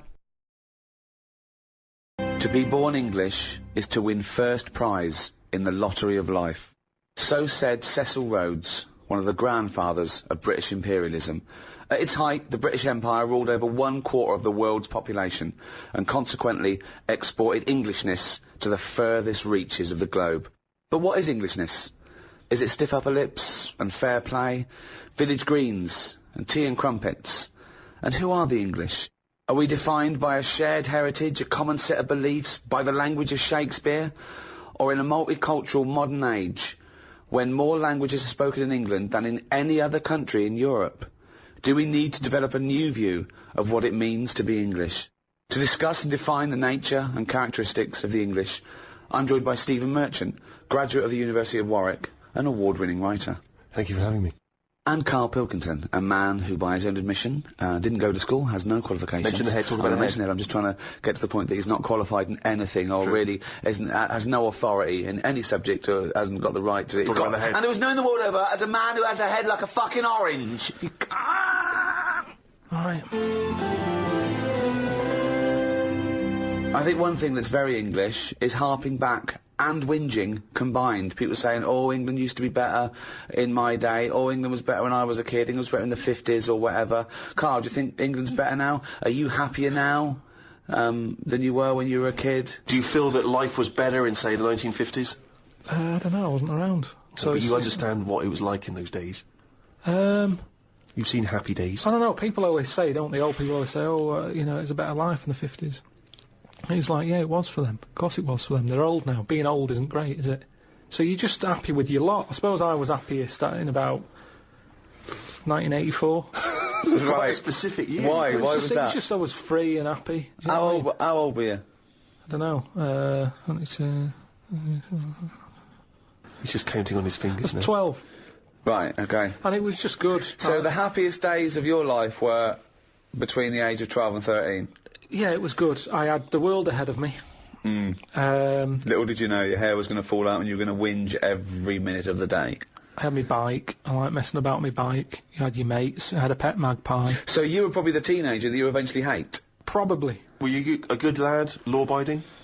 I wasn't bad. I just sort of, you know, just potted about.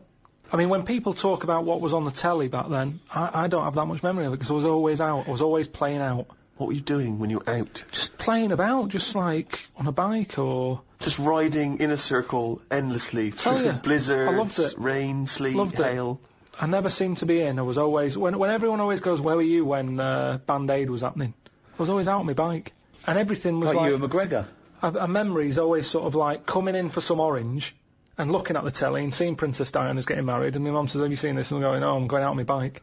I was always doing that. The only time I was in the house... This is why you don't know anything, because you never stopped. Yeah, but this is what being a kid's about. But That's all what the I mean, being information free. you have, Karl, is as though you've gleaned it as you raced by on a bike. It's almost like, you know, every piece of information you have. Your hair blowing in the wind. Karl, your hair will blow out one day. Oh, don't talk stupid, ma'am. So yeah, 12 to 13 was good. But you see... And it was all downhill from then, was it? 13 is your teenager then, aren't you? Life got tough. Yeah. How did it get tough? Just straight away when I was 13, my mum was like, you know, oh, it's your 13th birthday, you're a teenager now. Right. And she gave us £1 to go and get a cake to celebrate it. Went to the supermarket, got a cake, and I just thought, I don't like the look of this. Don't like the look of the way the future is here. On his 13th birthday! Well, you were buying a cake. What did you see at the supermarket? It was kind of like, I don't know, I suddenly felt grown up. I didn't like it. But I think you were always about 58, really, with your outlook. Well, yeah, my mum always said I was old. She said I was an old baby. She said I could frown before I could walk. So they always had a bit of a worried look on my face. Didn't say much, just always listened. My eyes moved about more than I did. Just sat there looking around, looking stressed.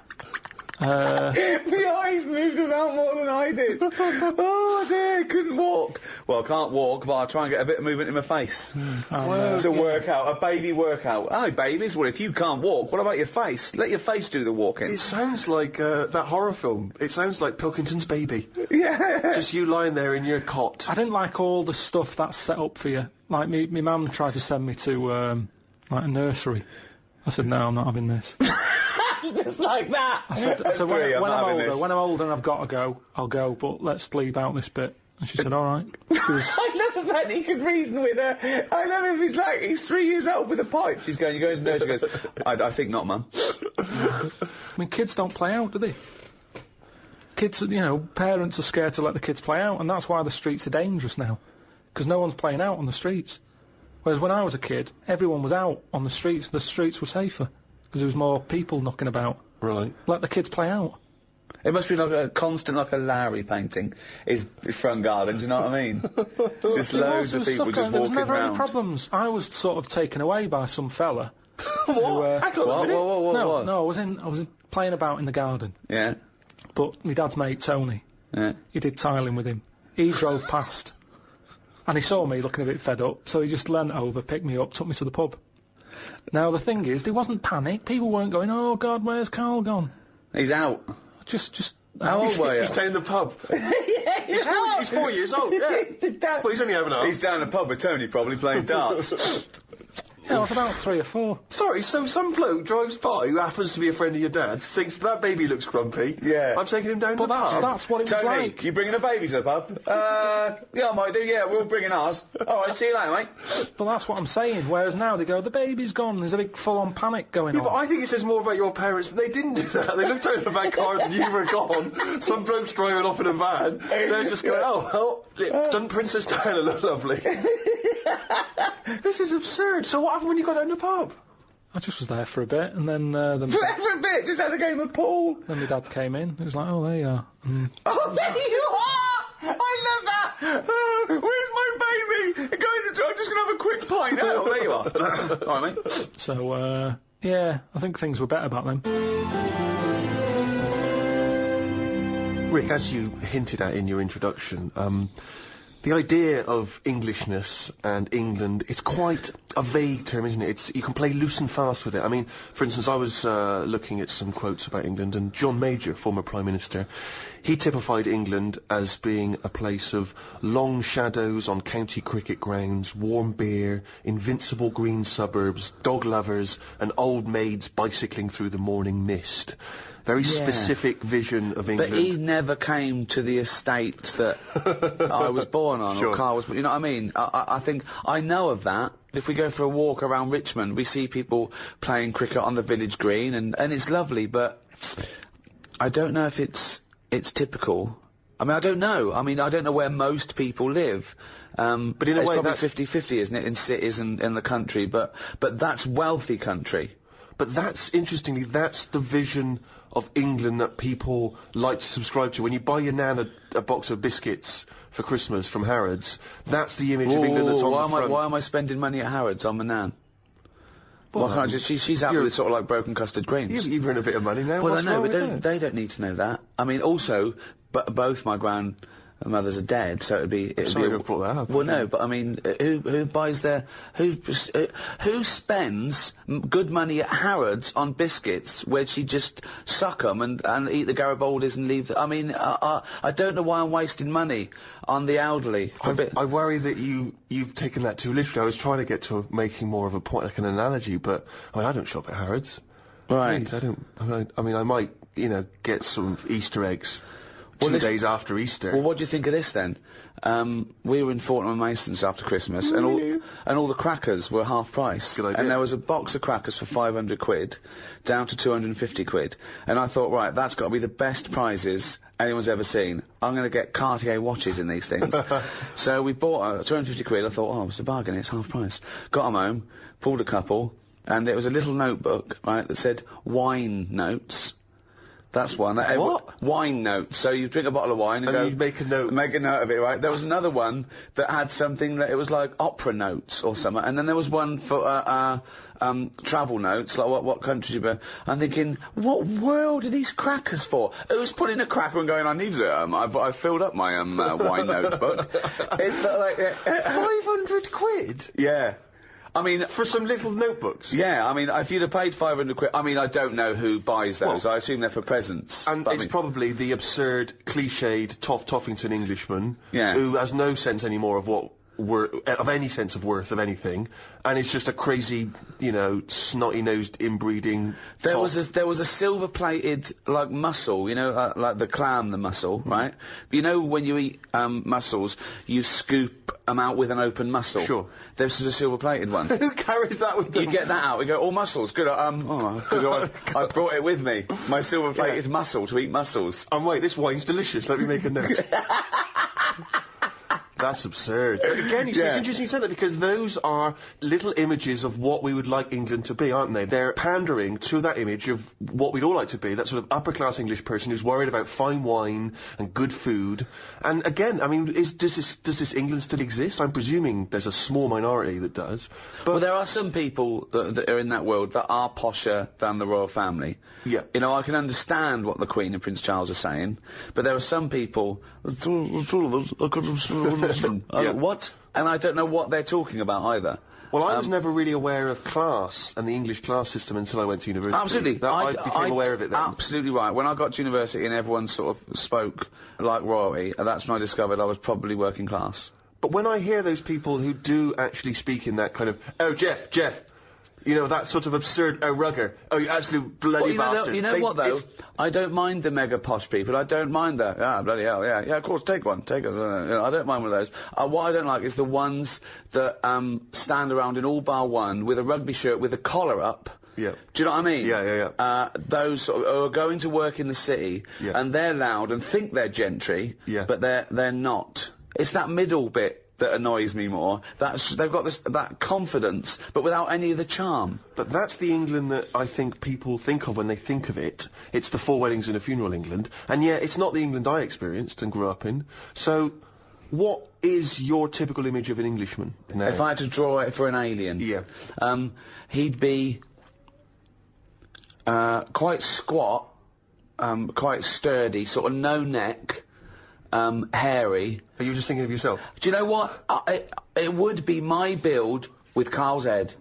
Really? And no neck, yeah. I think he's sort of balding and unshaven, and he's like a shaved caveman. I think he's tough, he'd have tats, he'd eat like a dog. A Ray Winston type. A sort of, that sort of, and he's Bob Hoskins, just squat, strong, tough, doesn't take any messing, built like a giant wombat. It's the bulldog breed. It is the bulldog breed. I am thinking of the bulldog breed, yeah. See, now my image of an Englishman is essentially that cliched one. It is, I think, Hugh Grant.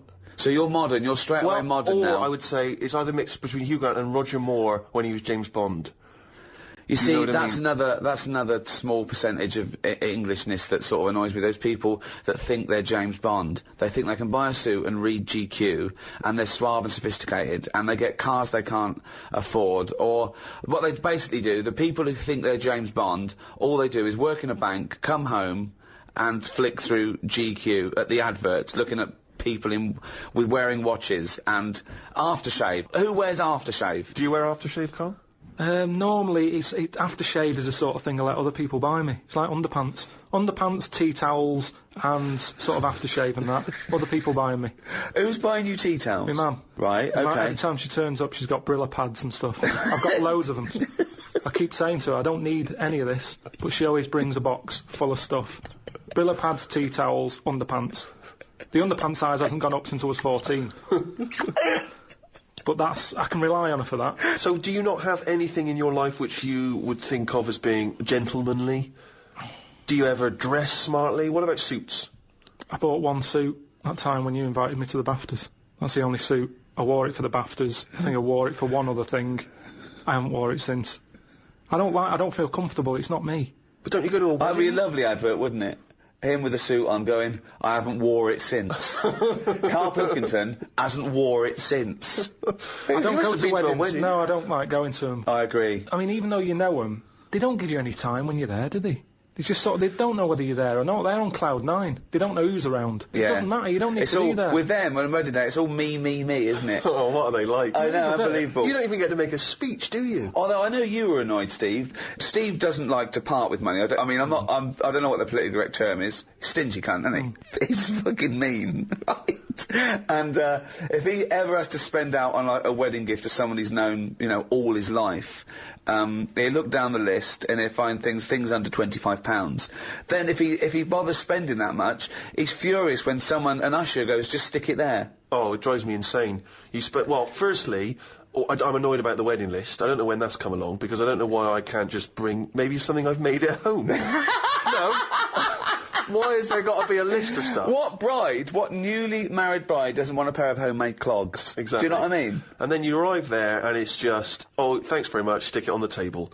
But they're saying that, I think people very much appreciate you being at their wedding. No, they do. They remember if you were there. No, they don't. They do. They don't. You don't get invited to weddings because you ain't got any mates. No, I've got to know enough people. Everyone's getting married. But they're always in the middle of nowhere. That annoys me when people say, you come to our wedding? Yeah, fine, we're in Greece. Yeah. Well, no, down the road, I might make it down the road for the reception. Yeah. Go to what? You want me to book a holiday and come to your wedding? Well, the thing that drives me insane when you do go is when they put you on a table with people you don't know. Well, I've got all my mates there, and they put, because I've got to mingle with some people. I don't care, I need these. But that's what I'm not good at. Talking to people once. Talking to people who you don't know. No. What sort of stuff would you make conversation about at a wedding?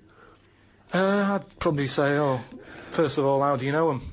How do you know the people getting married? And then, do you think it'll last? Imagine inviting Karl Pilkington to it and going, where should we put him? Oh, I don't know. Is there a table for one?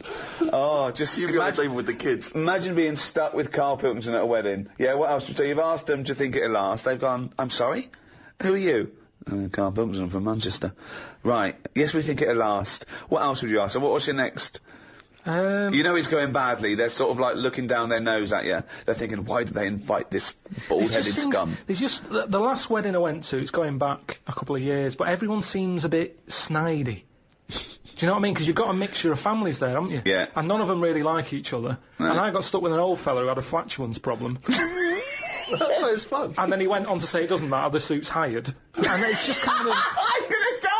I just don't like him. I love it. He's basically saying at a wedding, it doesn't matter if I shit myself.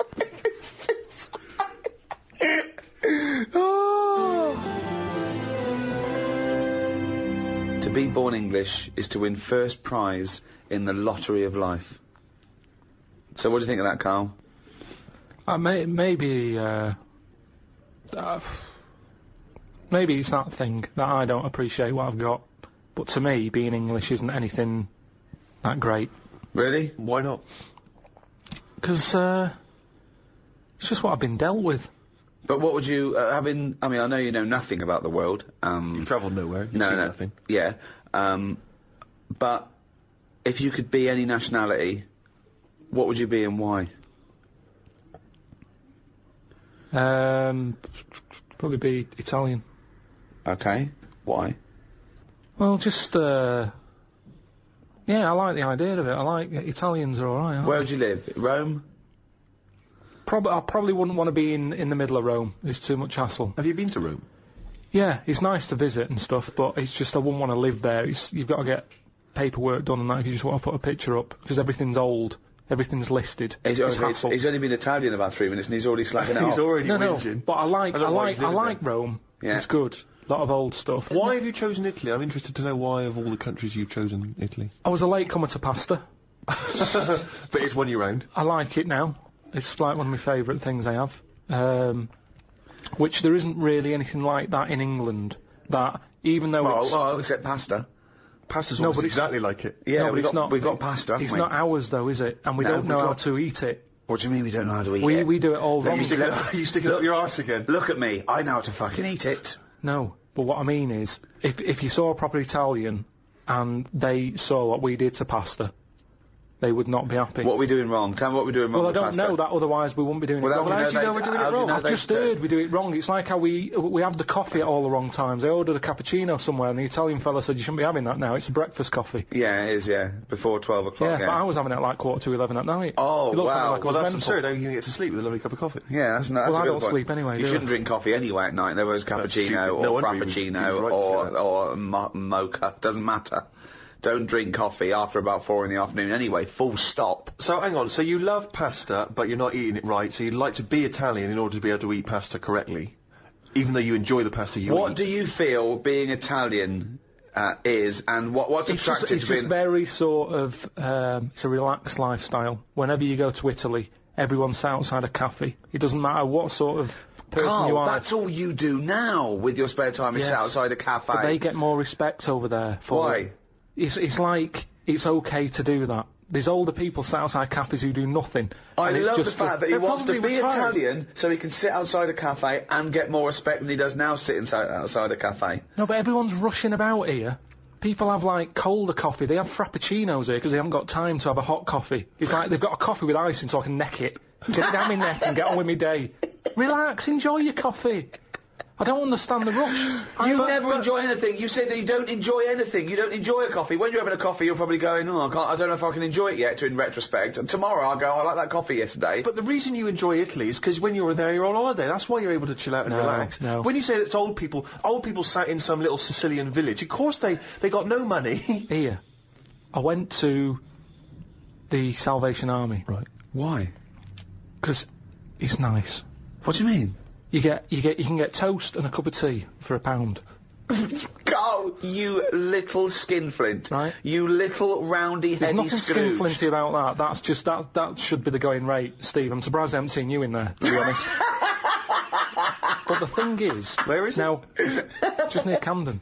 What is it? Is it like old people? A lot of old people, mainly old people. And this is what I'm saying. These are people who are old and they sat in a cafe, but they don't get any respect. People are walking past and they don't want to go in. The way you reacted when I said I was in the Salvation Army, that's the reaction they get.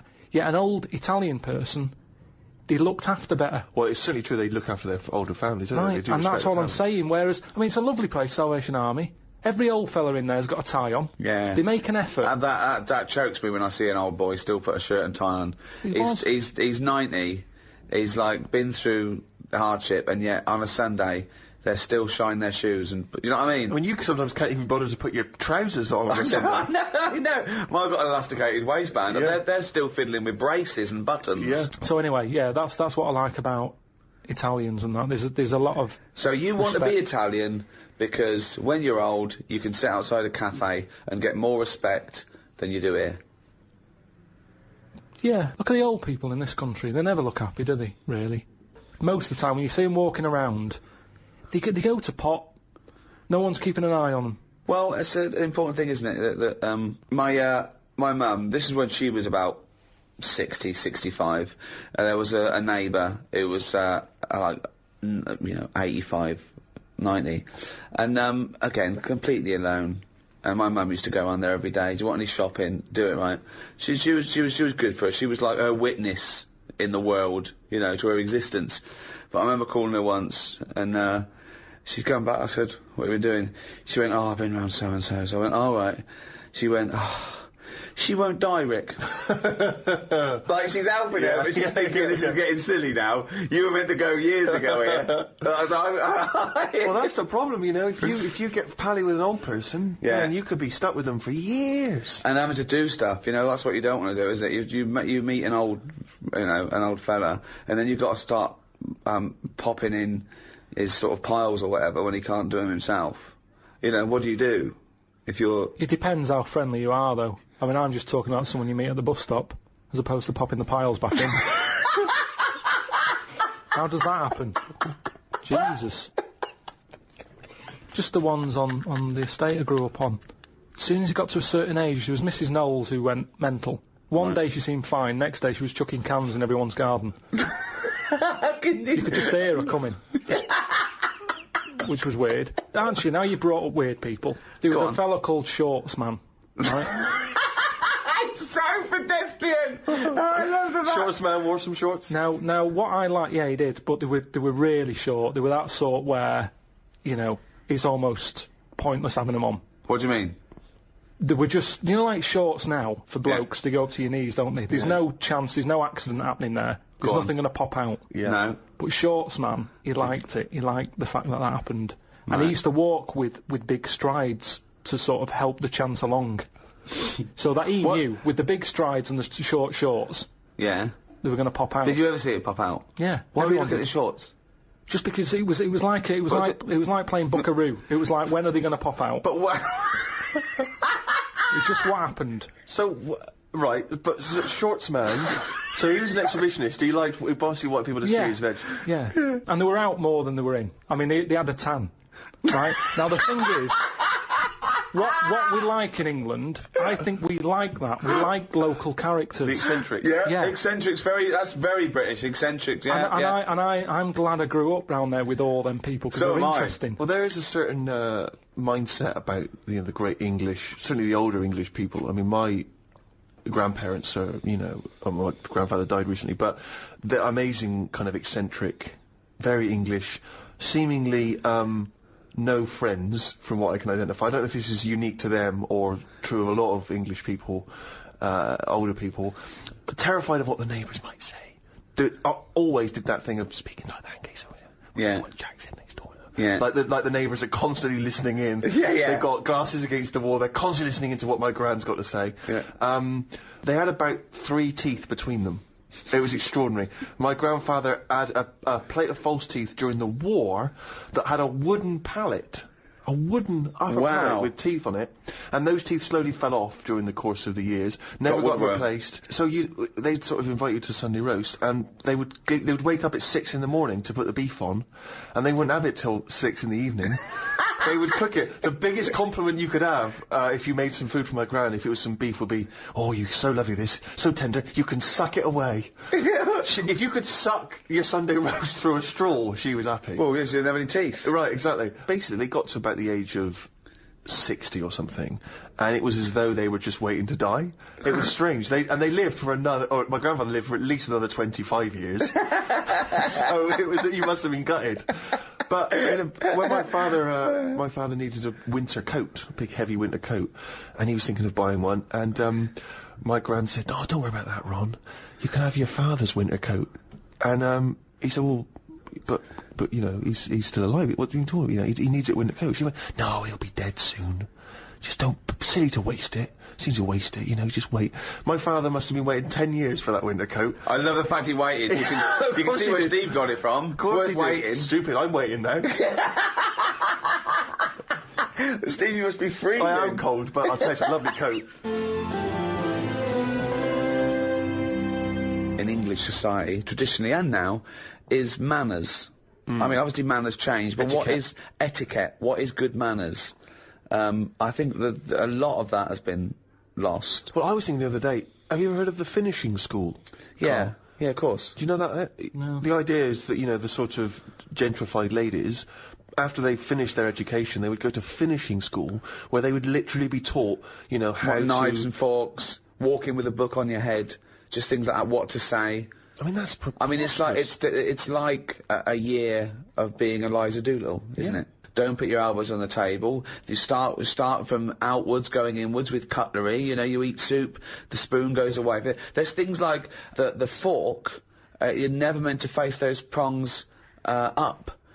So you either stab your peas, or There's ways of eating soup. The spoon needs to be moving away from you. Yeah.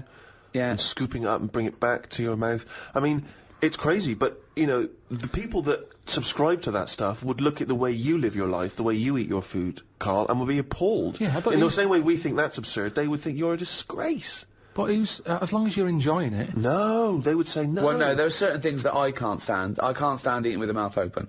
I think that's rude. I banned chewing gum on the set of my film, because I think it's rude. I think it's rude. Those people who stand there talking. Yeah, but we all know you're a preposterous hypocrite. I mean, the way you eat food, come on. No, I don't eat with my mouth open. I don't. I do eat with just my right hand, smash it and scoop it in. But I see nothing wrong with that. I would say it was slightly rude when you're ordering the bill and getting up to leave when I'm still finishing my main course. Yeah. I'd say there was a touch of rudeness. But I go about into a restaurant to eat. Yeah, but you're supposed to wait when you're with the other people and let them finish as well. This is my ideal restaurant. It is empty. They know what I want, and it's waiting for me when I walk in. I leave, still chewing, and I go put it on my bill. That's the ideal restaurant for me. Yeah. You're pretty much there. Yeah, I try and, that's what I try and do, yeah.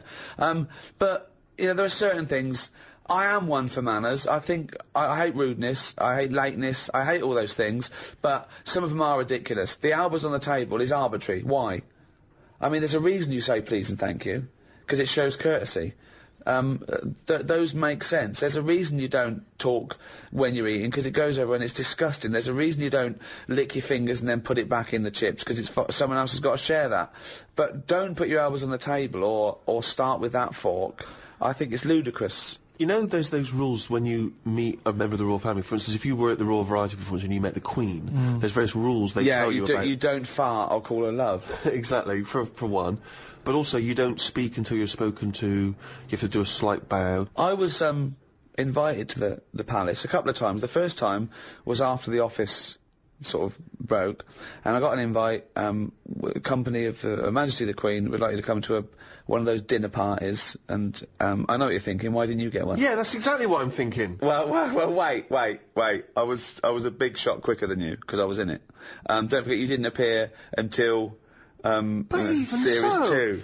If we'd split the atom, they would invite both of us. I know. Not just the guy who does the press conference. So, the thing came through, and I thought, I was worried about it, to be honest. But it just said, I will be attending, I will not be attending. Tick the box. And I couldn't bear to just tick, I will not be attending, because it was too harsh.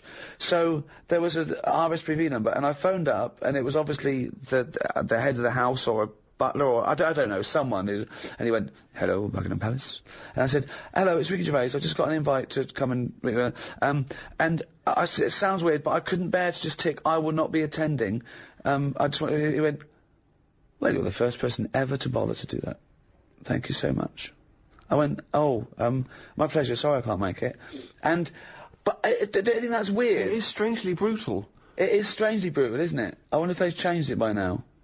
Yeah, there's a little asterisk. Thanks to Ricky Gervais, it now says, I am too fat and lazy and busy eating cheese to visit your majesty. What I think is this, that no one's ever ticked, I will not be attending. Right, yeah. So it was never a problem.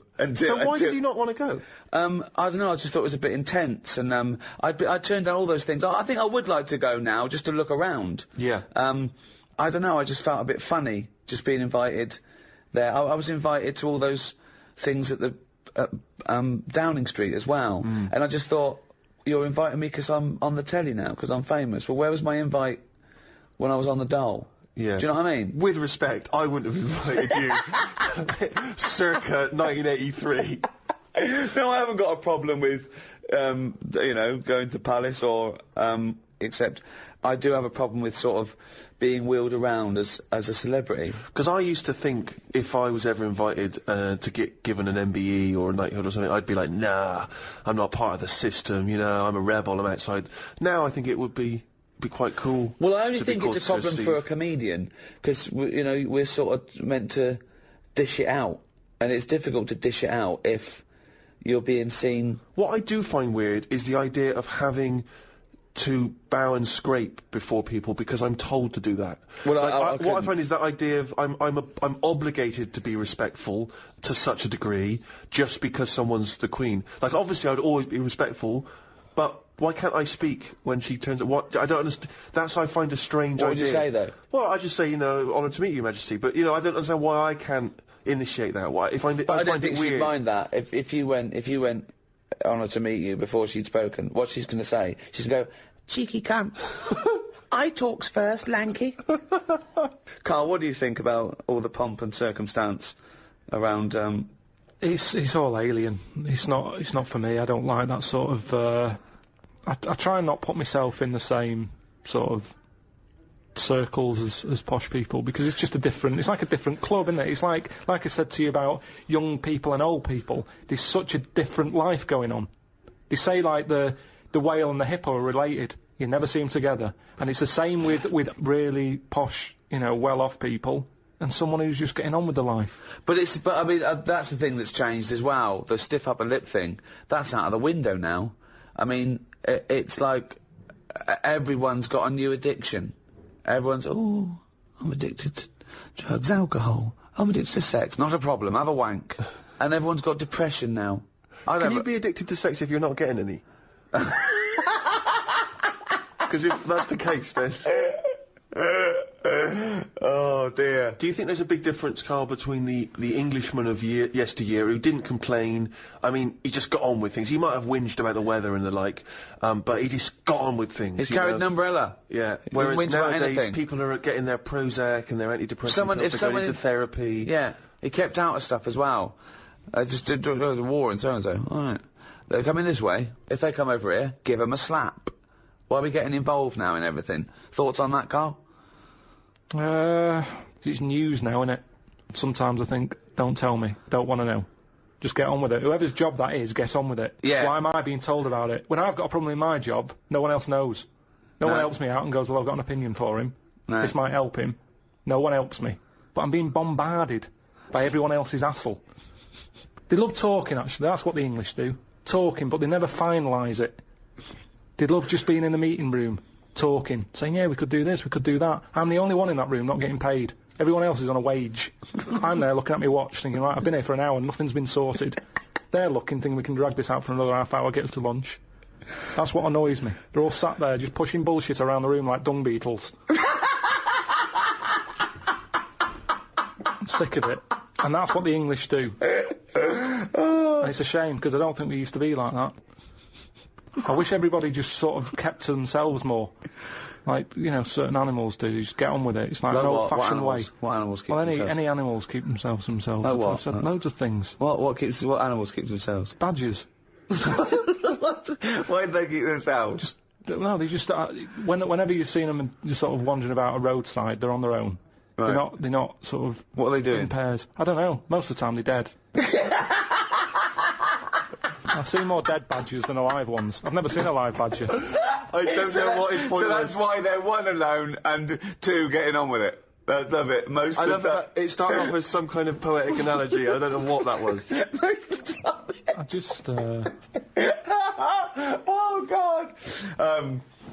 I like this thing of the Englishman I knew growing up, was, you had to, when you hit a certain age, when you hit, like, manhood, or puberty or whatever, 13, 14, 15, you had to start showing your mettle. Then, the most important thing then was to, the worst thing to be growing up was gay. That was like, you couldn't be gay. It couldn't be gay. Anything but gay. And then you had to be hard. You had to be tough.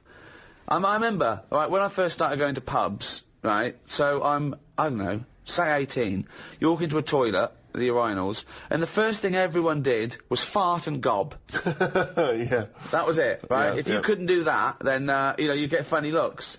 You go in the urinal, and they'd look at you and go, oh, sorry. It was all about, being a man. I think wearing glasses makes you slightly exempt from that. It's like you don't have to... People automatically dissociate. It's like if I was in prison, I wouldn't have to do that because I'd just be the professor. Yeah, do you know what I mean? exactly, or brains. yeah. I would. Yeah. I wouldn't need to be part of it. I'm never a threat because I never look like I'm going to be a tough guy. So consequently, I live in this sort of parallel stratosphere where I haven't got a piss and gob. Yeah. Has that got more popular?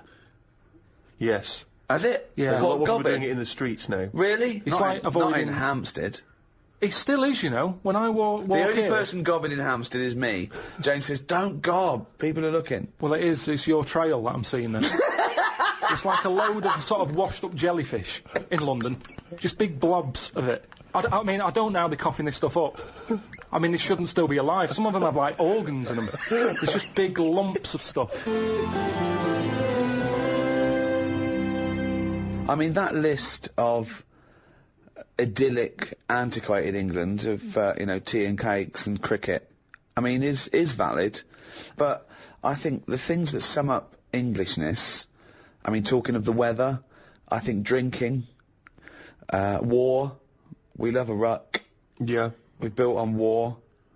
We're a warrior race. We're pretty good at war. We are good. We used to be good. I don't know. Yeah, if we no, are we're very anymore. good. We're good. We're very good. I mean, I think we reached our peak with Churchill. That's probably our greatest hour. Our finest hour. According to him. Yeah. Well, he should know he was there. He should know. And he'd like to drink, didn't he? He loved a brandy. He's not afraid of a drink.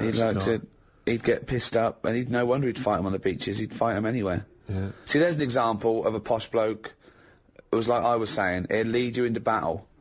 He'll have a weapon too. He'd go in there. He didn't sit back. I mean, when he was old, he did. But nothing wrong with being posh if you're willing to go and, get stuck in. What do you think, Karl? Is it as scary though? I mean, imagine if he was rougher sounding, and he was on the front line. And, like he went, you fucking little cunt. I'll fight you on the beach. Look, see me down in Brighton Monday. I'm gonna fucking smack your head in, you little fucking German cunt. Like that, you mean? Yeah. It's less of a morale boost. Well, that's the other point of one, isn't it? That those speeches were for as much as morale as information and defiance. You don't want to feel like the leader of your country could glass you if you got on the wrong side. No, exactly. It's got to be rules under war, hasn't it? I mean, that fair play has got to come into it as well. Talking of the English sense of fair play and war, when the crossbow was invented, a lot of people wouldn't use it. They said it was unchristian.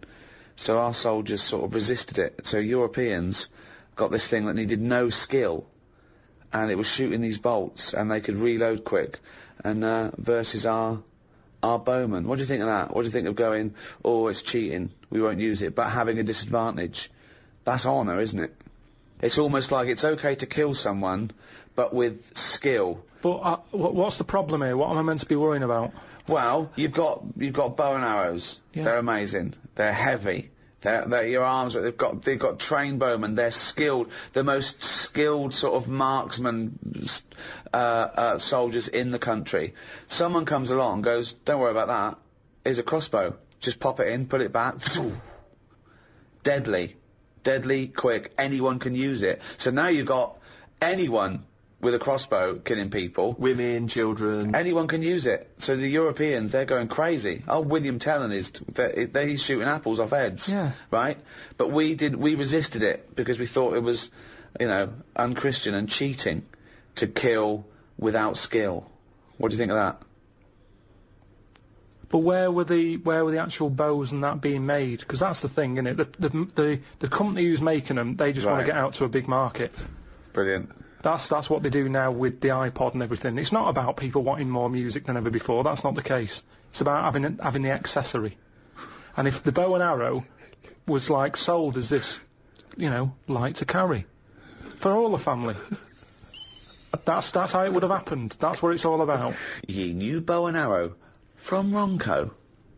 But what do you think the problem Yeah, is? but you're not quite getting Ricky's point. His point is the idea of there being sort of rules and fair play and etiquette in war. The I don't objective is think to that's kill a the enemy. place. I don't think war and that is a place to start getting all uppity about someone cheating or having a better system. Really? You think all fair in love and war, do you? Yeah, definitely. Right. But It's it's just got to have about rules, winning. isn't it? No, not in a war. There isn't rules. So what about things like the Geneva Convention?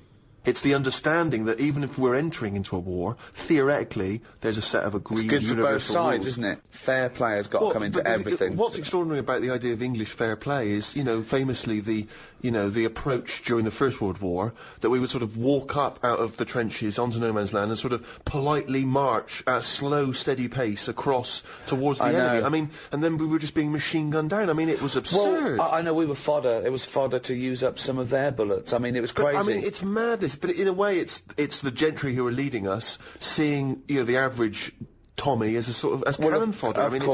Of course. And, you've got to realise that most of the people didn't want to be there.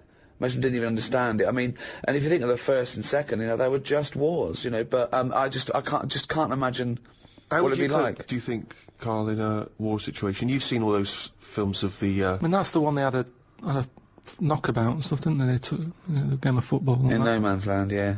Christmas Day. But who took a football there?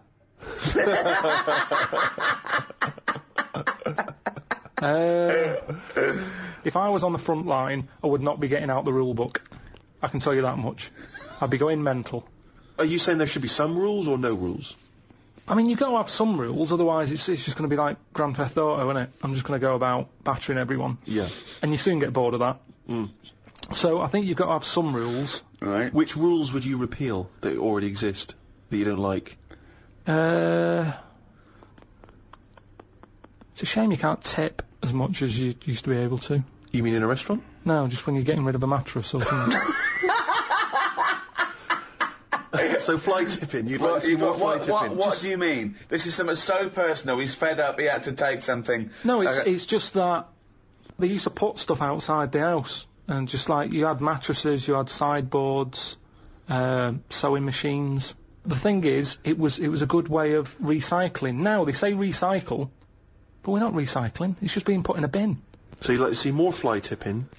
No, not, you see... That's what we need in London, more rubbish. This is the problem, you see. Look what's happened. Look what's happened to what I've said. It's been taken the wrong way. Right. I'm not saying tip. I'm not saying chuck your bin bags out the door and let crisp packets go everywhere. I'm saying if you've got old furniture, you should be allowed to leave it outside your house without the council going, move that, it's dangerous, someone's going to trip over it. Mm. Well, if they trip over it, you should have been looking where they're going. Well, what if they're blind? What? What if they're blind? That's why you don't leave things out in the pavement, because blind people will fall over them and smack their face in. What if a woman with a couple of kids in pushchairs has to go out into the road to get past your piece of junk? And get crushed? No, because I'm leaving it. I'm not leaving it on the pavement. Well, you just said you were. Where are you leaving it? Sort of outside the house. Right. In your front garden. Well, who's going to take it from there? That's just thieving. No, sort of. Where are you leaving it? Where are you leaving it, Karl? You haven't established where you're leaving this yet. Because so far, a blind person's fallen over and broken his nose. I've never seen a blind person trip over anything. You've never seen a blind person trip over anything? Definitely not. They're better on the feet than some people because they're more cautious, aren't they? So make it more fun for them, if anything. Why can't you just have this stuff collected by a second-hand shop or because send they won't? it to They a don't come, charity? Steve. Honestly, they don't. I've called up people and they're saying, "Yeah, we'll be there in an hour." And I say, "Right, I'm going to put it out on the street. And are you going to come and get it?" "Yeah, we'll be there." An hour passes by. They haven't been. Suddenly the council goes past. On the floor, bloodied noses. Then the council said, I call them up, "Do you want to shift it?" "Well, we might, but don't know when." "Well, it's outside the house now." "Well, you can't leave it there, it's your responsibility, you'll have to stay with it." Suddenly I'm wasting time sat outside the house with rubbish that someone else might want. But you're not allowed to leave there because a blind person might come along. What's the dog doing?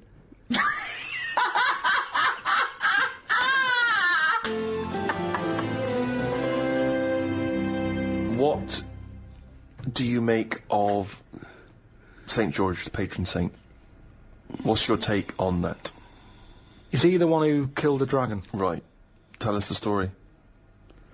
There was a dragon problem.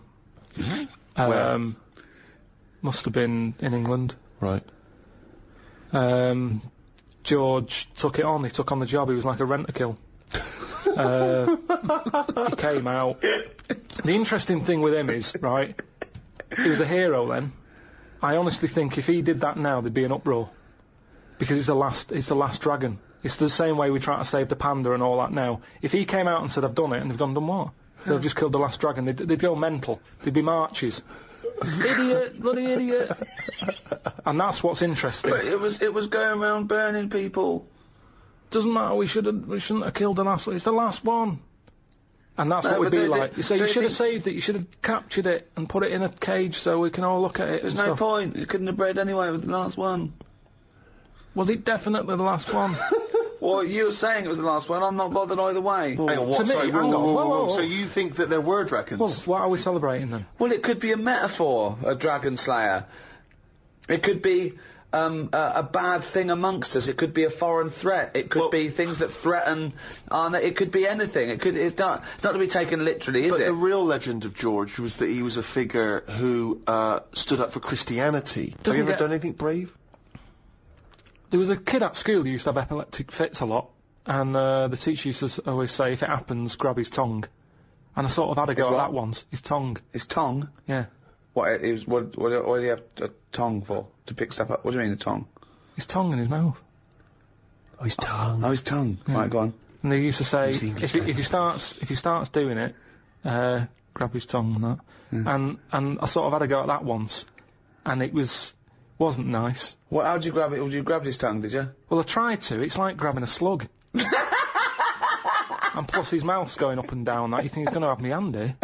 So you sort of do that thing where you go. So you were trying to grab hold of a kid's tongue, yeah? And he was. He's throwing himself all over the place. It was in a physics lesson. I sort of had a go, and then I thought, this isn't happening. So I just sort of kept putting my hand in, like I'm having a go. But in my head, I was going, I'm not going to get hold of it. What you could have used is a pair of tongs. Well, firstly, I don't see why this is brave. Kids having an athletic fit and you're just supposed to help them out. I don't know why that's bravery, but even given that, the fact that you were thinking more about yourself in that situation than this other kid. You were thinking, I'll make it look like I'm helping, but I'm not really. And yet this is kid having an athletic fit. I did at the beginning. Doesn't that sum you up, Karl? Selfish. No, it doesn't. Because no one else was having a go. At least I did try and grab it at one point. You weren't doing anything. You were just making it look like you were. Have you ever tried to grab a tongue? It's like chasing a chicken. It's murder. And after a while, it wears you out. And it was weird anyway, because it was like a... What was he doing it for? I don't know. Wearing him out after hours of chasing this kid's tongue. I love the idea of you ever tried grabbing a tongue. It's a valid question. I love that he's annoyed. He's annoyed that this poor kid's having what was your technique? Were you trying to grab it just with your thumb and your finger, like a pincher thing? Yeah. But it was because his mouth's going down and. Was he shouting or just? No, just throwing himself around. So that's your one attempt at bravery. Well, hang on a minute. Let me just think. Trying to grab a tongue. There was a time you were chased by a bee and you scored a goal. I forgot about that. That isn't really bravery, is it? As you were running away from a bee, and the ball happened to hit your foot and go in. Does that count as bravery? I love it when he goes up to the pearly gates and goes, "Well, have you done the act of courage?" I pretended to grab a tongue. A what? A tongue. Yeah. Got chased by a bee, scored a goal. It doesn't count as brave at all. Well, what have you ever done? Well, it's a good question. I thought of some of them when I was a kid on the beach. There was a baby, like a toddler. I was about 12, and they were out. Their little boat was going out. The mother missed it, and they were miles out. And the mother was sort of distraught. And I swam out, and I was a good swimmer then. And I pulled it in, right? And she bought me a box of chocolates. It's not enough, is it? What? It's not enough, a box of chocolates. I'd have been furious. Really? I'd have wanted a lot more. I didn't expect anything. No, it was like when I found that old lady's purse and I sent it back to her, and she sent me a little thank you note, but nothing. No cash, nothing. I was furious. I thought, come on, I could have kept that purse.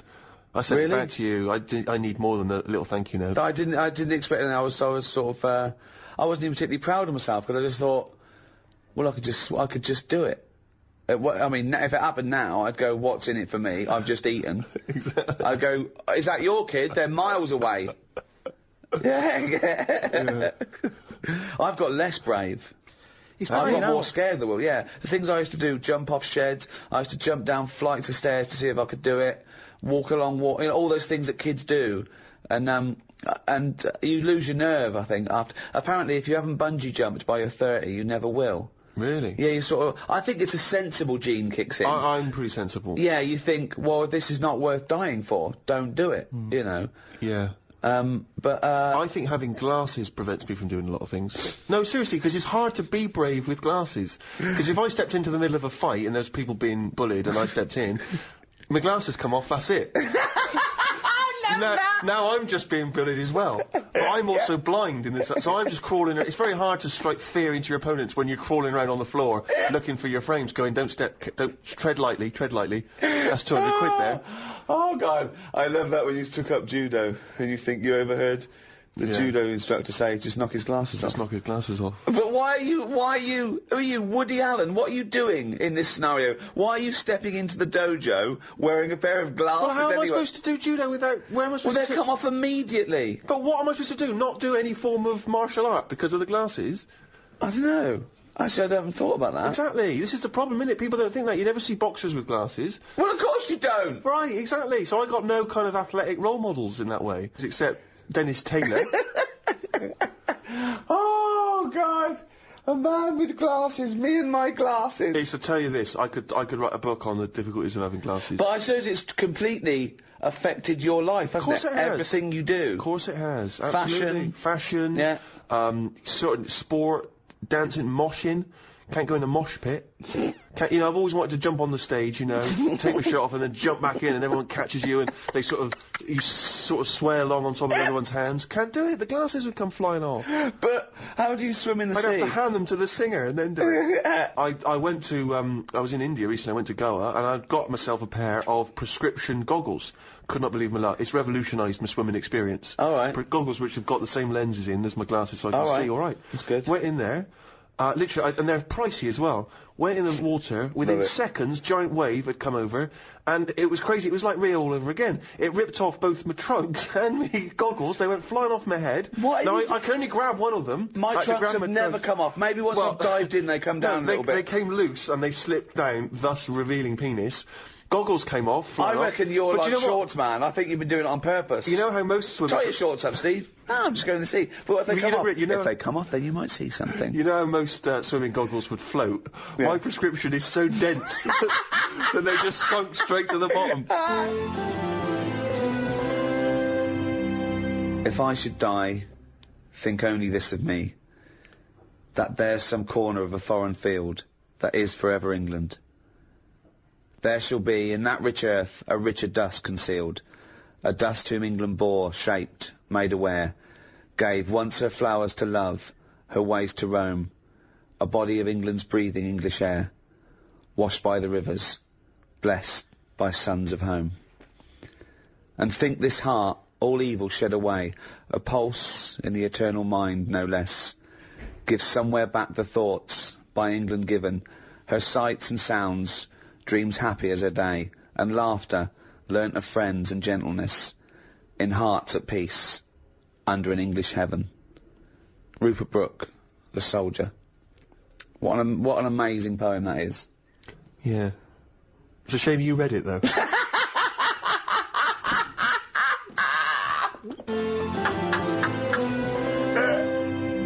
Thanks for listening to the Ricky Gervais Guide to the English. That's it for a little while. 5 in that series of guides too. Plenty to be going on with. Plenty to be going on with. There's also the rest of the back catalogue as well. And we might do the odd free one, but we'll be back soon anyway, with maybe, another series of guides too. Who knows, Karl? Thoughts? I've enjoyed this, have you?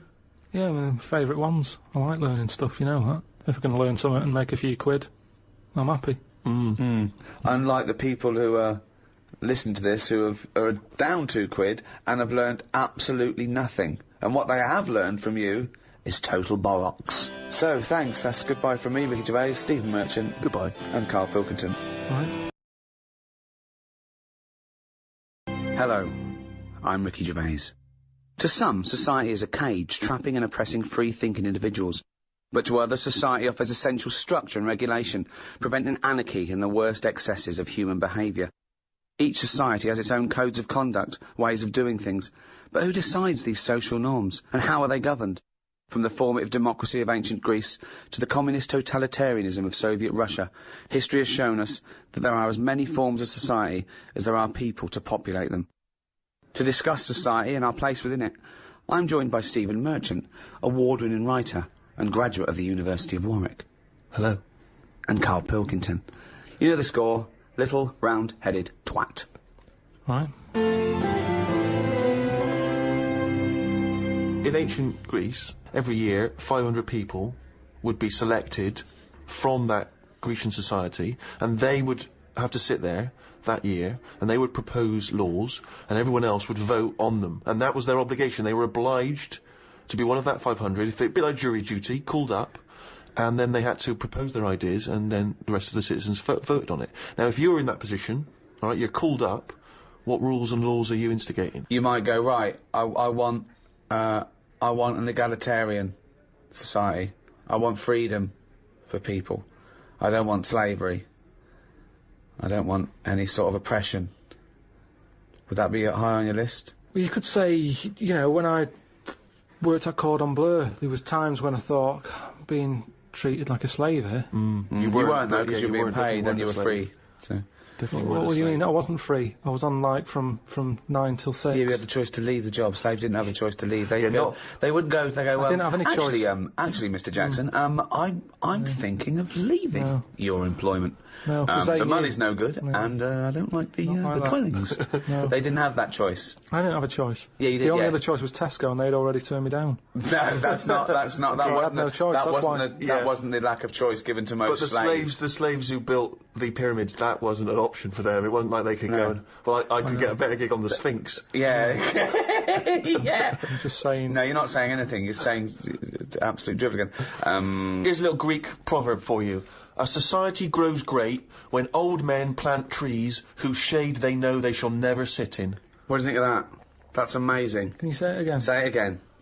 A society grows great when old men plant trees whose shade they know they shall never sit in. Do you understand? Yeah. Just saying, they're planting a seed, they grow a tree, but trees take ages. Yeah. It takes a long time. Yeah. That old fella's not going to get any joy out of that. Right. But, if he's lucky, Yeah. the fella next door might have done the same years ago.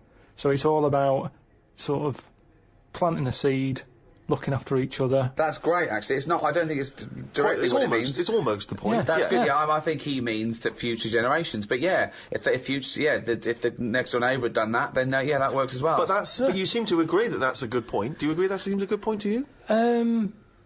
But I'm sort of guessing he enjoyed gardening anyway. Part of the enjoyment was in planting that seed. we shouldn't have- It's the old metaphor problem again, isn't I know, it? yeah. It's not specifically about trees. You know, you plant the tree, as you say, and you may never see the beauty of or the benefit of that tree, but other people will. But as a metaphor, what he enjoyed is the fact that he's added to society and human life, and he's got a legacy and all that. But so by the same time, when I went to Ibiza, right, now there they have motorbikes, people flying round on them, people don't wear helmets. You might even get 3 people on a moped.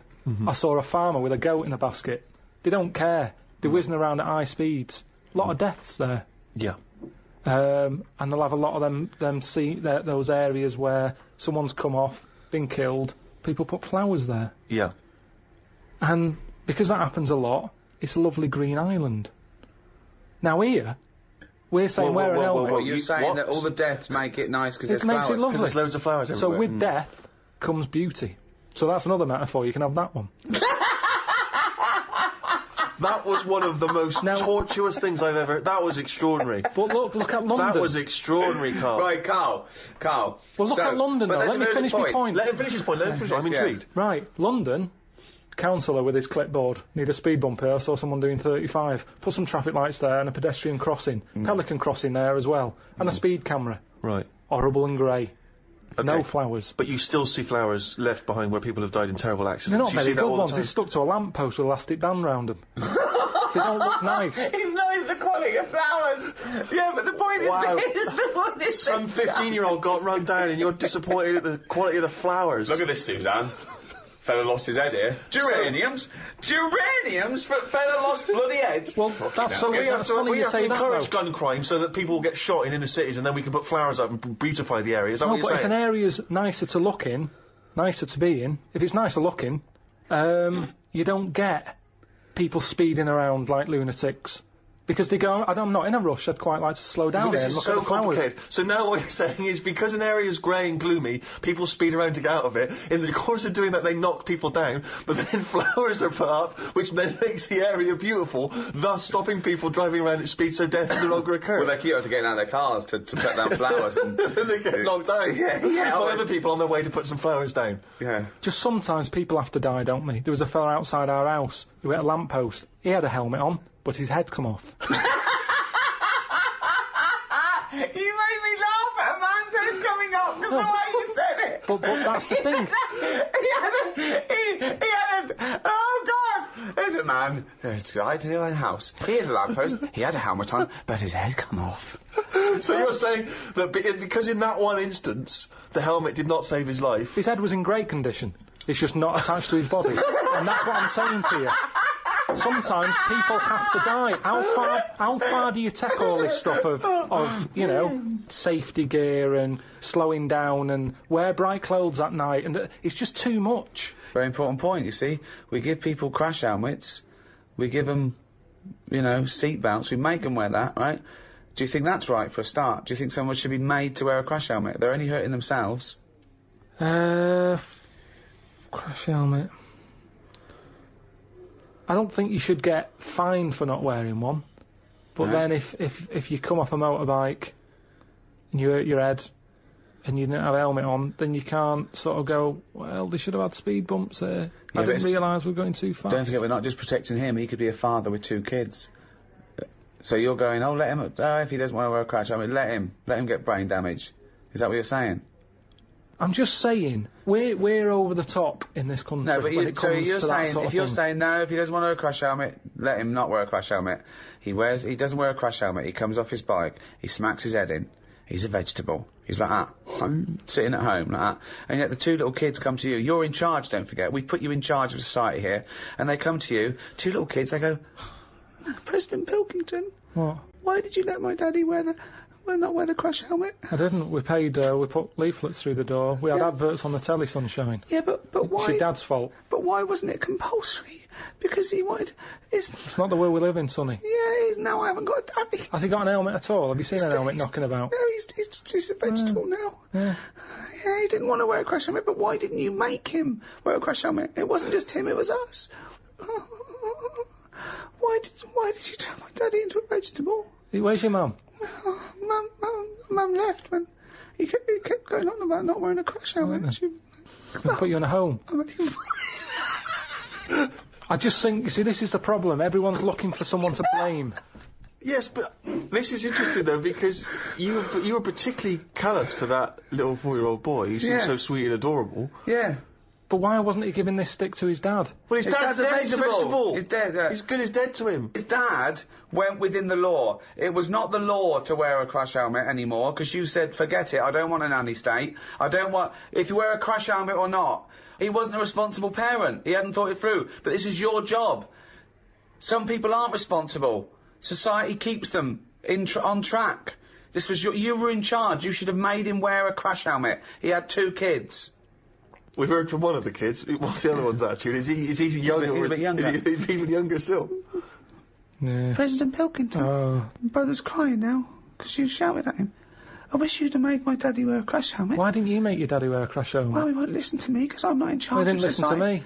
Yeah, He but... seems like a bit of a numbnut, to be No, he honest. did listen to you. What did because he do you made for a a new living? rule saying people don't have to wear crash helmets. Right. And he listened to you. Did he pop shoes on in the morning when he went out? Or did Yeah. I need to be here to tell him to do that as well? No, there's certain Oh, things so he that has you got just- some common sense then? Well, there's enough, yeah. Oh, right, interesting. So he can be bothered with his trainers, but he can be bothered with helmet. I haven't got a daddy. Jesus.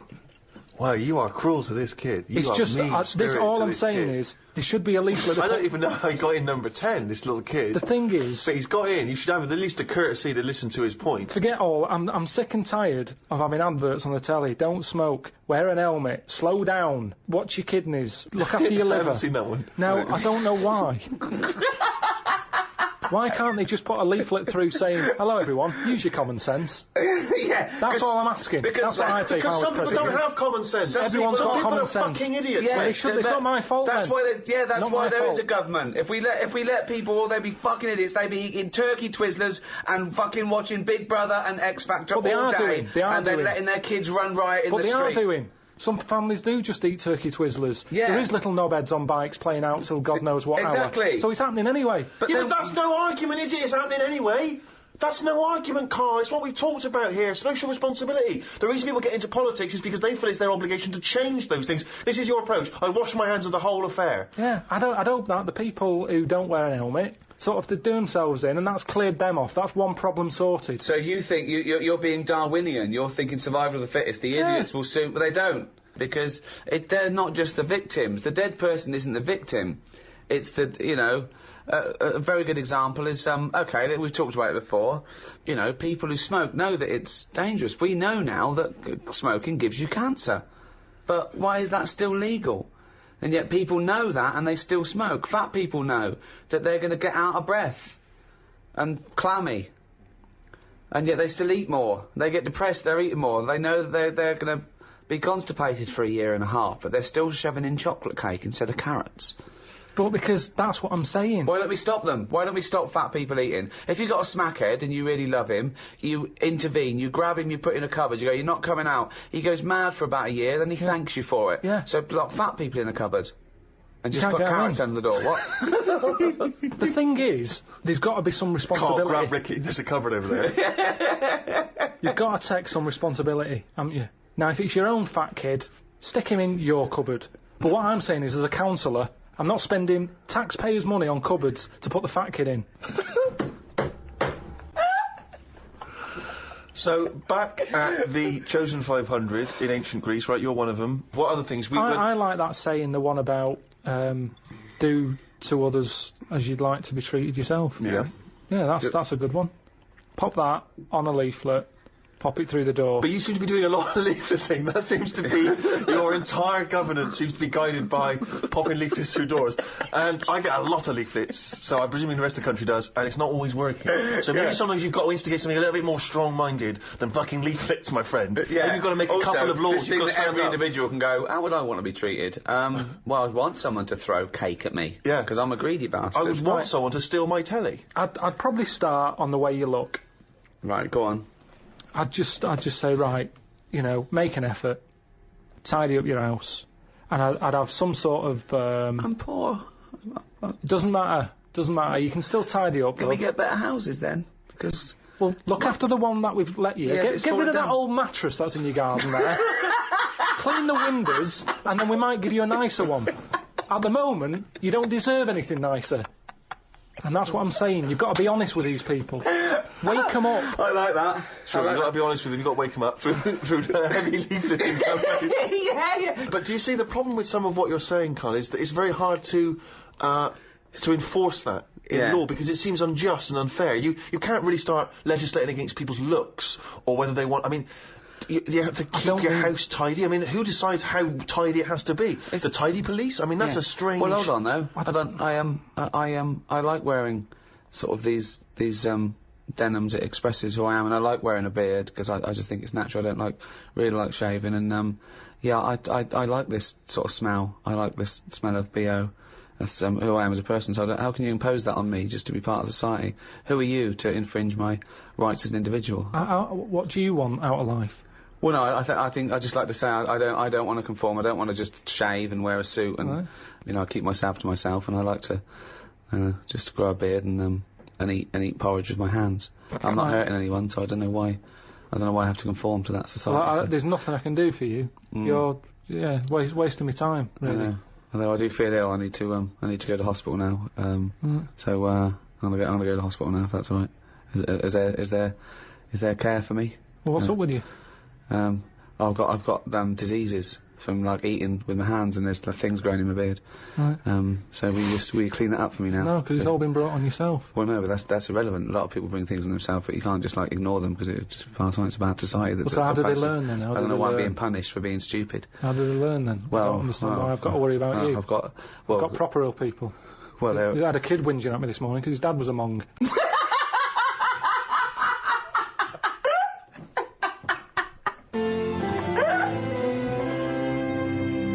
Obviously, in China, you can only have one child, can't you? Is that something you feel we should bring in here? Yeah, I think we've got to. I don't know about one kid.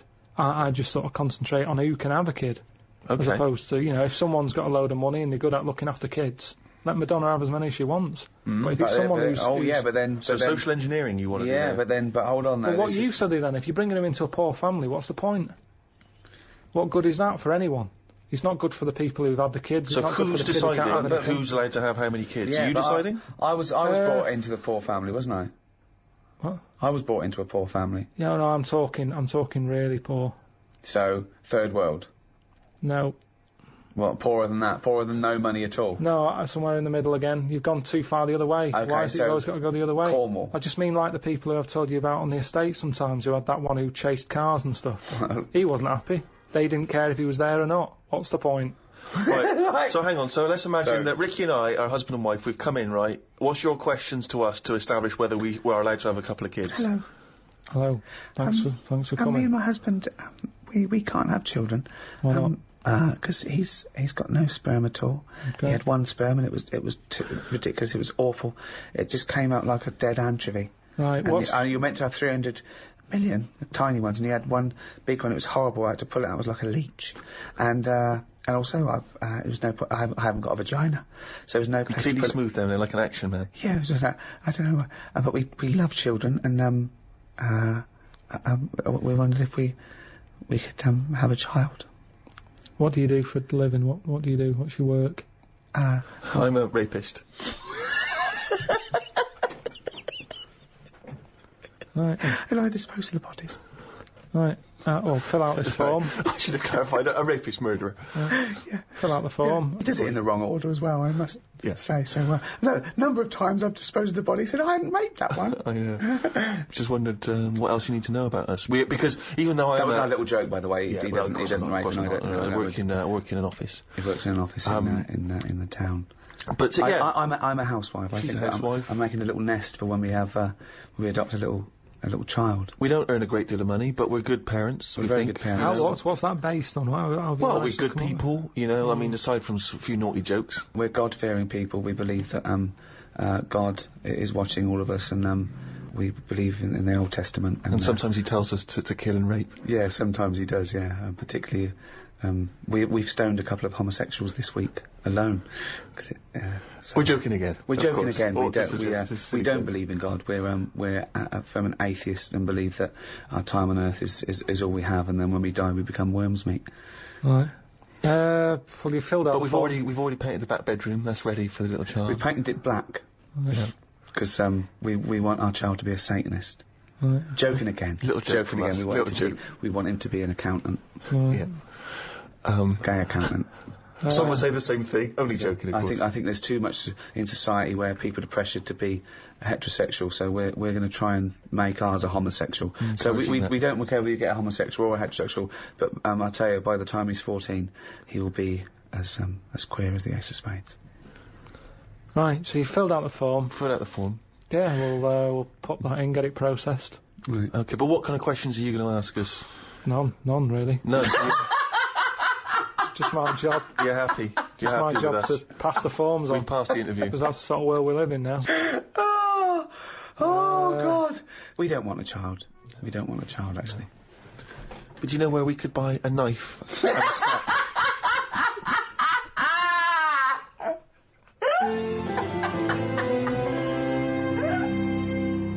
We talked about the little fella planting a tree that he will never sit under.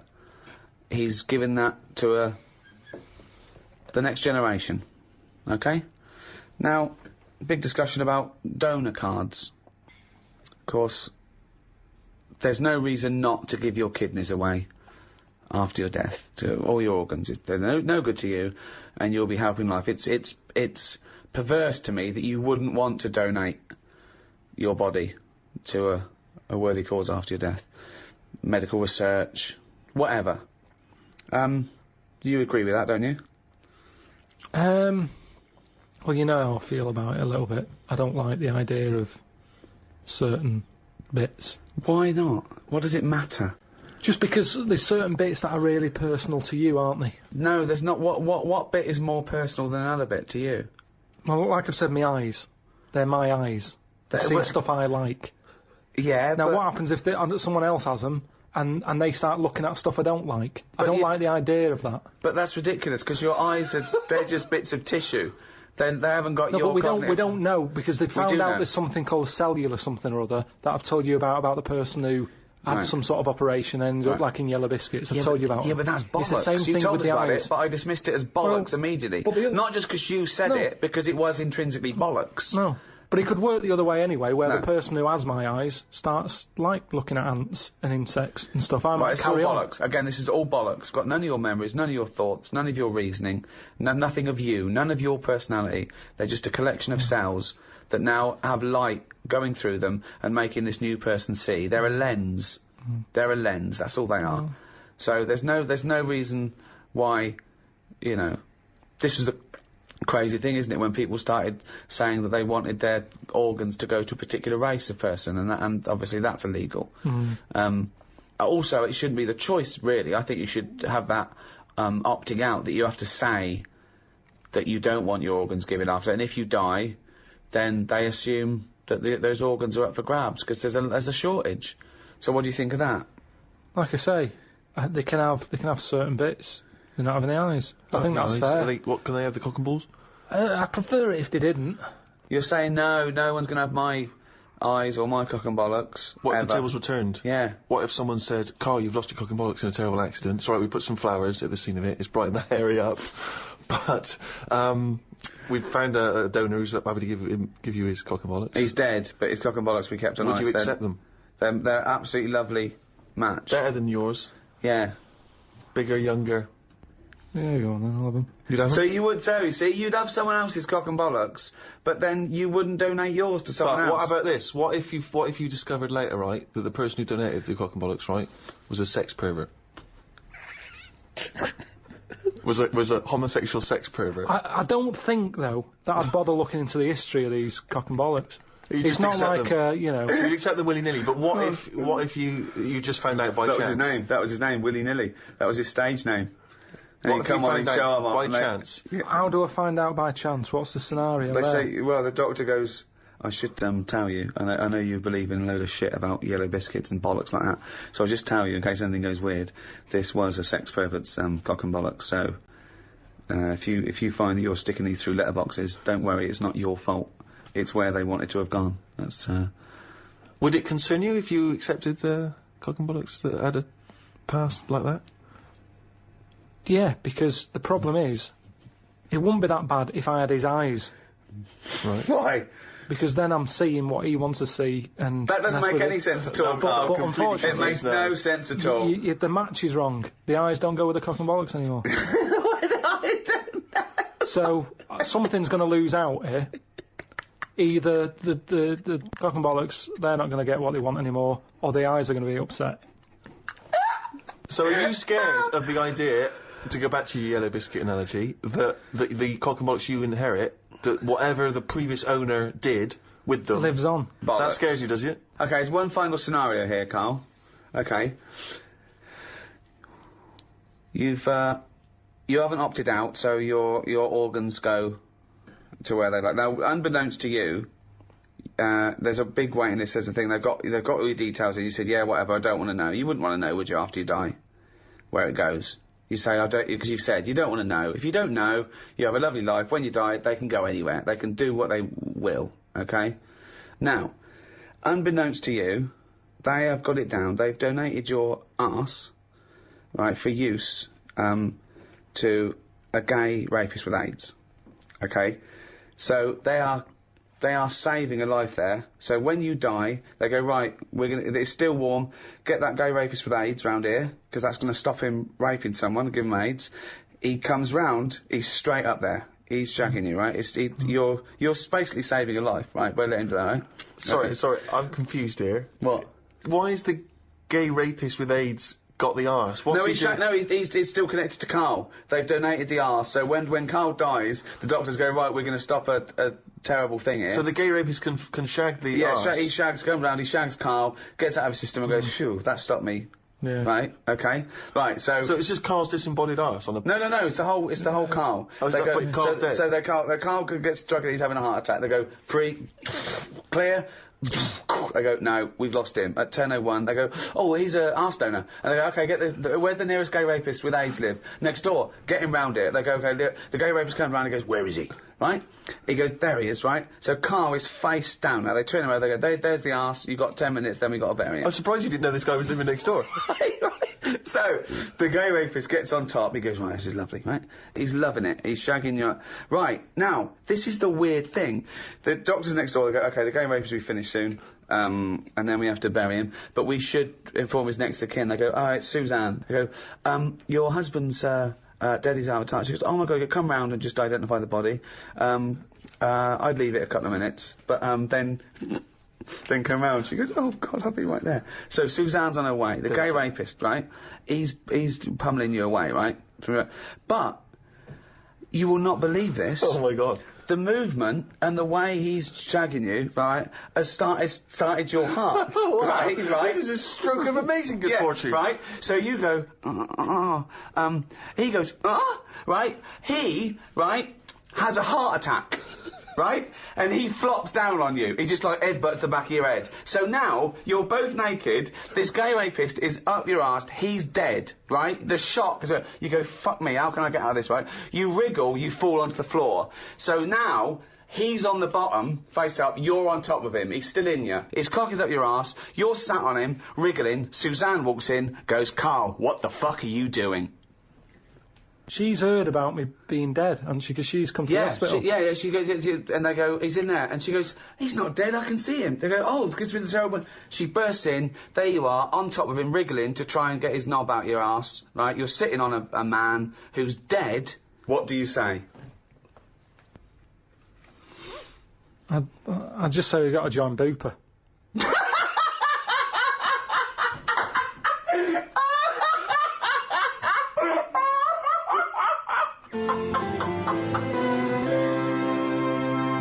Very hard, isn't it, to imagine yourself a different period in time and how you would have reacted. Now, if you think about America in the 1950s, black people still very much second-class citizens. You've obviously heard of the famous Rosa Parks incident, in which she was obliged to move on the bus from where she was sat to somewhere else, and she chose not to, and she was arrested for it. It became very much a sort of figurehead of the civil rights movement. Had you been travelling on that bus? What would you do? And am I far from where I'm getting off? Yeah. So once again, you can't just nip out at the next stop so you can wash your hands of the whole affair. No, you're on that bus. You've still got a number of stops. You live further away than Rosa does because you've got a lovely big house, whereas she doesn't have a lovely place. She can't afford it. So you've got to stay on that bus. You've seen this now. You've seen this bus driver demanding that she gets up, gives up that seat. Maybe she's given up that seat for you. Maybe you've got on that bus as a privileged white man and she refuses to get up on your behalf. I'd probably go, it's alright, I'm standing, I'm alright. But why would you say that? Because you're thinking of the modern day Karl, you're not thinking of the man from the 1950s. Well, the thing is, we don't have to go back in time. We can go to a country now where you'd see an injustice, where you were outnumbered by the law of the land. What if Suzanne wasn't allowed to sit with you on buses? What if now a law came in that women were second-class citizens and she can't come with you? Wouldn't you go, no, fuck that, she's sitting with me? I'd say we're only going around the block. We've been to the shopping centre. We'll be home in 15 minutes. Can you take that bag with you? Because there's no one sat next to you down here. I'm a bit crammed in up here. There's more blokes on the bus. I'll see you in a minute. It's not a big issue. I've done it on the train, where I've booked tickets and they've ended up being different tickets. And I've gone, I'll see you in an hour and a half. I've got an iPod. But so you went first class and that's luck. That's luck. That's circumstance. One is policy. Surely you can see the difference between a principle and a bit of luck. But it's what you get used to at the end of the day. I mean, I'm not walking past them and slapping them on the back of the head. I'm getting on, and it's just that's where they sit, that's where we sit. Like men and women going into a separate toilet. Karl, let's put this to I mean, obviously, this is too much for your head to... You're on a bus, right, and there's a few white people, and they're... I'm the driver. And they're being racist to a black kid. Right, I'd go, if I'm driving, I'd go, listen, lads, stop that, will you? If you're going to be racist, can you get off at the next stop and do it there? Well, you know, we've all had a tough day. It's the end of the day. We just all want to go home. We've all been working. Right. He's not in your way. He's sat in his own seat. Sit back. Calm down. Had enough. But what if they said, no, we usually sit there, we want that seat? Would you think the black kid's a troublemaker? Or would you go, come on, just move, mate, it'd be peaceful? I'd go, what do you want to do? Do you want to move so this is calm down? Or No, you shouldn't say that. He doesn't matter if he wants to move or not. It's his right not to move. Do what you want, then. If you want to stay there and fight your own corner. No. He wants to stay there. Don't you surely you want to be on the side of right. I'm just doing my job here. I'm sat driving a bus. I'm driving a bus for 30 quid a week here. I'm getting a load of grief off some people at the end of the day. But think bigger than the bus rule. It's not just a bus thing, alright? Just imagine that you're not a bus driver. All right. No, but think that's what bigger. we're talking about here. But yes, Ricky's trying to make a point. It's an analogy again. It's about you taking some kind of responsibility that could put you must in know harm's way. Yeah. That could mean that you've got to stand up to danger or to bullies or to aggression. If someone's attacking Suzanne, she goes, "Carl, help!" You go, "No, I could get her here." Because I know the full story here. But this is what I'm saying What do about you mean you know the full Rosie. story here? Rosie, what's it? I'm just saying, she sat on the bus. How did it work? I'll She tell got you on the how it bus. worked. She sat where she wanted. No, I'll tell you how it worked. The middle section of the bus, black people could sit there, but it was up to the driver's discretion to change where black people could sit, depending on the number of white passengers that got on. So she sat in a seat, some more and more white passengers get on, so this bloke decides, well, no, actually, this is no longer the black section, there is no black section, because there's enough white people, you've got to stand up. And she decided, no, I'm not going to get up. It's my right to be able to sit on this bus, as a person, as a human being, not whether or black or white. And that was why she got arrested. Well, she lost in the end, didn't she? What do you mean she lost in the end? There's a black president. Yeah, but it's not because of her getting on a bus. That's just because times changed. Yes, in a way Well, it is. I don't know. Because It she is. became a spearhead of the civil rights movement that was spearheaded by Martin Luther King. All those little things go towards change. On a different bus, on a different day, it might not have turned out that way. That's what I'm saying. It might have been, someone else who goes, get off, who's been in a right mood, might have been in the pub all afternoon. And she's there going, I'm not moving, and he's fed up, he's up to here with it. Sorry, he's been working she's all week. pissed up now. She's pissed up now. No, the been watching person the sat rugby. next to her Yeah. might have even been a black bloke. He's been working hard, and he's like, I don't want this. But it's interesting you say The that. bus pulls over, the police are called in. But you say it's interesting you say that because in the Rosa Parks incident, there were a number of other black men, all of whom did stand up. I think 5 of them were there, and 4 of them stood up, and she stayed sat down. So there was 4 people there who did choose the easier route, the easier life, and she stayed sat down, and she's the one who went to prison, and she's the one who's remembered because of what she did on that day. It's difficult, isn't it? If I was on there, I'd weigh her up. Is this woman doing this as like a good cause, or is she just a trouble causer? Because she just seemed like, I'll do what I want. Now that's fine. You'll always get people who do what they want, and they do change the little rules along the way. But I bet when she was doing it, it wasn't like a big stand up. This is the day I'm going to do it. It's just happened to. She was fed up that day. She didn't want to get up. Lazy. She might just go around law breaking all the time, and she's remembered now because she'd made a change about bus seats. Well, when she got up that morning, did she say I'm going to do that, or has she been fly tipping before she got on the bus? This is what I'm saying. Is she just No, she's not a troublemaker. She's someone who already had a burgeoning interest in the civil rights. I mean, I really thought the Rosa Parks incident was pretty cut and dry. The fact that Karl's managed to find an ambiguity in it is extraordinary. I love it. Tell me something else about Rosie Parks. Oh, for God's sake. I don't know what she's got to do to win you round, Karl. Honestly, I didn't realise it would be this difficult. Karl, Thomas Jefferson, you know who he is, once observed, a nation as a society forms a moral person, and every member of it is personally responsible for his society. But Jefferson's fellow countryman, as you know, the American writer and intellectual Randolph Bourne, noted some years later, society is one vast conspiracy for carving one into a kind of statue it likes, and then placing it in the most convenient niche it has. So one saying, no, this is why we're moral people. The society is great for us. It turns us into responsible people, okay?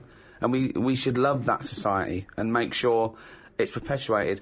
But Bourne said, no, it's just a way to mould someone into what it likes and put it into a little box so it can't hurt anyone. Yeah. Okay, yeah, that's not, again, it's... No, Which one are you yaying to? both of them are right. Both of them are right, but they're They're contradictory. both opinions. There's certainly opinions. But I don't know why I am the way I am. It just happens, doesn't it? I don't like killing a fly. No one would stop me if I did. But there's something in me that goes, don't do that. Right, so this is a very important theory, because you're basically saying, well, you could be saying one of two things. You could be saying that goodness is innate. Not likely. But No. Or he could be saying that there's a morality that transcends rules and society pressure. Whether or something's legal or not doesn't mean that you have to do it because it's legal, and it That's doesn't what mean I you mean. don't... Yeah? Yeah. Is that the one you meant? That's what I meant. There was a bit of trouble in our yard the other day Right. between a wasp and a cricket. No, the thing is there any point to this at all, or are you just going to tell us you saw? Are you going to wasp- extrapolate some analogy from this? I think so. Okay. Yeah, well, let's let's see. see. So there's a wasp. Yeah, well, so look at the whole scenario. It's the whole scenario, right? As you said, sorry, just to clarify, as you said, it was kicking off. Right, okay. Whole scenario. So you're looking I'm out there. your window. No, Right. I'm in the kitchen by Right. the sink. Yeah. Washing up, we've got a new sink. We've got a dishwasher as well, but I said, well, I'll use a sink, we've paid for it. Let's Yeah. give it a go. So you're like a Luddite threatened by the technology. You're thinking your worth will be taken away, your reason in the world will be taken away by the dishwasher. So A you're going, little no, bit. Suzanne, we've got a dishwasher, but I am going to carry on. You're going to need me. I want to show I'm needed. I wanted to use it. It's like, I don't understand it if someone's got a really nice car but they have a chauffeur. Drive it. It's yours. Enjoy it. Enjoy your car. Well, I Feel use a gear car- change. Yeah, I but you use- don't drive. No, I know. Yeah, so that's all right. But what I'm saying is, I've got a sink, I've got a dishwasher. What am I doing? If I put the dishwasher on, what am I going to do? I'm just going to sit down and do nothing. Probably. Wash up then. Do something useful. I do a better job than the machine does. Well, get rid of the machine altogether then. No, because Why? sometimes I might want to go for a walk or something. Well, why don't you go for a walk all the time? It's good for you. I've had a walk in the morning. Anyway, so I'm washing up. That was all the prelude to the wasp and the cricket story. It better be fucking good to top that. His life's so complicated. For a man who does nothing at all, right, his life is so complicated. No, because it's the same thing. The kitchen's failing you. All so right, I you're just washing wanna, up for Okay, Christ's right, sake. you're wanna give using it a a go. new sink, the dishwasher's there, it's not doing anything, it's not even plugged in, it's pointless. What's going on? I'm washing up the few plates. Right, The kitchen door's open. right. Suzanne says, "Oh my God, look at that! What? There's a wasp and a cricket having a wrestle." I've never seen it before. Right. Wait! Are you sure this wasn't Mexican television and it actually was a sporting people event? dressed up. Yeah, yeah. So they're there wrestling, and I was like, "Well, stop them then." So Stop! she, Whoa! You don't interfere with fucking Rosa Parks. Why are you interfering with a wasp and a cricket? because one, I didn't even know they didn't get on, to be honest. So this is much bigger metaphor than black and white. because listen. This is more important than apartheid and segregation. Because I didn't even know they didn't get on, to be honest. Because they were sort of wrestling. I said, and my hands were wet, so I couldn't do anything. I always overdo it with the fairy liquid. Yeah, sure. So she's there. I say, separate them. Poor Suzanne! So she uses a tea towel, flicks them. Flick. Clever. Right. Good Right. thinking. The wasp goes its own way. The cricket's sort of jumping about a bit. But who was fighting who? So I'm sort of saying that is really weird because wasps are changing quicker than anything else that I keep my eye on. Okay, well that's just your theory and it's not based on Well, I anything. told you a couple of years back I saw one eating chicken. They shouldn't be doing it. So anyway, so now they're causing trouble with a cricket. Whoa, how do you know it was the wasp's fault? This is prejudice. Why do you think it was the wasp's fault? What if the cricket would have started it? What if the cricket's got a society that go, we hate wasps, we hate their stripes. We hate them. If they come here, fight them. If everyone comes down here, fight them.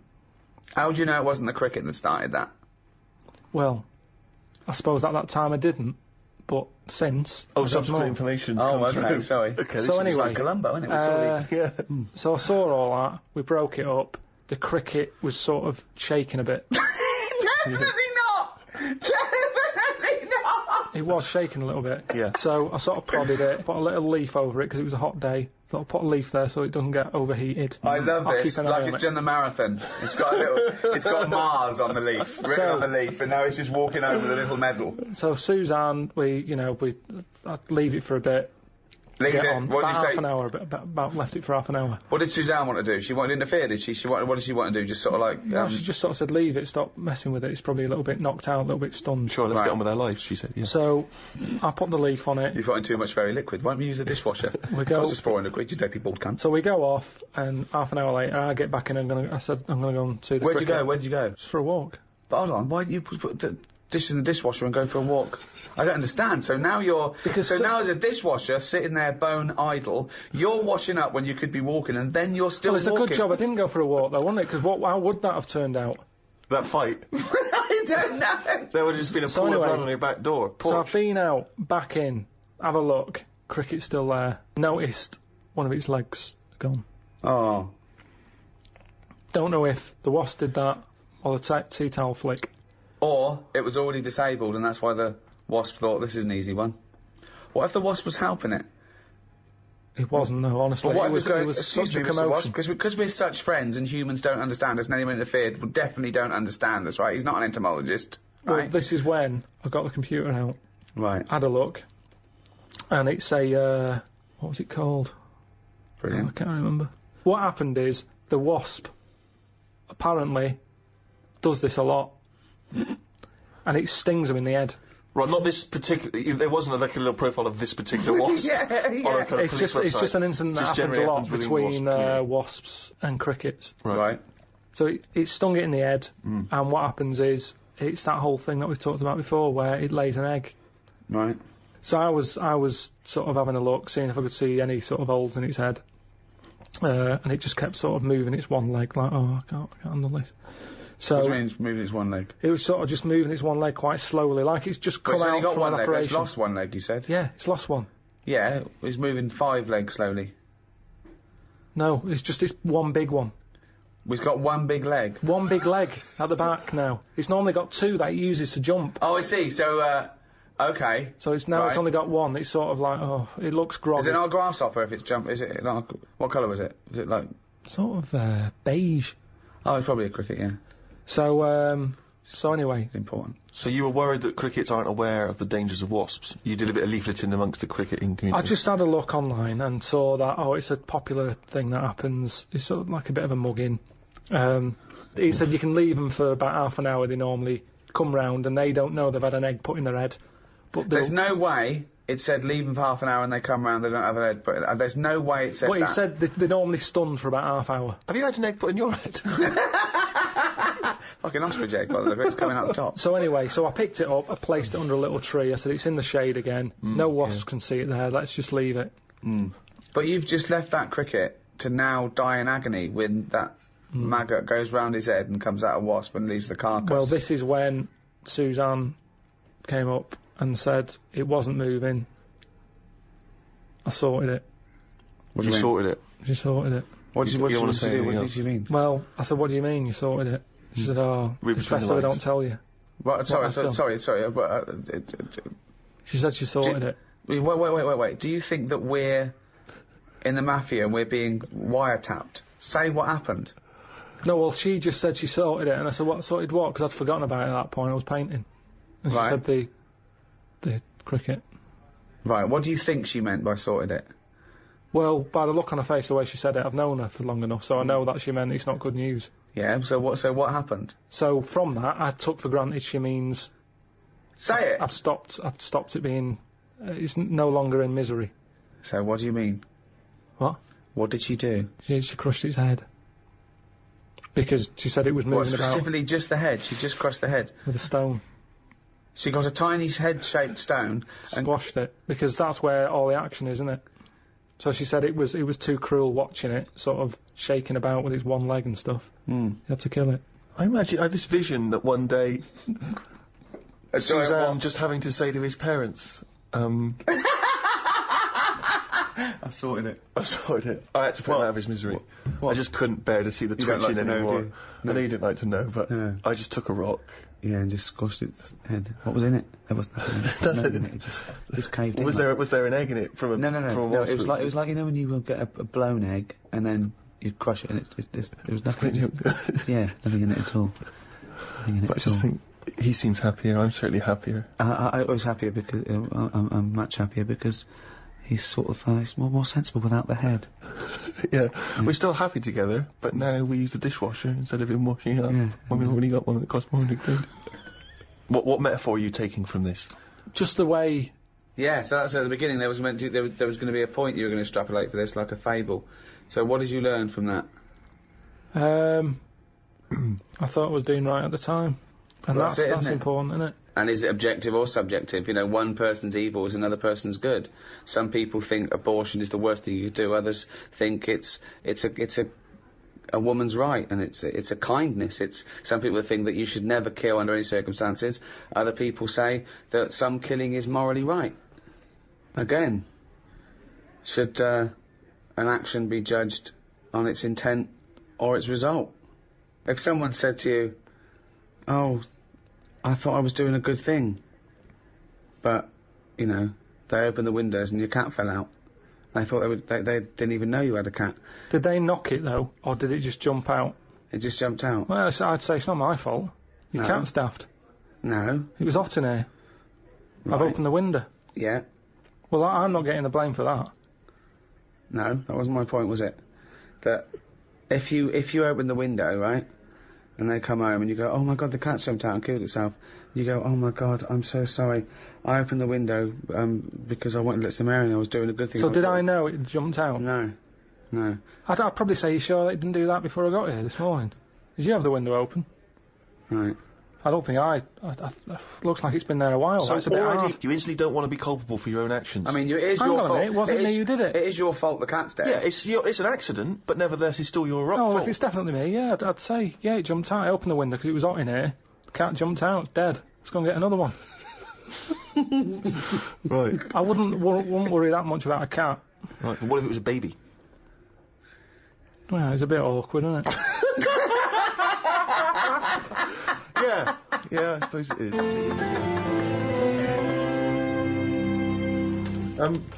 Karl, I'd like to ask you, if I may, stop twiddling that. Now, this is interesting, because you were fiddling with a bit of plastic there, and it was annoying me, and I know that a lot of things annoy Ricky, get very infuriating for him.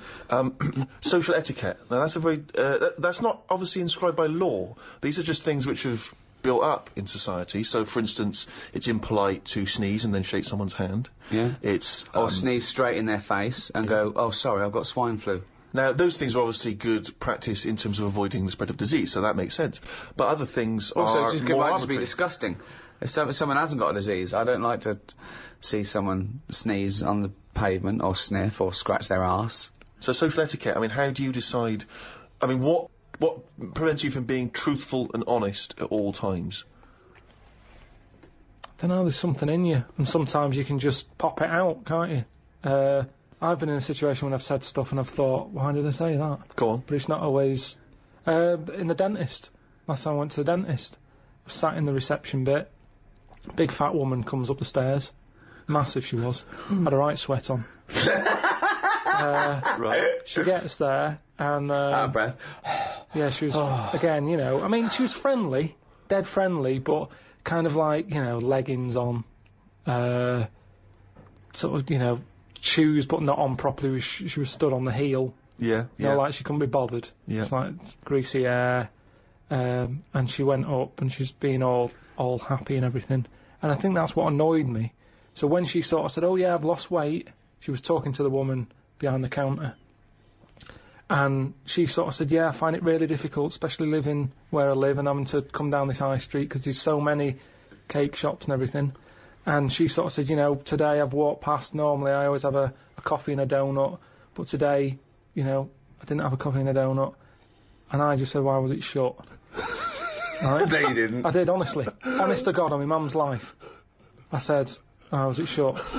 She said, "Oh, Hold you on, know." why did you butt in? She wasn't even talking Honestly, to I you. know, it's really, really weird. It's But really did you have weird. to shout across the dentist waiting room, or were you No, stood it was next to just, it? it's a small waiting room, so you got the stairs, you go in, you've got about 4 chairs, and then this old desk, and I get on with the woman behind the counter, and I always sit close to it, and it was just me there, and I was talking to her about going to Corfu or something. She comes in sweating like some bison up the stairs, and she's there, and because she was showing off, and it was like, well, you should have done it a long time ago. I think she annoyed me that she wanted some sort of pat on a big hefty fat back. That she hadn't bothered having a donut that day.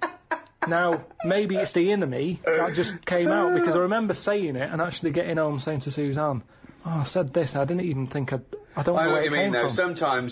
Sometimes you want to go around with people and they're going, "Oh, I need," you want to put them down. You want to Yeah. go, I'm stalking out with you because you're going to go straight back to that and do this, that. You know, I know you've had a lot. Just inject them in the head. Absolutely pointless. Get rid of it. Yeah, I know what you mean. But talking about social etiquette, I was in flying to Edinburgh, and I was with Matt, my assistant, and there was a bloke on a mobile phone across the way. Right, he's going, yeah, I'm just going to get on the plane now. And he kept talking that loudly to people, right? And I was fuming. Then he stopped and made another call, and I was giving him dirty looks, and Matt was going, "No, sit down, son." And then he was going, "Hiya, in the airport, and I shouted, he's in the airport! He didn't notice, I was shouting over, I was fuming, and Matt was just getting so embarrassed. But they don't see it, though. And people were looking at me like I was the mental case. Yeah. But it was so fucking loud, and I moved through to another place. But I wanted to get someone, I wanted to be policed, I wanted to go, right, there's a cunt over there swigging beer, thinks he's a fucking Gordon Gekko player, and he's not, he's some cunt who's got his first mobile phone. Right? But you know what I mean? Yeah. That is infringing. That's like passive smoking to me. Yeah. It annoys me when you hear these awful middle-class parents talking to their kid loudly enough to let everyone know what their kid knows. Do you know what I mean? Yeah. They bring up conversations because they're showing off about the kid. Toby, what's that you were saying earlier about you preferred Beethoven to... Right, okay, if that kid talks about Beethoven and Chopin, right? Do you know what I mean, though? Yeah. It's like people showing off, thinking that the world is interested in everything they fucking say. That thing about everyone's got access, which is fine, but it's those fat fucking morons on docu-soaps that go, I speak as I fucking think, you useless fucking blob of shit. Yes. Have an education, research, think, discuss, then offer your opinion. And stop your kids chewing on a fucking big ball of fat. Your leg. Got someone specific in mind there?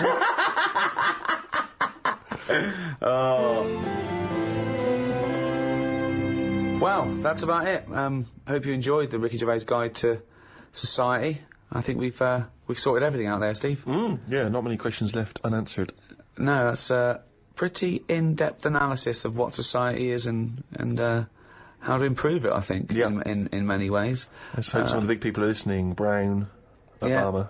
And they go, okay, what's Pilkington to say? Keep out of it. Unless it's an insect. So it's goodbye from me, Ricky Gervais, Stephen Merchant. Goodbye. And from the little round-headed simian type thing we call Karl Pilkington. The next audiobook in this series is the Ricky Gervais Guide to Law and Order, and that will be available from the 1st of December. Easy date to remember. World AIDS Day. I knew it wouldn't take off like Christmas. Aristotle once observed, law is order, and good law is good order. A seemingly simple concept, but the realities of making those good laws and enforcing them have troubled society since time immemorial. From community service to capital punishment, everyone has a view on how we protect the innocent and punish the guilty. Is one man's law another man's tyranny? Is justice available to all? Does prison work? Should we lock up lawbreakers and throw away the key, or does that fail to address the root causes of crime? To discuss these questions and more, I'm joined by Stephen Merchant, award-winning writer and graduate of the University of Warwick. Hello. And Karl Pilkington. Look at that fucking head. Right. So, Karl, law and order. Not that interested in it, to be honest. What do you mean? I've got no interest in law and order whatsoever. It's not part of my life. That's the problem. You keep picking topics that don't buzz me. Of course they do. They don't. Well, let's talk about this. Let's talk about this. You're a man quite obsessed with law and order. Based on what? Well, law and order is basically to protect the innocent, isn't it? I mean, when we think of law and order, we usually think of crime and punishment, but it's all about protect our person. We have the right to walk the streets without getting mugged. When someone wrongs us, we want justice. It's fundamental. And you do. You were sitting in your old flat in London, phoning me every day that you wanted to go downstairs and smack their heads in for being late and shouting around and being drunk, and you could hear it. You wanted some justice. Yeah, but nothing would have happened if I'd called someone up and said there's people doing noise pollution. Even though there's a law for noise pollution now, it's not really taken seriously, is it? Well, but you are concerned with law and order. No, but you there's wanted no your point. rights, and you ended up moving. He's moved here now. He's moved to lovely sunny Hampstead, just down the road from us. So you're having a better life. Yeah, so but I shouldn't have to move because of some noisy people. No, you shouldn't. But I'm saying you were Because no one stressed, cares, though. and you wanted justice, but you thought you couldn't get justice, so you moved away. Yeah, so I dealt with it in my way. Yeah, I hated them. Right. Because they didn't care about anyone else. Exactly. But the police wouldn't get involved. There's other people who live round there who had to put up with it. No one cared. So what did it feel like every night when you were trying to watch telly, and it's hot and you got the window open, or?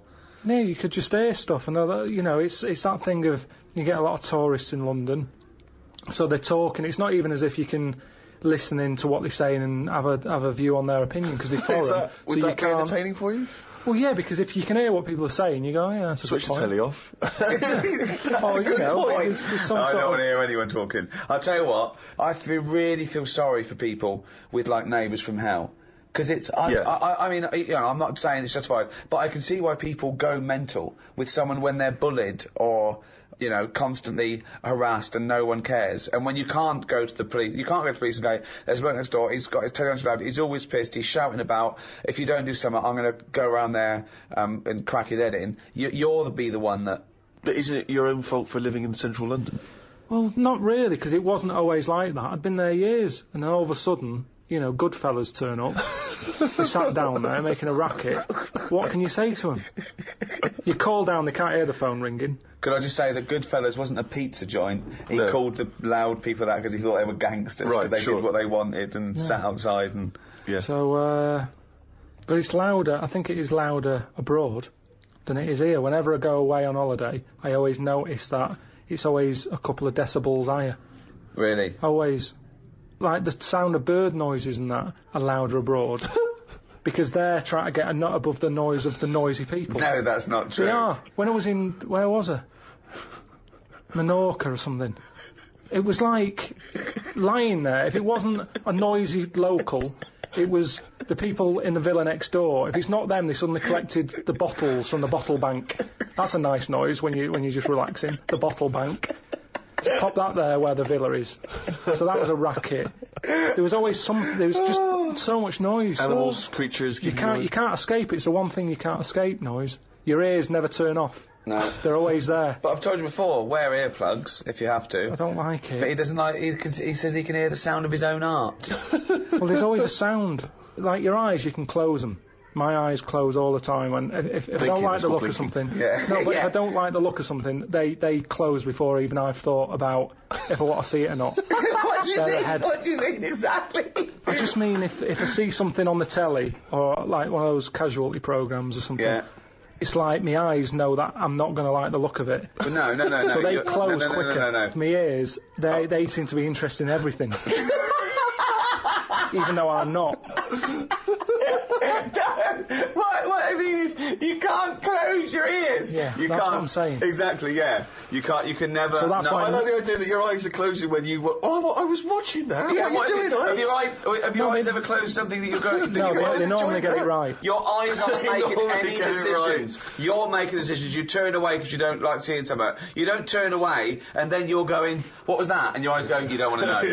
You do not know. You don't want to know. I'm just Carl. saying anyway. Lovely pair of tits here. Oh, what? I can't believe it. I just mean noise pollution. It's the one thing you can't escape. It seems to me, from what you've said so far, is that these things happen to you and you feel wronged, but you either want to close your eyes and ears so you can't tell it's happening, but it's carrying on, or move away from it so you're not a victim anymore, but it's carrying on. But the thing about law and order is, you don't have to take it. You don't have to walk away. You can do something about it. You can combat being wronged. And I suppose we associate that with justice. It's not just punishment or retribution. It's justice. You want to know that you're valued. This is a big issue, isn't it, Rick? Is one life more important than another? If you've transgressed in a terrible way, you've murdered or raped, whatever, and I say I'm going to put you to death because you do not belong in this society. You are too transgressive. What's to stop me? Why is that wrong? Why is that a morally wrong thing to do? Well, Karl? this is an interesting argument, isn't it? Whether capital punishment.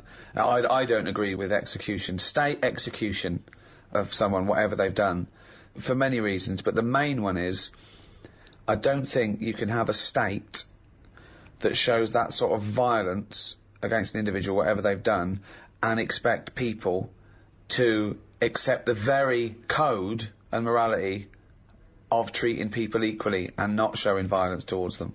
Karl, where do you stand on the tricky issue of capital punishment? You've given it some serious thought, I imagine. So what, you asking me, like, should he be on death row? Well, should someone flip the switch, send him to his death in the electric chair? Yeah.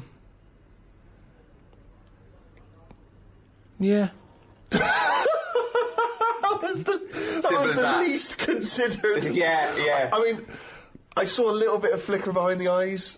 I don't know what. Well, just take us through the mental process that you arrived at the yes with there. So you know, I remember because there was quite a brief gap there. I just was thinking, it's not a nice job if you work in there and you've got to flick the switch. Right.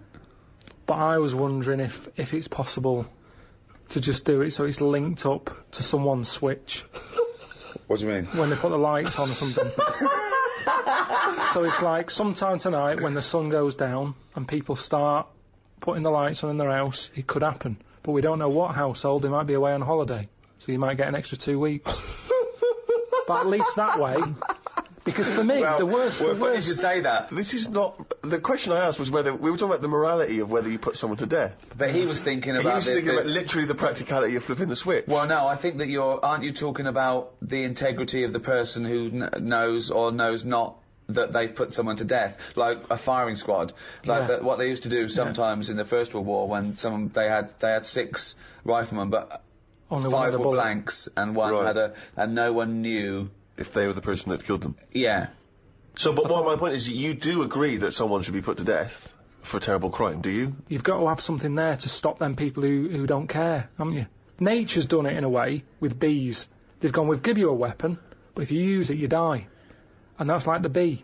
So they're worried they're going to go, I'm not going to do it. We do, won't we? We have people saying, 1, you can't do that. That's step 1. Here's the law. Don't do it. But there's a lot of people who go, I'm not bothered about the law. I'm not bothered about annoying people. Yeah, that's true. So for them, at the end of the scale, you've got the chair and you stick the wires on their head and we'll fry your head. And they go, oh God, I don't want that. That doesn't always work, does it, with being put to death? Because as a deterrent, most of the crimes aren't just crimes of gain with that. Some of them are crimes of passion, where a deterrent doesn't count because you see red and you go crazy and you're angry and you kill someone. I think a lot of those crimes, the deterrent isn't relevant. You know, things like armed robbery maybe, where it's a risk, what can I get versus what my crime. Maybe then it might be a deterrent. But then, of course, if you start to get a capital punishment for crimes that aren't murdering someone, then that thing brings in you might as well murder them, because then you've got more chance of getting away with it. So it's very delicate what you make people be killed for. You've made an interesting and reasoned argument there, Rick. I'm looking forward to hearing the riposte. Right.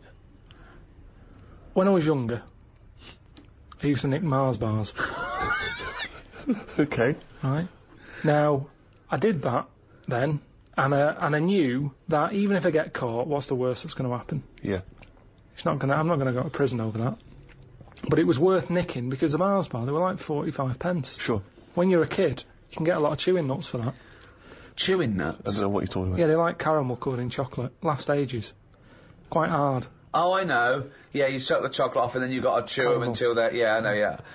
Now, I could afford them at 10 pence a bag. They'd last me sort of a morning. A Mars bar was a proper treat. There's a lot going on in there. A lot of chocolate, a lot of caramel. Yeah. Like I say, 45 pence. Yeah. So, to me... That was like an advert that went wrong just at the end. They started off good. They go, this fly's good. He's, you go there. Mars bars, a lot in it. It's like, oh, good, keep going. Yeah, it's got caramel. It's like, yeah. But it's 45 pence, which is too fucking much, so fucking nick it, you cunt. But, when I was younger, that was worth a risk. Because I knew that I'd be getting something worth 45 pence for free. You weren't going to get the electric and chair. I wasn't going to get done. So, the stakes were high, the risk were low. No, wait. You mean the stakes were high, the risks were low? I think he's just trying to sound cool. The stakes weren't high. The stakes are what can happen to you, and the risk. The stakes and the risk are the same. The risk is the stake, okay? Yeah, unless you're nicking meat from a butcher's, then the stakes are high and the risk is low.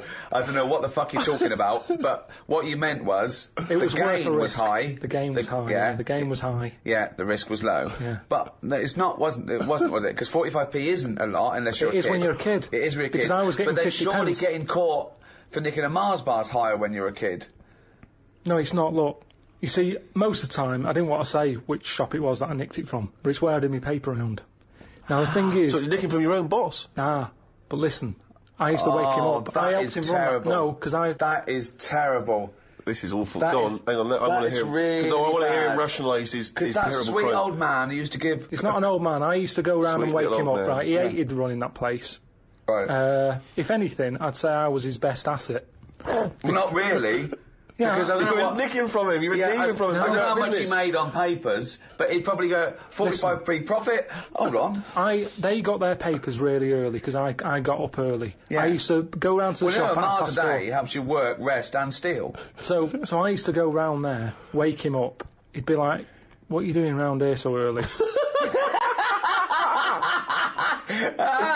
Don't know. I'm just hungry. What? I'm just hungry for work. No. Oh well, good boy. Pip. I'm just going to turn away a minute.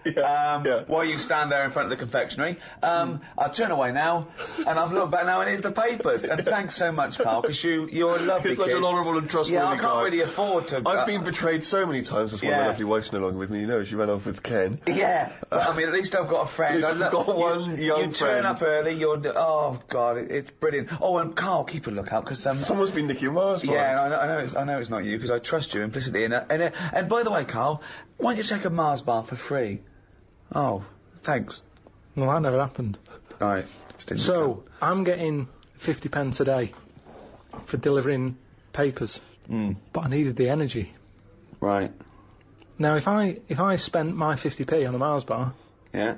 5p profit a day is not worth it. No. So help yourself. I knew I was doing a good job for him. No. There we go. Help yourself. No. So help yourself. That doesn't follow. So help yourself. Get another job. Leave that job. Negotiate a pay rise. Not help myself. That doesn't go. That's ridiculous. Where does it stop? If you worked in a nuclear power plant, well, they're not paying me much. Have a little bit of uranium. A lovely little bit of uranium. Yeah. I do. That's a strange analogy, Rick. Sort of left straight from a bloke nicking stuff from work. So he works in a power plant, he's having himself a bit of uranium. What's he doing with the uranium? Well, you know, Mars a day and all that, and that's for energy, and so's uranium. But more energy than a Mars bar. Yeah. I never nicked because I couldn't bear the shame. Even as a kid, I knew that was shameful. I want a clear conscience. I want to go to bed and sleep at night. And I do, Karl. I haven't got restless leg syndrome or people shouting out my window. So I sleep at night because I've got a clear conscience. And that, to me, is what guides me. Well, it's like when I first moved to London and I was travelling, when I was living in Oval, I was travelling across London all the way to Shepherd's Bush every day. That's a big, long, 45-minute, hour-long journey. And there were not barriers at either end in those days. So I could get on the tube at one end and get off the other end and no one ever checked my ticket. And I was buying tickets every day for months and months and months, and it was starting to seem to me weird. I was like, well, no one's ever checking this. So, of course, you know, got a little bit lazy. Maybe I stopped buying tickets occasionally, taking the trip back and forth, boom, boom, boom, boom, boom, and then for maybe a month, travelled without a ticket. And then I was coming up, kind of got a bit blasé, obviously, coming up in Oval Station. Someone steps up and says, excuse me, can I see your ticket? And that's terrible because when you're in your mid-20s, it's not like a kid anymore. No. I mean, you are an adult. You've made a reasoned decision there. You can't plead ignorance. So I said, I'm sorry. Yeah, let me see your ticket, please? I went, yeah. I was looking through, because for some reason I used to keep a lot of old tickets, and I was looking through, pretending to look for my ticket. I went, I don't know what's happened to it, but I did actually, I bought one at Shepherd's Bush. And they went, okay, if we phone up Shepherd's Bush, and there's no evidence of you buying a ticket, you can go to prison. I'm going to ask you again, have you got a ticket? No. Oh, I no. haven't. How embarrassing. It was unbelievable. Being There told were off people is stood around- worse. It's worse, Well, isn't it? it's because there's people walking by, and I'm being told off by a woman who is at least a foot and a half shorter than me, wearing a uniform. And it was so embarrassing. It was so cripplingly embarrassing. Yeah. And I asked you again, have you got a ticket? No, I haven't. No. So you lied? Yes, I did, yeah. Okay, we're going to have to take your details. But honestly, being told, and that's it, there's the shame. Maybe it's a good bit of upbringing, unlike Karl, obviously, who's a man who's got no guilty conscience at all about the whole Mars bar incident. But whereas you and I, Rick, are raised obviously by better parents, and we are, it's been drummed into us, you know. How much was that train journey? Is, you know, we do feel that guilt, and that's maybe one of the reasons why we don't transgress. Because this is an interesting, you know, we talked earlier about the murder thing. Well, of course, there's that sort of idea which has often been used in films.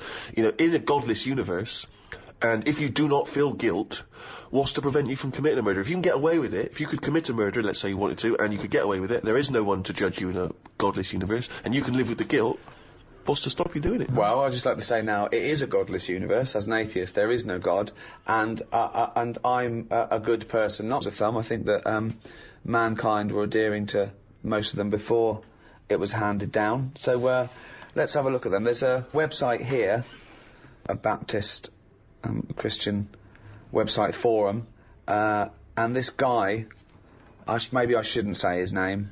I mean, he's put it up there for public, but I don't want to embarrass him. He says, brethren and sistren. What? Yeah, so Never heard that before. I've learned a word. Yeah. Brothers and sisters. Could have said that, but he's not. He's Yeah, used the classic. he could have said people. Could have said people, could have said folks, say folks. It has come to my attention that not only are many of our members unable to correctly recite all the 10 Commandments, it's probably a big problem. I don't know, he goes around testing them going, number 3, get out. Go and learn it.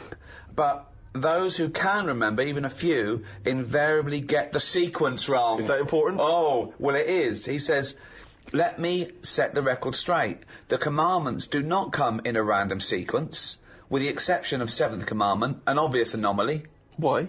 Well, he reckons that thou shalt not commit adultery at number 7 should really be 6th in terms of severity. Let me explain. The commandments appear in order of severity. Right. The harsher the punishment, the closer to the top. I hope this handy colour chart will make the intrinsic beauty of God's word more comprehensible to all. So this is it. He's laid it out. Commandment. Number 1. Thou shalt have no other gods before me. Okay? Alert level, severe. Punishment, genocide. Whoa. Entire cities with men, women, children and animals must be killed. So that's a lovely, nice Christian view there. So if you worship another god before the right God, he doesn't name him by name, he just uses the term God. Sure. But there's only one according to this Genocide. Yeah. Anyone who worships another god, genocide. Entire cities with men, women, children and animals must be killed. I don't know what the animals have ever done, but yeah, okay, so that's number 1. That's the most severe, worshipping the wrong god. Sure. Okay? Number 2, thou shalt not make unto thee any graven image.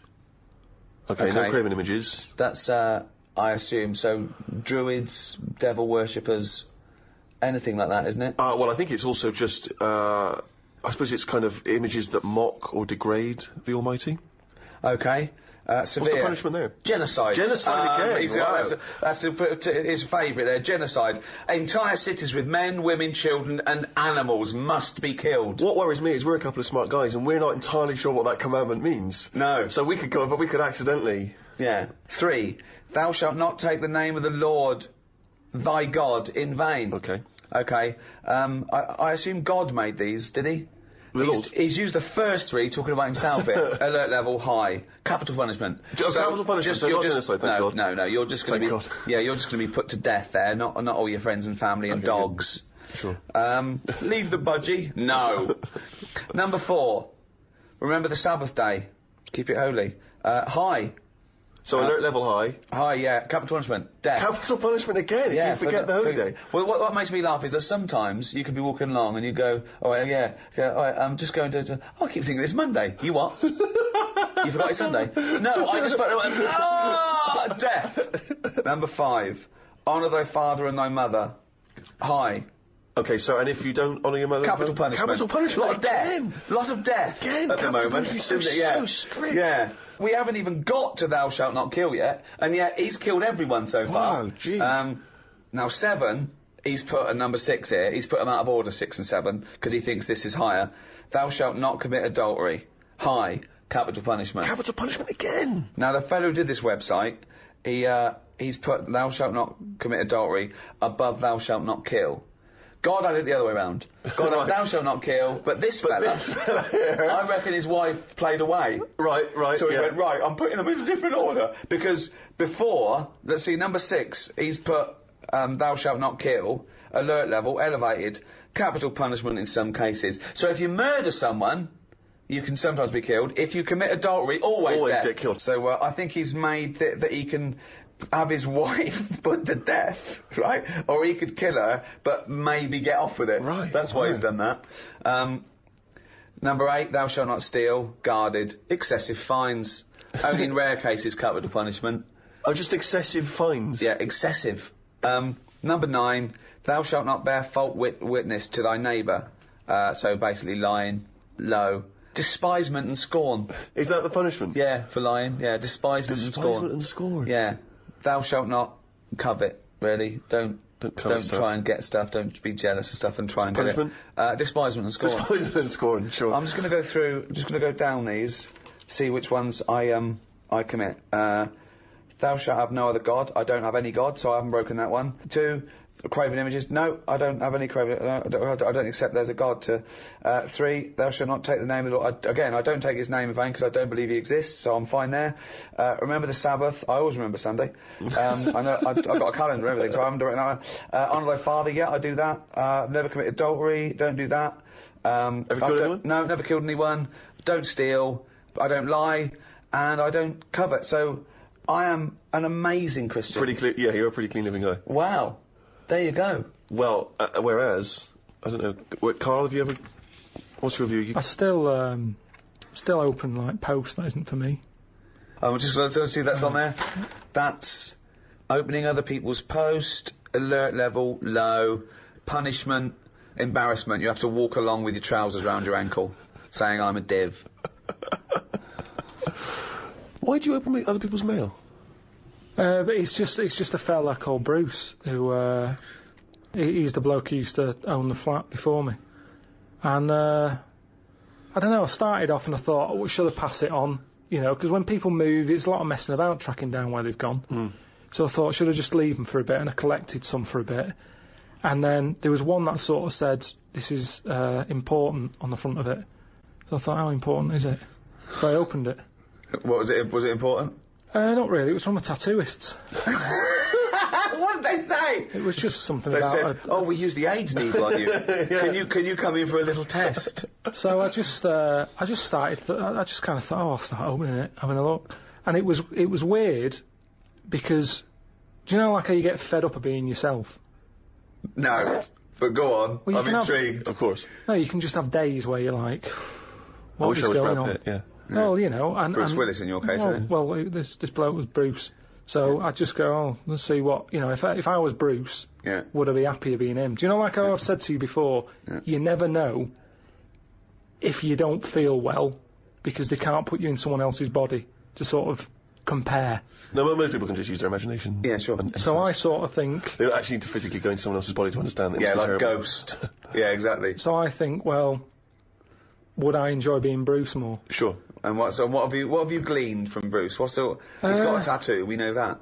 There wasn't that much. It was mainly busy at Christmas. A lot of Christmas cards, which were good because I didn't get that many. He's So you put up these Christmas you put up these Christmas cards. That's- You had Christmas cards hanging in your flat to have a lovely Christmas, Bruce. Auntie Jean. That's crazy. Well, hang on a minute, because when you put them on your mantelpiece or your shelf or whatever, you're not looking at them every day. It's just a picture of Father Christmas. It doesn't matter who it's to or from. But why have them up at all? Well, why not just buy some make it a bit Christmassy? You can just buy some blank cards and put them up. Use them every No year. point. I have to. Bruce has got a lot of friends. Yeah, but It was more awkward, right? Because the bloke downstairs, because I used to always collect the stuff for Bruce, I got talking to a bloke who's in the same block, and like he used to see me picking stuff up for Bruce. He'd always say, all right, Bruce. No. You've never told him that you're not Bruce. Well, no point. In the pub I used to drink in, the landlord got it into his head that I was Steve, right? And You don't mean me. No, You just mean called exactly. Steve. Yeah, no. Right. This was before I met you. This was about 25 years ago, and he called me Steve. And it got to the point I couldn't correct him. Yeah. Because it would have been embarrassing for him. And so after about 2 years, we were playing cards, and someone said, Ricky, and he went, who's Ricky? And I went, Ricky, and I just went red. He went, what do you mean, Ricky? I went, yeah, that's my name. He went, he said, what do you mean, fucking Ricky? I went, Ricky, and I looked at him, what do you mean? Steve. I went, no, it's not Steve. He said, well, I've been calling you Steve for 2 years. I went, have you? Like denying I'd ever heard him call me Steve. Oh, this guy, right? He But hang on, did he? What happened? What was the fallout from it? he's just sort of like he was a bit confused, Yeah. and then I think he still called me Steve for a little while, but sometimes it was Ricky, sometimes it was Steve. It was fine, right? But this guy, right? He was a bank robber. Okay, Really? yeah, he'd done 17 years in all. In prison? In prison, yeah. And I was a bit scared of him. I'm fascinated. He was fine. He was done out. He'd gone straight, totally straight, and he was running this pub. And I remember once he'd tell me stories about it, and he'd go on about his. He did it with 4 people, and they all did time. And he said, but you wouldn't recognise them now. He said they are the most respectable people you'd ever seen. He said, yeah, they're just lovely businessmen, height of sophistication now. Said you'd never guess, right? And then one day he came over to me. It was a busy pub. He went, Rick, Steve. He said, you know those geezers I did the crime with, the other 3. He went, yeah. He said, they are in the pub here now. See if you can guess who they are. I said, you'll never guess who they are. I looked around. I saw 3 blokes in sheepskin coats with tinted hair covered in gold sovereigns and gold necklaces. And I went, no, who? He went, those 3. I went, you are joking. You are fucking joking. That was his idea of total sophistication. They had tinted beards. But they look like fat Bee Gees covered in gold and sheepskin. It was unbelievable. I went, oh, that is a surprise. That is a surprise. I thought they were barristers. Oh, unbelievable. I was always terrified of being mugged when I first moved to London. And you remember, Rick, I had a wallet with all my stuff in, and then I took to carrying a fake wallet. That's lovely. Okay, which I had some sort of old library cards and DVD cards, video shop cards and stuff. And like I put a £5 in there, And then I got really anxious because I thought, what if I hand over my fake wallet, and he goes, well, it's a fake wallet. Okay, then I got to hand over the real wallet, but maybe he also punishes me, takes out on me because he's angry. So then I took to carrying a second fake wallet. So I spent about 2 months carrying 3 wallets around, 2 of which were fake, right? And then, do you know the reason I stopped? Because I thought, what if I give him both fake wallets. I give him one fake wallet, he opens it, he goes, well, this is a fake wallet. I give him the second fake wallet. Now he's going to be twice as angry as he would have been if he only had the one fake wallet. And then I was thinking, what if I do give him the fake wallet, and then he just starts using the library cards and the video cards, he could run up a huge fine. Yeah. I'd be in the same position where I give him the money. Yeah, I don't believe you'd ever put a £5 in the fake wallet. You wouldn't be willing to. Yeah. I had a run-in with crime. I was ripped off. Really? In a big sting operation a few years ago. I was at home and I was rushing out, and the phone went, and it was my bank. Yeah. And I went, is that Mr. Gervais? I went, yeah. He went, have you recently bought £200,000 worth of gold bullion? And I went, Jane, have we bought £200,000 worth of gold bullion? No, of course not. I went, no. Well, someone's taken that money out of your bank account, fraudulently, and they've purchased gold. And I went, right, okay.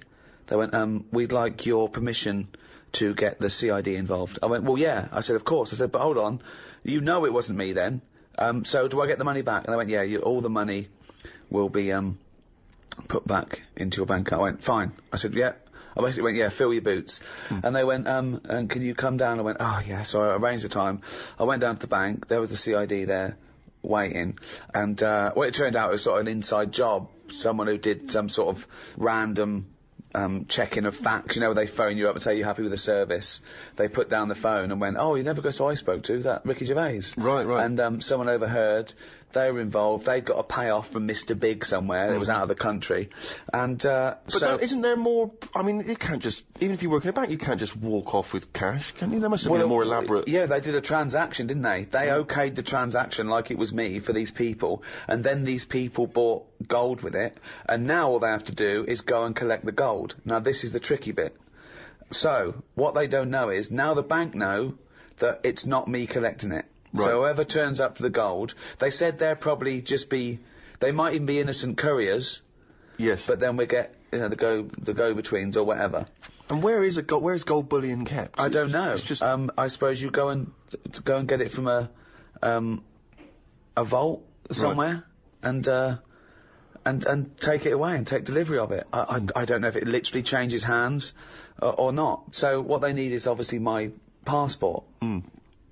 So they got the people. So it was going to go to court. Okay, I didn't have to go to court, but I had to have a meeting with the CID for all the details and take the, that it wasn't me and all that. Yeah. So the funny thing was, I'm there with the CID man, and I said, well, how did they think they were going to get away with it?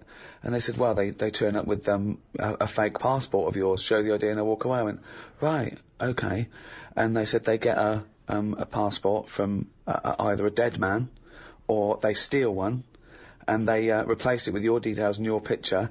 And the CID man started smirking. Right? I went, what? He said, well, the picture they used was this one. And he showed me this fake passport, and I tell you what, I was laughing. Then he started chuckling, and we laughed for about 10 minutes, because all they did was they cut out the picture on the first series of The Office from the DVD. So it's a picture of David Brent sitting behind the desk with that little smug look on his face. That's my passport and this thing. So, I mean, they might have got caught anyway. Yeah, it's nice to know that even such, elaborate operations as this, it still comes down to just idiocy, criminal incompetence. Who was left in charge of getting a photo? Yeah. I mean, they go, Dave, you're doing so and so and so. Julie, you're on the inside. Dave, Bertie, can you get a picture? Yes. You can get a photograph of Ricky Gervais, can you? Yes. Yeah. Right, okay. Where are you going to HMV for? What are you going to HMV for? I knew we shouldn't have recruited someone who looks exactly like Bernard Bresslaw. It's unnerved me.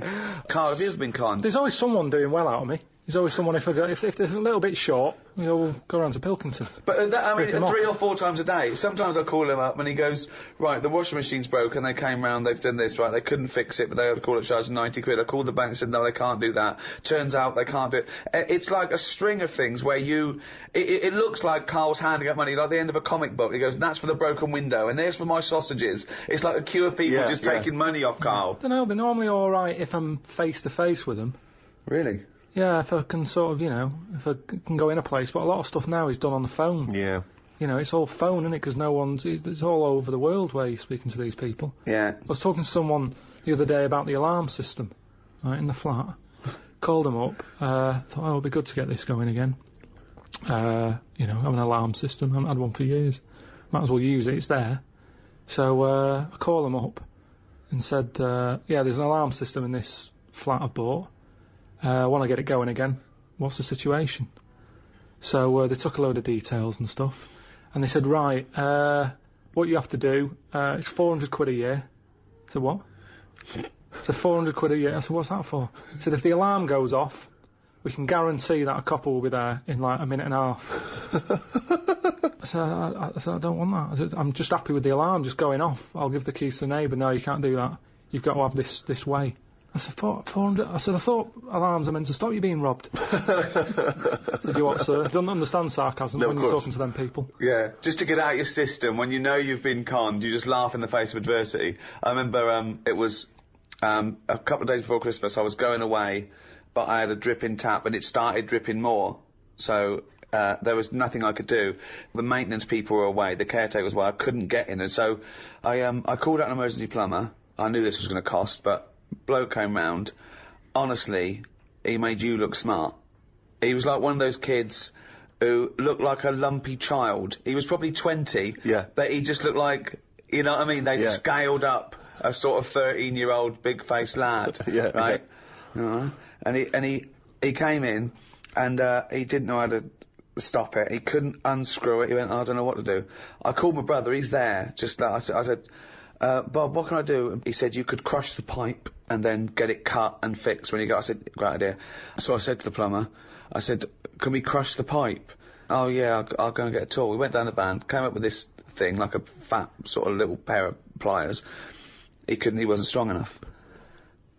So I went, I had to go. I said, well, how do we both do it? So we both put our hands on it, and we managed to crush the pipe, flatten the pipe, cut it off. He put a little thing on the end of it, so it wouldn't leak, right? I went, great. I said, how much is that? He went, 180 quid. So I went, right, okay. So I wrote him out a cheque for 180 quid, And I thought I'll have a little bit of sarcasm. So it wasn't his idea. I helped him do it. I went, how much was that tool? He went, about £5. I went, that's paid for itself, isn't it? Silence. He went, yep, just nothing. Tough crowd, right? Of course. Right. So I signed the cheque. Like, he went, oh, he said, I forgot to charge you for the little washer on the end. I went, how much is that? He went, £2.50. I went, can I give you that in cash?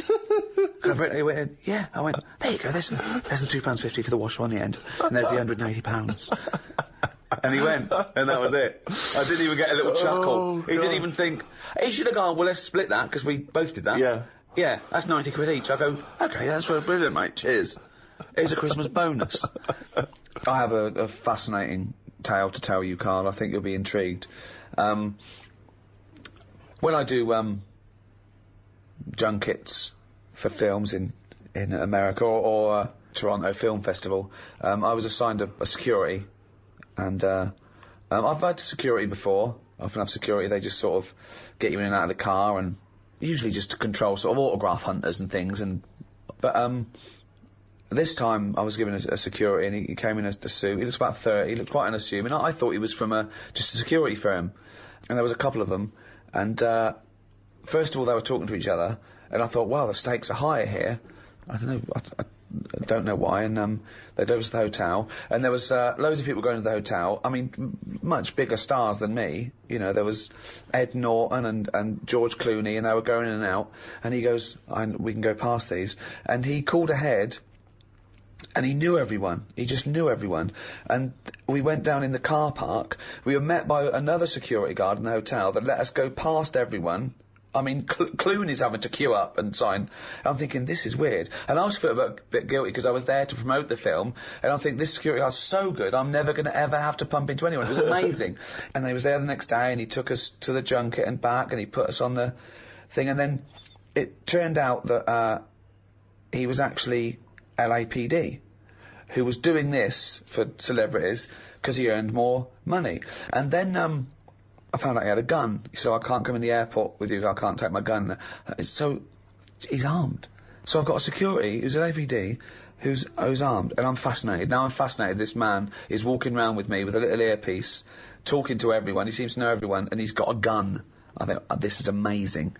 Then one night, he said, he dropped me off at the hotel, and he said, I've actually been called, I've got to go on a mission, they need my help. I said, really, what is it? He said, it's a hostage situation. He said, and I'm also SWAT. So now this is amazing. He's now officially the coolest man I've ever met in my life. So he goes off. Then I'm thinking, I'm worried about him. I was talking to Jane, I was thinking, wow, he does this, he gets this extra cash, he's risking his life, and now he's going to a hostage situation. And I was thinking, oh God, he's just a silent hero. So next day he goes, how was it? He said, I was fine. He said, I just turned up. He said, I had to do it in my suit. He said, because I'm the negotiator. What? So now, he's an armed security guard who's an LAPD, who's special SWAT, and he's one of 9 negotiators in LA. We're in LA now. We've come from Toronto, went via New York and LA. So I went, oh my God. And I just asked him questions for 2 hours. So the first thing that happens is, someone runs in with a hostage. This guy, who's just a kid, who was 19, he'd done a robbery. He'd panicked and he'd run away. The police were after him. He ran in and he took his kid with him. It was just a 3-year-old kid. Okay. That often happens. Most hostages that people take are their family, because it's all they've got. And they go, I'm going to kill my wife or my kid and that. And they don't mean it. They're not going to. But they need a hostage. They've got a gun. So he talks to them and he says things to them like, you know, you didn't mean this to happen, did you? They went, no, he said they got out of hand. It just got out of hand. And he has to let them trust him, because they've got a hatred for the police, of course. They don't trust the police now.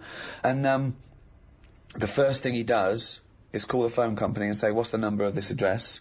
He goes, change it by 1 digit. So now only he can call that number, because of course you can't have an engaged signal. If they haven't got a phone, they have to throw a phone through a window. So they've got to have contact with this guy. I said, what happens if this guy says, you're never going to get me out, I'm going to kill all the hostages? He said, then my sole purpose is to get him to stand near a window. And I went, wow. Now, apparently, there's a police marksman ready, of course, if they think they've lost him. The important thing is you've got to take him out because you've got to protect the innocent. So how they shoot him is they shoot him in the top lip, and it takes out the brainstem, so there's no reflex. And I'm just being absolutely... I'm captivated. What do you think of that, Karl, as a job? It's amazing, isn't it?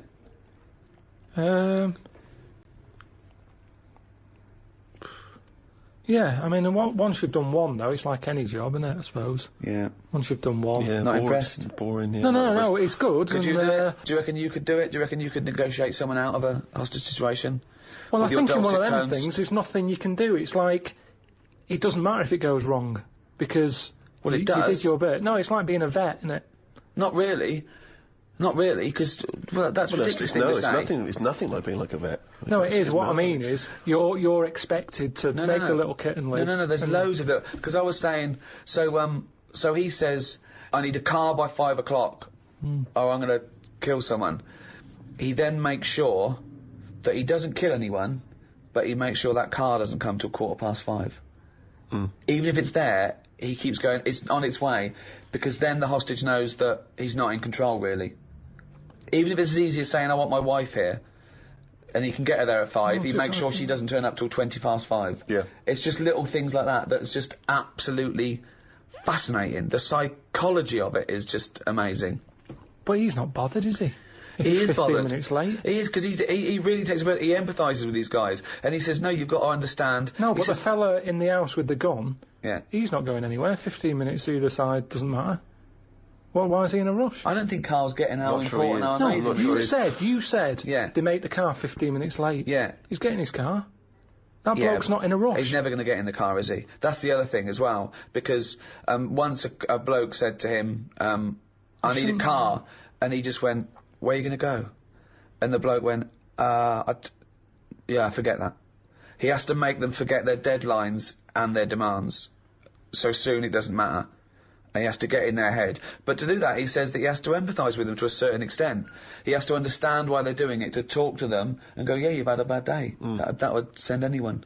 But he has to get their trust. Karl, try and talk me out. You think it's that easy? Right, I've got a hostage situation, right? Done a crime. I've run in the building. They go, there's only one person we can ask for. Get me Karl Pilkington. Okay. You turn up. Right, what's your questions? You've asked for me to deal with this. No. The police know that you're their top man. And there's a guy in here. He's got a gun. He's got a hostage. Okay, he's just done a crime. They don't know what to do. Okay. Right. You turn up. What's your first question to the? I'm talking to you. Well, no, you got to assess. Right, I'd say right. I think there's a saying. Actually, you say, "Where's brass?" Right. Right. I found that out. I heard that. I overheard that. What's that? It was something. You're wasting time. Who's that bull cunt that's just turned up? I'm gonna fucking kill it. Right, where's brass? What does it mean? I heard it at school when they. I don't know what the fuck you're talking about. God, just you. It means I heard someone use it on the. Well, I don't know what the fuck it means. It All I means know- the top person Right. of the police who are around at the moment. Yeah, well, you talked on the fucking top brass here. I've got a fucking gun against this kid's head. Who the fuck are you bald little shithead? Where's my car? What car? I've asked for a car. Where's my fucking car? Am I talking to you now, am I? If you want, yeah, Are you the negotiator? Yeah. Right. Get me a fucking car. Where do you want to go? Oh, I'm fucking sore from shouting. Throw a phone through the window so I can talk to you over the phone. No. All right, in a minute. Don't ever fucking say no to me. In a minute, I said. Okay. Right, the clock's going. Where's this fucking Right, phone? listen, I've got a just sore hang on a throat. minute. I've got a Listen. sore throat. I can't talk anymore with that phone. I've been called up here. I can't hear you. I need the I've phone. been called up here Yeah, can you go to put the phone through? Why are you putting the phone through, you dopey cunt? You want to talk to him? because I don't want to give you a phone straight away. You said you've got to delay him. No, but you've got to talk to them. You shouldn't even demand a phone. You should make sure you've got a phone, you dopey twat. Give him a phone. Right, thanks. All right, how's it going? That's better. Right. Right. Who are you, by the way? Who are you? Bruce. I can't give you them details. Well, you can, because I've got to trust you, dopey sod. Are you police, or just some fucking cunt walking by? I'm a policeman. Right, I don't trust policemen. No, but I'm a bit higher than that. So listen. Oh, don't you tell me I'm laying down the law here. No, I'm listen. going to shoot someone unless I get a fast car. I've done a robbery. It's all gone wrong. You're after me now, but I want a car to the airport. I want a plane standing by. You don't know me, but I do this a lot. Right? And I can tell you that it never works out right. Do you know anyone who's done what you're doing and is now living a happy life? Well, I don't care. I don't care about living anyway. I don't care about living now. I don't care if this goes wrong, because I'm going to shoot the hostage. What's your problem? I'm just... I think you've got the wrong attitude, mate. I think you've got the wrong attitude here. No, but this is... to be honest with you, this was my last week. Why are you telling him that? Because I want to bring him down to my level. Right. What's that got to do with it? Well, you know, I've done this job for a long time. Right. And sometimes I felt like you. I've been, you know, even though I'm on this side, you know, sometimes I feel like, oh, I've had enough of this. Right, well, I have had enough. But I'll tell you, I don't care about living or dying here. So if I don't get a car to the airport, all bets are off. I'm killing everyone and then myself. So you'll be a big loser. You will be a big loser, son. There you go. I've given you the clue now, Karl. He doesn't care about getting away with it. Now you've got to get him to stand near a window. You've got to take him out. Because I've got a gun to someone's head. You can't burst in, right? You've got what? Come on. How do you get him to stand near a window? Oh, I bet you're hot in there.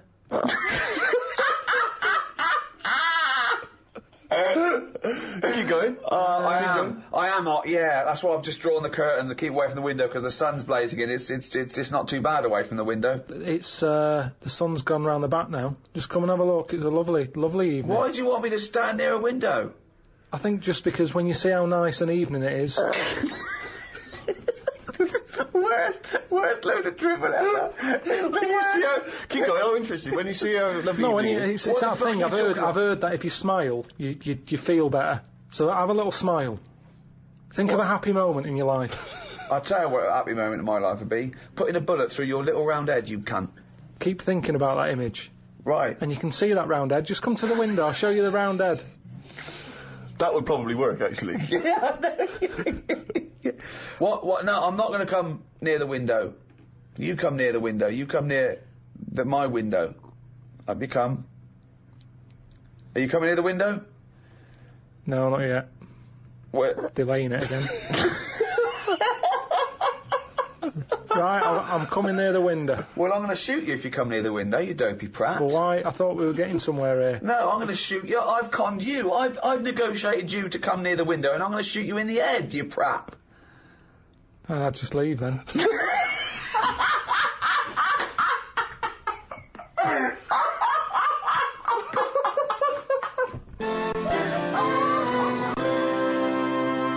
Well, that's about it.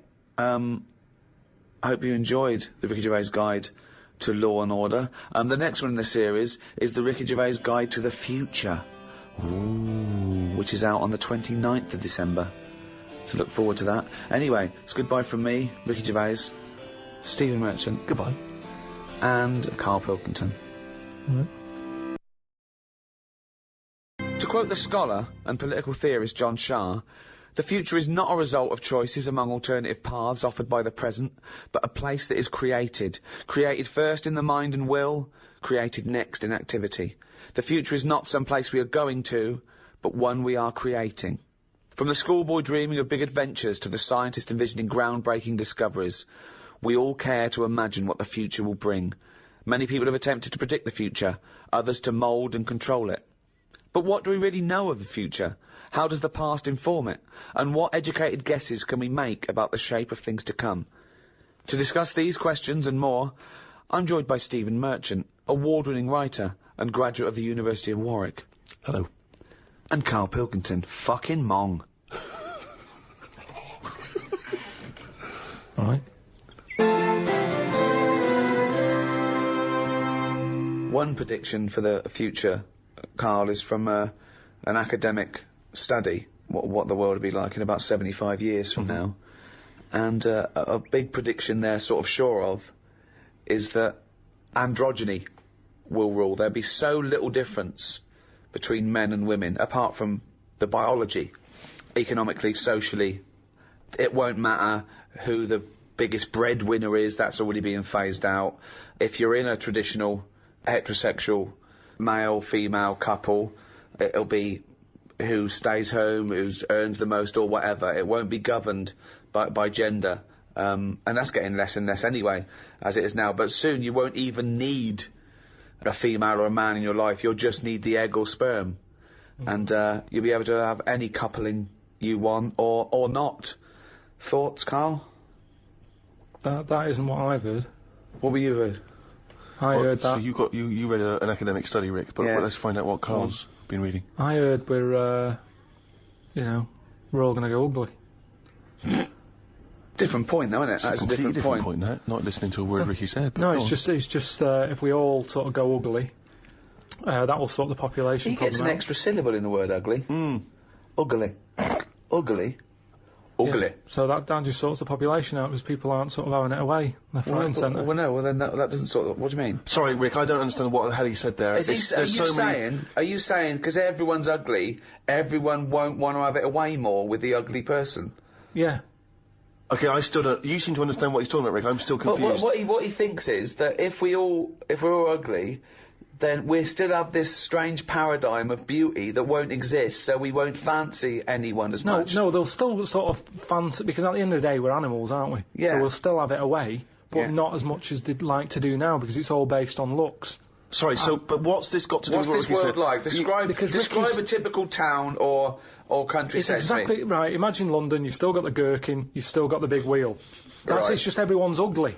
Right, and they're doing all the same jobs, are they? Everyone's still, the world's got to carry on. What do they look like? What's ugly? Just imagine, like, have you ever seen anyone when you've just gone, look at that? Yeah. Right, well, like that. Yeah, but hold on. It's ugly by today's standards, is it? So I throw forward to 75 years, you'll go, oh, everyone's what we call ugly. But what's happened to society? What do they think of everyone? They won't suddenly go in, oh, isn't it annoying? We've got uglier. Because it's not like because a strict... we have got better looking, haven't we? If I look back now Yeah, at a school photo, yeah.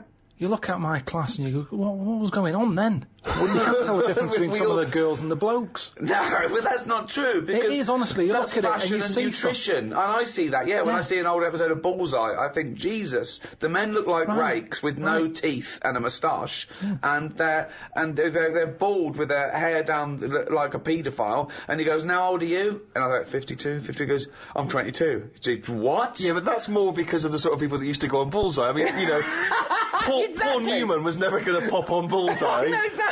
You know, because he was actually a plumber from, Essex. And then think of the people that he grew up with, some of them live in holes now. Yeah. So, I don't think the class of Pilkey 1982 doesn't really count.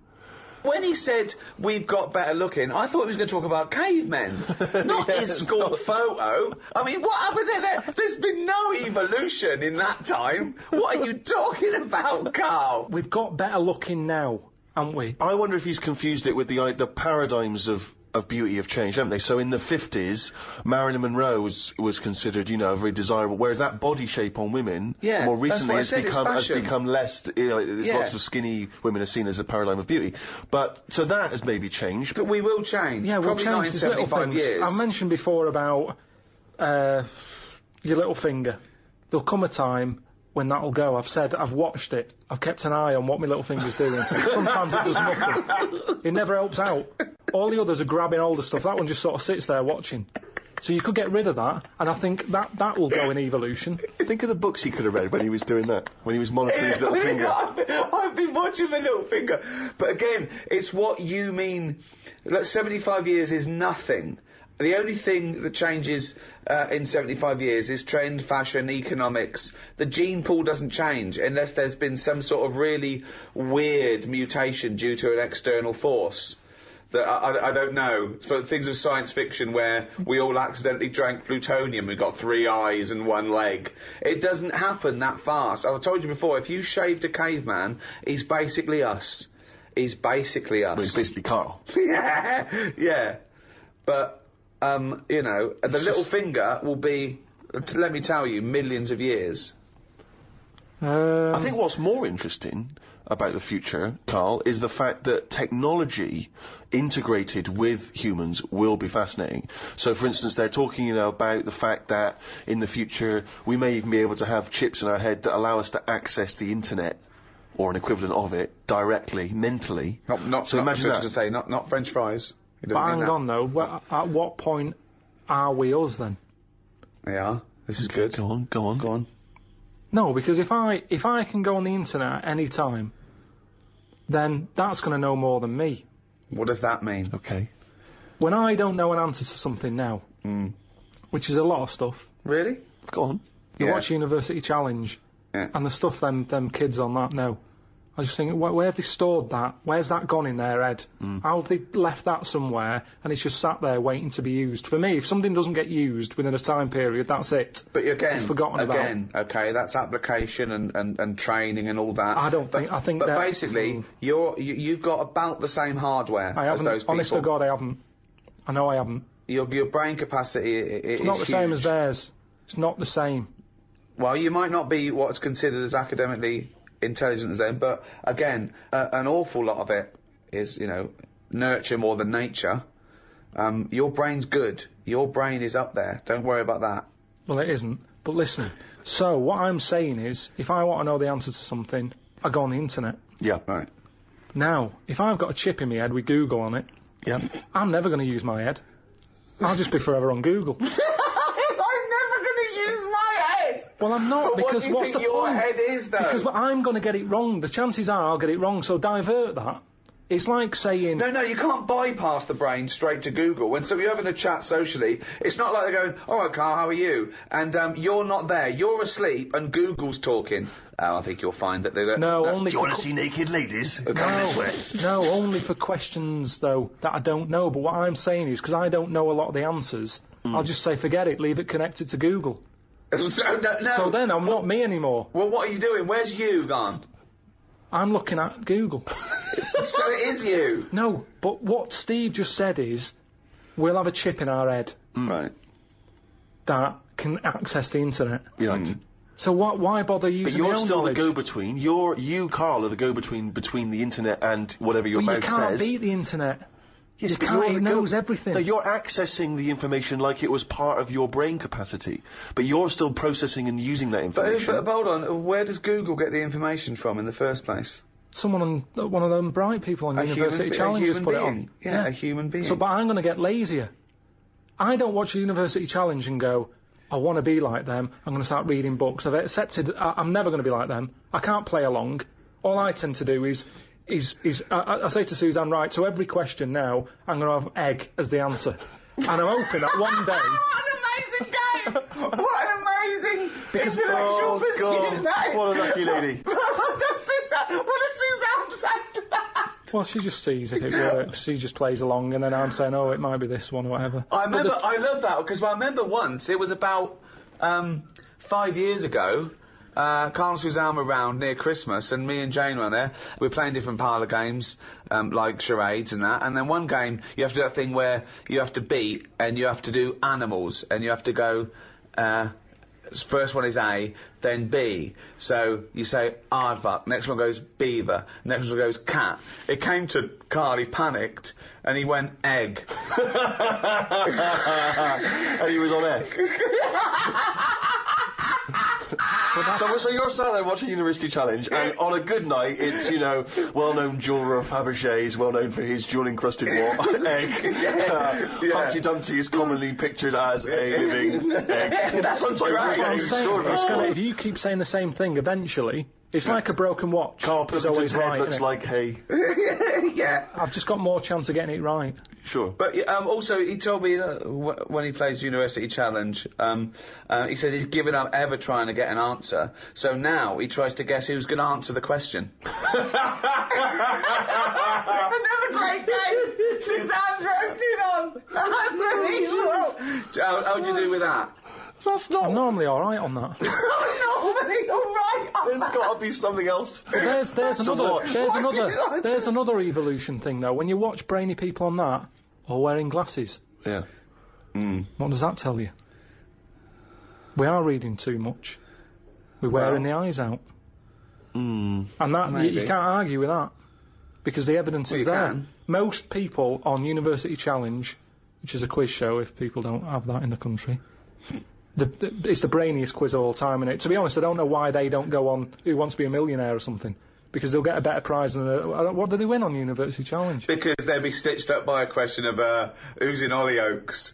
It will be the But that's the snobbery as well. It'll be what character does Andy Lincoln play in this life, and they won't get it, and you'll go egg, and you'll be correct.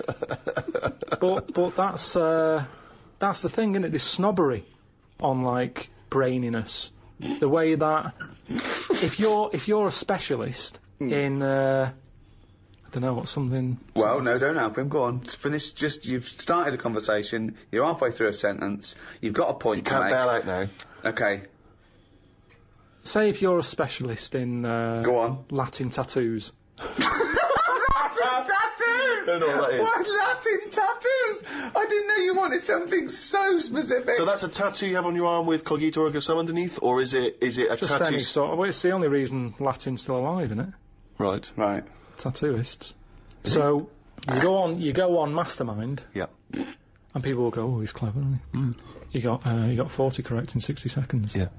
Now, if you go on and say any questions about Coronation Street between 1990 and 92, people go, oh, he's a bit of a knob.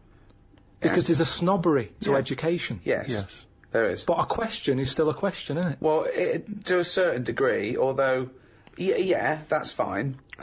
But there's no application to knowing who played Enid Sharples, whereas presumably there is something useful in well, not perhaps Latin tattoos, because No, not Latin none of us tattoos, understand no, exactly what no. that is. But if you have knowledge of astrophysics, obviously that's going to be, as Ricky says, it's going to take more application to become an expert on that than watching Coronation Street twice a week.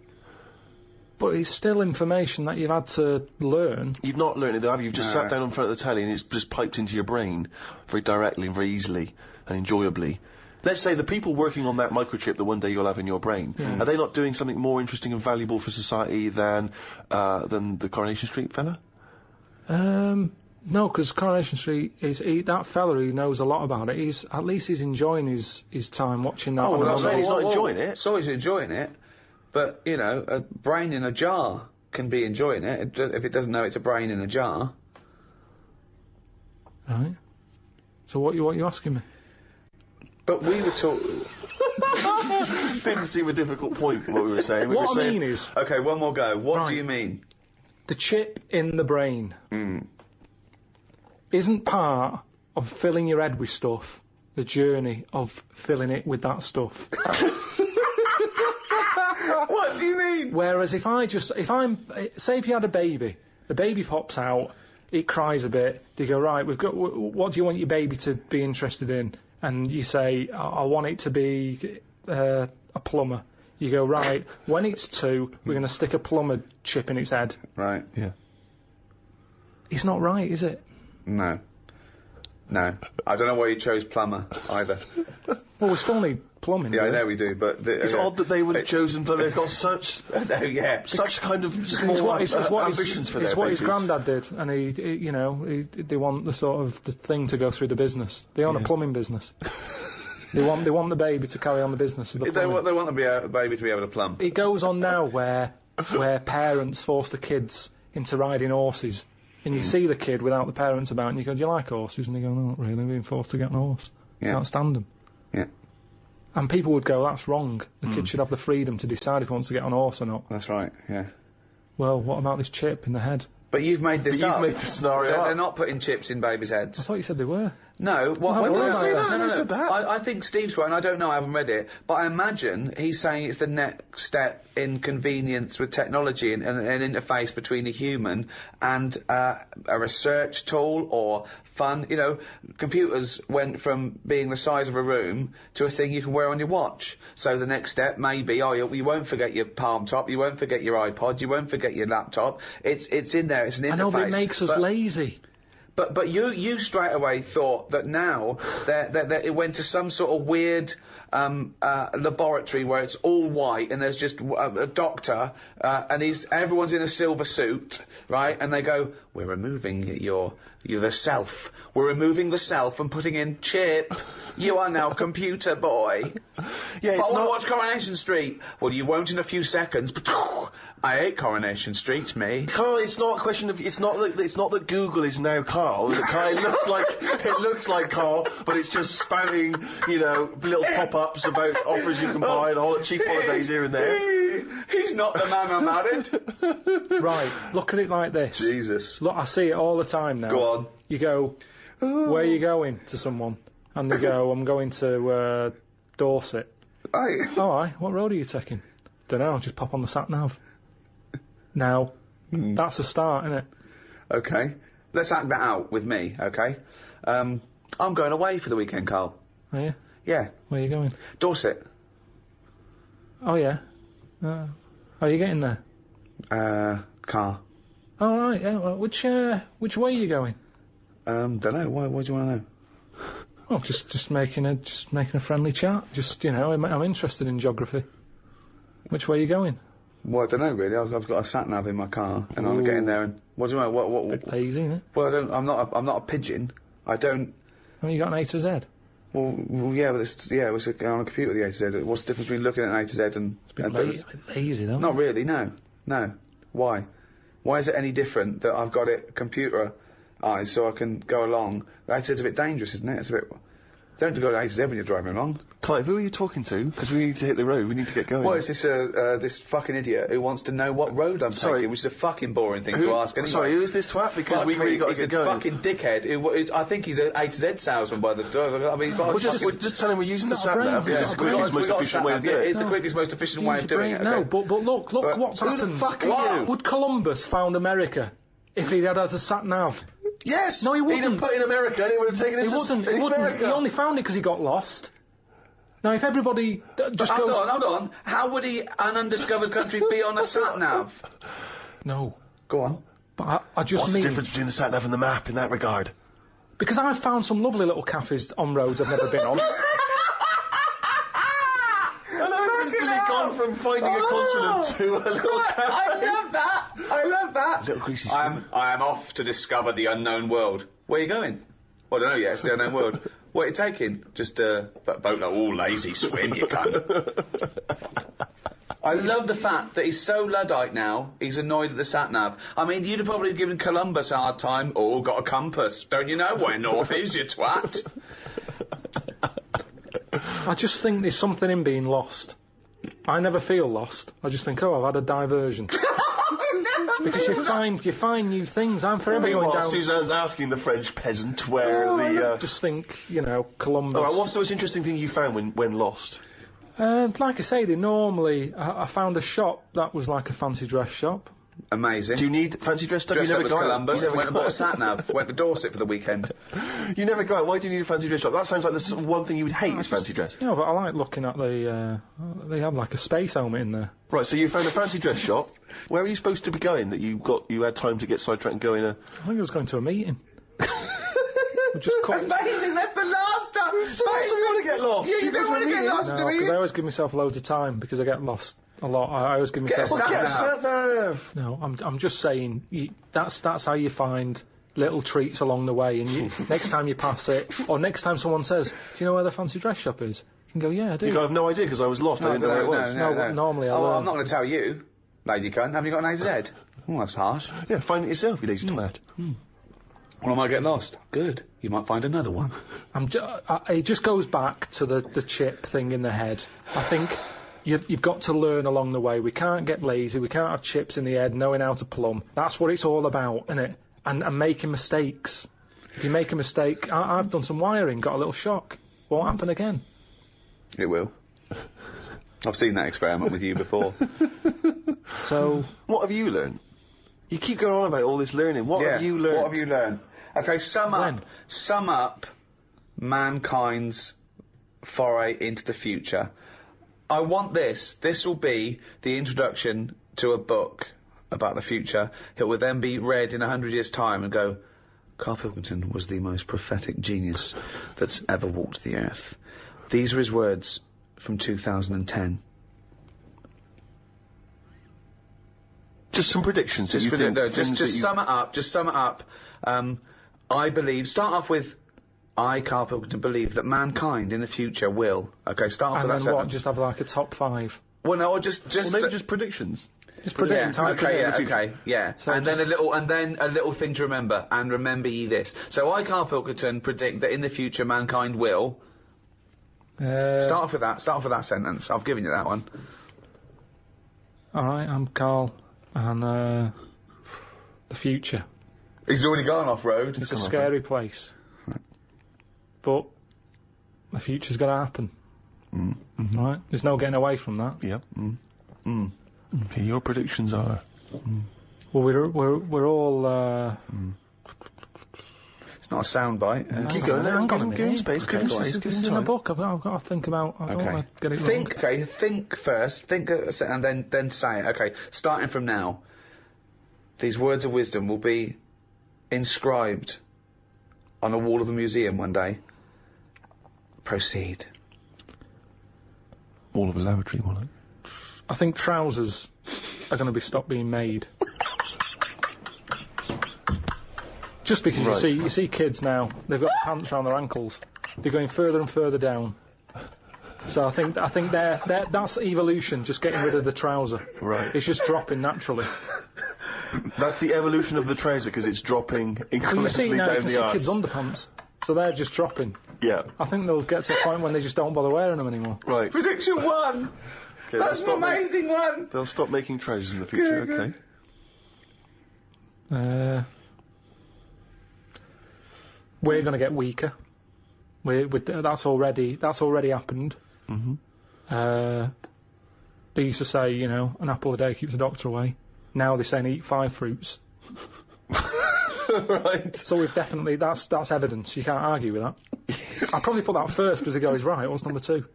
So swap that round. Okay, that's number 1. Give him the pants second. Yep. I'm gonna die. Okay, number 3. They used to say an apple a day keeps the doctor away. They used to say pull your trousers up. No, they say put them down. You can. I've never had such fucking dribble. Number 3. Right, number 3. Oh, the scholars are now waiting with bated breath when they find this old scroll, and they go, ooh, what can number 3 be? I reckon we'll blend all our food. Oh, God! No, because He was going to make a point about race. What Yeah. is it? I never thought it would be. We'll blend all our food. like they do for babies, you mean? I just think when you think about all the stuff we eat now, cavemen chewing on big lumps of meat. Yeah. We had wisdom teeth. Yep. Now they say, "Well, take them out. You're not using them. Yeah. Why not using them? Because your food's soft. Yep. Sorbet, Yep. soups. Yeah. Everything's softer, Just isn't it? those When you two, get an but yeah. avocado, they say, is it soft? Everyone's squeezing the food before they buy it. Yeah. No one wants anything tough. Yeah. So I think chewing is a sort of It's a thing of the thing of the past. We haven't got the time to chew. Everyone's like, hurry up, eat that. You don't have to go out for dinner with Ricky. He's like, hurry up. Like, I'm still eating Well, he it. does blend his food, I think. Okay, so blending food. Great. I reckon. What else do we do now? So I've done teeth. Done trousers. I've come up with this idea. It's sort of like glasses, but you can live wherever you want to live. What do you mean? Everything that's real, you're not looking at that anymore. This is really the future. I'd put this at number 10. This is like... We're only doing 5. Fuck me. So what you mean is that you look through the glasses and instead of seeing the real world, you see a tropical what you want to paradise. see. So if you're a young kid and you like the idea of living in the urban ghetto with all graffiti on the walls and that, you can see that. Yeah, but hold on, are you walking round? Because you'll be bumping into stuff, won't you? No. Why not? No, what you mean is that the stuff that's there in the real world is being digitally reimagined Yeah. in your glasses. So what was a nice country lane is suddenly now an It's urban got loads of ghetto. graffiti on it. Sure. Absolutely mental, pointless, would But- never work. Absolutely But one of the all maddest the- things you've ever said. Really weird, that one. Yeah, It could be done. I reckon it could be easily Why done. would it be? Okay, Because- last one, that's number 4. That's a load of bollocks. So what's number 5? There'll be more letters in the alphabet. Why? Why? Because we're running out of words now, aren't we? No, we're not running out of No, we words, are. We are definitely running out Just of words. using, it's using the letters we've already got and yeah. making new words. Yeah, we're making, yeah. No, but we haven't got enough now. Of course we have. Have you any idea? You could have a word with 9 L's Yes. before you run out. Yeah, and they do in Wales and what have you. That's because their alphabet is shorter than ours. They've only got something like 24 letters over there, Right. but they go mental with the L. now, what we do is we've got 26 letters, but we are now struggling. We're not struggling at all. We are. We're not. Let me say stupid. Boswallocks in shampoo. Now there's a word where they've gone, well, we've invented something here. We've got something we're putting in shampoo. Boswallocks? Boswallocks. Have you just made that up? No, it's not. They go, I knew with Boswellots and ceramide R. Yeah, but that's a new word because they have to, they come up with a new word. But it's a terrible word. Why? Boswallocks. It's another word. Is that real? You've missed Yeah. out, No, I haven't. That's a real word. Boswellocks, yeah. Now this is what I'm saying. So years ago, when they came up with all the sensible ingredients, Go on. sodium. That sounds. That sounds all right. He likes sodium. He doesn't happy like with that. Because it Boswellots. sounds like something in it, like an ingredient. Well, yeah, but that's because you're used to it. Is this a load of Boswellocks? Are you winding me up, No, the two it's of you? real. It's real, and that's because 26 letters. We've wasted them. Years ago, we went mental with the, pneumonia, sticking a P on it, and there's loads of words where you go, what's that letter doing in there? Whereas now, they can't do that. They've gone, whoa, pull that back. Why is that letter there? And now you've got stuff like abbreviations and stuff. Yeah. Let's not waste letters. Let's just control it a little bit.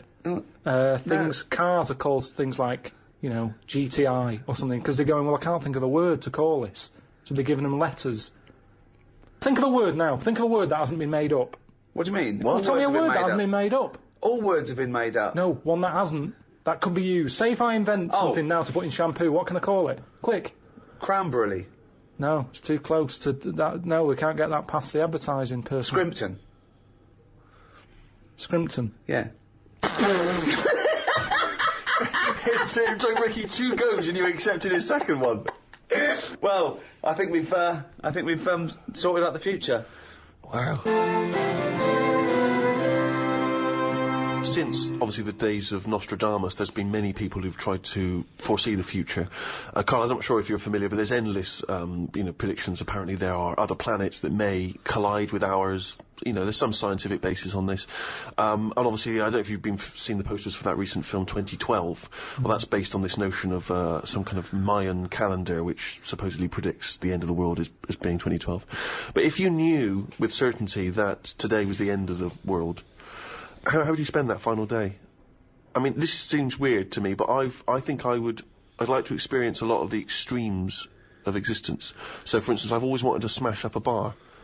Do you know what I mean? It's strange, but I've always wanted the exhilaration of just smashing all those bottles, like you see in a film. But would you enjoy it as much, knowing that you're going to die in 8 hours? I don't know, I suppose it's the sense of abandon, I mean, maybe I'd murder a person.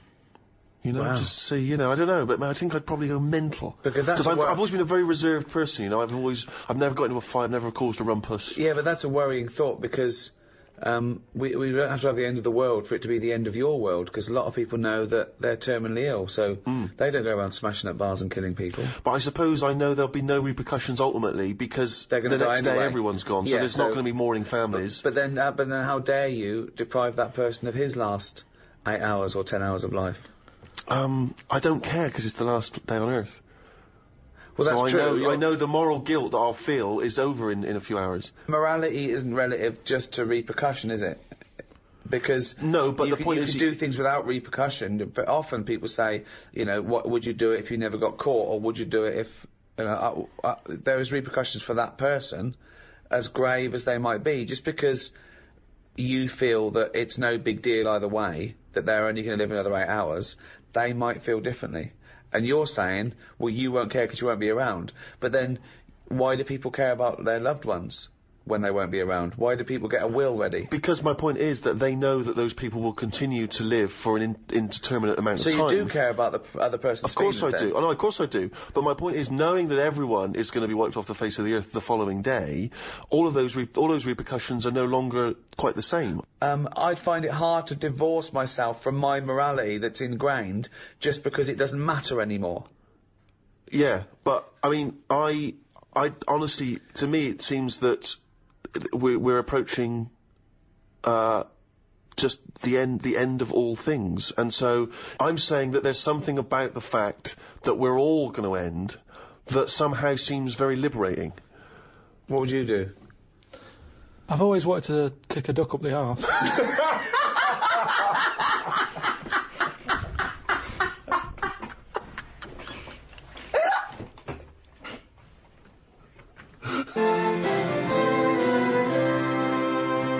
Now, obviously the future is relative. Us talking now, the future is one thing, the past is another. But to someone in the past, we are in the future.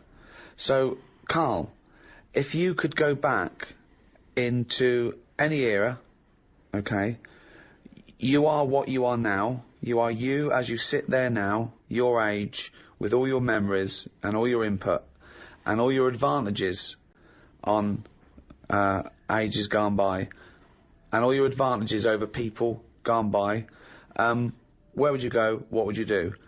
Don't worry about ramifications, like if you squash a butterfly, you come back here and we're all speaking a different language and... Yeah, but I don't believe all that. Of course you should.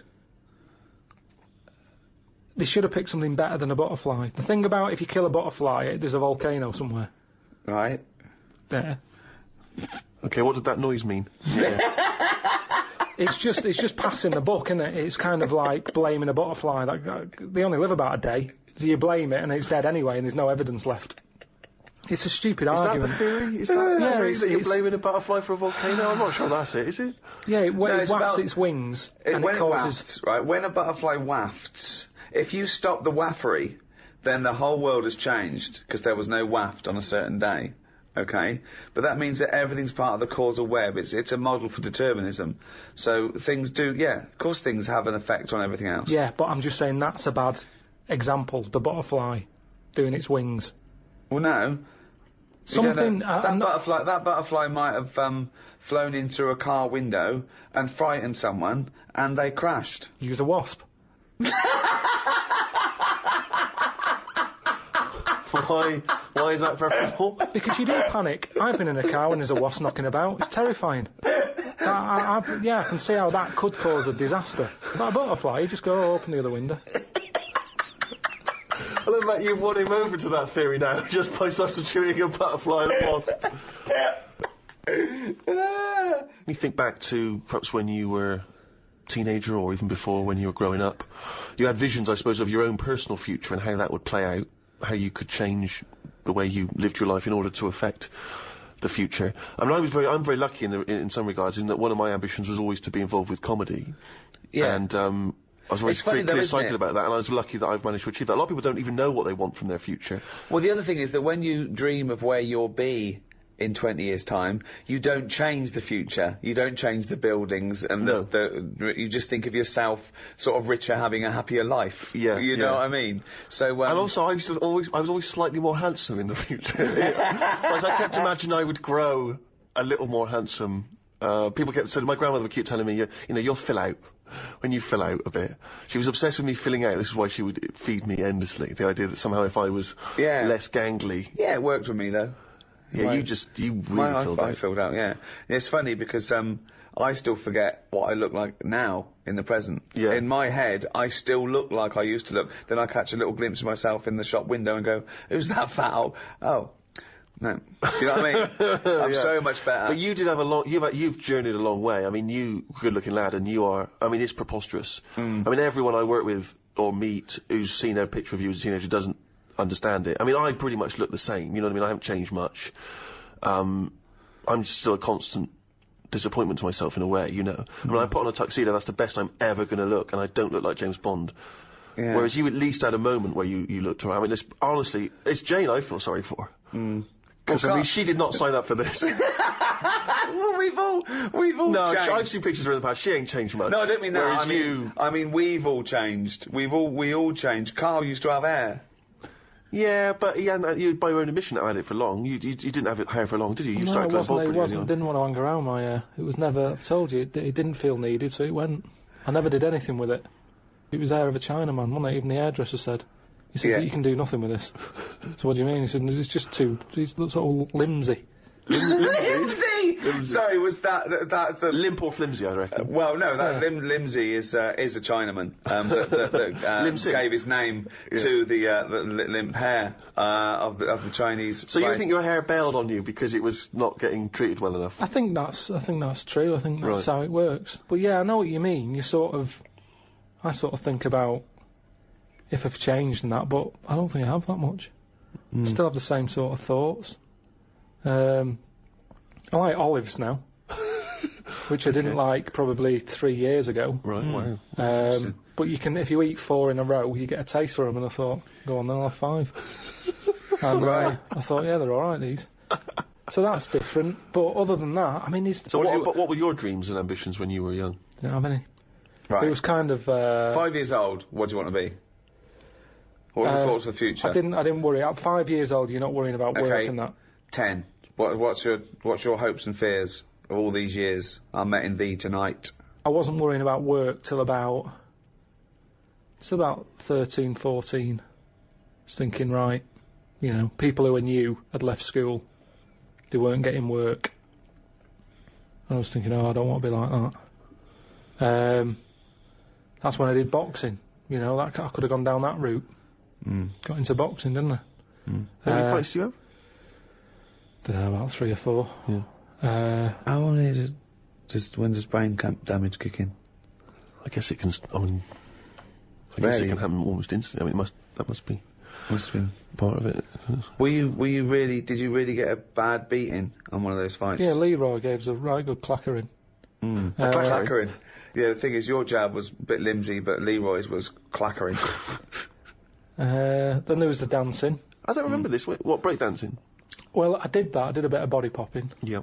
But did you ever really think that you might do this in the future? You never know, do you? But did you, at the time, do you remember thinking, I wouldn't mind doing this professionally? I must have thought that for me to go, well, let's try and join, you know, Twiggy's dance club and all that. And my mum and dad always sort of, you know, if you want to give it a go. With the boxing, you know, my dad was saying, right, I'll get you the proper shoes and that. And my mum was like, don't bother getting him them yet.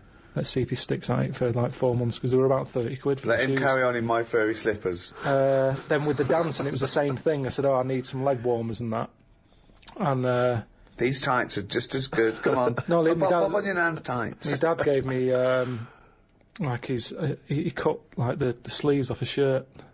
Amazing. And that were your leg warmers. Yeah. Amazing. But it's funny, when you're a kid, it don't bother you. But surely cut them off a jumper. No, Yeah. I don't know why. I know it looked daft. I had cuffs on leg warmers.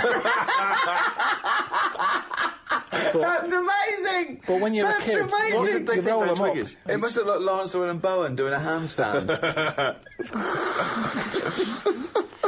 But then, you know, that didn't last long, and then my dad, you know, I was getting older now, and he's like, Dad needed his shirt back for a wedding. Yeah, as long as he didn't take his jacket off, it was fine. yeah. Oh, Dad, I'm losing my hat. I need a hat. Dad, I don't need a bloody hat. Pop my pants on, Fed. but then you've got to make sure you try and get a job, and school was sort of saying, So 15 now. But hang on, everybody. why did you stop going down Twiggies? well, it was shut, wasn't it? Amazing. Oh, it closed down. Closed down, it had a load of toilet rolls in there. It'd been turned into like a storage unit. I've never really had like a dream. I've just bumbled along. Because, like I've said, it's Bumbled. that thing of Clackered, sort of... bumbled, limsy. It's like, call my fucking bluff. There's no point sort of wishing for too much, because if you don't get it, you'll be fed up. So it's better just to sort of go, well, let's see what's around the corner. This is what I've said to you about a sat-nav system. Right. Isn't it? It's the same thing. Yeah, sure, I have the sat-nav. Type in where you want to go, and it'll take you straight there. But what I say is, use the back streets. have a look around, turn off, don't go straight ahead, turn right, the little dead ends. Yeah. Have a Well, you look, might get mugged. have a look. Don't go down the dead ends. Why not? You've got to reverse back out. There's nothing there. Dead end. No, but have a look. Well, there's nothing there. It's dead end. What's the road doing there then? Well, it's a dead end. Yeah, but there must be something down there. There's nothing. It's dead. It's just ends. Just a wall. Right, so it's not a problem. Reverse. Well, don't go down in the first place if you know it's a dead end. Don't tell people to go down a dead end. They've got to reverse out. Difficult. Well, I'd say just have a look. You see, that's the difference between me and you. I'd Right. have a look down the dead It's end. dead end. No, don't worry. It's What's dead down end. there? There's nothing, mate. Dead end. Rubbish? Just Yeah, no, rubbish? nothing. Dead Nothing end. at all? Yeah, no book going there. Dead end. Right, so I'll go, well, I'll just have a look for myself because I don't believe you. Okay, well, go on then. Right, I'll have a look. Yeah. Oh, look at this I've found. What have you found? Box of money that you didn't know about. All I'm saying is it could be He has anything. still got the brain of a 10-year-old, hasn't he? of money. He's still got the brain of a 10-year-old. I'm just... set your stall out. Right. So where's the store? Where are you setting the store? Not in the dead end. 'Cause there's no through traffic. thoroughfare. Yeah, you want to be on This a is sort of crazy. public highway. Where are you setting the stall out? What are you selling? What are you selling? Well, this is what I'm saying to you. What are you selling I'm first? selling a mixture of stuff. What? Like what? All sorts. What have you bought it with? A bag of money you found in the dead end? Leg warmers. So you got new leg warmers with do you want cufflinks with them? What? Do you want cufflinks with them leg warmers? Well, no. Why would I do that? Well, you got to fucking look smart, ain't you, cunt? So you're selling, what are you selling? So, Yeah. you set your stall out. Yeah. Right. Now, Yes. isn't it dangerous to sell all the same product in that shop? Right. Okay, I don't know what you're talking where's the about. analogy going? This is Yeah. a metaphor. I think it's a metaphor. Yeah. Of similes. This is What, Yeah, what are you selling? What are you selling first? Bang. Two, hang on. 3, 4. No, but Quick, this is it's what The I'm saying Apprentice. to you. This is what I'm saying Go to you, on. though. I Right. just said to you, Yeah. well, Yeah. I don't know what you wanted to do. You haven't told me. But Right.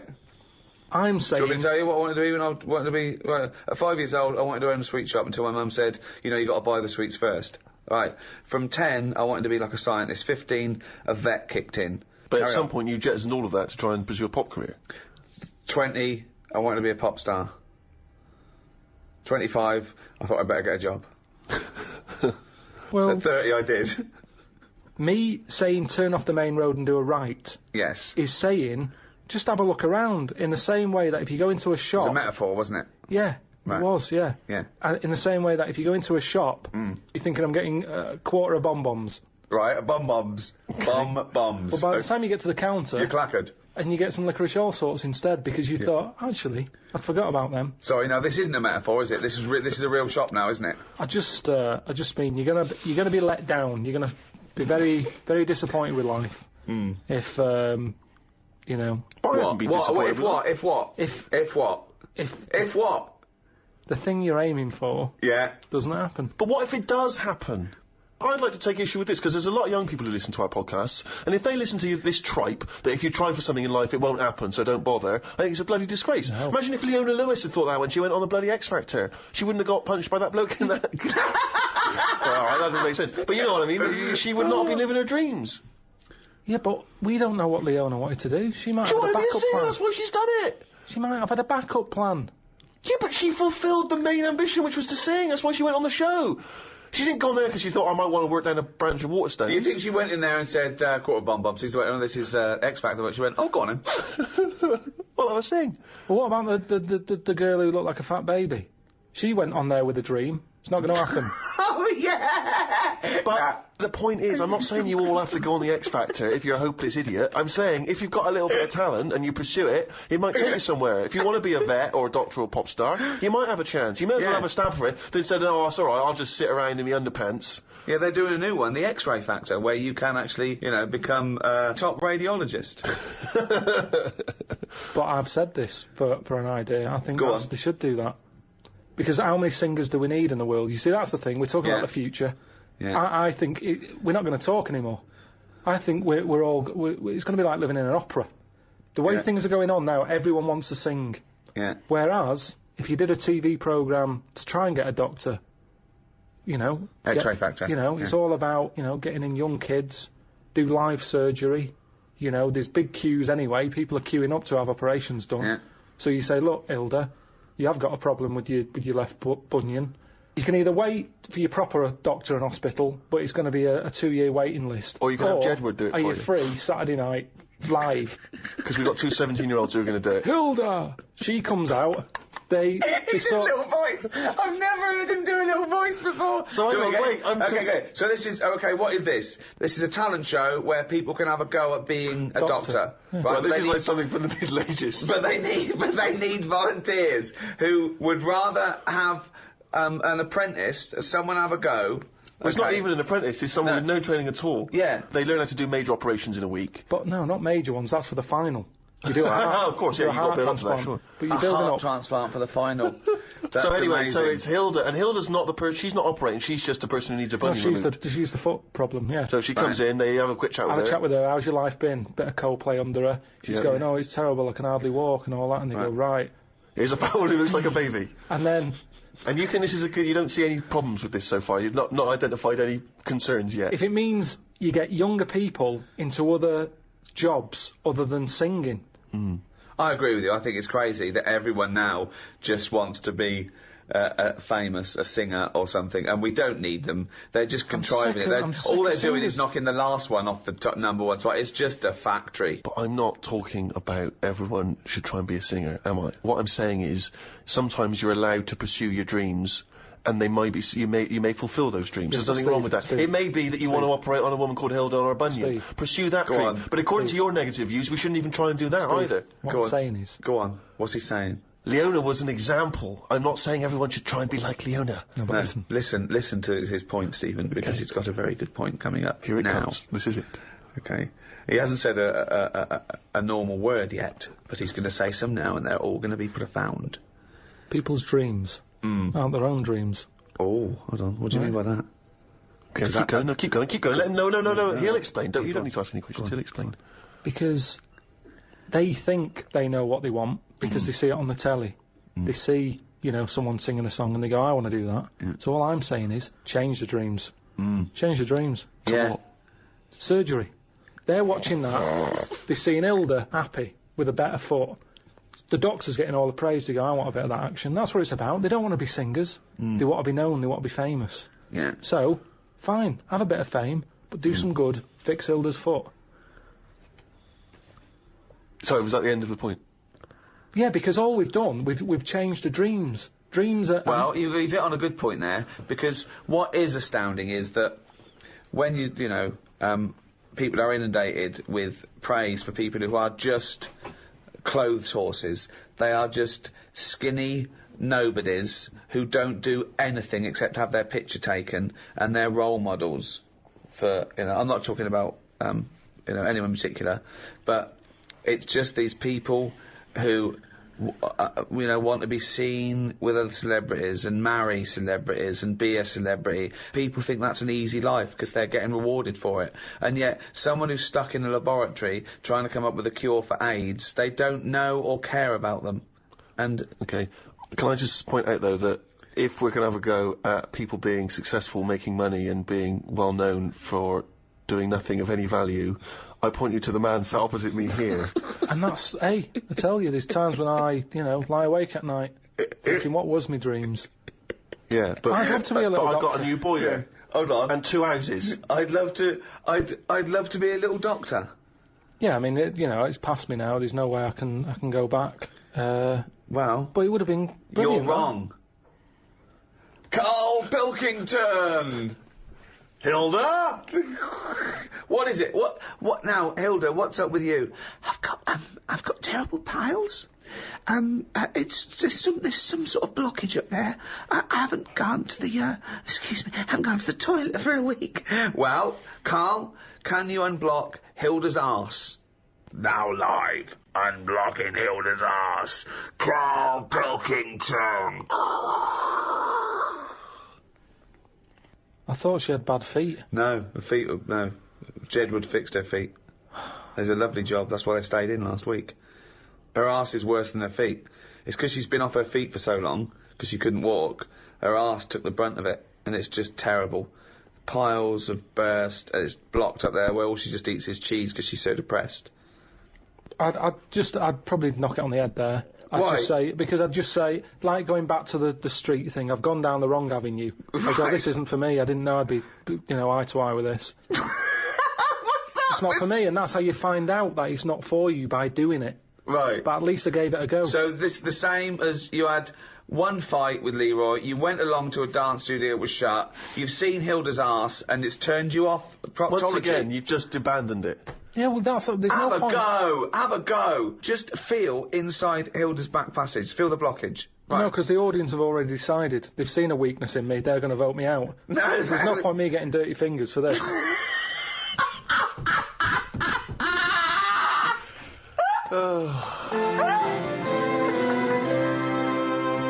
Well, that's about it for the Ricky Gervais Guide to the Future. The next audiobook in this series is the Ricky Gervais Guide to the Human Body. Look forward to that. Will do. It's goodbye from me, Ricky Gervais, Stephen Merchant. Goodbye. And the little round-headed shaven chimp that is forever Karl Pilkington. All right. As Aldous Huxley once said, man is an intelligence in servitude to his organs. Made from the same stuff as algae, the human body has evolved into the most complex organism in the universe.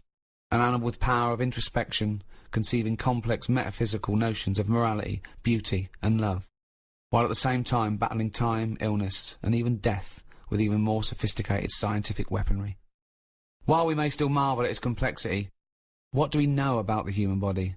What are its wonders and limitations? And with scientific and medical technology moving ever forward, how will the human body evolve over the centuries to come? To discuss these questions and more, I'm joined by Stephen Merchant, award-winning writer and graduate of the University of Warwick. Hello. And Karl Pilkington, a man without formal academic qualifications or any awards to speak of, but he's good at other things. Cleaning windows, for example, with his fucking tongue, Gump. It's a bit harsh, isn't it? Alright. All your cells die and are replaced many times over in your life. Except the brain cells, you only lose them. You lose hundreds and millions and trillions, right? And you've still got plenty left, don't worry. Or most people have.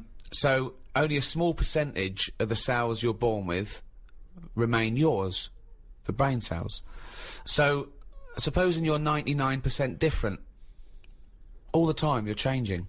Is that the same person? Well, you'd say, yeah, because you've got the important ones, the brain cells, which keeps your memory, your personality, your input, the you. But then, as we talked before, if you took your brain and put it in someone else, would you be the same person? You know, Well, that's then, it. yeah, What well- defines the person? yeah, It's the brain, isn't it? It is the it. brain, but then if you look different, you'd be treated differently and you'd have a different personality. You could still be the same person, but people change anyway. People's personalities change. And if you're in a car accident and you lose all your memories, you've got the same hardware.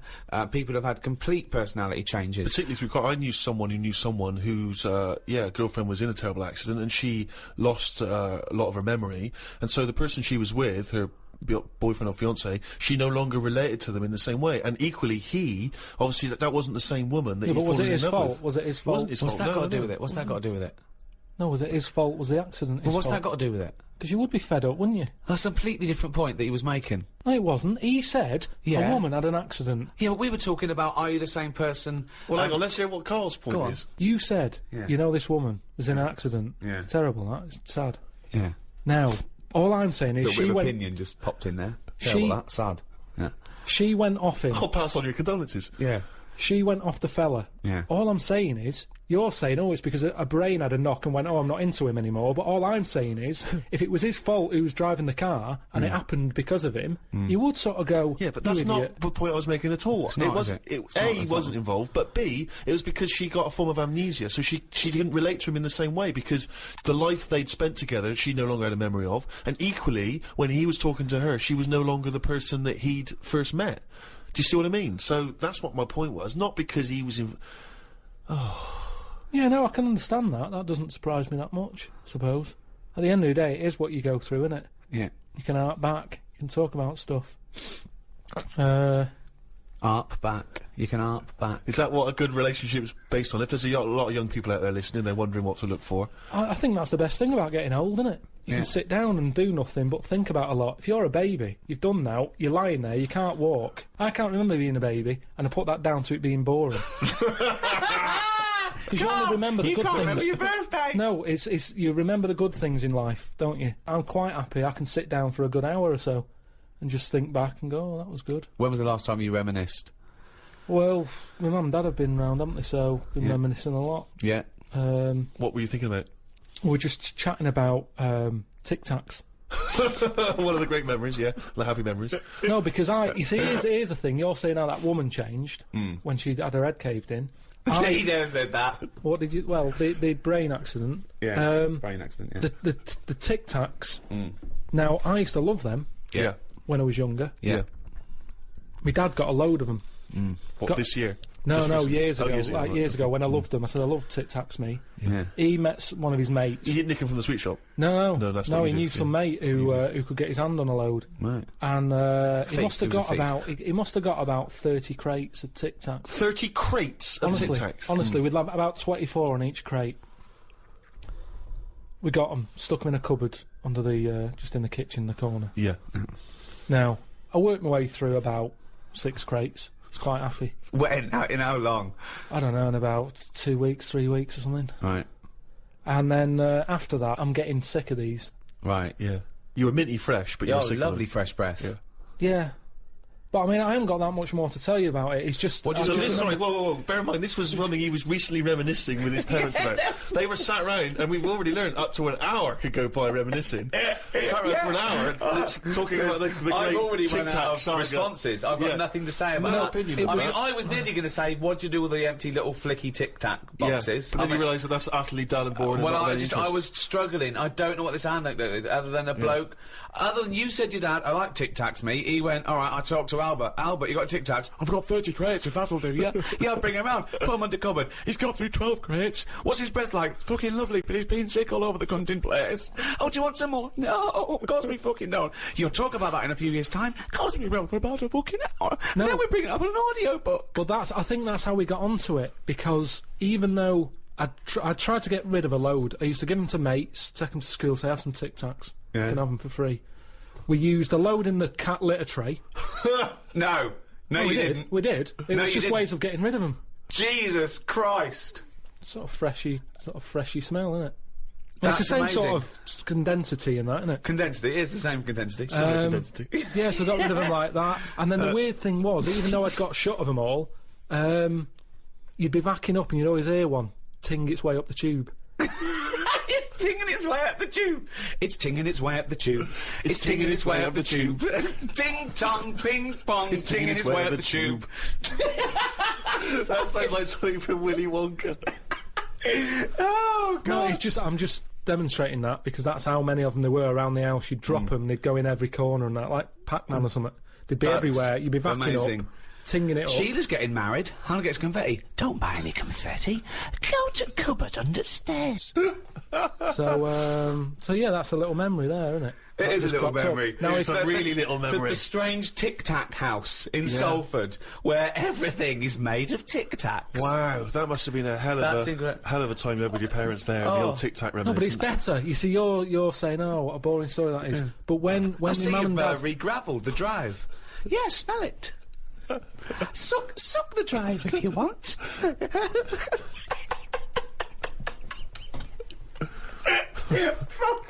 no, but it's different. When my mum and dad are there and they can remember that, and they're going, "Oh yeah, the Tic Tac incidents and stuff." What's known as the Tic Tac incident. The Tic Tac Let us incident. never speak of the Tic Tac incident. Yeah, I just imagine the clock ticking. There, it's Christmas Day. I go, what are you smiling at? Oh, remember it used to ting up the tube.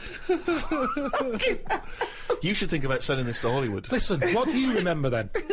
What do do you I remember? That's Wow. an amazing thing to That's say. a difficult question to answer. Yeah, I don't. Nothing at all. Why, out of interest though, and this will sound naive, why don't we remember the very early moments of our lives? Why is it? Is it because it would be too harrowing to remember the point at which we sort of born? Because I don't really remember anything from those first few years. Why is it? Is it just because the brain's not fully formed at that moment? I don't know. The memory's not sufficiently developed? I honestly It's got to be trauma, hasn't it? It's the things. Again, we were talking about me being younger, and the youngest I could remember back to was 1978. How old were you then? When were you born? 72. And it What? was You summer holidays. you couldn't remember earlier than 6. You Um, can remember back to about 2 or 3. Most people. What? no way. My mum and dad don't even remember me then. because you're not doing anything. This is what I'm saying. Mum and Dad don't even remember me then. That's amazing. Because they pinpoint They remember things. all the Tic Tacs they've ever Yeah, eaten. yeah. Do you remember when Karl was 6? Of course I do. 5? Yeah. 4? Yeah. 3? No. 2? No. Because you're not doing anything, are you? My mum and Dad don't even remember me then. And it's weird. I remember must have been about 2 sitting on a potty surrounded by Lego. I remember that very strong image I have of that. No, I don't remember that. No, you No, wouldn't no, remember that, no, were no, you? no, Would you No, weren't there, weren't were there. you? What do you mean? What, you don't remember Steve sitting on a potty surrounded by Lego? No, I mean, I can't remember having a potty. I remember having one of them. I'm not suggesting you have the You same used to go in a memory. fucking litter tray. Now I know why, to eat a Tic Tac while you're having a shit. But, okay, so what is your very first memory? The one that cropped up the other day was having my eyes sort of glued together by. Gangsters.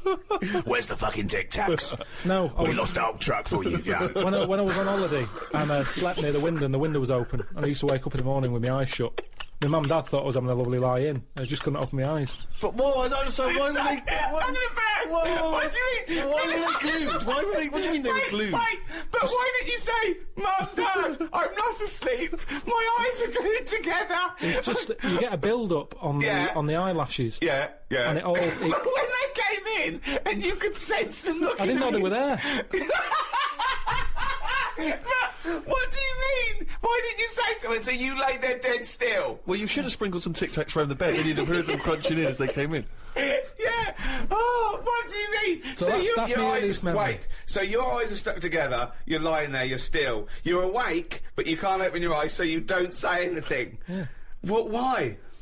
What? What, Every so your- day? It Your happened memory a of- lot. It happened a lot. But your memory was that this was scary to you because you thought you'd gone blind. Probably, and it hasn't happened since, so it's something you remember happening, isn't it? It's like the kidney stone thing. That will always stay with me because it's like I was in agony. Yeah. And that's what I'm saying about trauma. It's quite frightening when you're a kid No, and you you were can't open your saying. eyes. So we don't you, remember you were trauma. saying you don't remember trauma. No. Do you remember that? it Do you wasn't remember that traumatic. conversation we had a few minutes ago? Maybe it's because I had time to lie there and think about it. Because I sort of wonder that if having vision does get in the way. No, that's a good one. Okay, go on, interesting. Yeah, interesting. Yeah, go on. Oh, just your eyes are, you know. Go on. What are they? They're the thing that makes you do the things you want to do, aren't they? Your eyes What do at the you end mean? of the What day. do you mean? Interesting. Go on. Could be Everything. You might want to. You might like drawing. Right.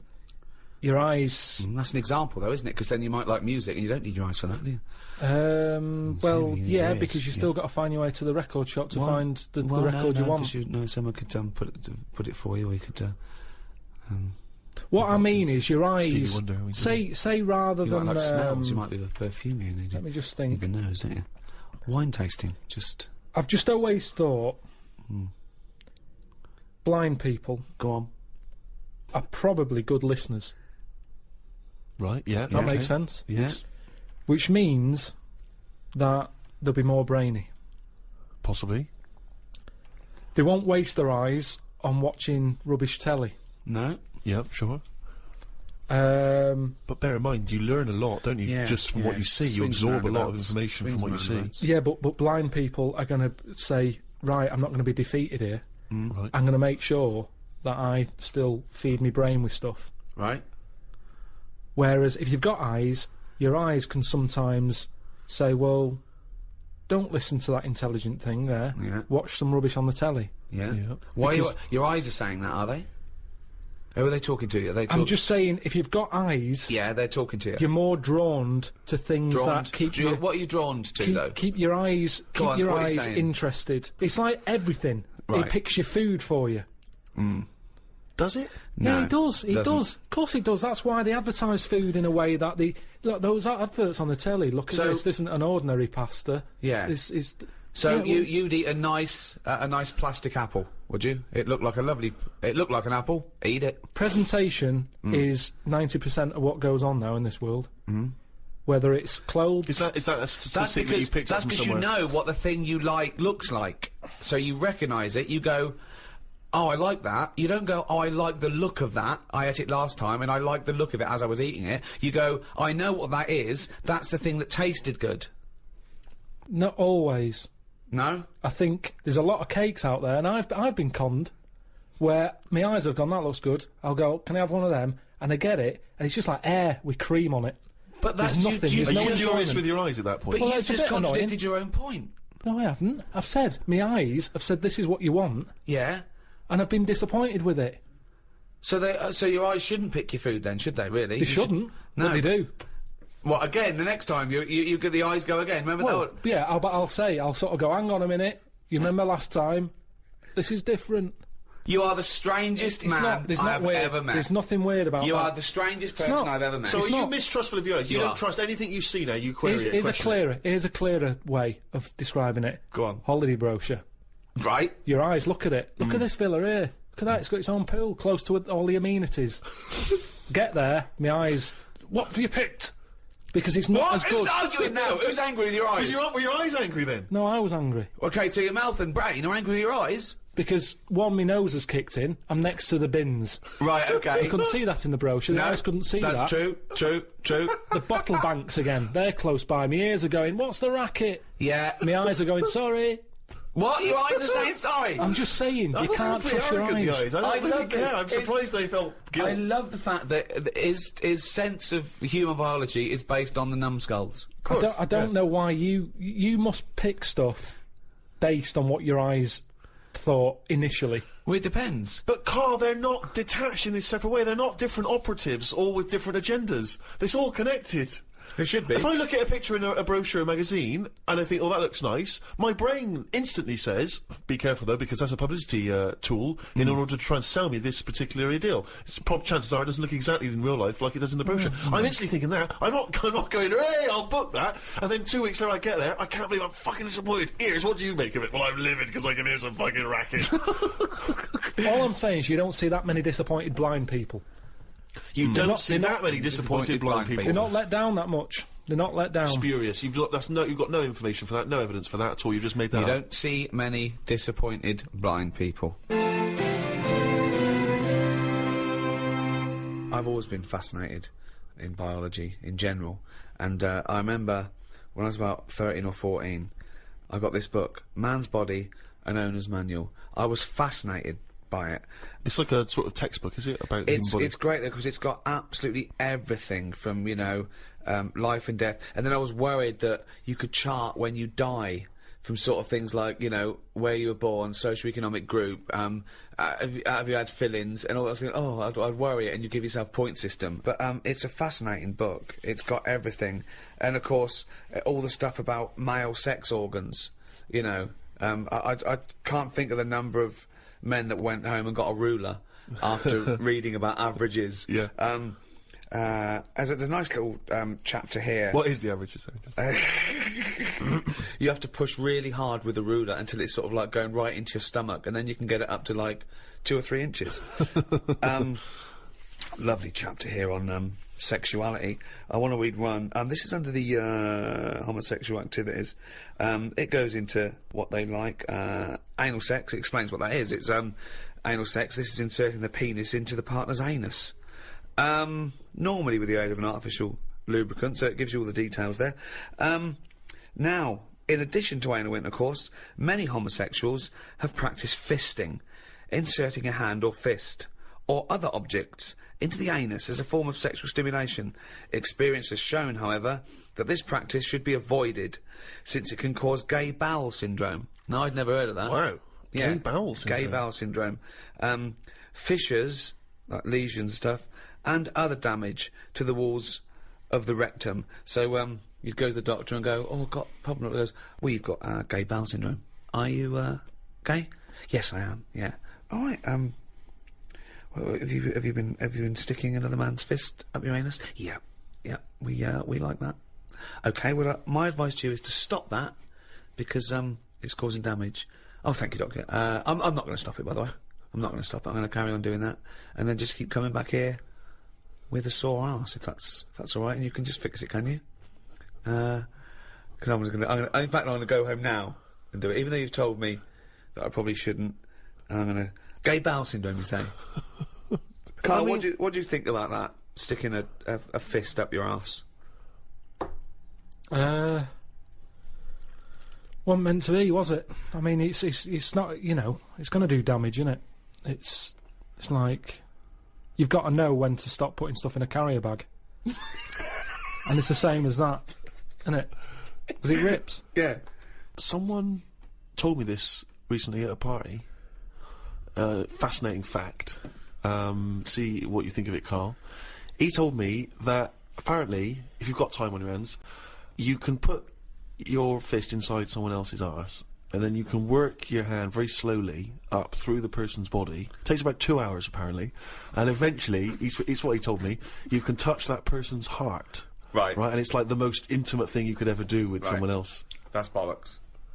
That's what he said. That's what Well, our how bloke could you said. touch their heart? One, the alimentary canal is about 30 foot long, so you'd have to either have 30. You have to be Mr. Tickle, right?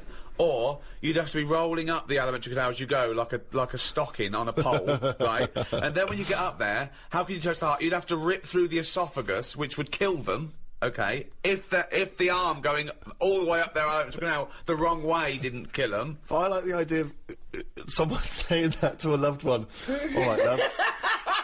Love, little surprise for you. The kids are at your mother's. Yeah. I've put the phones off the hook. They're out for 2 hours. They better be out for 4 because I'm going to need to get it back out again. Yeah. Where's the Marge? It's like, imagine the doorbell goes. You got to sign for a package. Who told you that at a party? A psychopath. I don't know. And then he was convinced it was true because he went online to try and. Even when we were at a party, he found a computer and he started typing in fist, heart stuff. And I said, you better delete that in case the person whose computer it is finds fist, that. heart. Fist, Yeah. heart. Also, if the aim is to touch the heart, right, go via the mouth. It's shorter. Let's pop it down the mouth. Yeah. Karl, thoughts? I mean, it's getting to know people.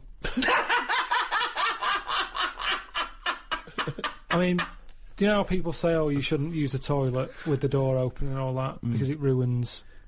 What, the like, mystique? knowing too much and everything, but that for me, where do you go from there?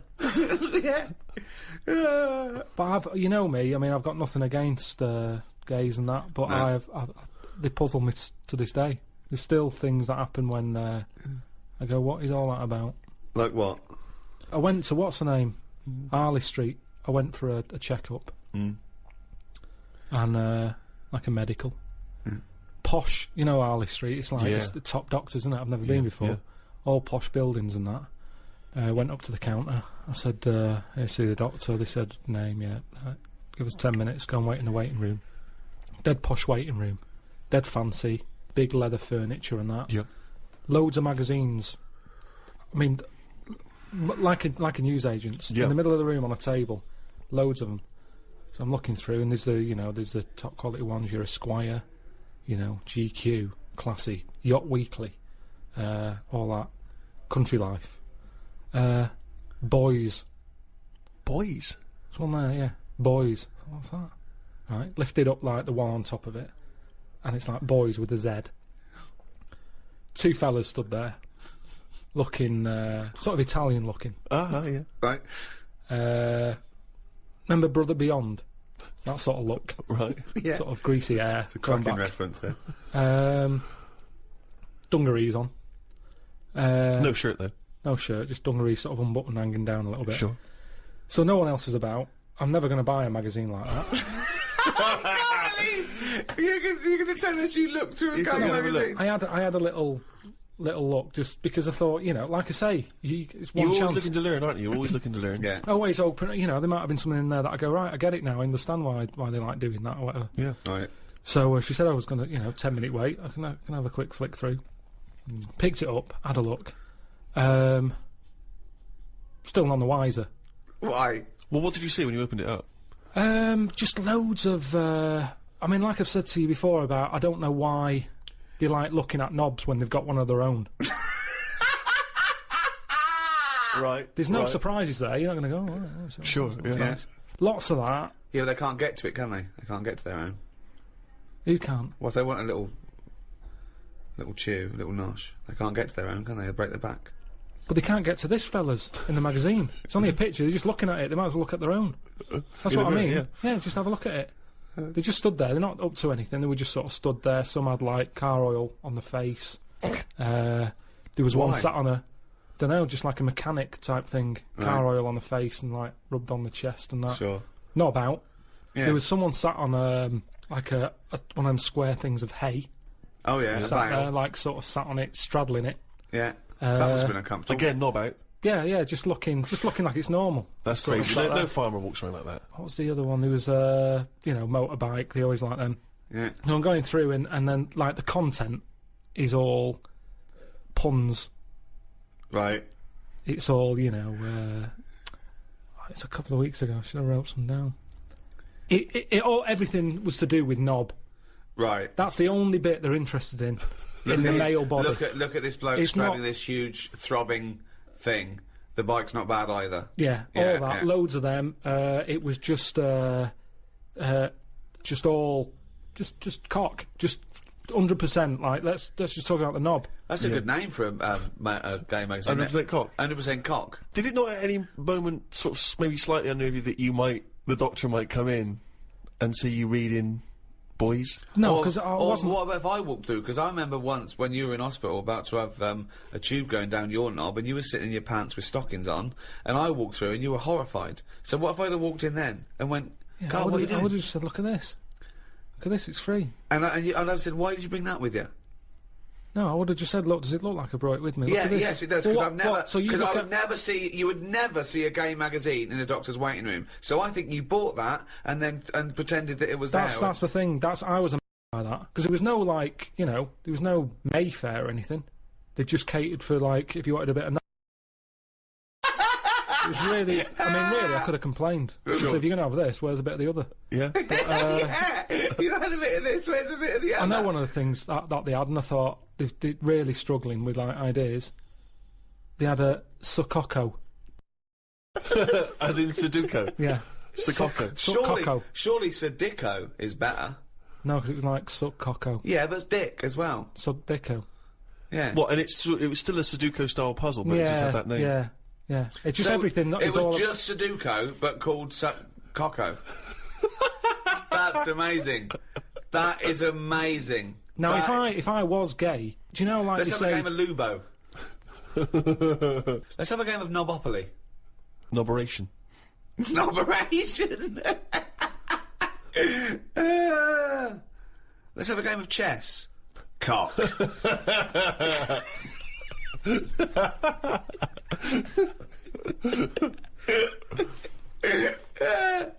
Let's have a game of fuckaroo. Well, that works for either sex. Yeah, that's true. That's how we spend our Okay then, Christmases. fuck a poo. Oh, God. Oh, God. Human intimacy is a very strange thing because kissing is a bizarre thing, isn't it, really? I mean, I don't know what the evolutionary origin of kissing is. You know what I mean? It's quite a sort of strange... it's like anything, It's though, a isn't it? strange thing. It's because if you start reading about all the weird stuff that goes on, like people who have it away with dead bodies and that, it's because you've planted the seed in your head, and you start going, "Oh, I'll give that a go." Like food, you either want an olive or you don't. Some people will go, "I'll try it." Some will go, "They're not for me." Do you want an olive? No, but you can shove your hand up my arse so far to touch me up. You haven't got any olives. I have got some olives, but if you are fed up with olives, I've got an arse here going begging, and 30 foot along the animated canal is a little heart I'd like you to Yeah, touch. but the thing is, if you give that a go and you enjoy it, then you want to do it again. Right, And you've created do not stuff. try and do that. Do not try and stick your hand so far at someone's arse you can touch their heart. There is no point to it. It is a myth that it could happen.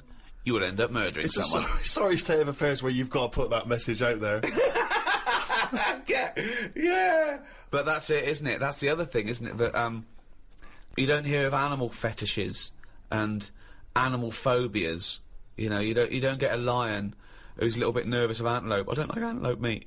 And yet you have people here who are all those weird things of people who can only have sex with a pavement. Which is a good thing to, you'll never be lonely unless someone suddenly drops you on a desert island and you go, I'll never see a pavement again. What do you think of that? Those people that just think, Oh, they're just idiots, aren't they? There are some weird... You know, you've got some clever ones, you've got a lot of divs. There's more divs on the world than better ones. Wow, that's a brave sentence to say. Yeah, he's right though. He's right. As gobbledygook as that was, he's absolutely right. I think Karl isn't a div. I think he's a better one, but doesn't know it. I think it's strange because I think that he's got all the other evolution of the human being, but he doesn't know which side his bread's buttered. He doesn't realise he's cleverer than he is. The number of times I find a theory that he said in gobbledygook, but it's true. I think that I think he's been dealt a bad hand in the brain department. Do you know what I mean? Yeah. Thoughts, Karl? Well, your brain's in 2 bits, isn't it? Yeah. And I wonder if one half is really good, the other half's messing it up. Yeah. That's That how I could be feel the case. That sometimes. could be the case. Yeah. Well, it is split into 2. Yeah, and they are responsible for different things. Yeah. It's like these sort of families where there's a kind of really bright kid and then a sort of wayward child who just gets into drugs and stuff. Sort of like that up there Yeah. in your head. Because you have quite sort of out there nebulous thoughts, and you've got a lot of common sense, haven't you? And just having that that other sense of like, this is dodgy. What spider sense? Just that sense where you just go, I don't know why, but something's telling me we shouldn't be here. And you go, all right, let's go. And you move from it, and you don't know what that is. Yeah. You don't know what's decided that. You know, it's like when you're lost. A part of my brain's got me lost, but then there's another bit that I don't know what it is, where they go left. And you do, and then you go, So remember that time when you called me, I said I don't know where I am, and I couldn't concentrate. think of that. Think of that. I called him. I went, Karl, what are you doing? He went, I don't know where I am. What do you mean you didn't know where you were? What, I got lost. I went in London wandering. you got yeah, lost? Yeah. And I went wandering, and then you know, I It's was when like, he first moved into his new place. He was walking back from his old place to his new place, and he didn't know where he was. He How tried can to you take a ever short. really get lost in London though? I'm just as a cabbie. well, yeah, I don't want to do that because I feel bad pulling one over and then saying, "Where am I?" Yeah, they don't appreciate that, do they? But I found my way back, didn't I? Yeah. But you told me 20 one minutes. time that you much prefer getting lost. You love wandering around and getting lost. You Yeah, said that's much better. go around It the was a cold cul-de-sac. day. It was a cold day. I just wanted to be at home. I had things to do. There's a time and place to be lost. Well, go on. Well, a place What's you the don't place? know. What's and the place to be lost? Somewhere you don't know. Right, good. Okay, And the specific. time? The time. Time when you're not in a rush. Right. But that time I was in a rush. And I was And- cold. So a typical argument in your head is what? I'm lost. I'll do one side of the brain, you do the other side of the brain, okay, in your head, okay? Karl, What? this isn't where we should be. You want to go home, didn't you? This isn't your house, because it's a field. You live in a house, don't you? Why are we standing in a field? This isn't your house. You're meant to go home, but you've walked into a field. No, but that wouldn't. I've never been that lost. When I'm walking across a field, at the edge of the field, I'd go, hang on a minute, this isn't right. I wouldn't get in the middle. I wouldn't go that far. I'd go, right, I definitely shouldn't be here. You did once. You were in the middle of a field, and your dad had to rescue you. Yeah, and carry that's you when I through was the a kid because I was reading as I was walking. That's,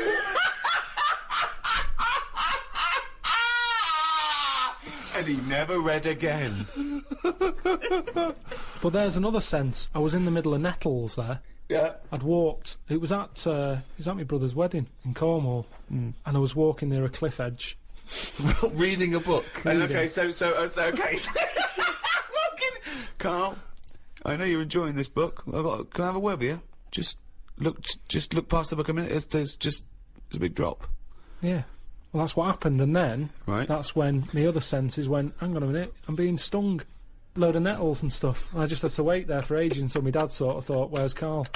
I was there for about an hour and a half. You showed a book.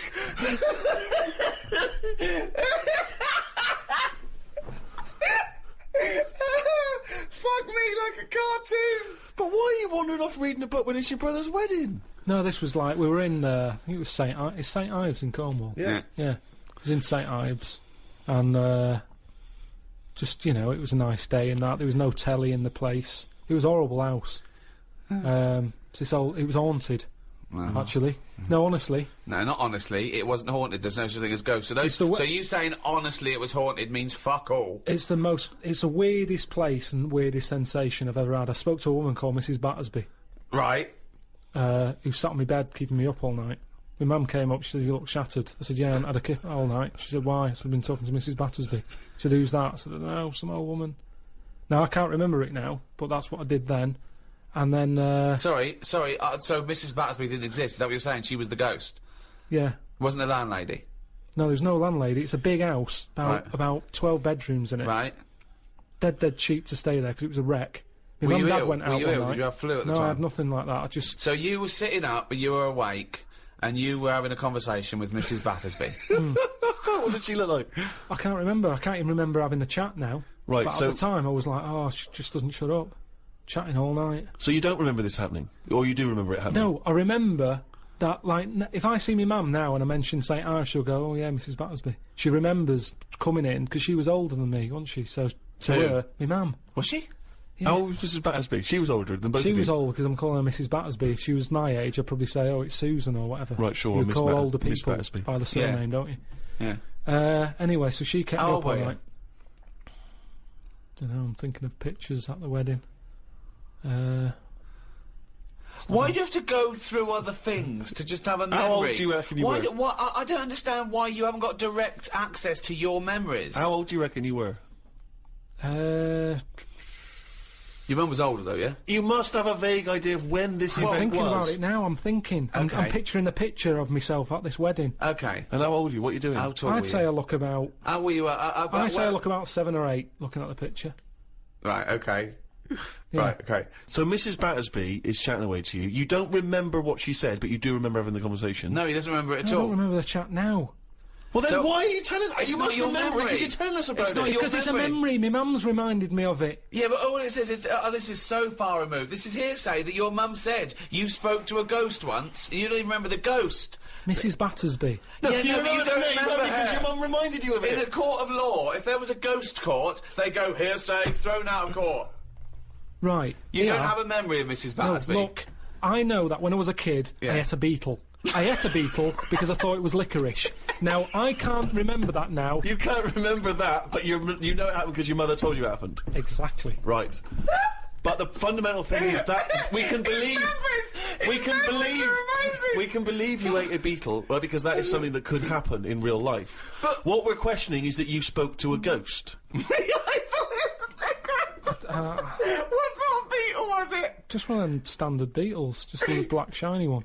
Thing is, right, a couple of years ago, we were in the Ivy, and the food came, and there's a big blob of wasabi, right? It was like called an Oriental hors d'oeuvre, right? And I looked over at Karl, and he started going, drinking water. I said, "What have you done?" He said, "I had that." I said, "That was a blob of wasabi." He said, "I thought it was one mushy pea." That's a classy restaurant that they're serving one mushy pea. Well, they do that, don't they? Wow. Small portions. It's all trendy, isn't it? Yeah, I love the fact that it's exactly the same thing. They've swapped beetle for wasabi Yeah. and licorice for pea. You see things, you see something, you It's a think... good job you remembered that anecdote, though, because he doesn't. Exactly, yeah. In years to come, we'll be going... Ate some wasabi once. Did you? Yeah. Well, according to Ricky, I did. Yeah, I was in the Ivy. I thought it were mushy pea. So hang on, I just want to go back to Mrs. Battersby because What you other- confidently said it was haunted. It was the most haunted place. Yeah. But you've got no real evidence for it because even you claim you had this encounter, you don't even remember it. But you don't remember everything in life, But you do you? supposedly had a conversation with a ghost. I know, but I didn't know. When I was younger, I But you didn't think remember that the was a specifics ghost. of an ant walking around. Yeah, so you thought, so I see. If you'd have had the memory, it would just be a nice old lady on the end of your bed all night. Right. And then... Then, when I mentioned it, my mum was saying, "What do you mean, Mrs. Battersby? Who's Mrs. Battersby?" Right? When you're a kid, you're not terrified, are you? No. Nothing scares I mean, you. I'm beginning to think who the fuck is Mrs. Battersby, I must admit. But So, yeah, that was, but it was a weird place. I mean, there was no telly. All they had for sort of company was a calculator. No. There goes Karl with his friend. What's his friend? Oh, it's a little... It's a Sanyo 4197G.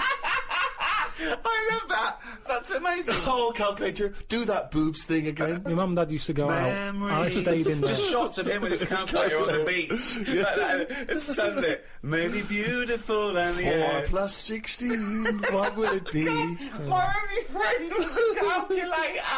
Oh, God. Just imagine shots of him in Vietnam, just carrying Tommy. When the batteries died, they had to have a funeral for him. His batteries roll over the floor. Oh, fucking hell. My only company was a calculator. Before I used to knock around with a brick. Oh, fuck me. Karl, the human body is one of the things that you're actually genuinely fascinated in. This is one of the things that you admit is quite amazing. And I think we all agree with that. Here's some quite incredible stats and facts about the human body. What do you think of this? 50,000 of the cells in your body will die and be replaced with new cells, all while you're listening to this sentence. Go on. Well, that's it. What's the sentence? That was the sentence. What was the sentence again? Well, it doesn't matter. The sentence doesn't matter. 50,000 just dying and being replaced in that time. But what are they doing? Different cells do different things. Some are taste buds. Some carry hemoglobin and oxygen to other cells. Yeah. Some are skin. Some are liver. I've heard about skin. I've heard of skin, sort of. What? What you heard? Little rumour about skin. You heard of skin? What? It's just... It keeps just, all your stuff from falling on the fucking floor? Well, it's the thing that makes you what you are as well, doesn't it? What do you mean? More than anything. Why? Well, without the skin, you're just a skeleton. You look all the same. No, you're not just a skeleton, no. Other than your lungs and your heart and your kidneys and stuff. What I'm saying is, I went to all the flesh on top and all the blood vessels and all I the... went to that bodies exhibition. Yeah. No, here we are. This is it. He knows all about the human body and science because he went to the bodies exhibition. Do you know where the German fella cuts bodies up? Yes. Now, he had a load of people on show. Could have all been the same family. Because everyone, without the skin on their head, looks the same. Other than height, Yeah. everybody looks exactly the same. And that's why racism is so stupid. Well, it's a good point. Good point, isn't it? Yeah. That's saying that, though, I did think most of them were Chinese. What made you draw that conclusion? It's just the eyes. They didn't have any eyelids! Honestly, if you've seen it, it looks, there's something that... and they're a bit mad, aren't they? They do all that endurance stuff, and I thought, this is the ultimate way to go, isn't it? I think that's Japanese, yeah. Just completely, completely different race, culture, country, nation. Right, Peoples. Well, the Japanese, then, I reckon they've donated their body to it. You started off saying you cannot tell anything about where they come from because they haven't got any skin. It was just the eyes.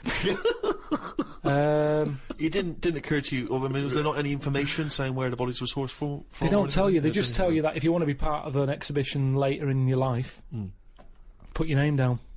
And what did you learn about the body from this exhibition? Well, I told you. You know, we all look similar. At the end of the day, your skin is what makes people... Look different.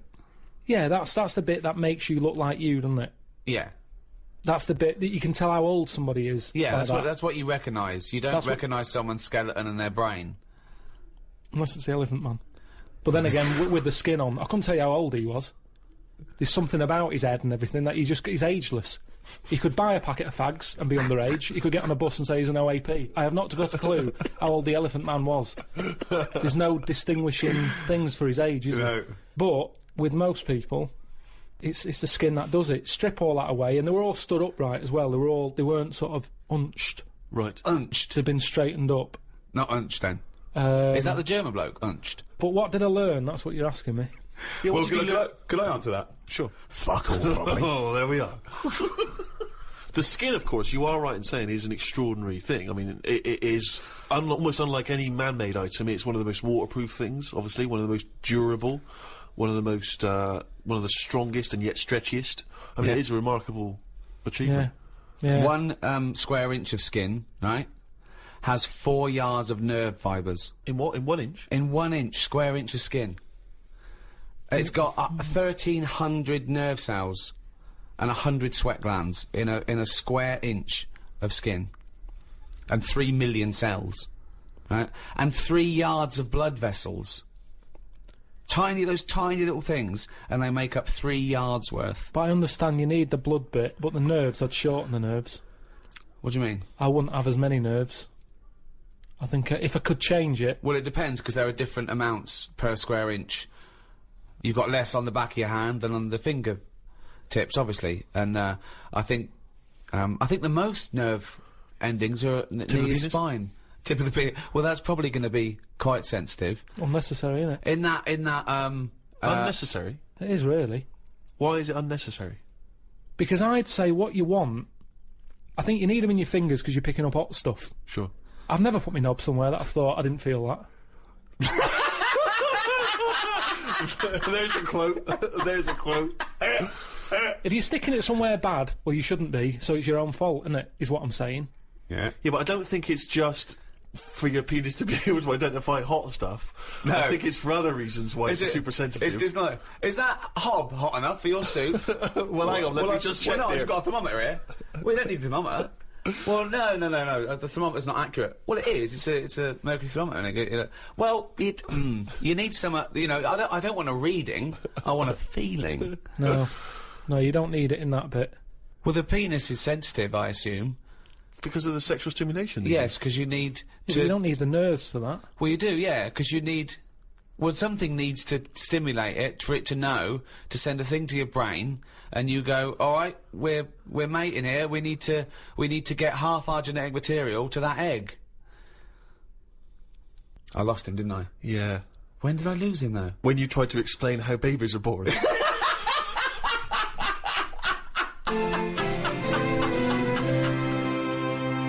Karl, every human being spent about half an hour as a single cell.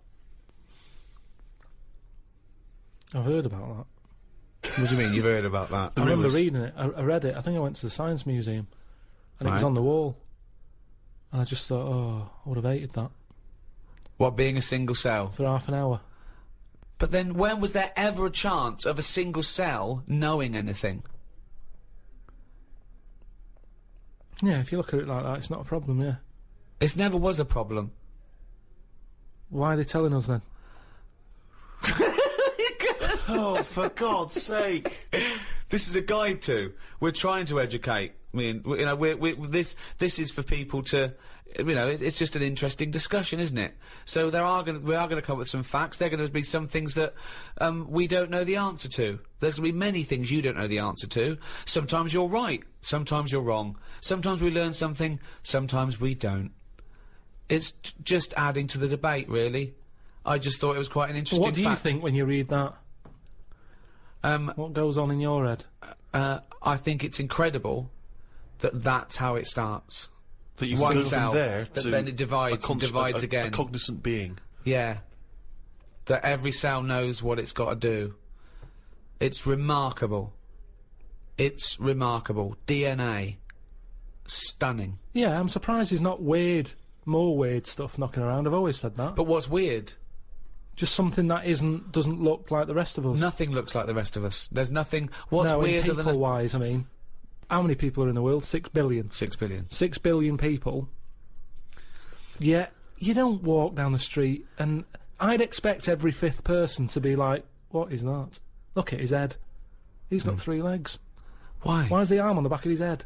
What do you Why mean isn't there legs? more defects in it? Well, there has been. Not Don't that forget. many. Do you know, like, that Total Recall? Yeah. Like that. Where everyone's a little bit weirder. I mean, you know, there's only so much you can do. I mean, even in that film, there was a woman with 3 tits. There's only, you know, I'm not talking about having, like, a shoe for a head. I'm just talking about the weirdness. He's amazing, isn't he? I just You'd mean, like to see more. You'd like to see more 3-titted women. Is what you're saying? oh, one. We'd all like I mean, to it see doesn't that. matter, mix it up. At least then it's a bit more of a surprise what you're going to get. One giant boob. And it's a shame because it does make the world more interesting. But what's more interesting than the world, than the You're natural endlessly diversity? bored. You're endlessly bored by the world as it is. We're amazed. We sit here amazed by these facts, by thinking about the cosmos. You're endlessly bored by Just it. a Always discussion. looking for something new and weird and alien. Do you know they've estimated that there might be about 5 million species of animal, right?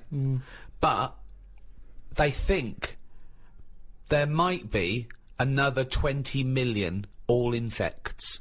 So they've stuck it at about 1, but they wouldn't be surprised if there's another 20 million species of insect. I wouldn't. Right, okay. Well, thanks very much.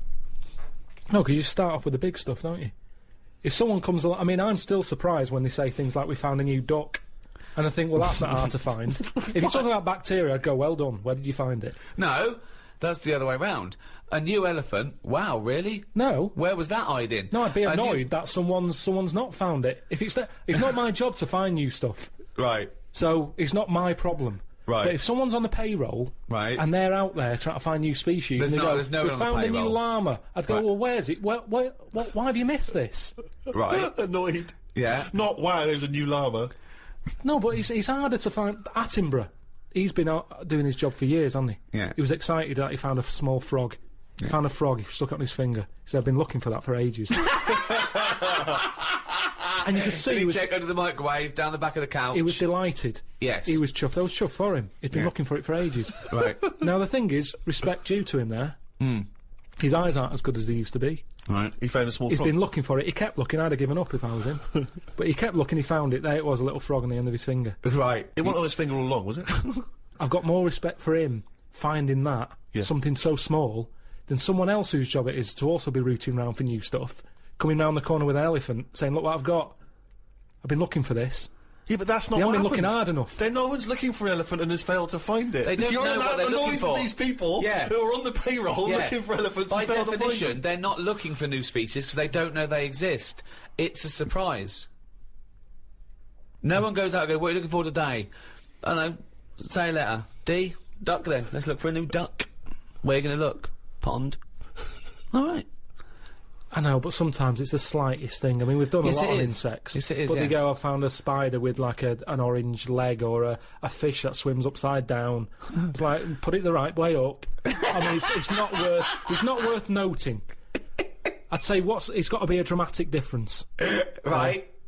Right. You're such a bag of contradictions. You'd be annoyed with someone who found a new elephant. You'd think that was a sizable discovery, but no, that would piss you off because they should have found it before. They find a fish that's swimming around upside down, put it out the right way. How different does the elephant need to be? It comes around the corner, you go, "That's just like another elephant." How does it have to be different? Right?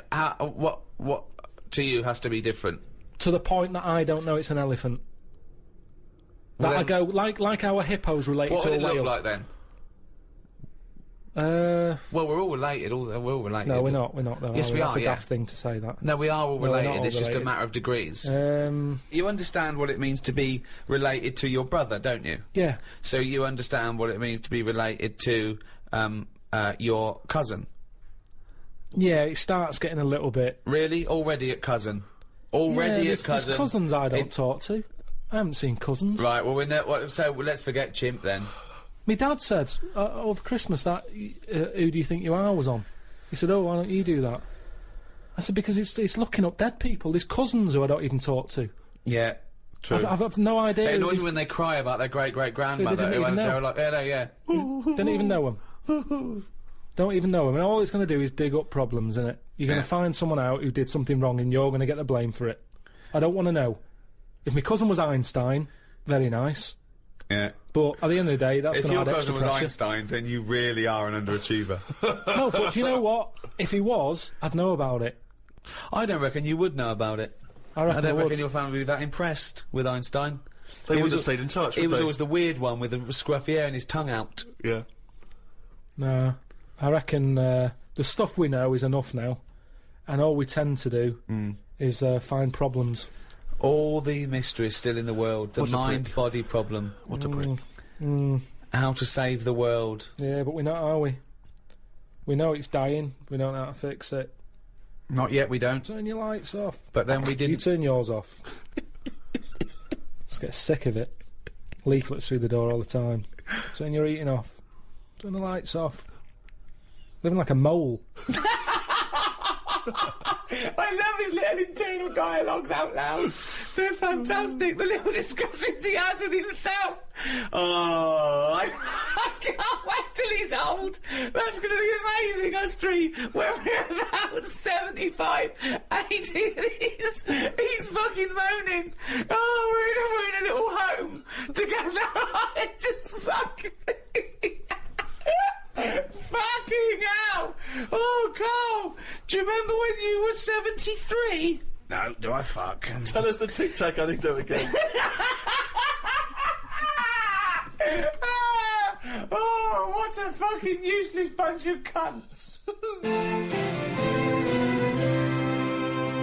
Well, that's about it for the Ricky Gervais Guide to the Human Body. Hope you enjoyed it. Hope you learnt something. I know Karl didn't. Next one, the final one in this series, is the Ricky Gervais Guide to the Earth.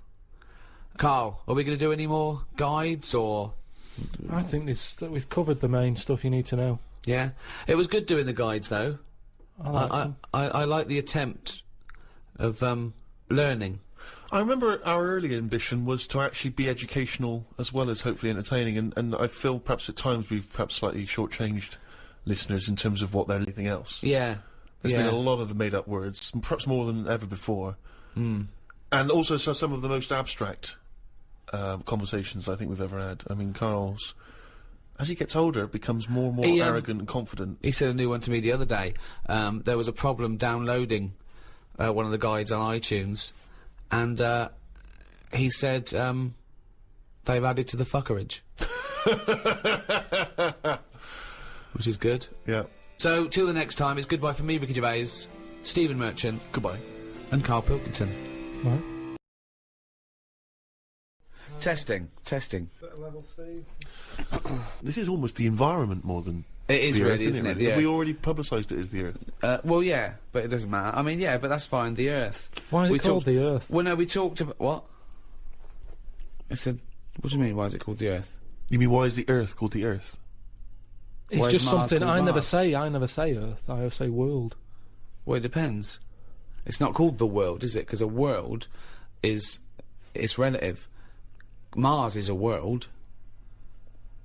It's the world because it's our world. But there are many worlds, aren't there? You could say the world of something. You couldn't say the Earth of something. The Earth is the name of the planet. But when do we need that? What? When do we need to say the Earth? When we're referring to the Earth. When does that ever happen? Well, for instance, What do you right mean? now, when we're talking about the Earth, being that this is the name of It's, the... if I was in a- to distinguish it from other planets. If I was in... I know, but when's that ever going to be a problem for me? What? Well, it's not all about you. If I was in a rocket, Yeah, right, here we go. I'm sat at the front. I look in, He's got a good seat, yeah. The pilot goes, Karl, come up here, mate. and I look in the mirror, and I see... Mirror. Mirror in the rocket. Mirror, check, reverse, indicate. Brilliant. And I see the world, I'd say, look, oh, doesn't the world look magnificent? You go, what do you mean? Yeah. Yeah, that's how I'd say it. I wouldn't say Earth. I wouldn't dream of using the word Earth. But then you're in a... you could say, well, this is our world now. For next year, this is our world, this spaceship. I say, no, not really. It I'll is, always be mate. looking back over there. I'm looking at, there's our world, there's England now. Not anymore, mate. We're moving to Mars. We're going to start a whole new world. Oh, which world are you talking about, Karl? Let's call it the Earth and Mars, like we always have, you dopey cunt. That's the name of this planet But we're on. that's what I'm saying, though. It's not our problem. We're never going to leave it. So it's our world. So leave it as world. It's a bit of information. You don't write so-and-so road, London, England, Earth. You don't need it. What other words are you annoyed by? Other words are out there you're thinking, why is that there? Because we do not need it. It's one of them where I come across something. They're not always in my head. It's just... I'm trying to think of something that I've seen recently that's a word. I'll say some words, Karl. You tell me whether you like them or not. Okay? Yeah? Route. What sort of route are we talking about? Good question. What about, a pre-planned journey? No, As in- I don't need it. You just go, which way are you going? I thought you meant beetroot. A That's root all right. vegetable. What, you don't mind beetroot? Depends what I'm having. He doesn't mean the food, he means you don't mind the word existing. This is because you have such a limited vocabulary that it annoys you and intimidates you that people are using words, correct words, the correct English language. Are you happy with chair? Should we keep chair? It works. It's fine. Are you happy with the chair you sit on, or the chair who's in charge of, like, a forum or a meeting? What would we call a bloke who's in charge of a meeting? Chief.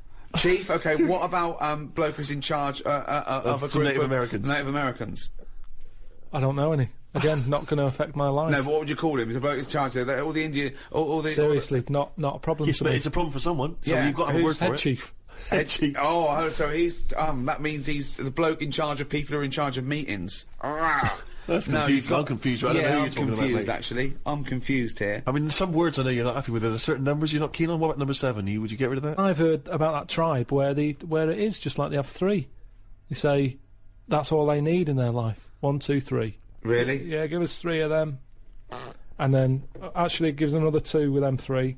It's all like, just easy. I love the fact that they're still saying they're talking like that. Still down the market. Yeah. We should have a word for this 3 and this 2. Nah, fuck it. I very rarely want 3 then 2. Keep it 3 then 2. How many do you need now? Just 1 and another one. Or say 2. Oh yeah, I could say 2, yeah. Do you want one more? If I wanted 3, I'd say 3. Do you want one more? Yeah, go on, give us 3 and 1.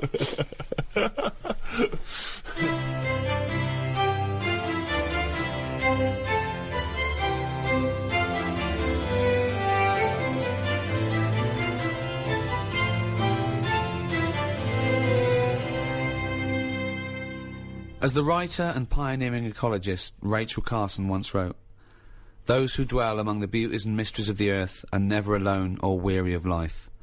Earth, third rock from the sun, and the only known planet in the universe to accommodate life, was formed about 5 billion years ago. Extensively covered by saltwater oceans, it supports a myriad of organisms, the most evolved of which is man. Yet how we humans interact with our world could be sowing the seeds of our own destruction. With environmental concerns still high on the political agenda, what is the future of life on Earth? How are we coping with the threat of global warming, and is our newfound ecological concern too little too late?" To discuss the past, present and future of the Earth, I'm joined by Stephen Merchant, award-winning writer and graduate of the University of Warwick. Hello. And Karl Pilkington. Oh, look at his round head, the can! All right.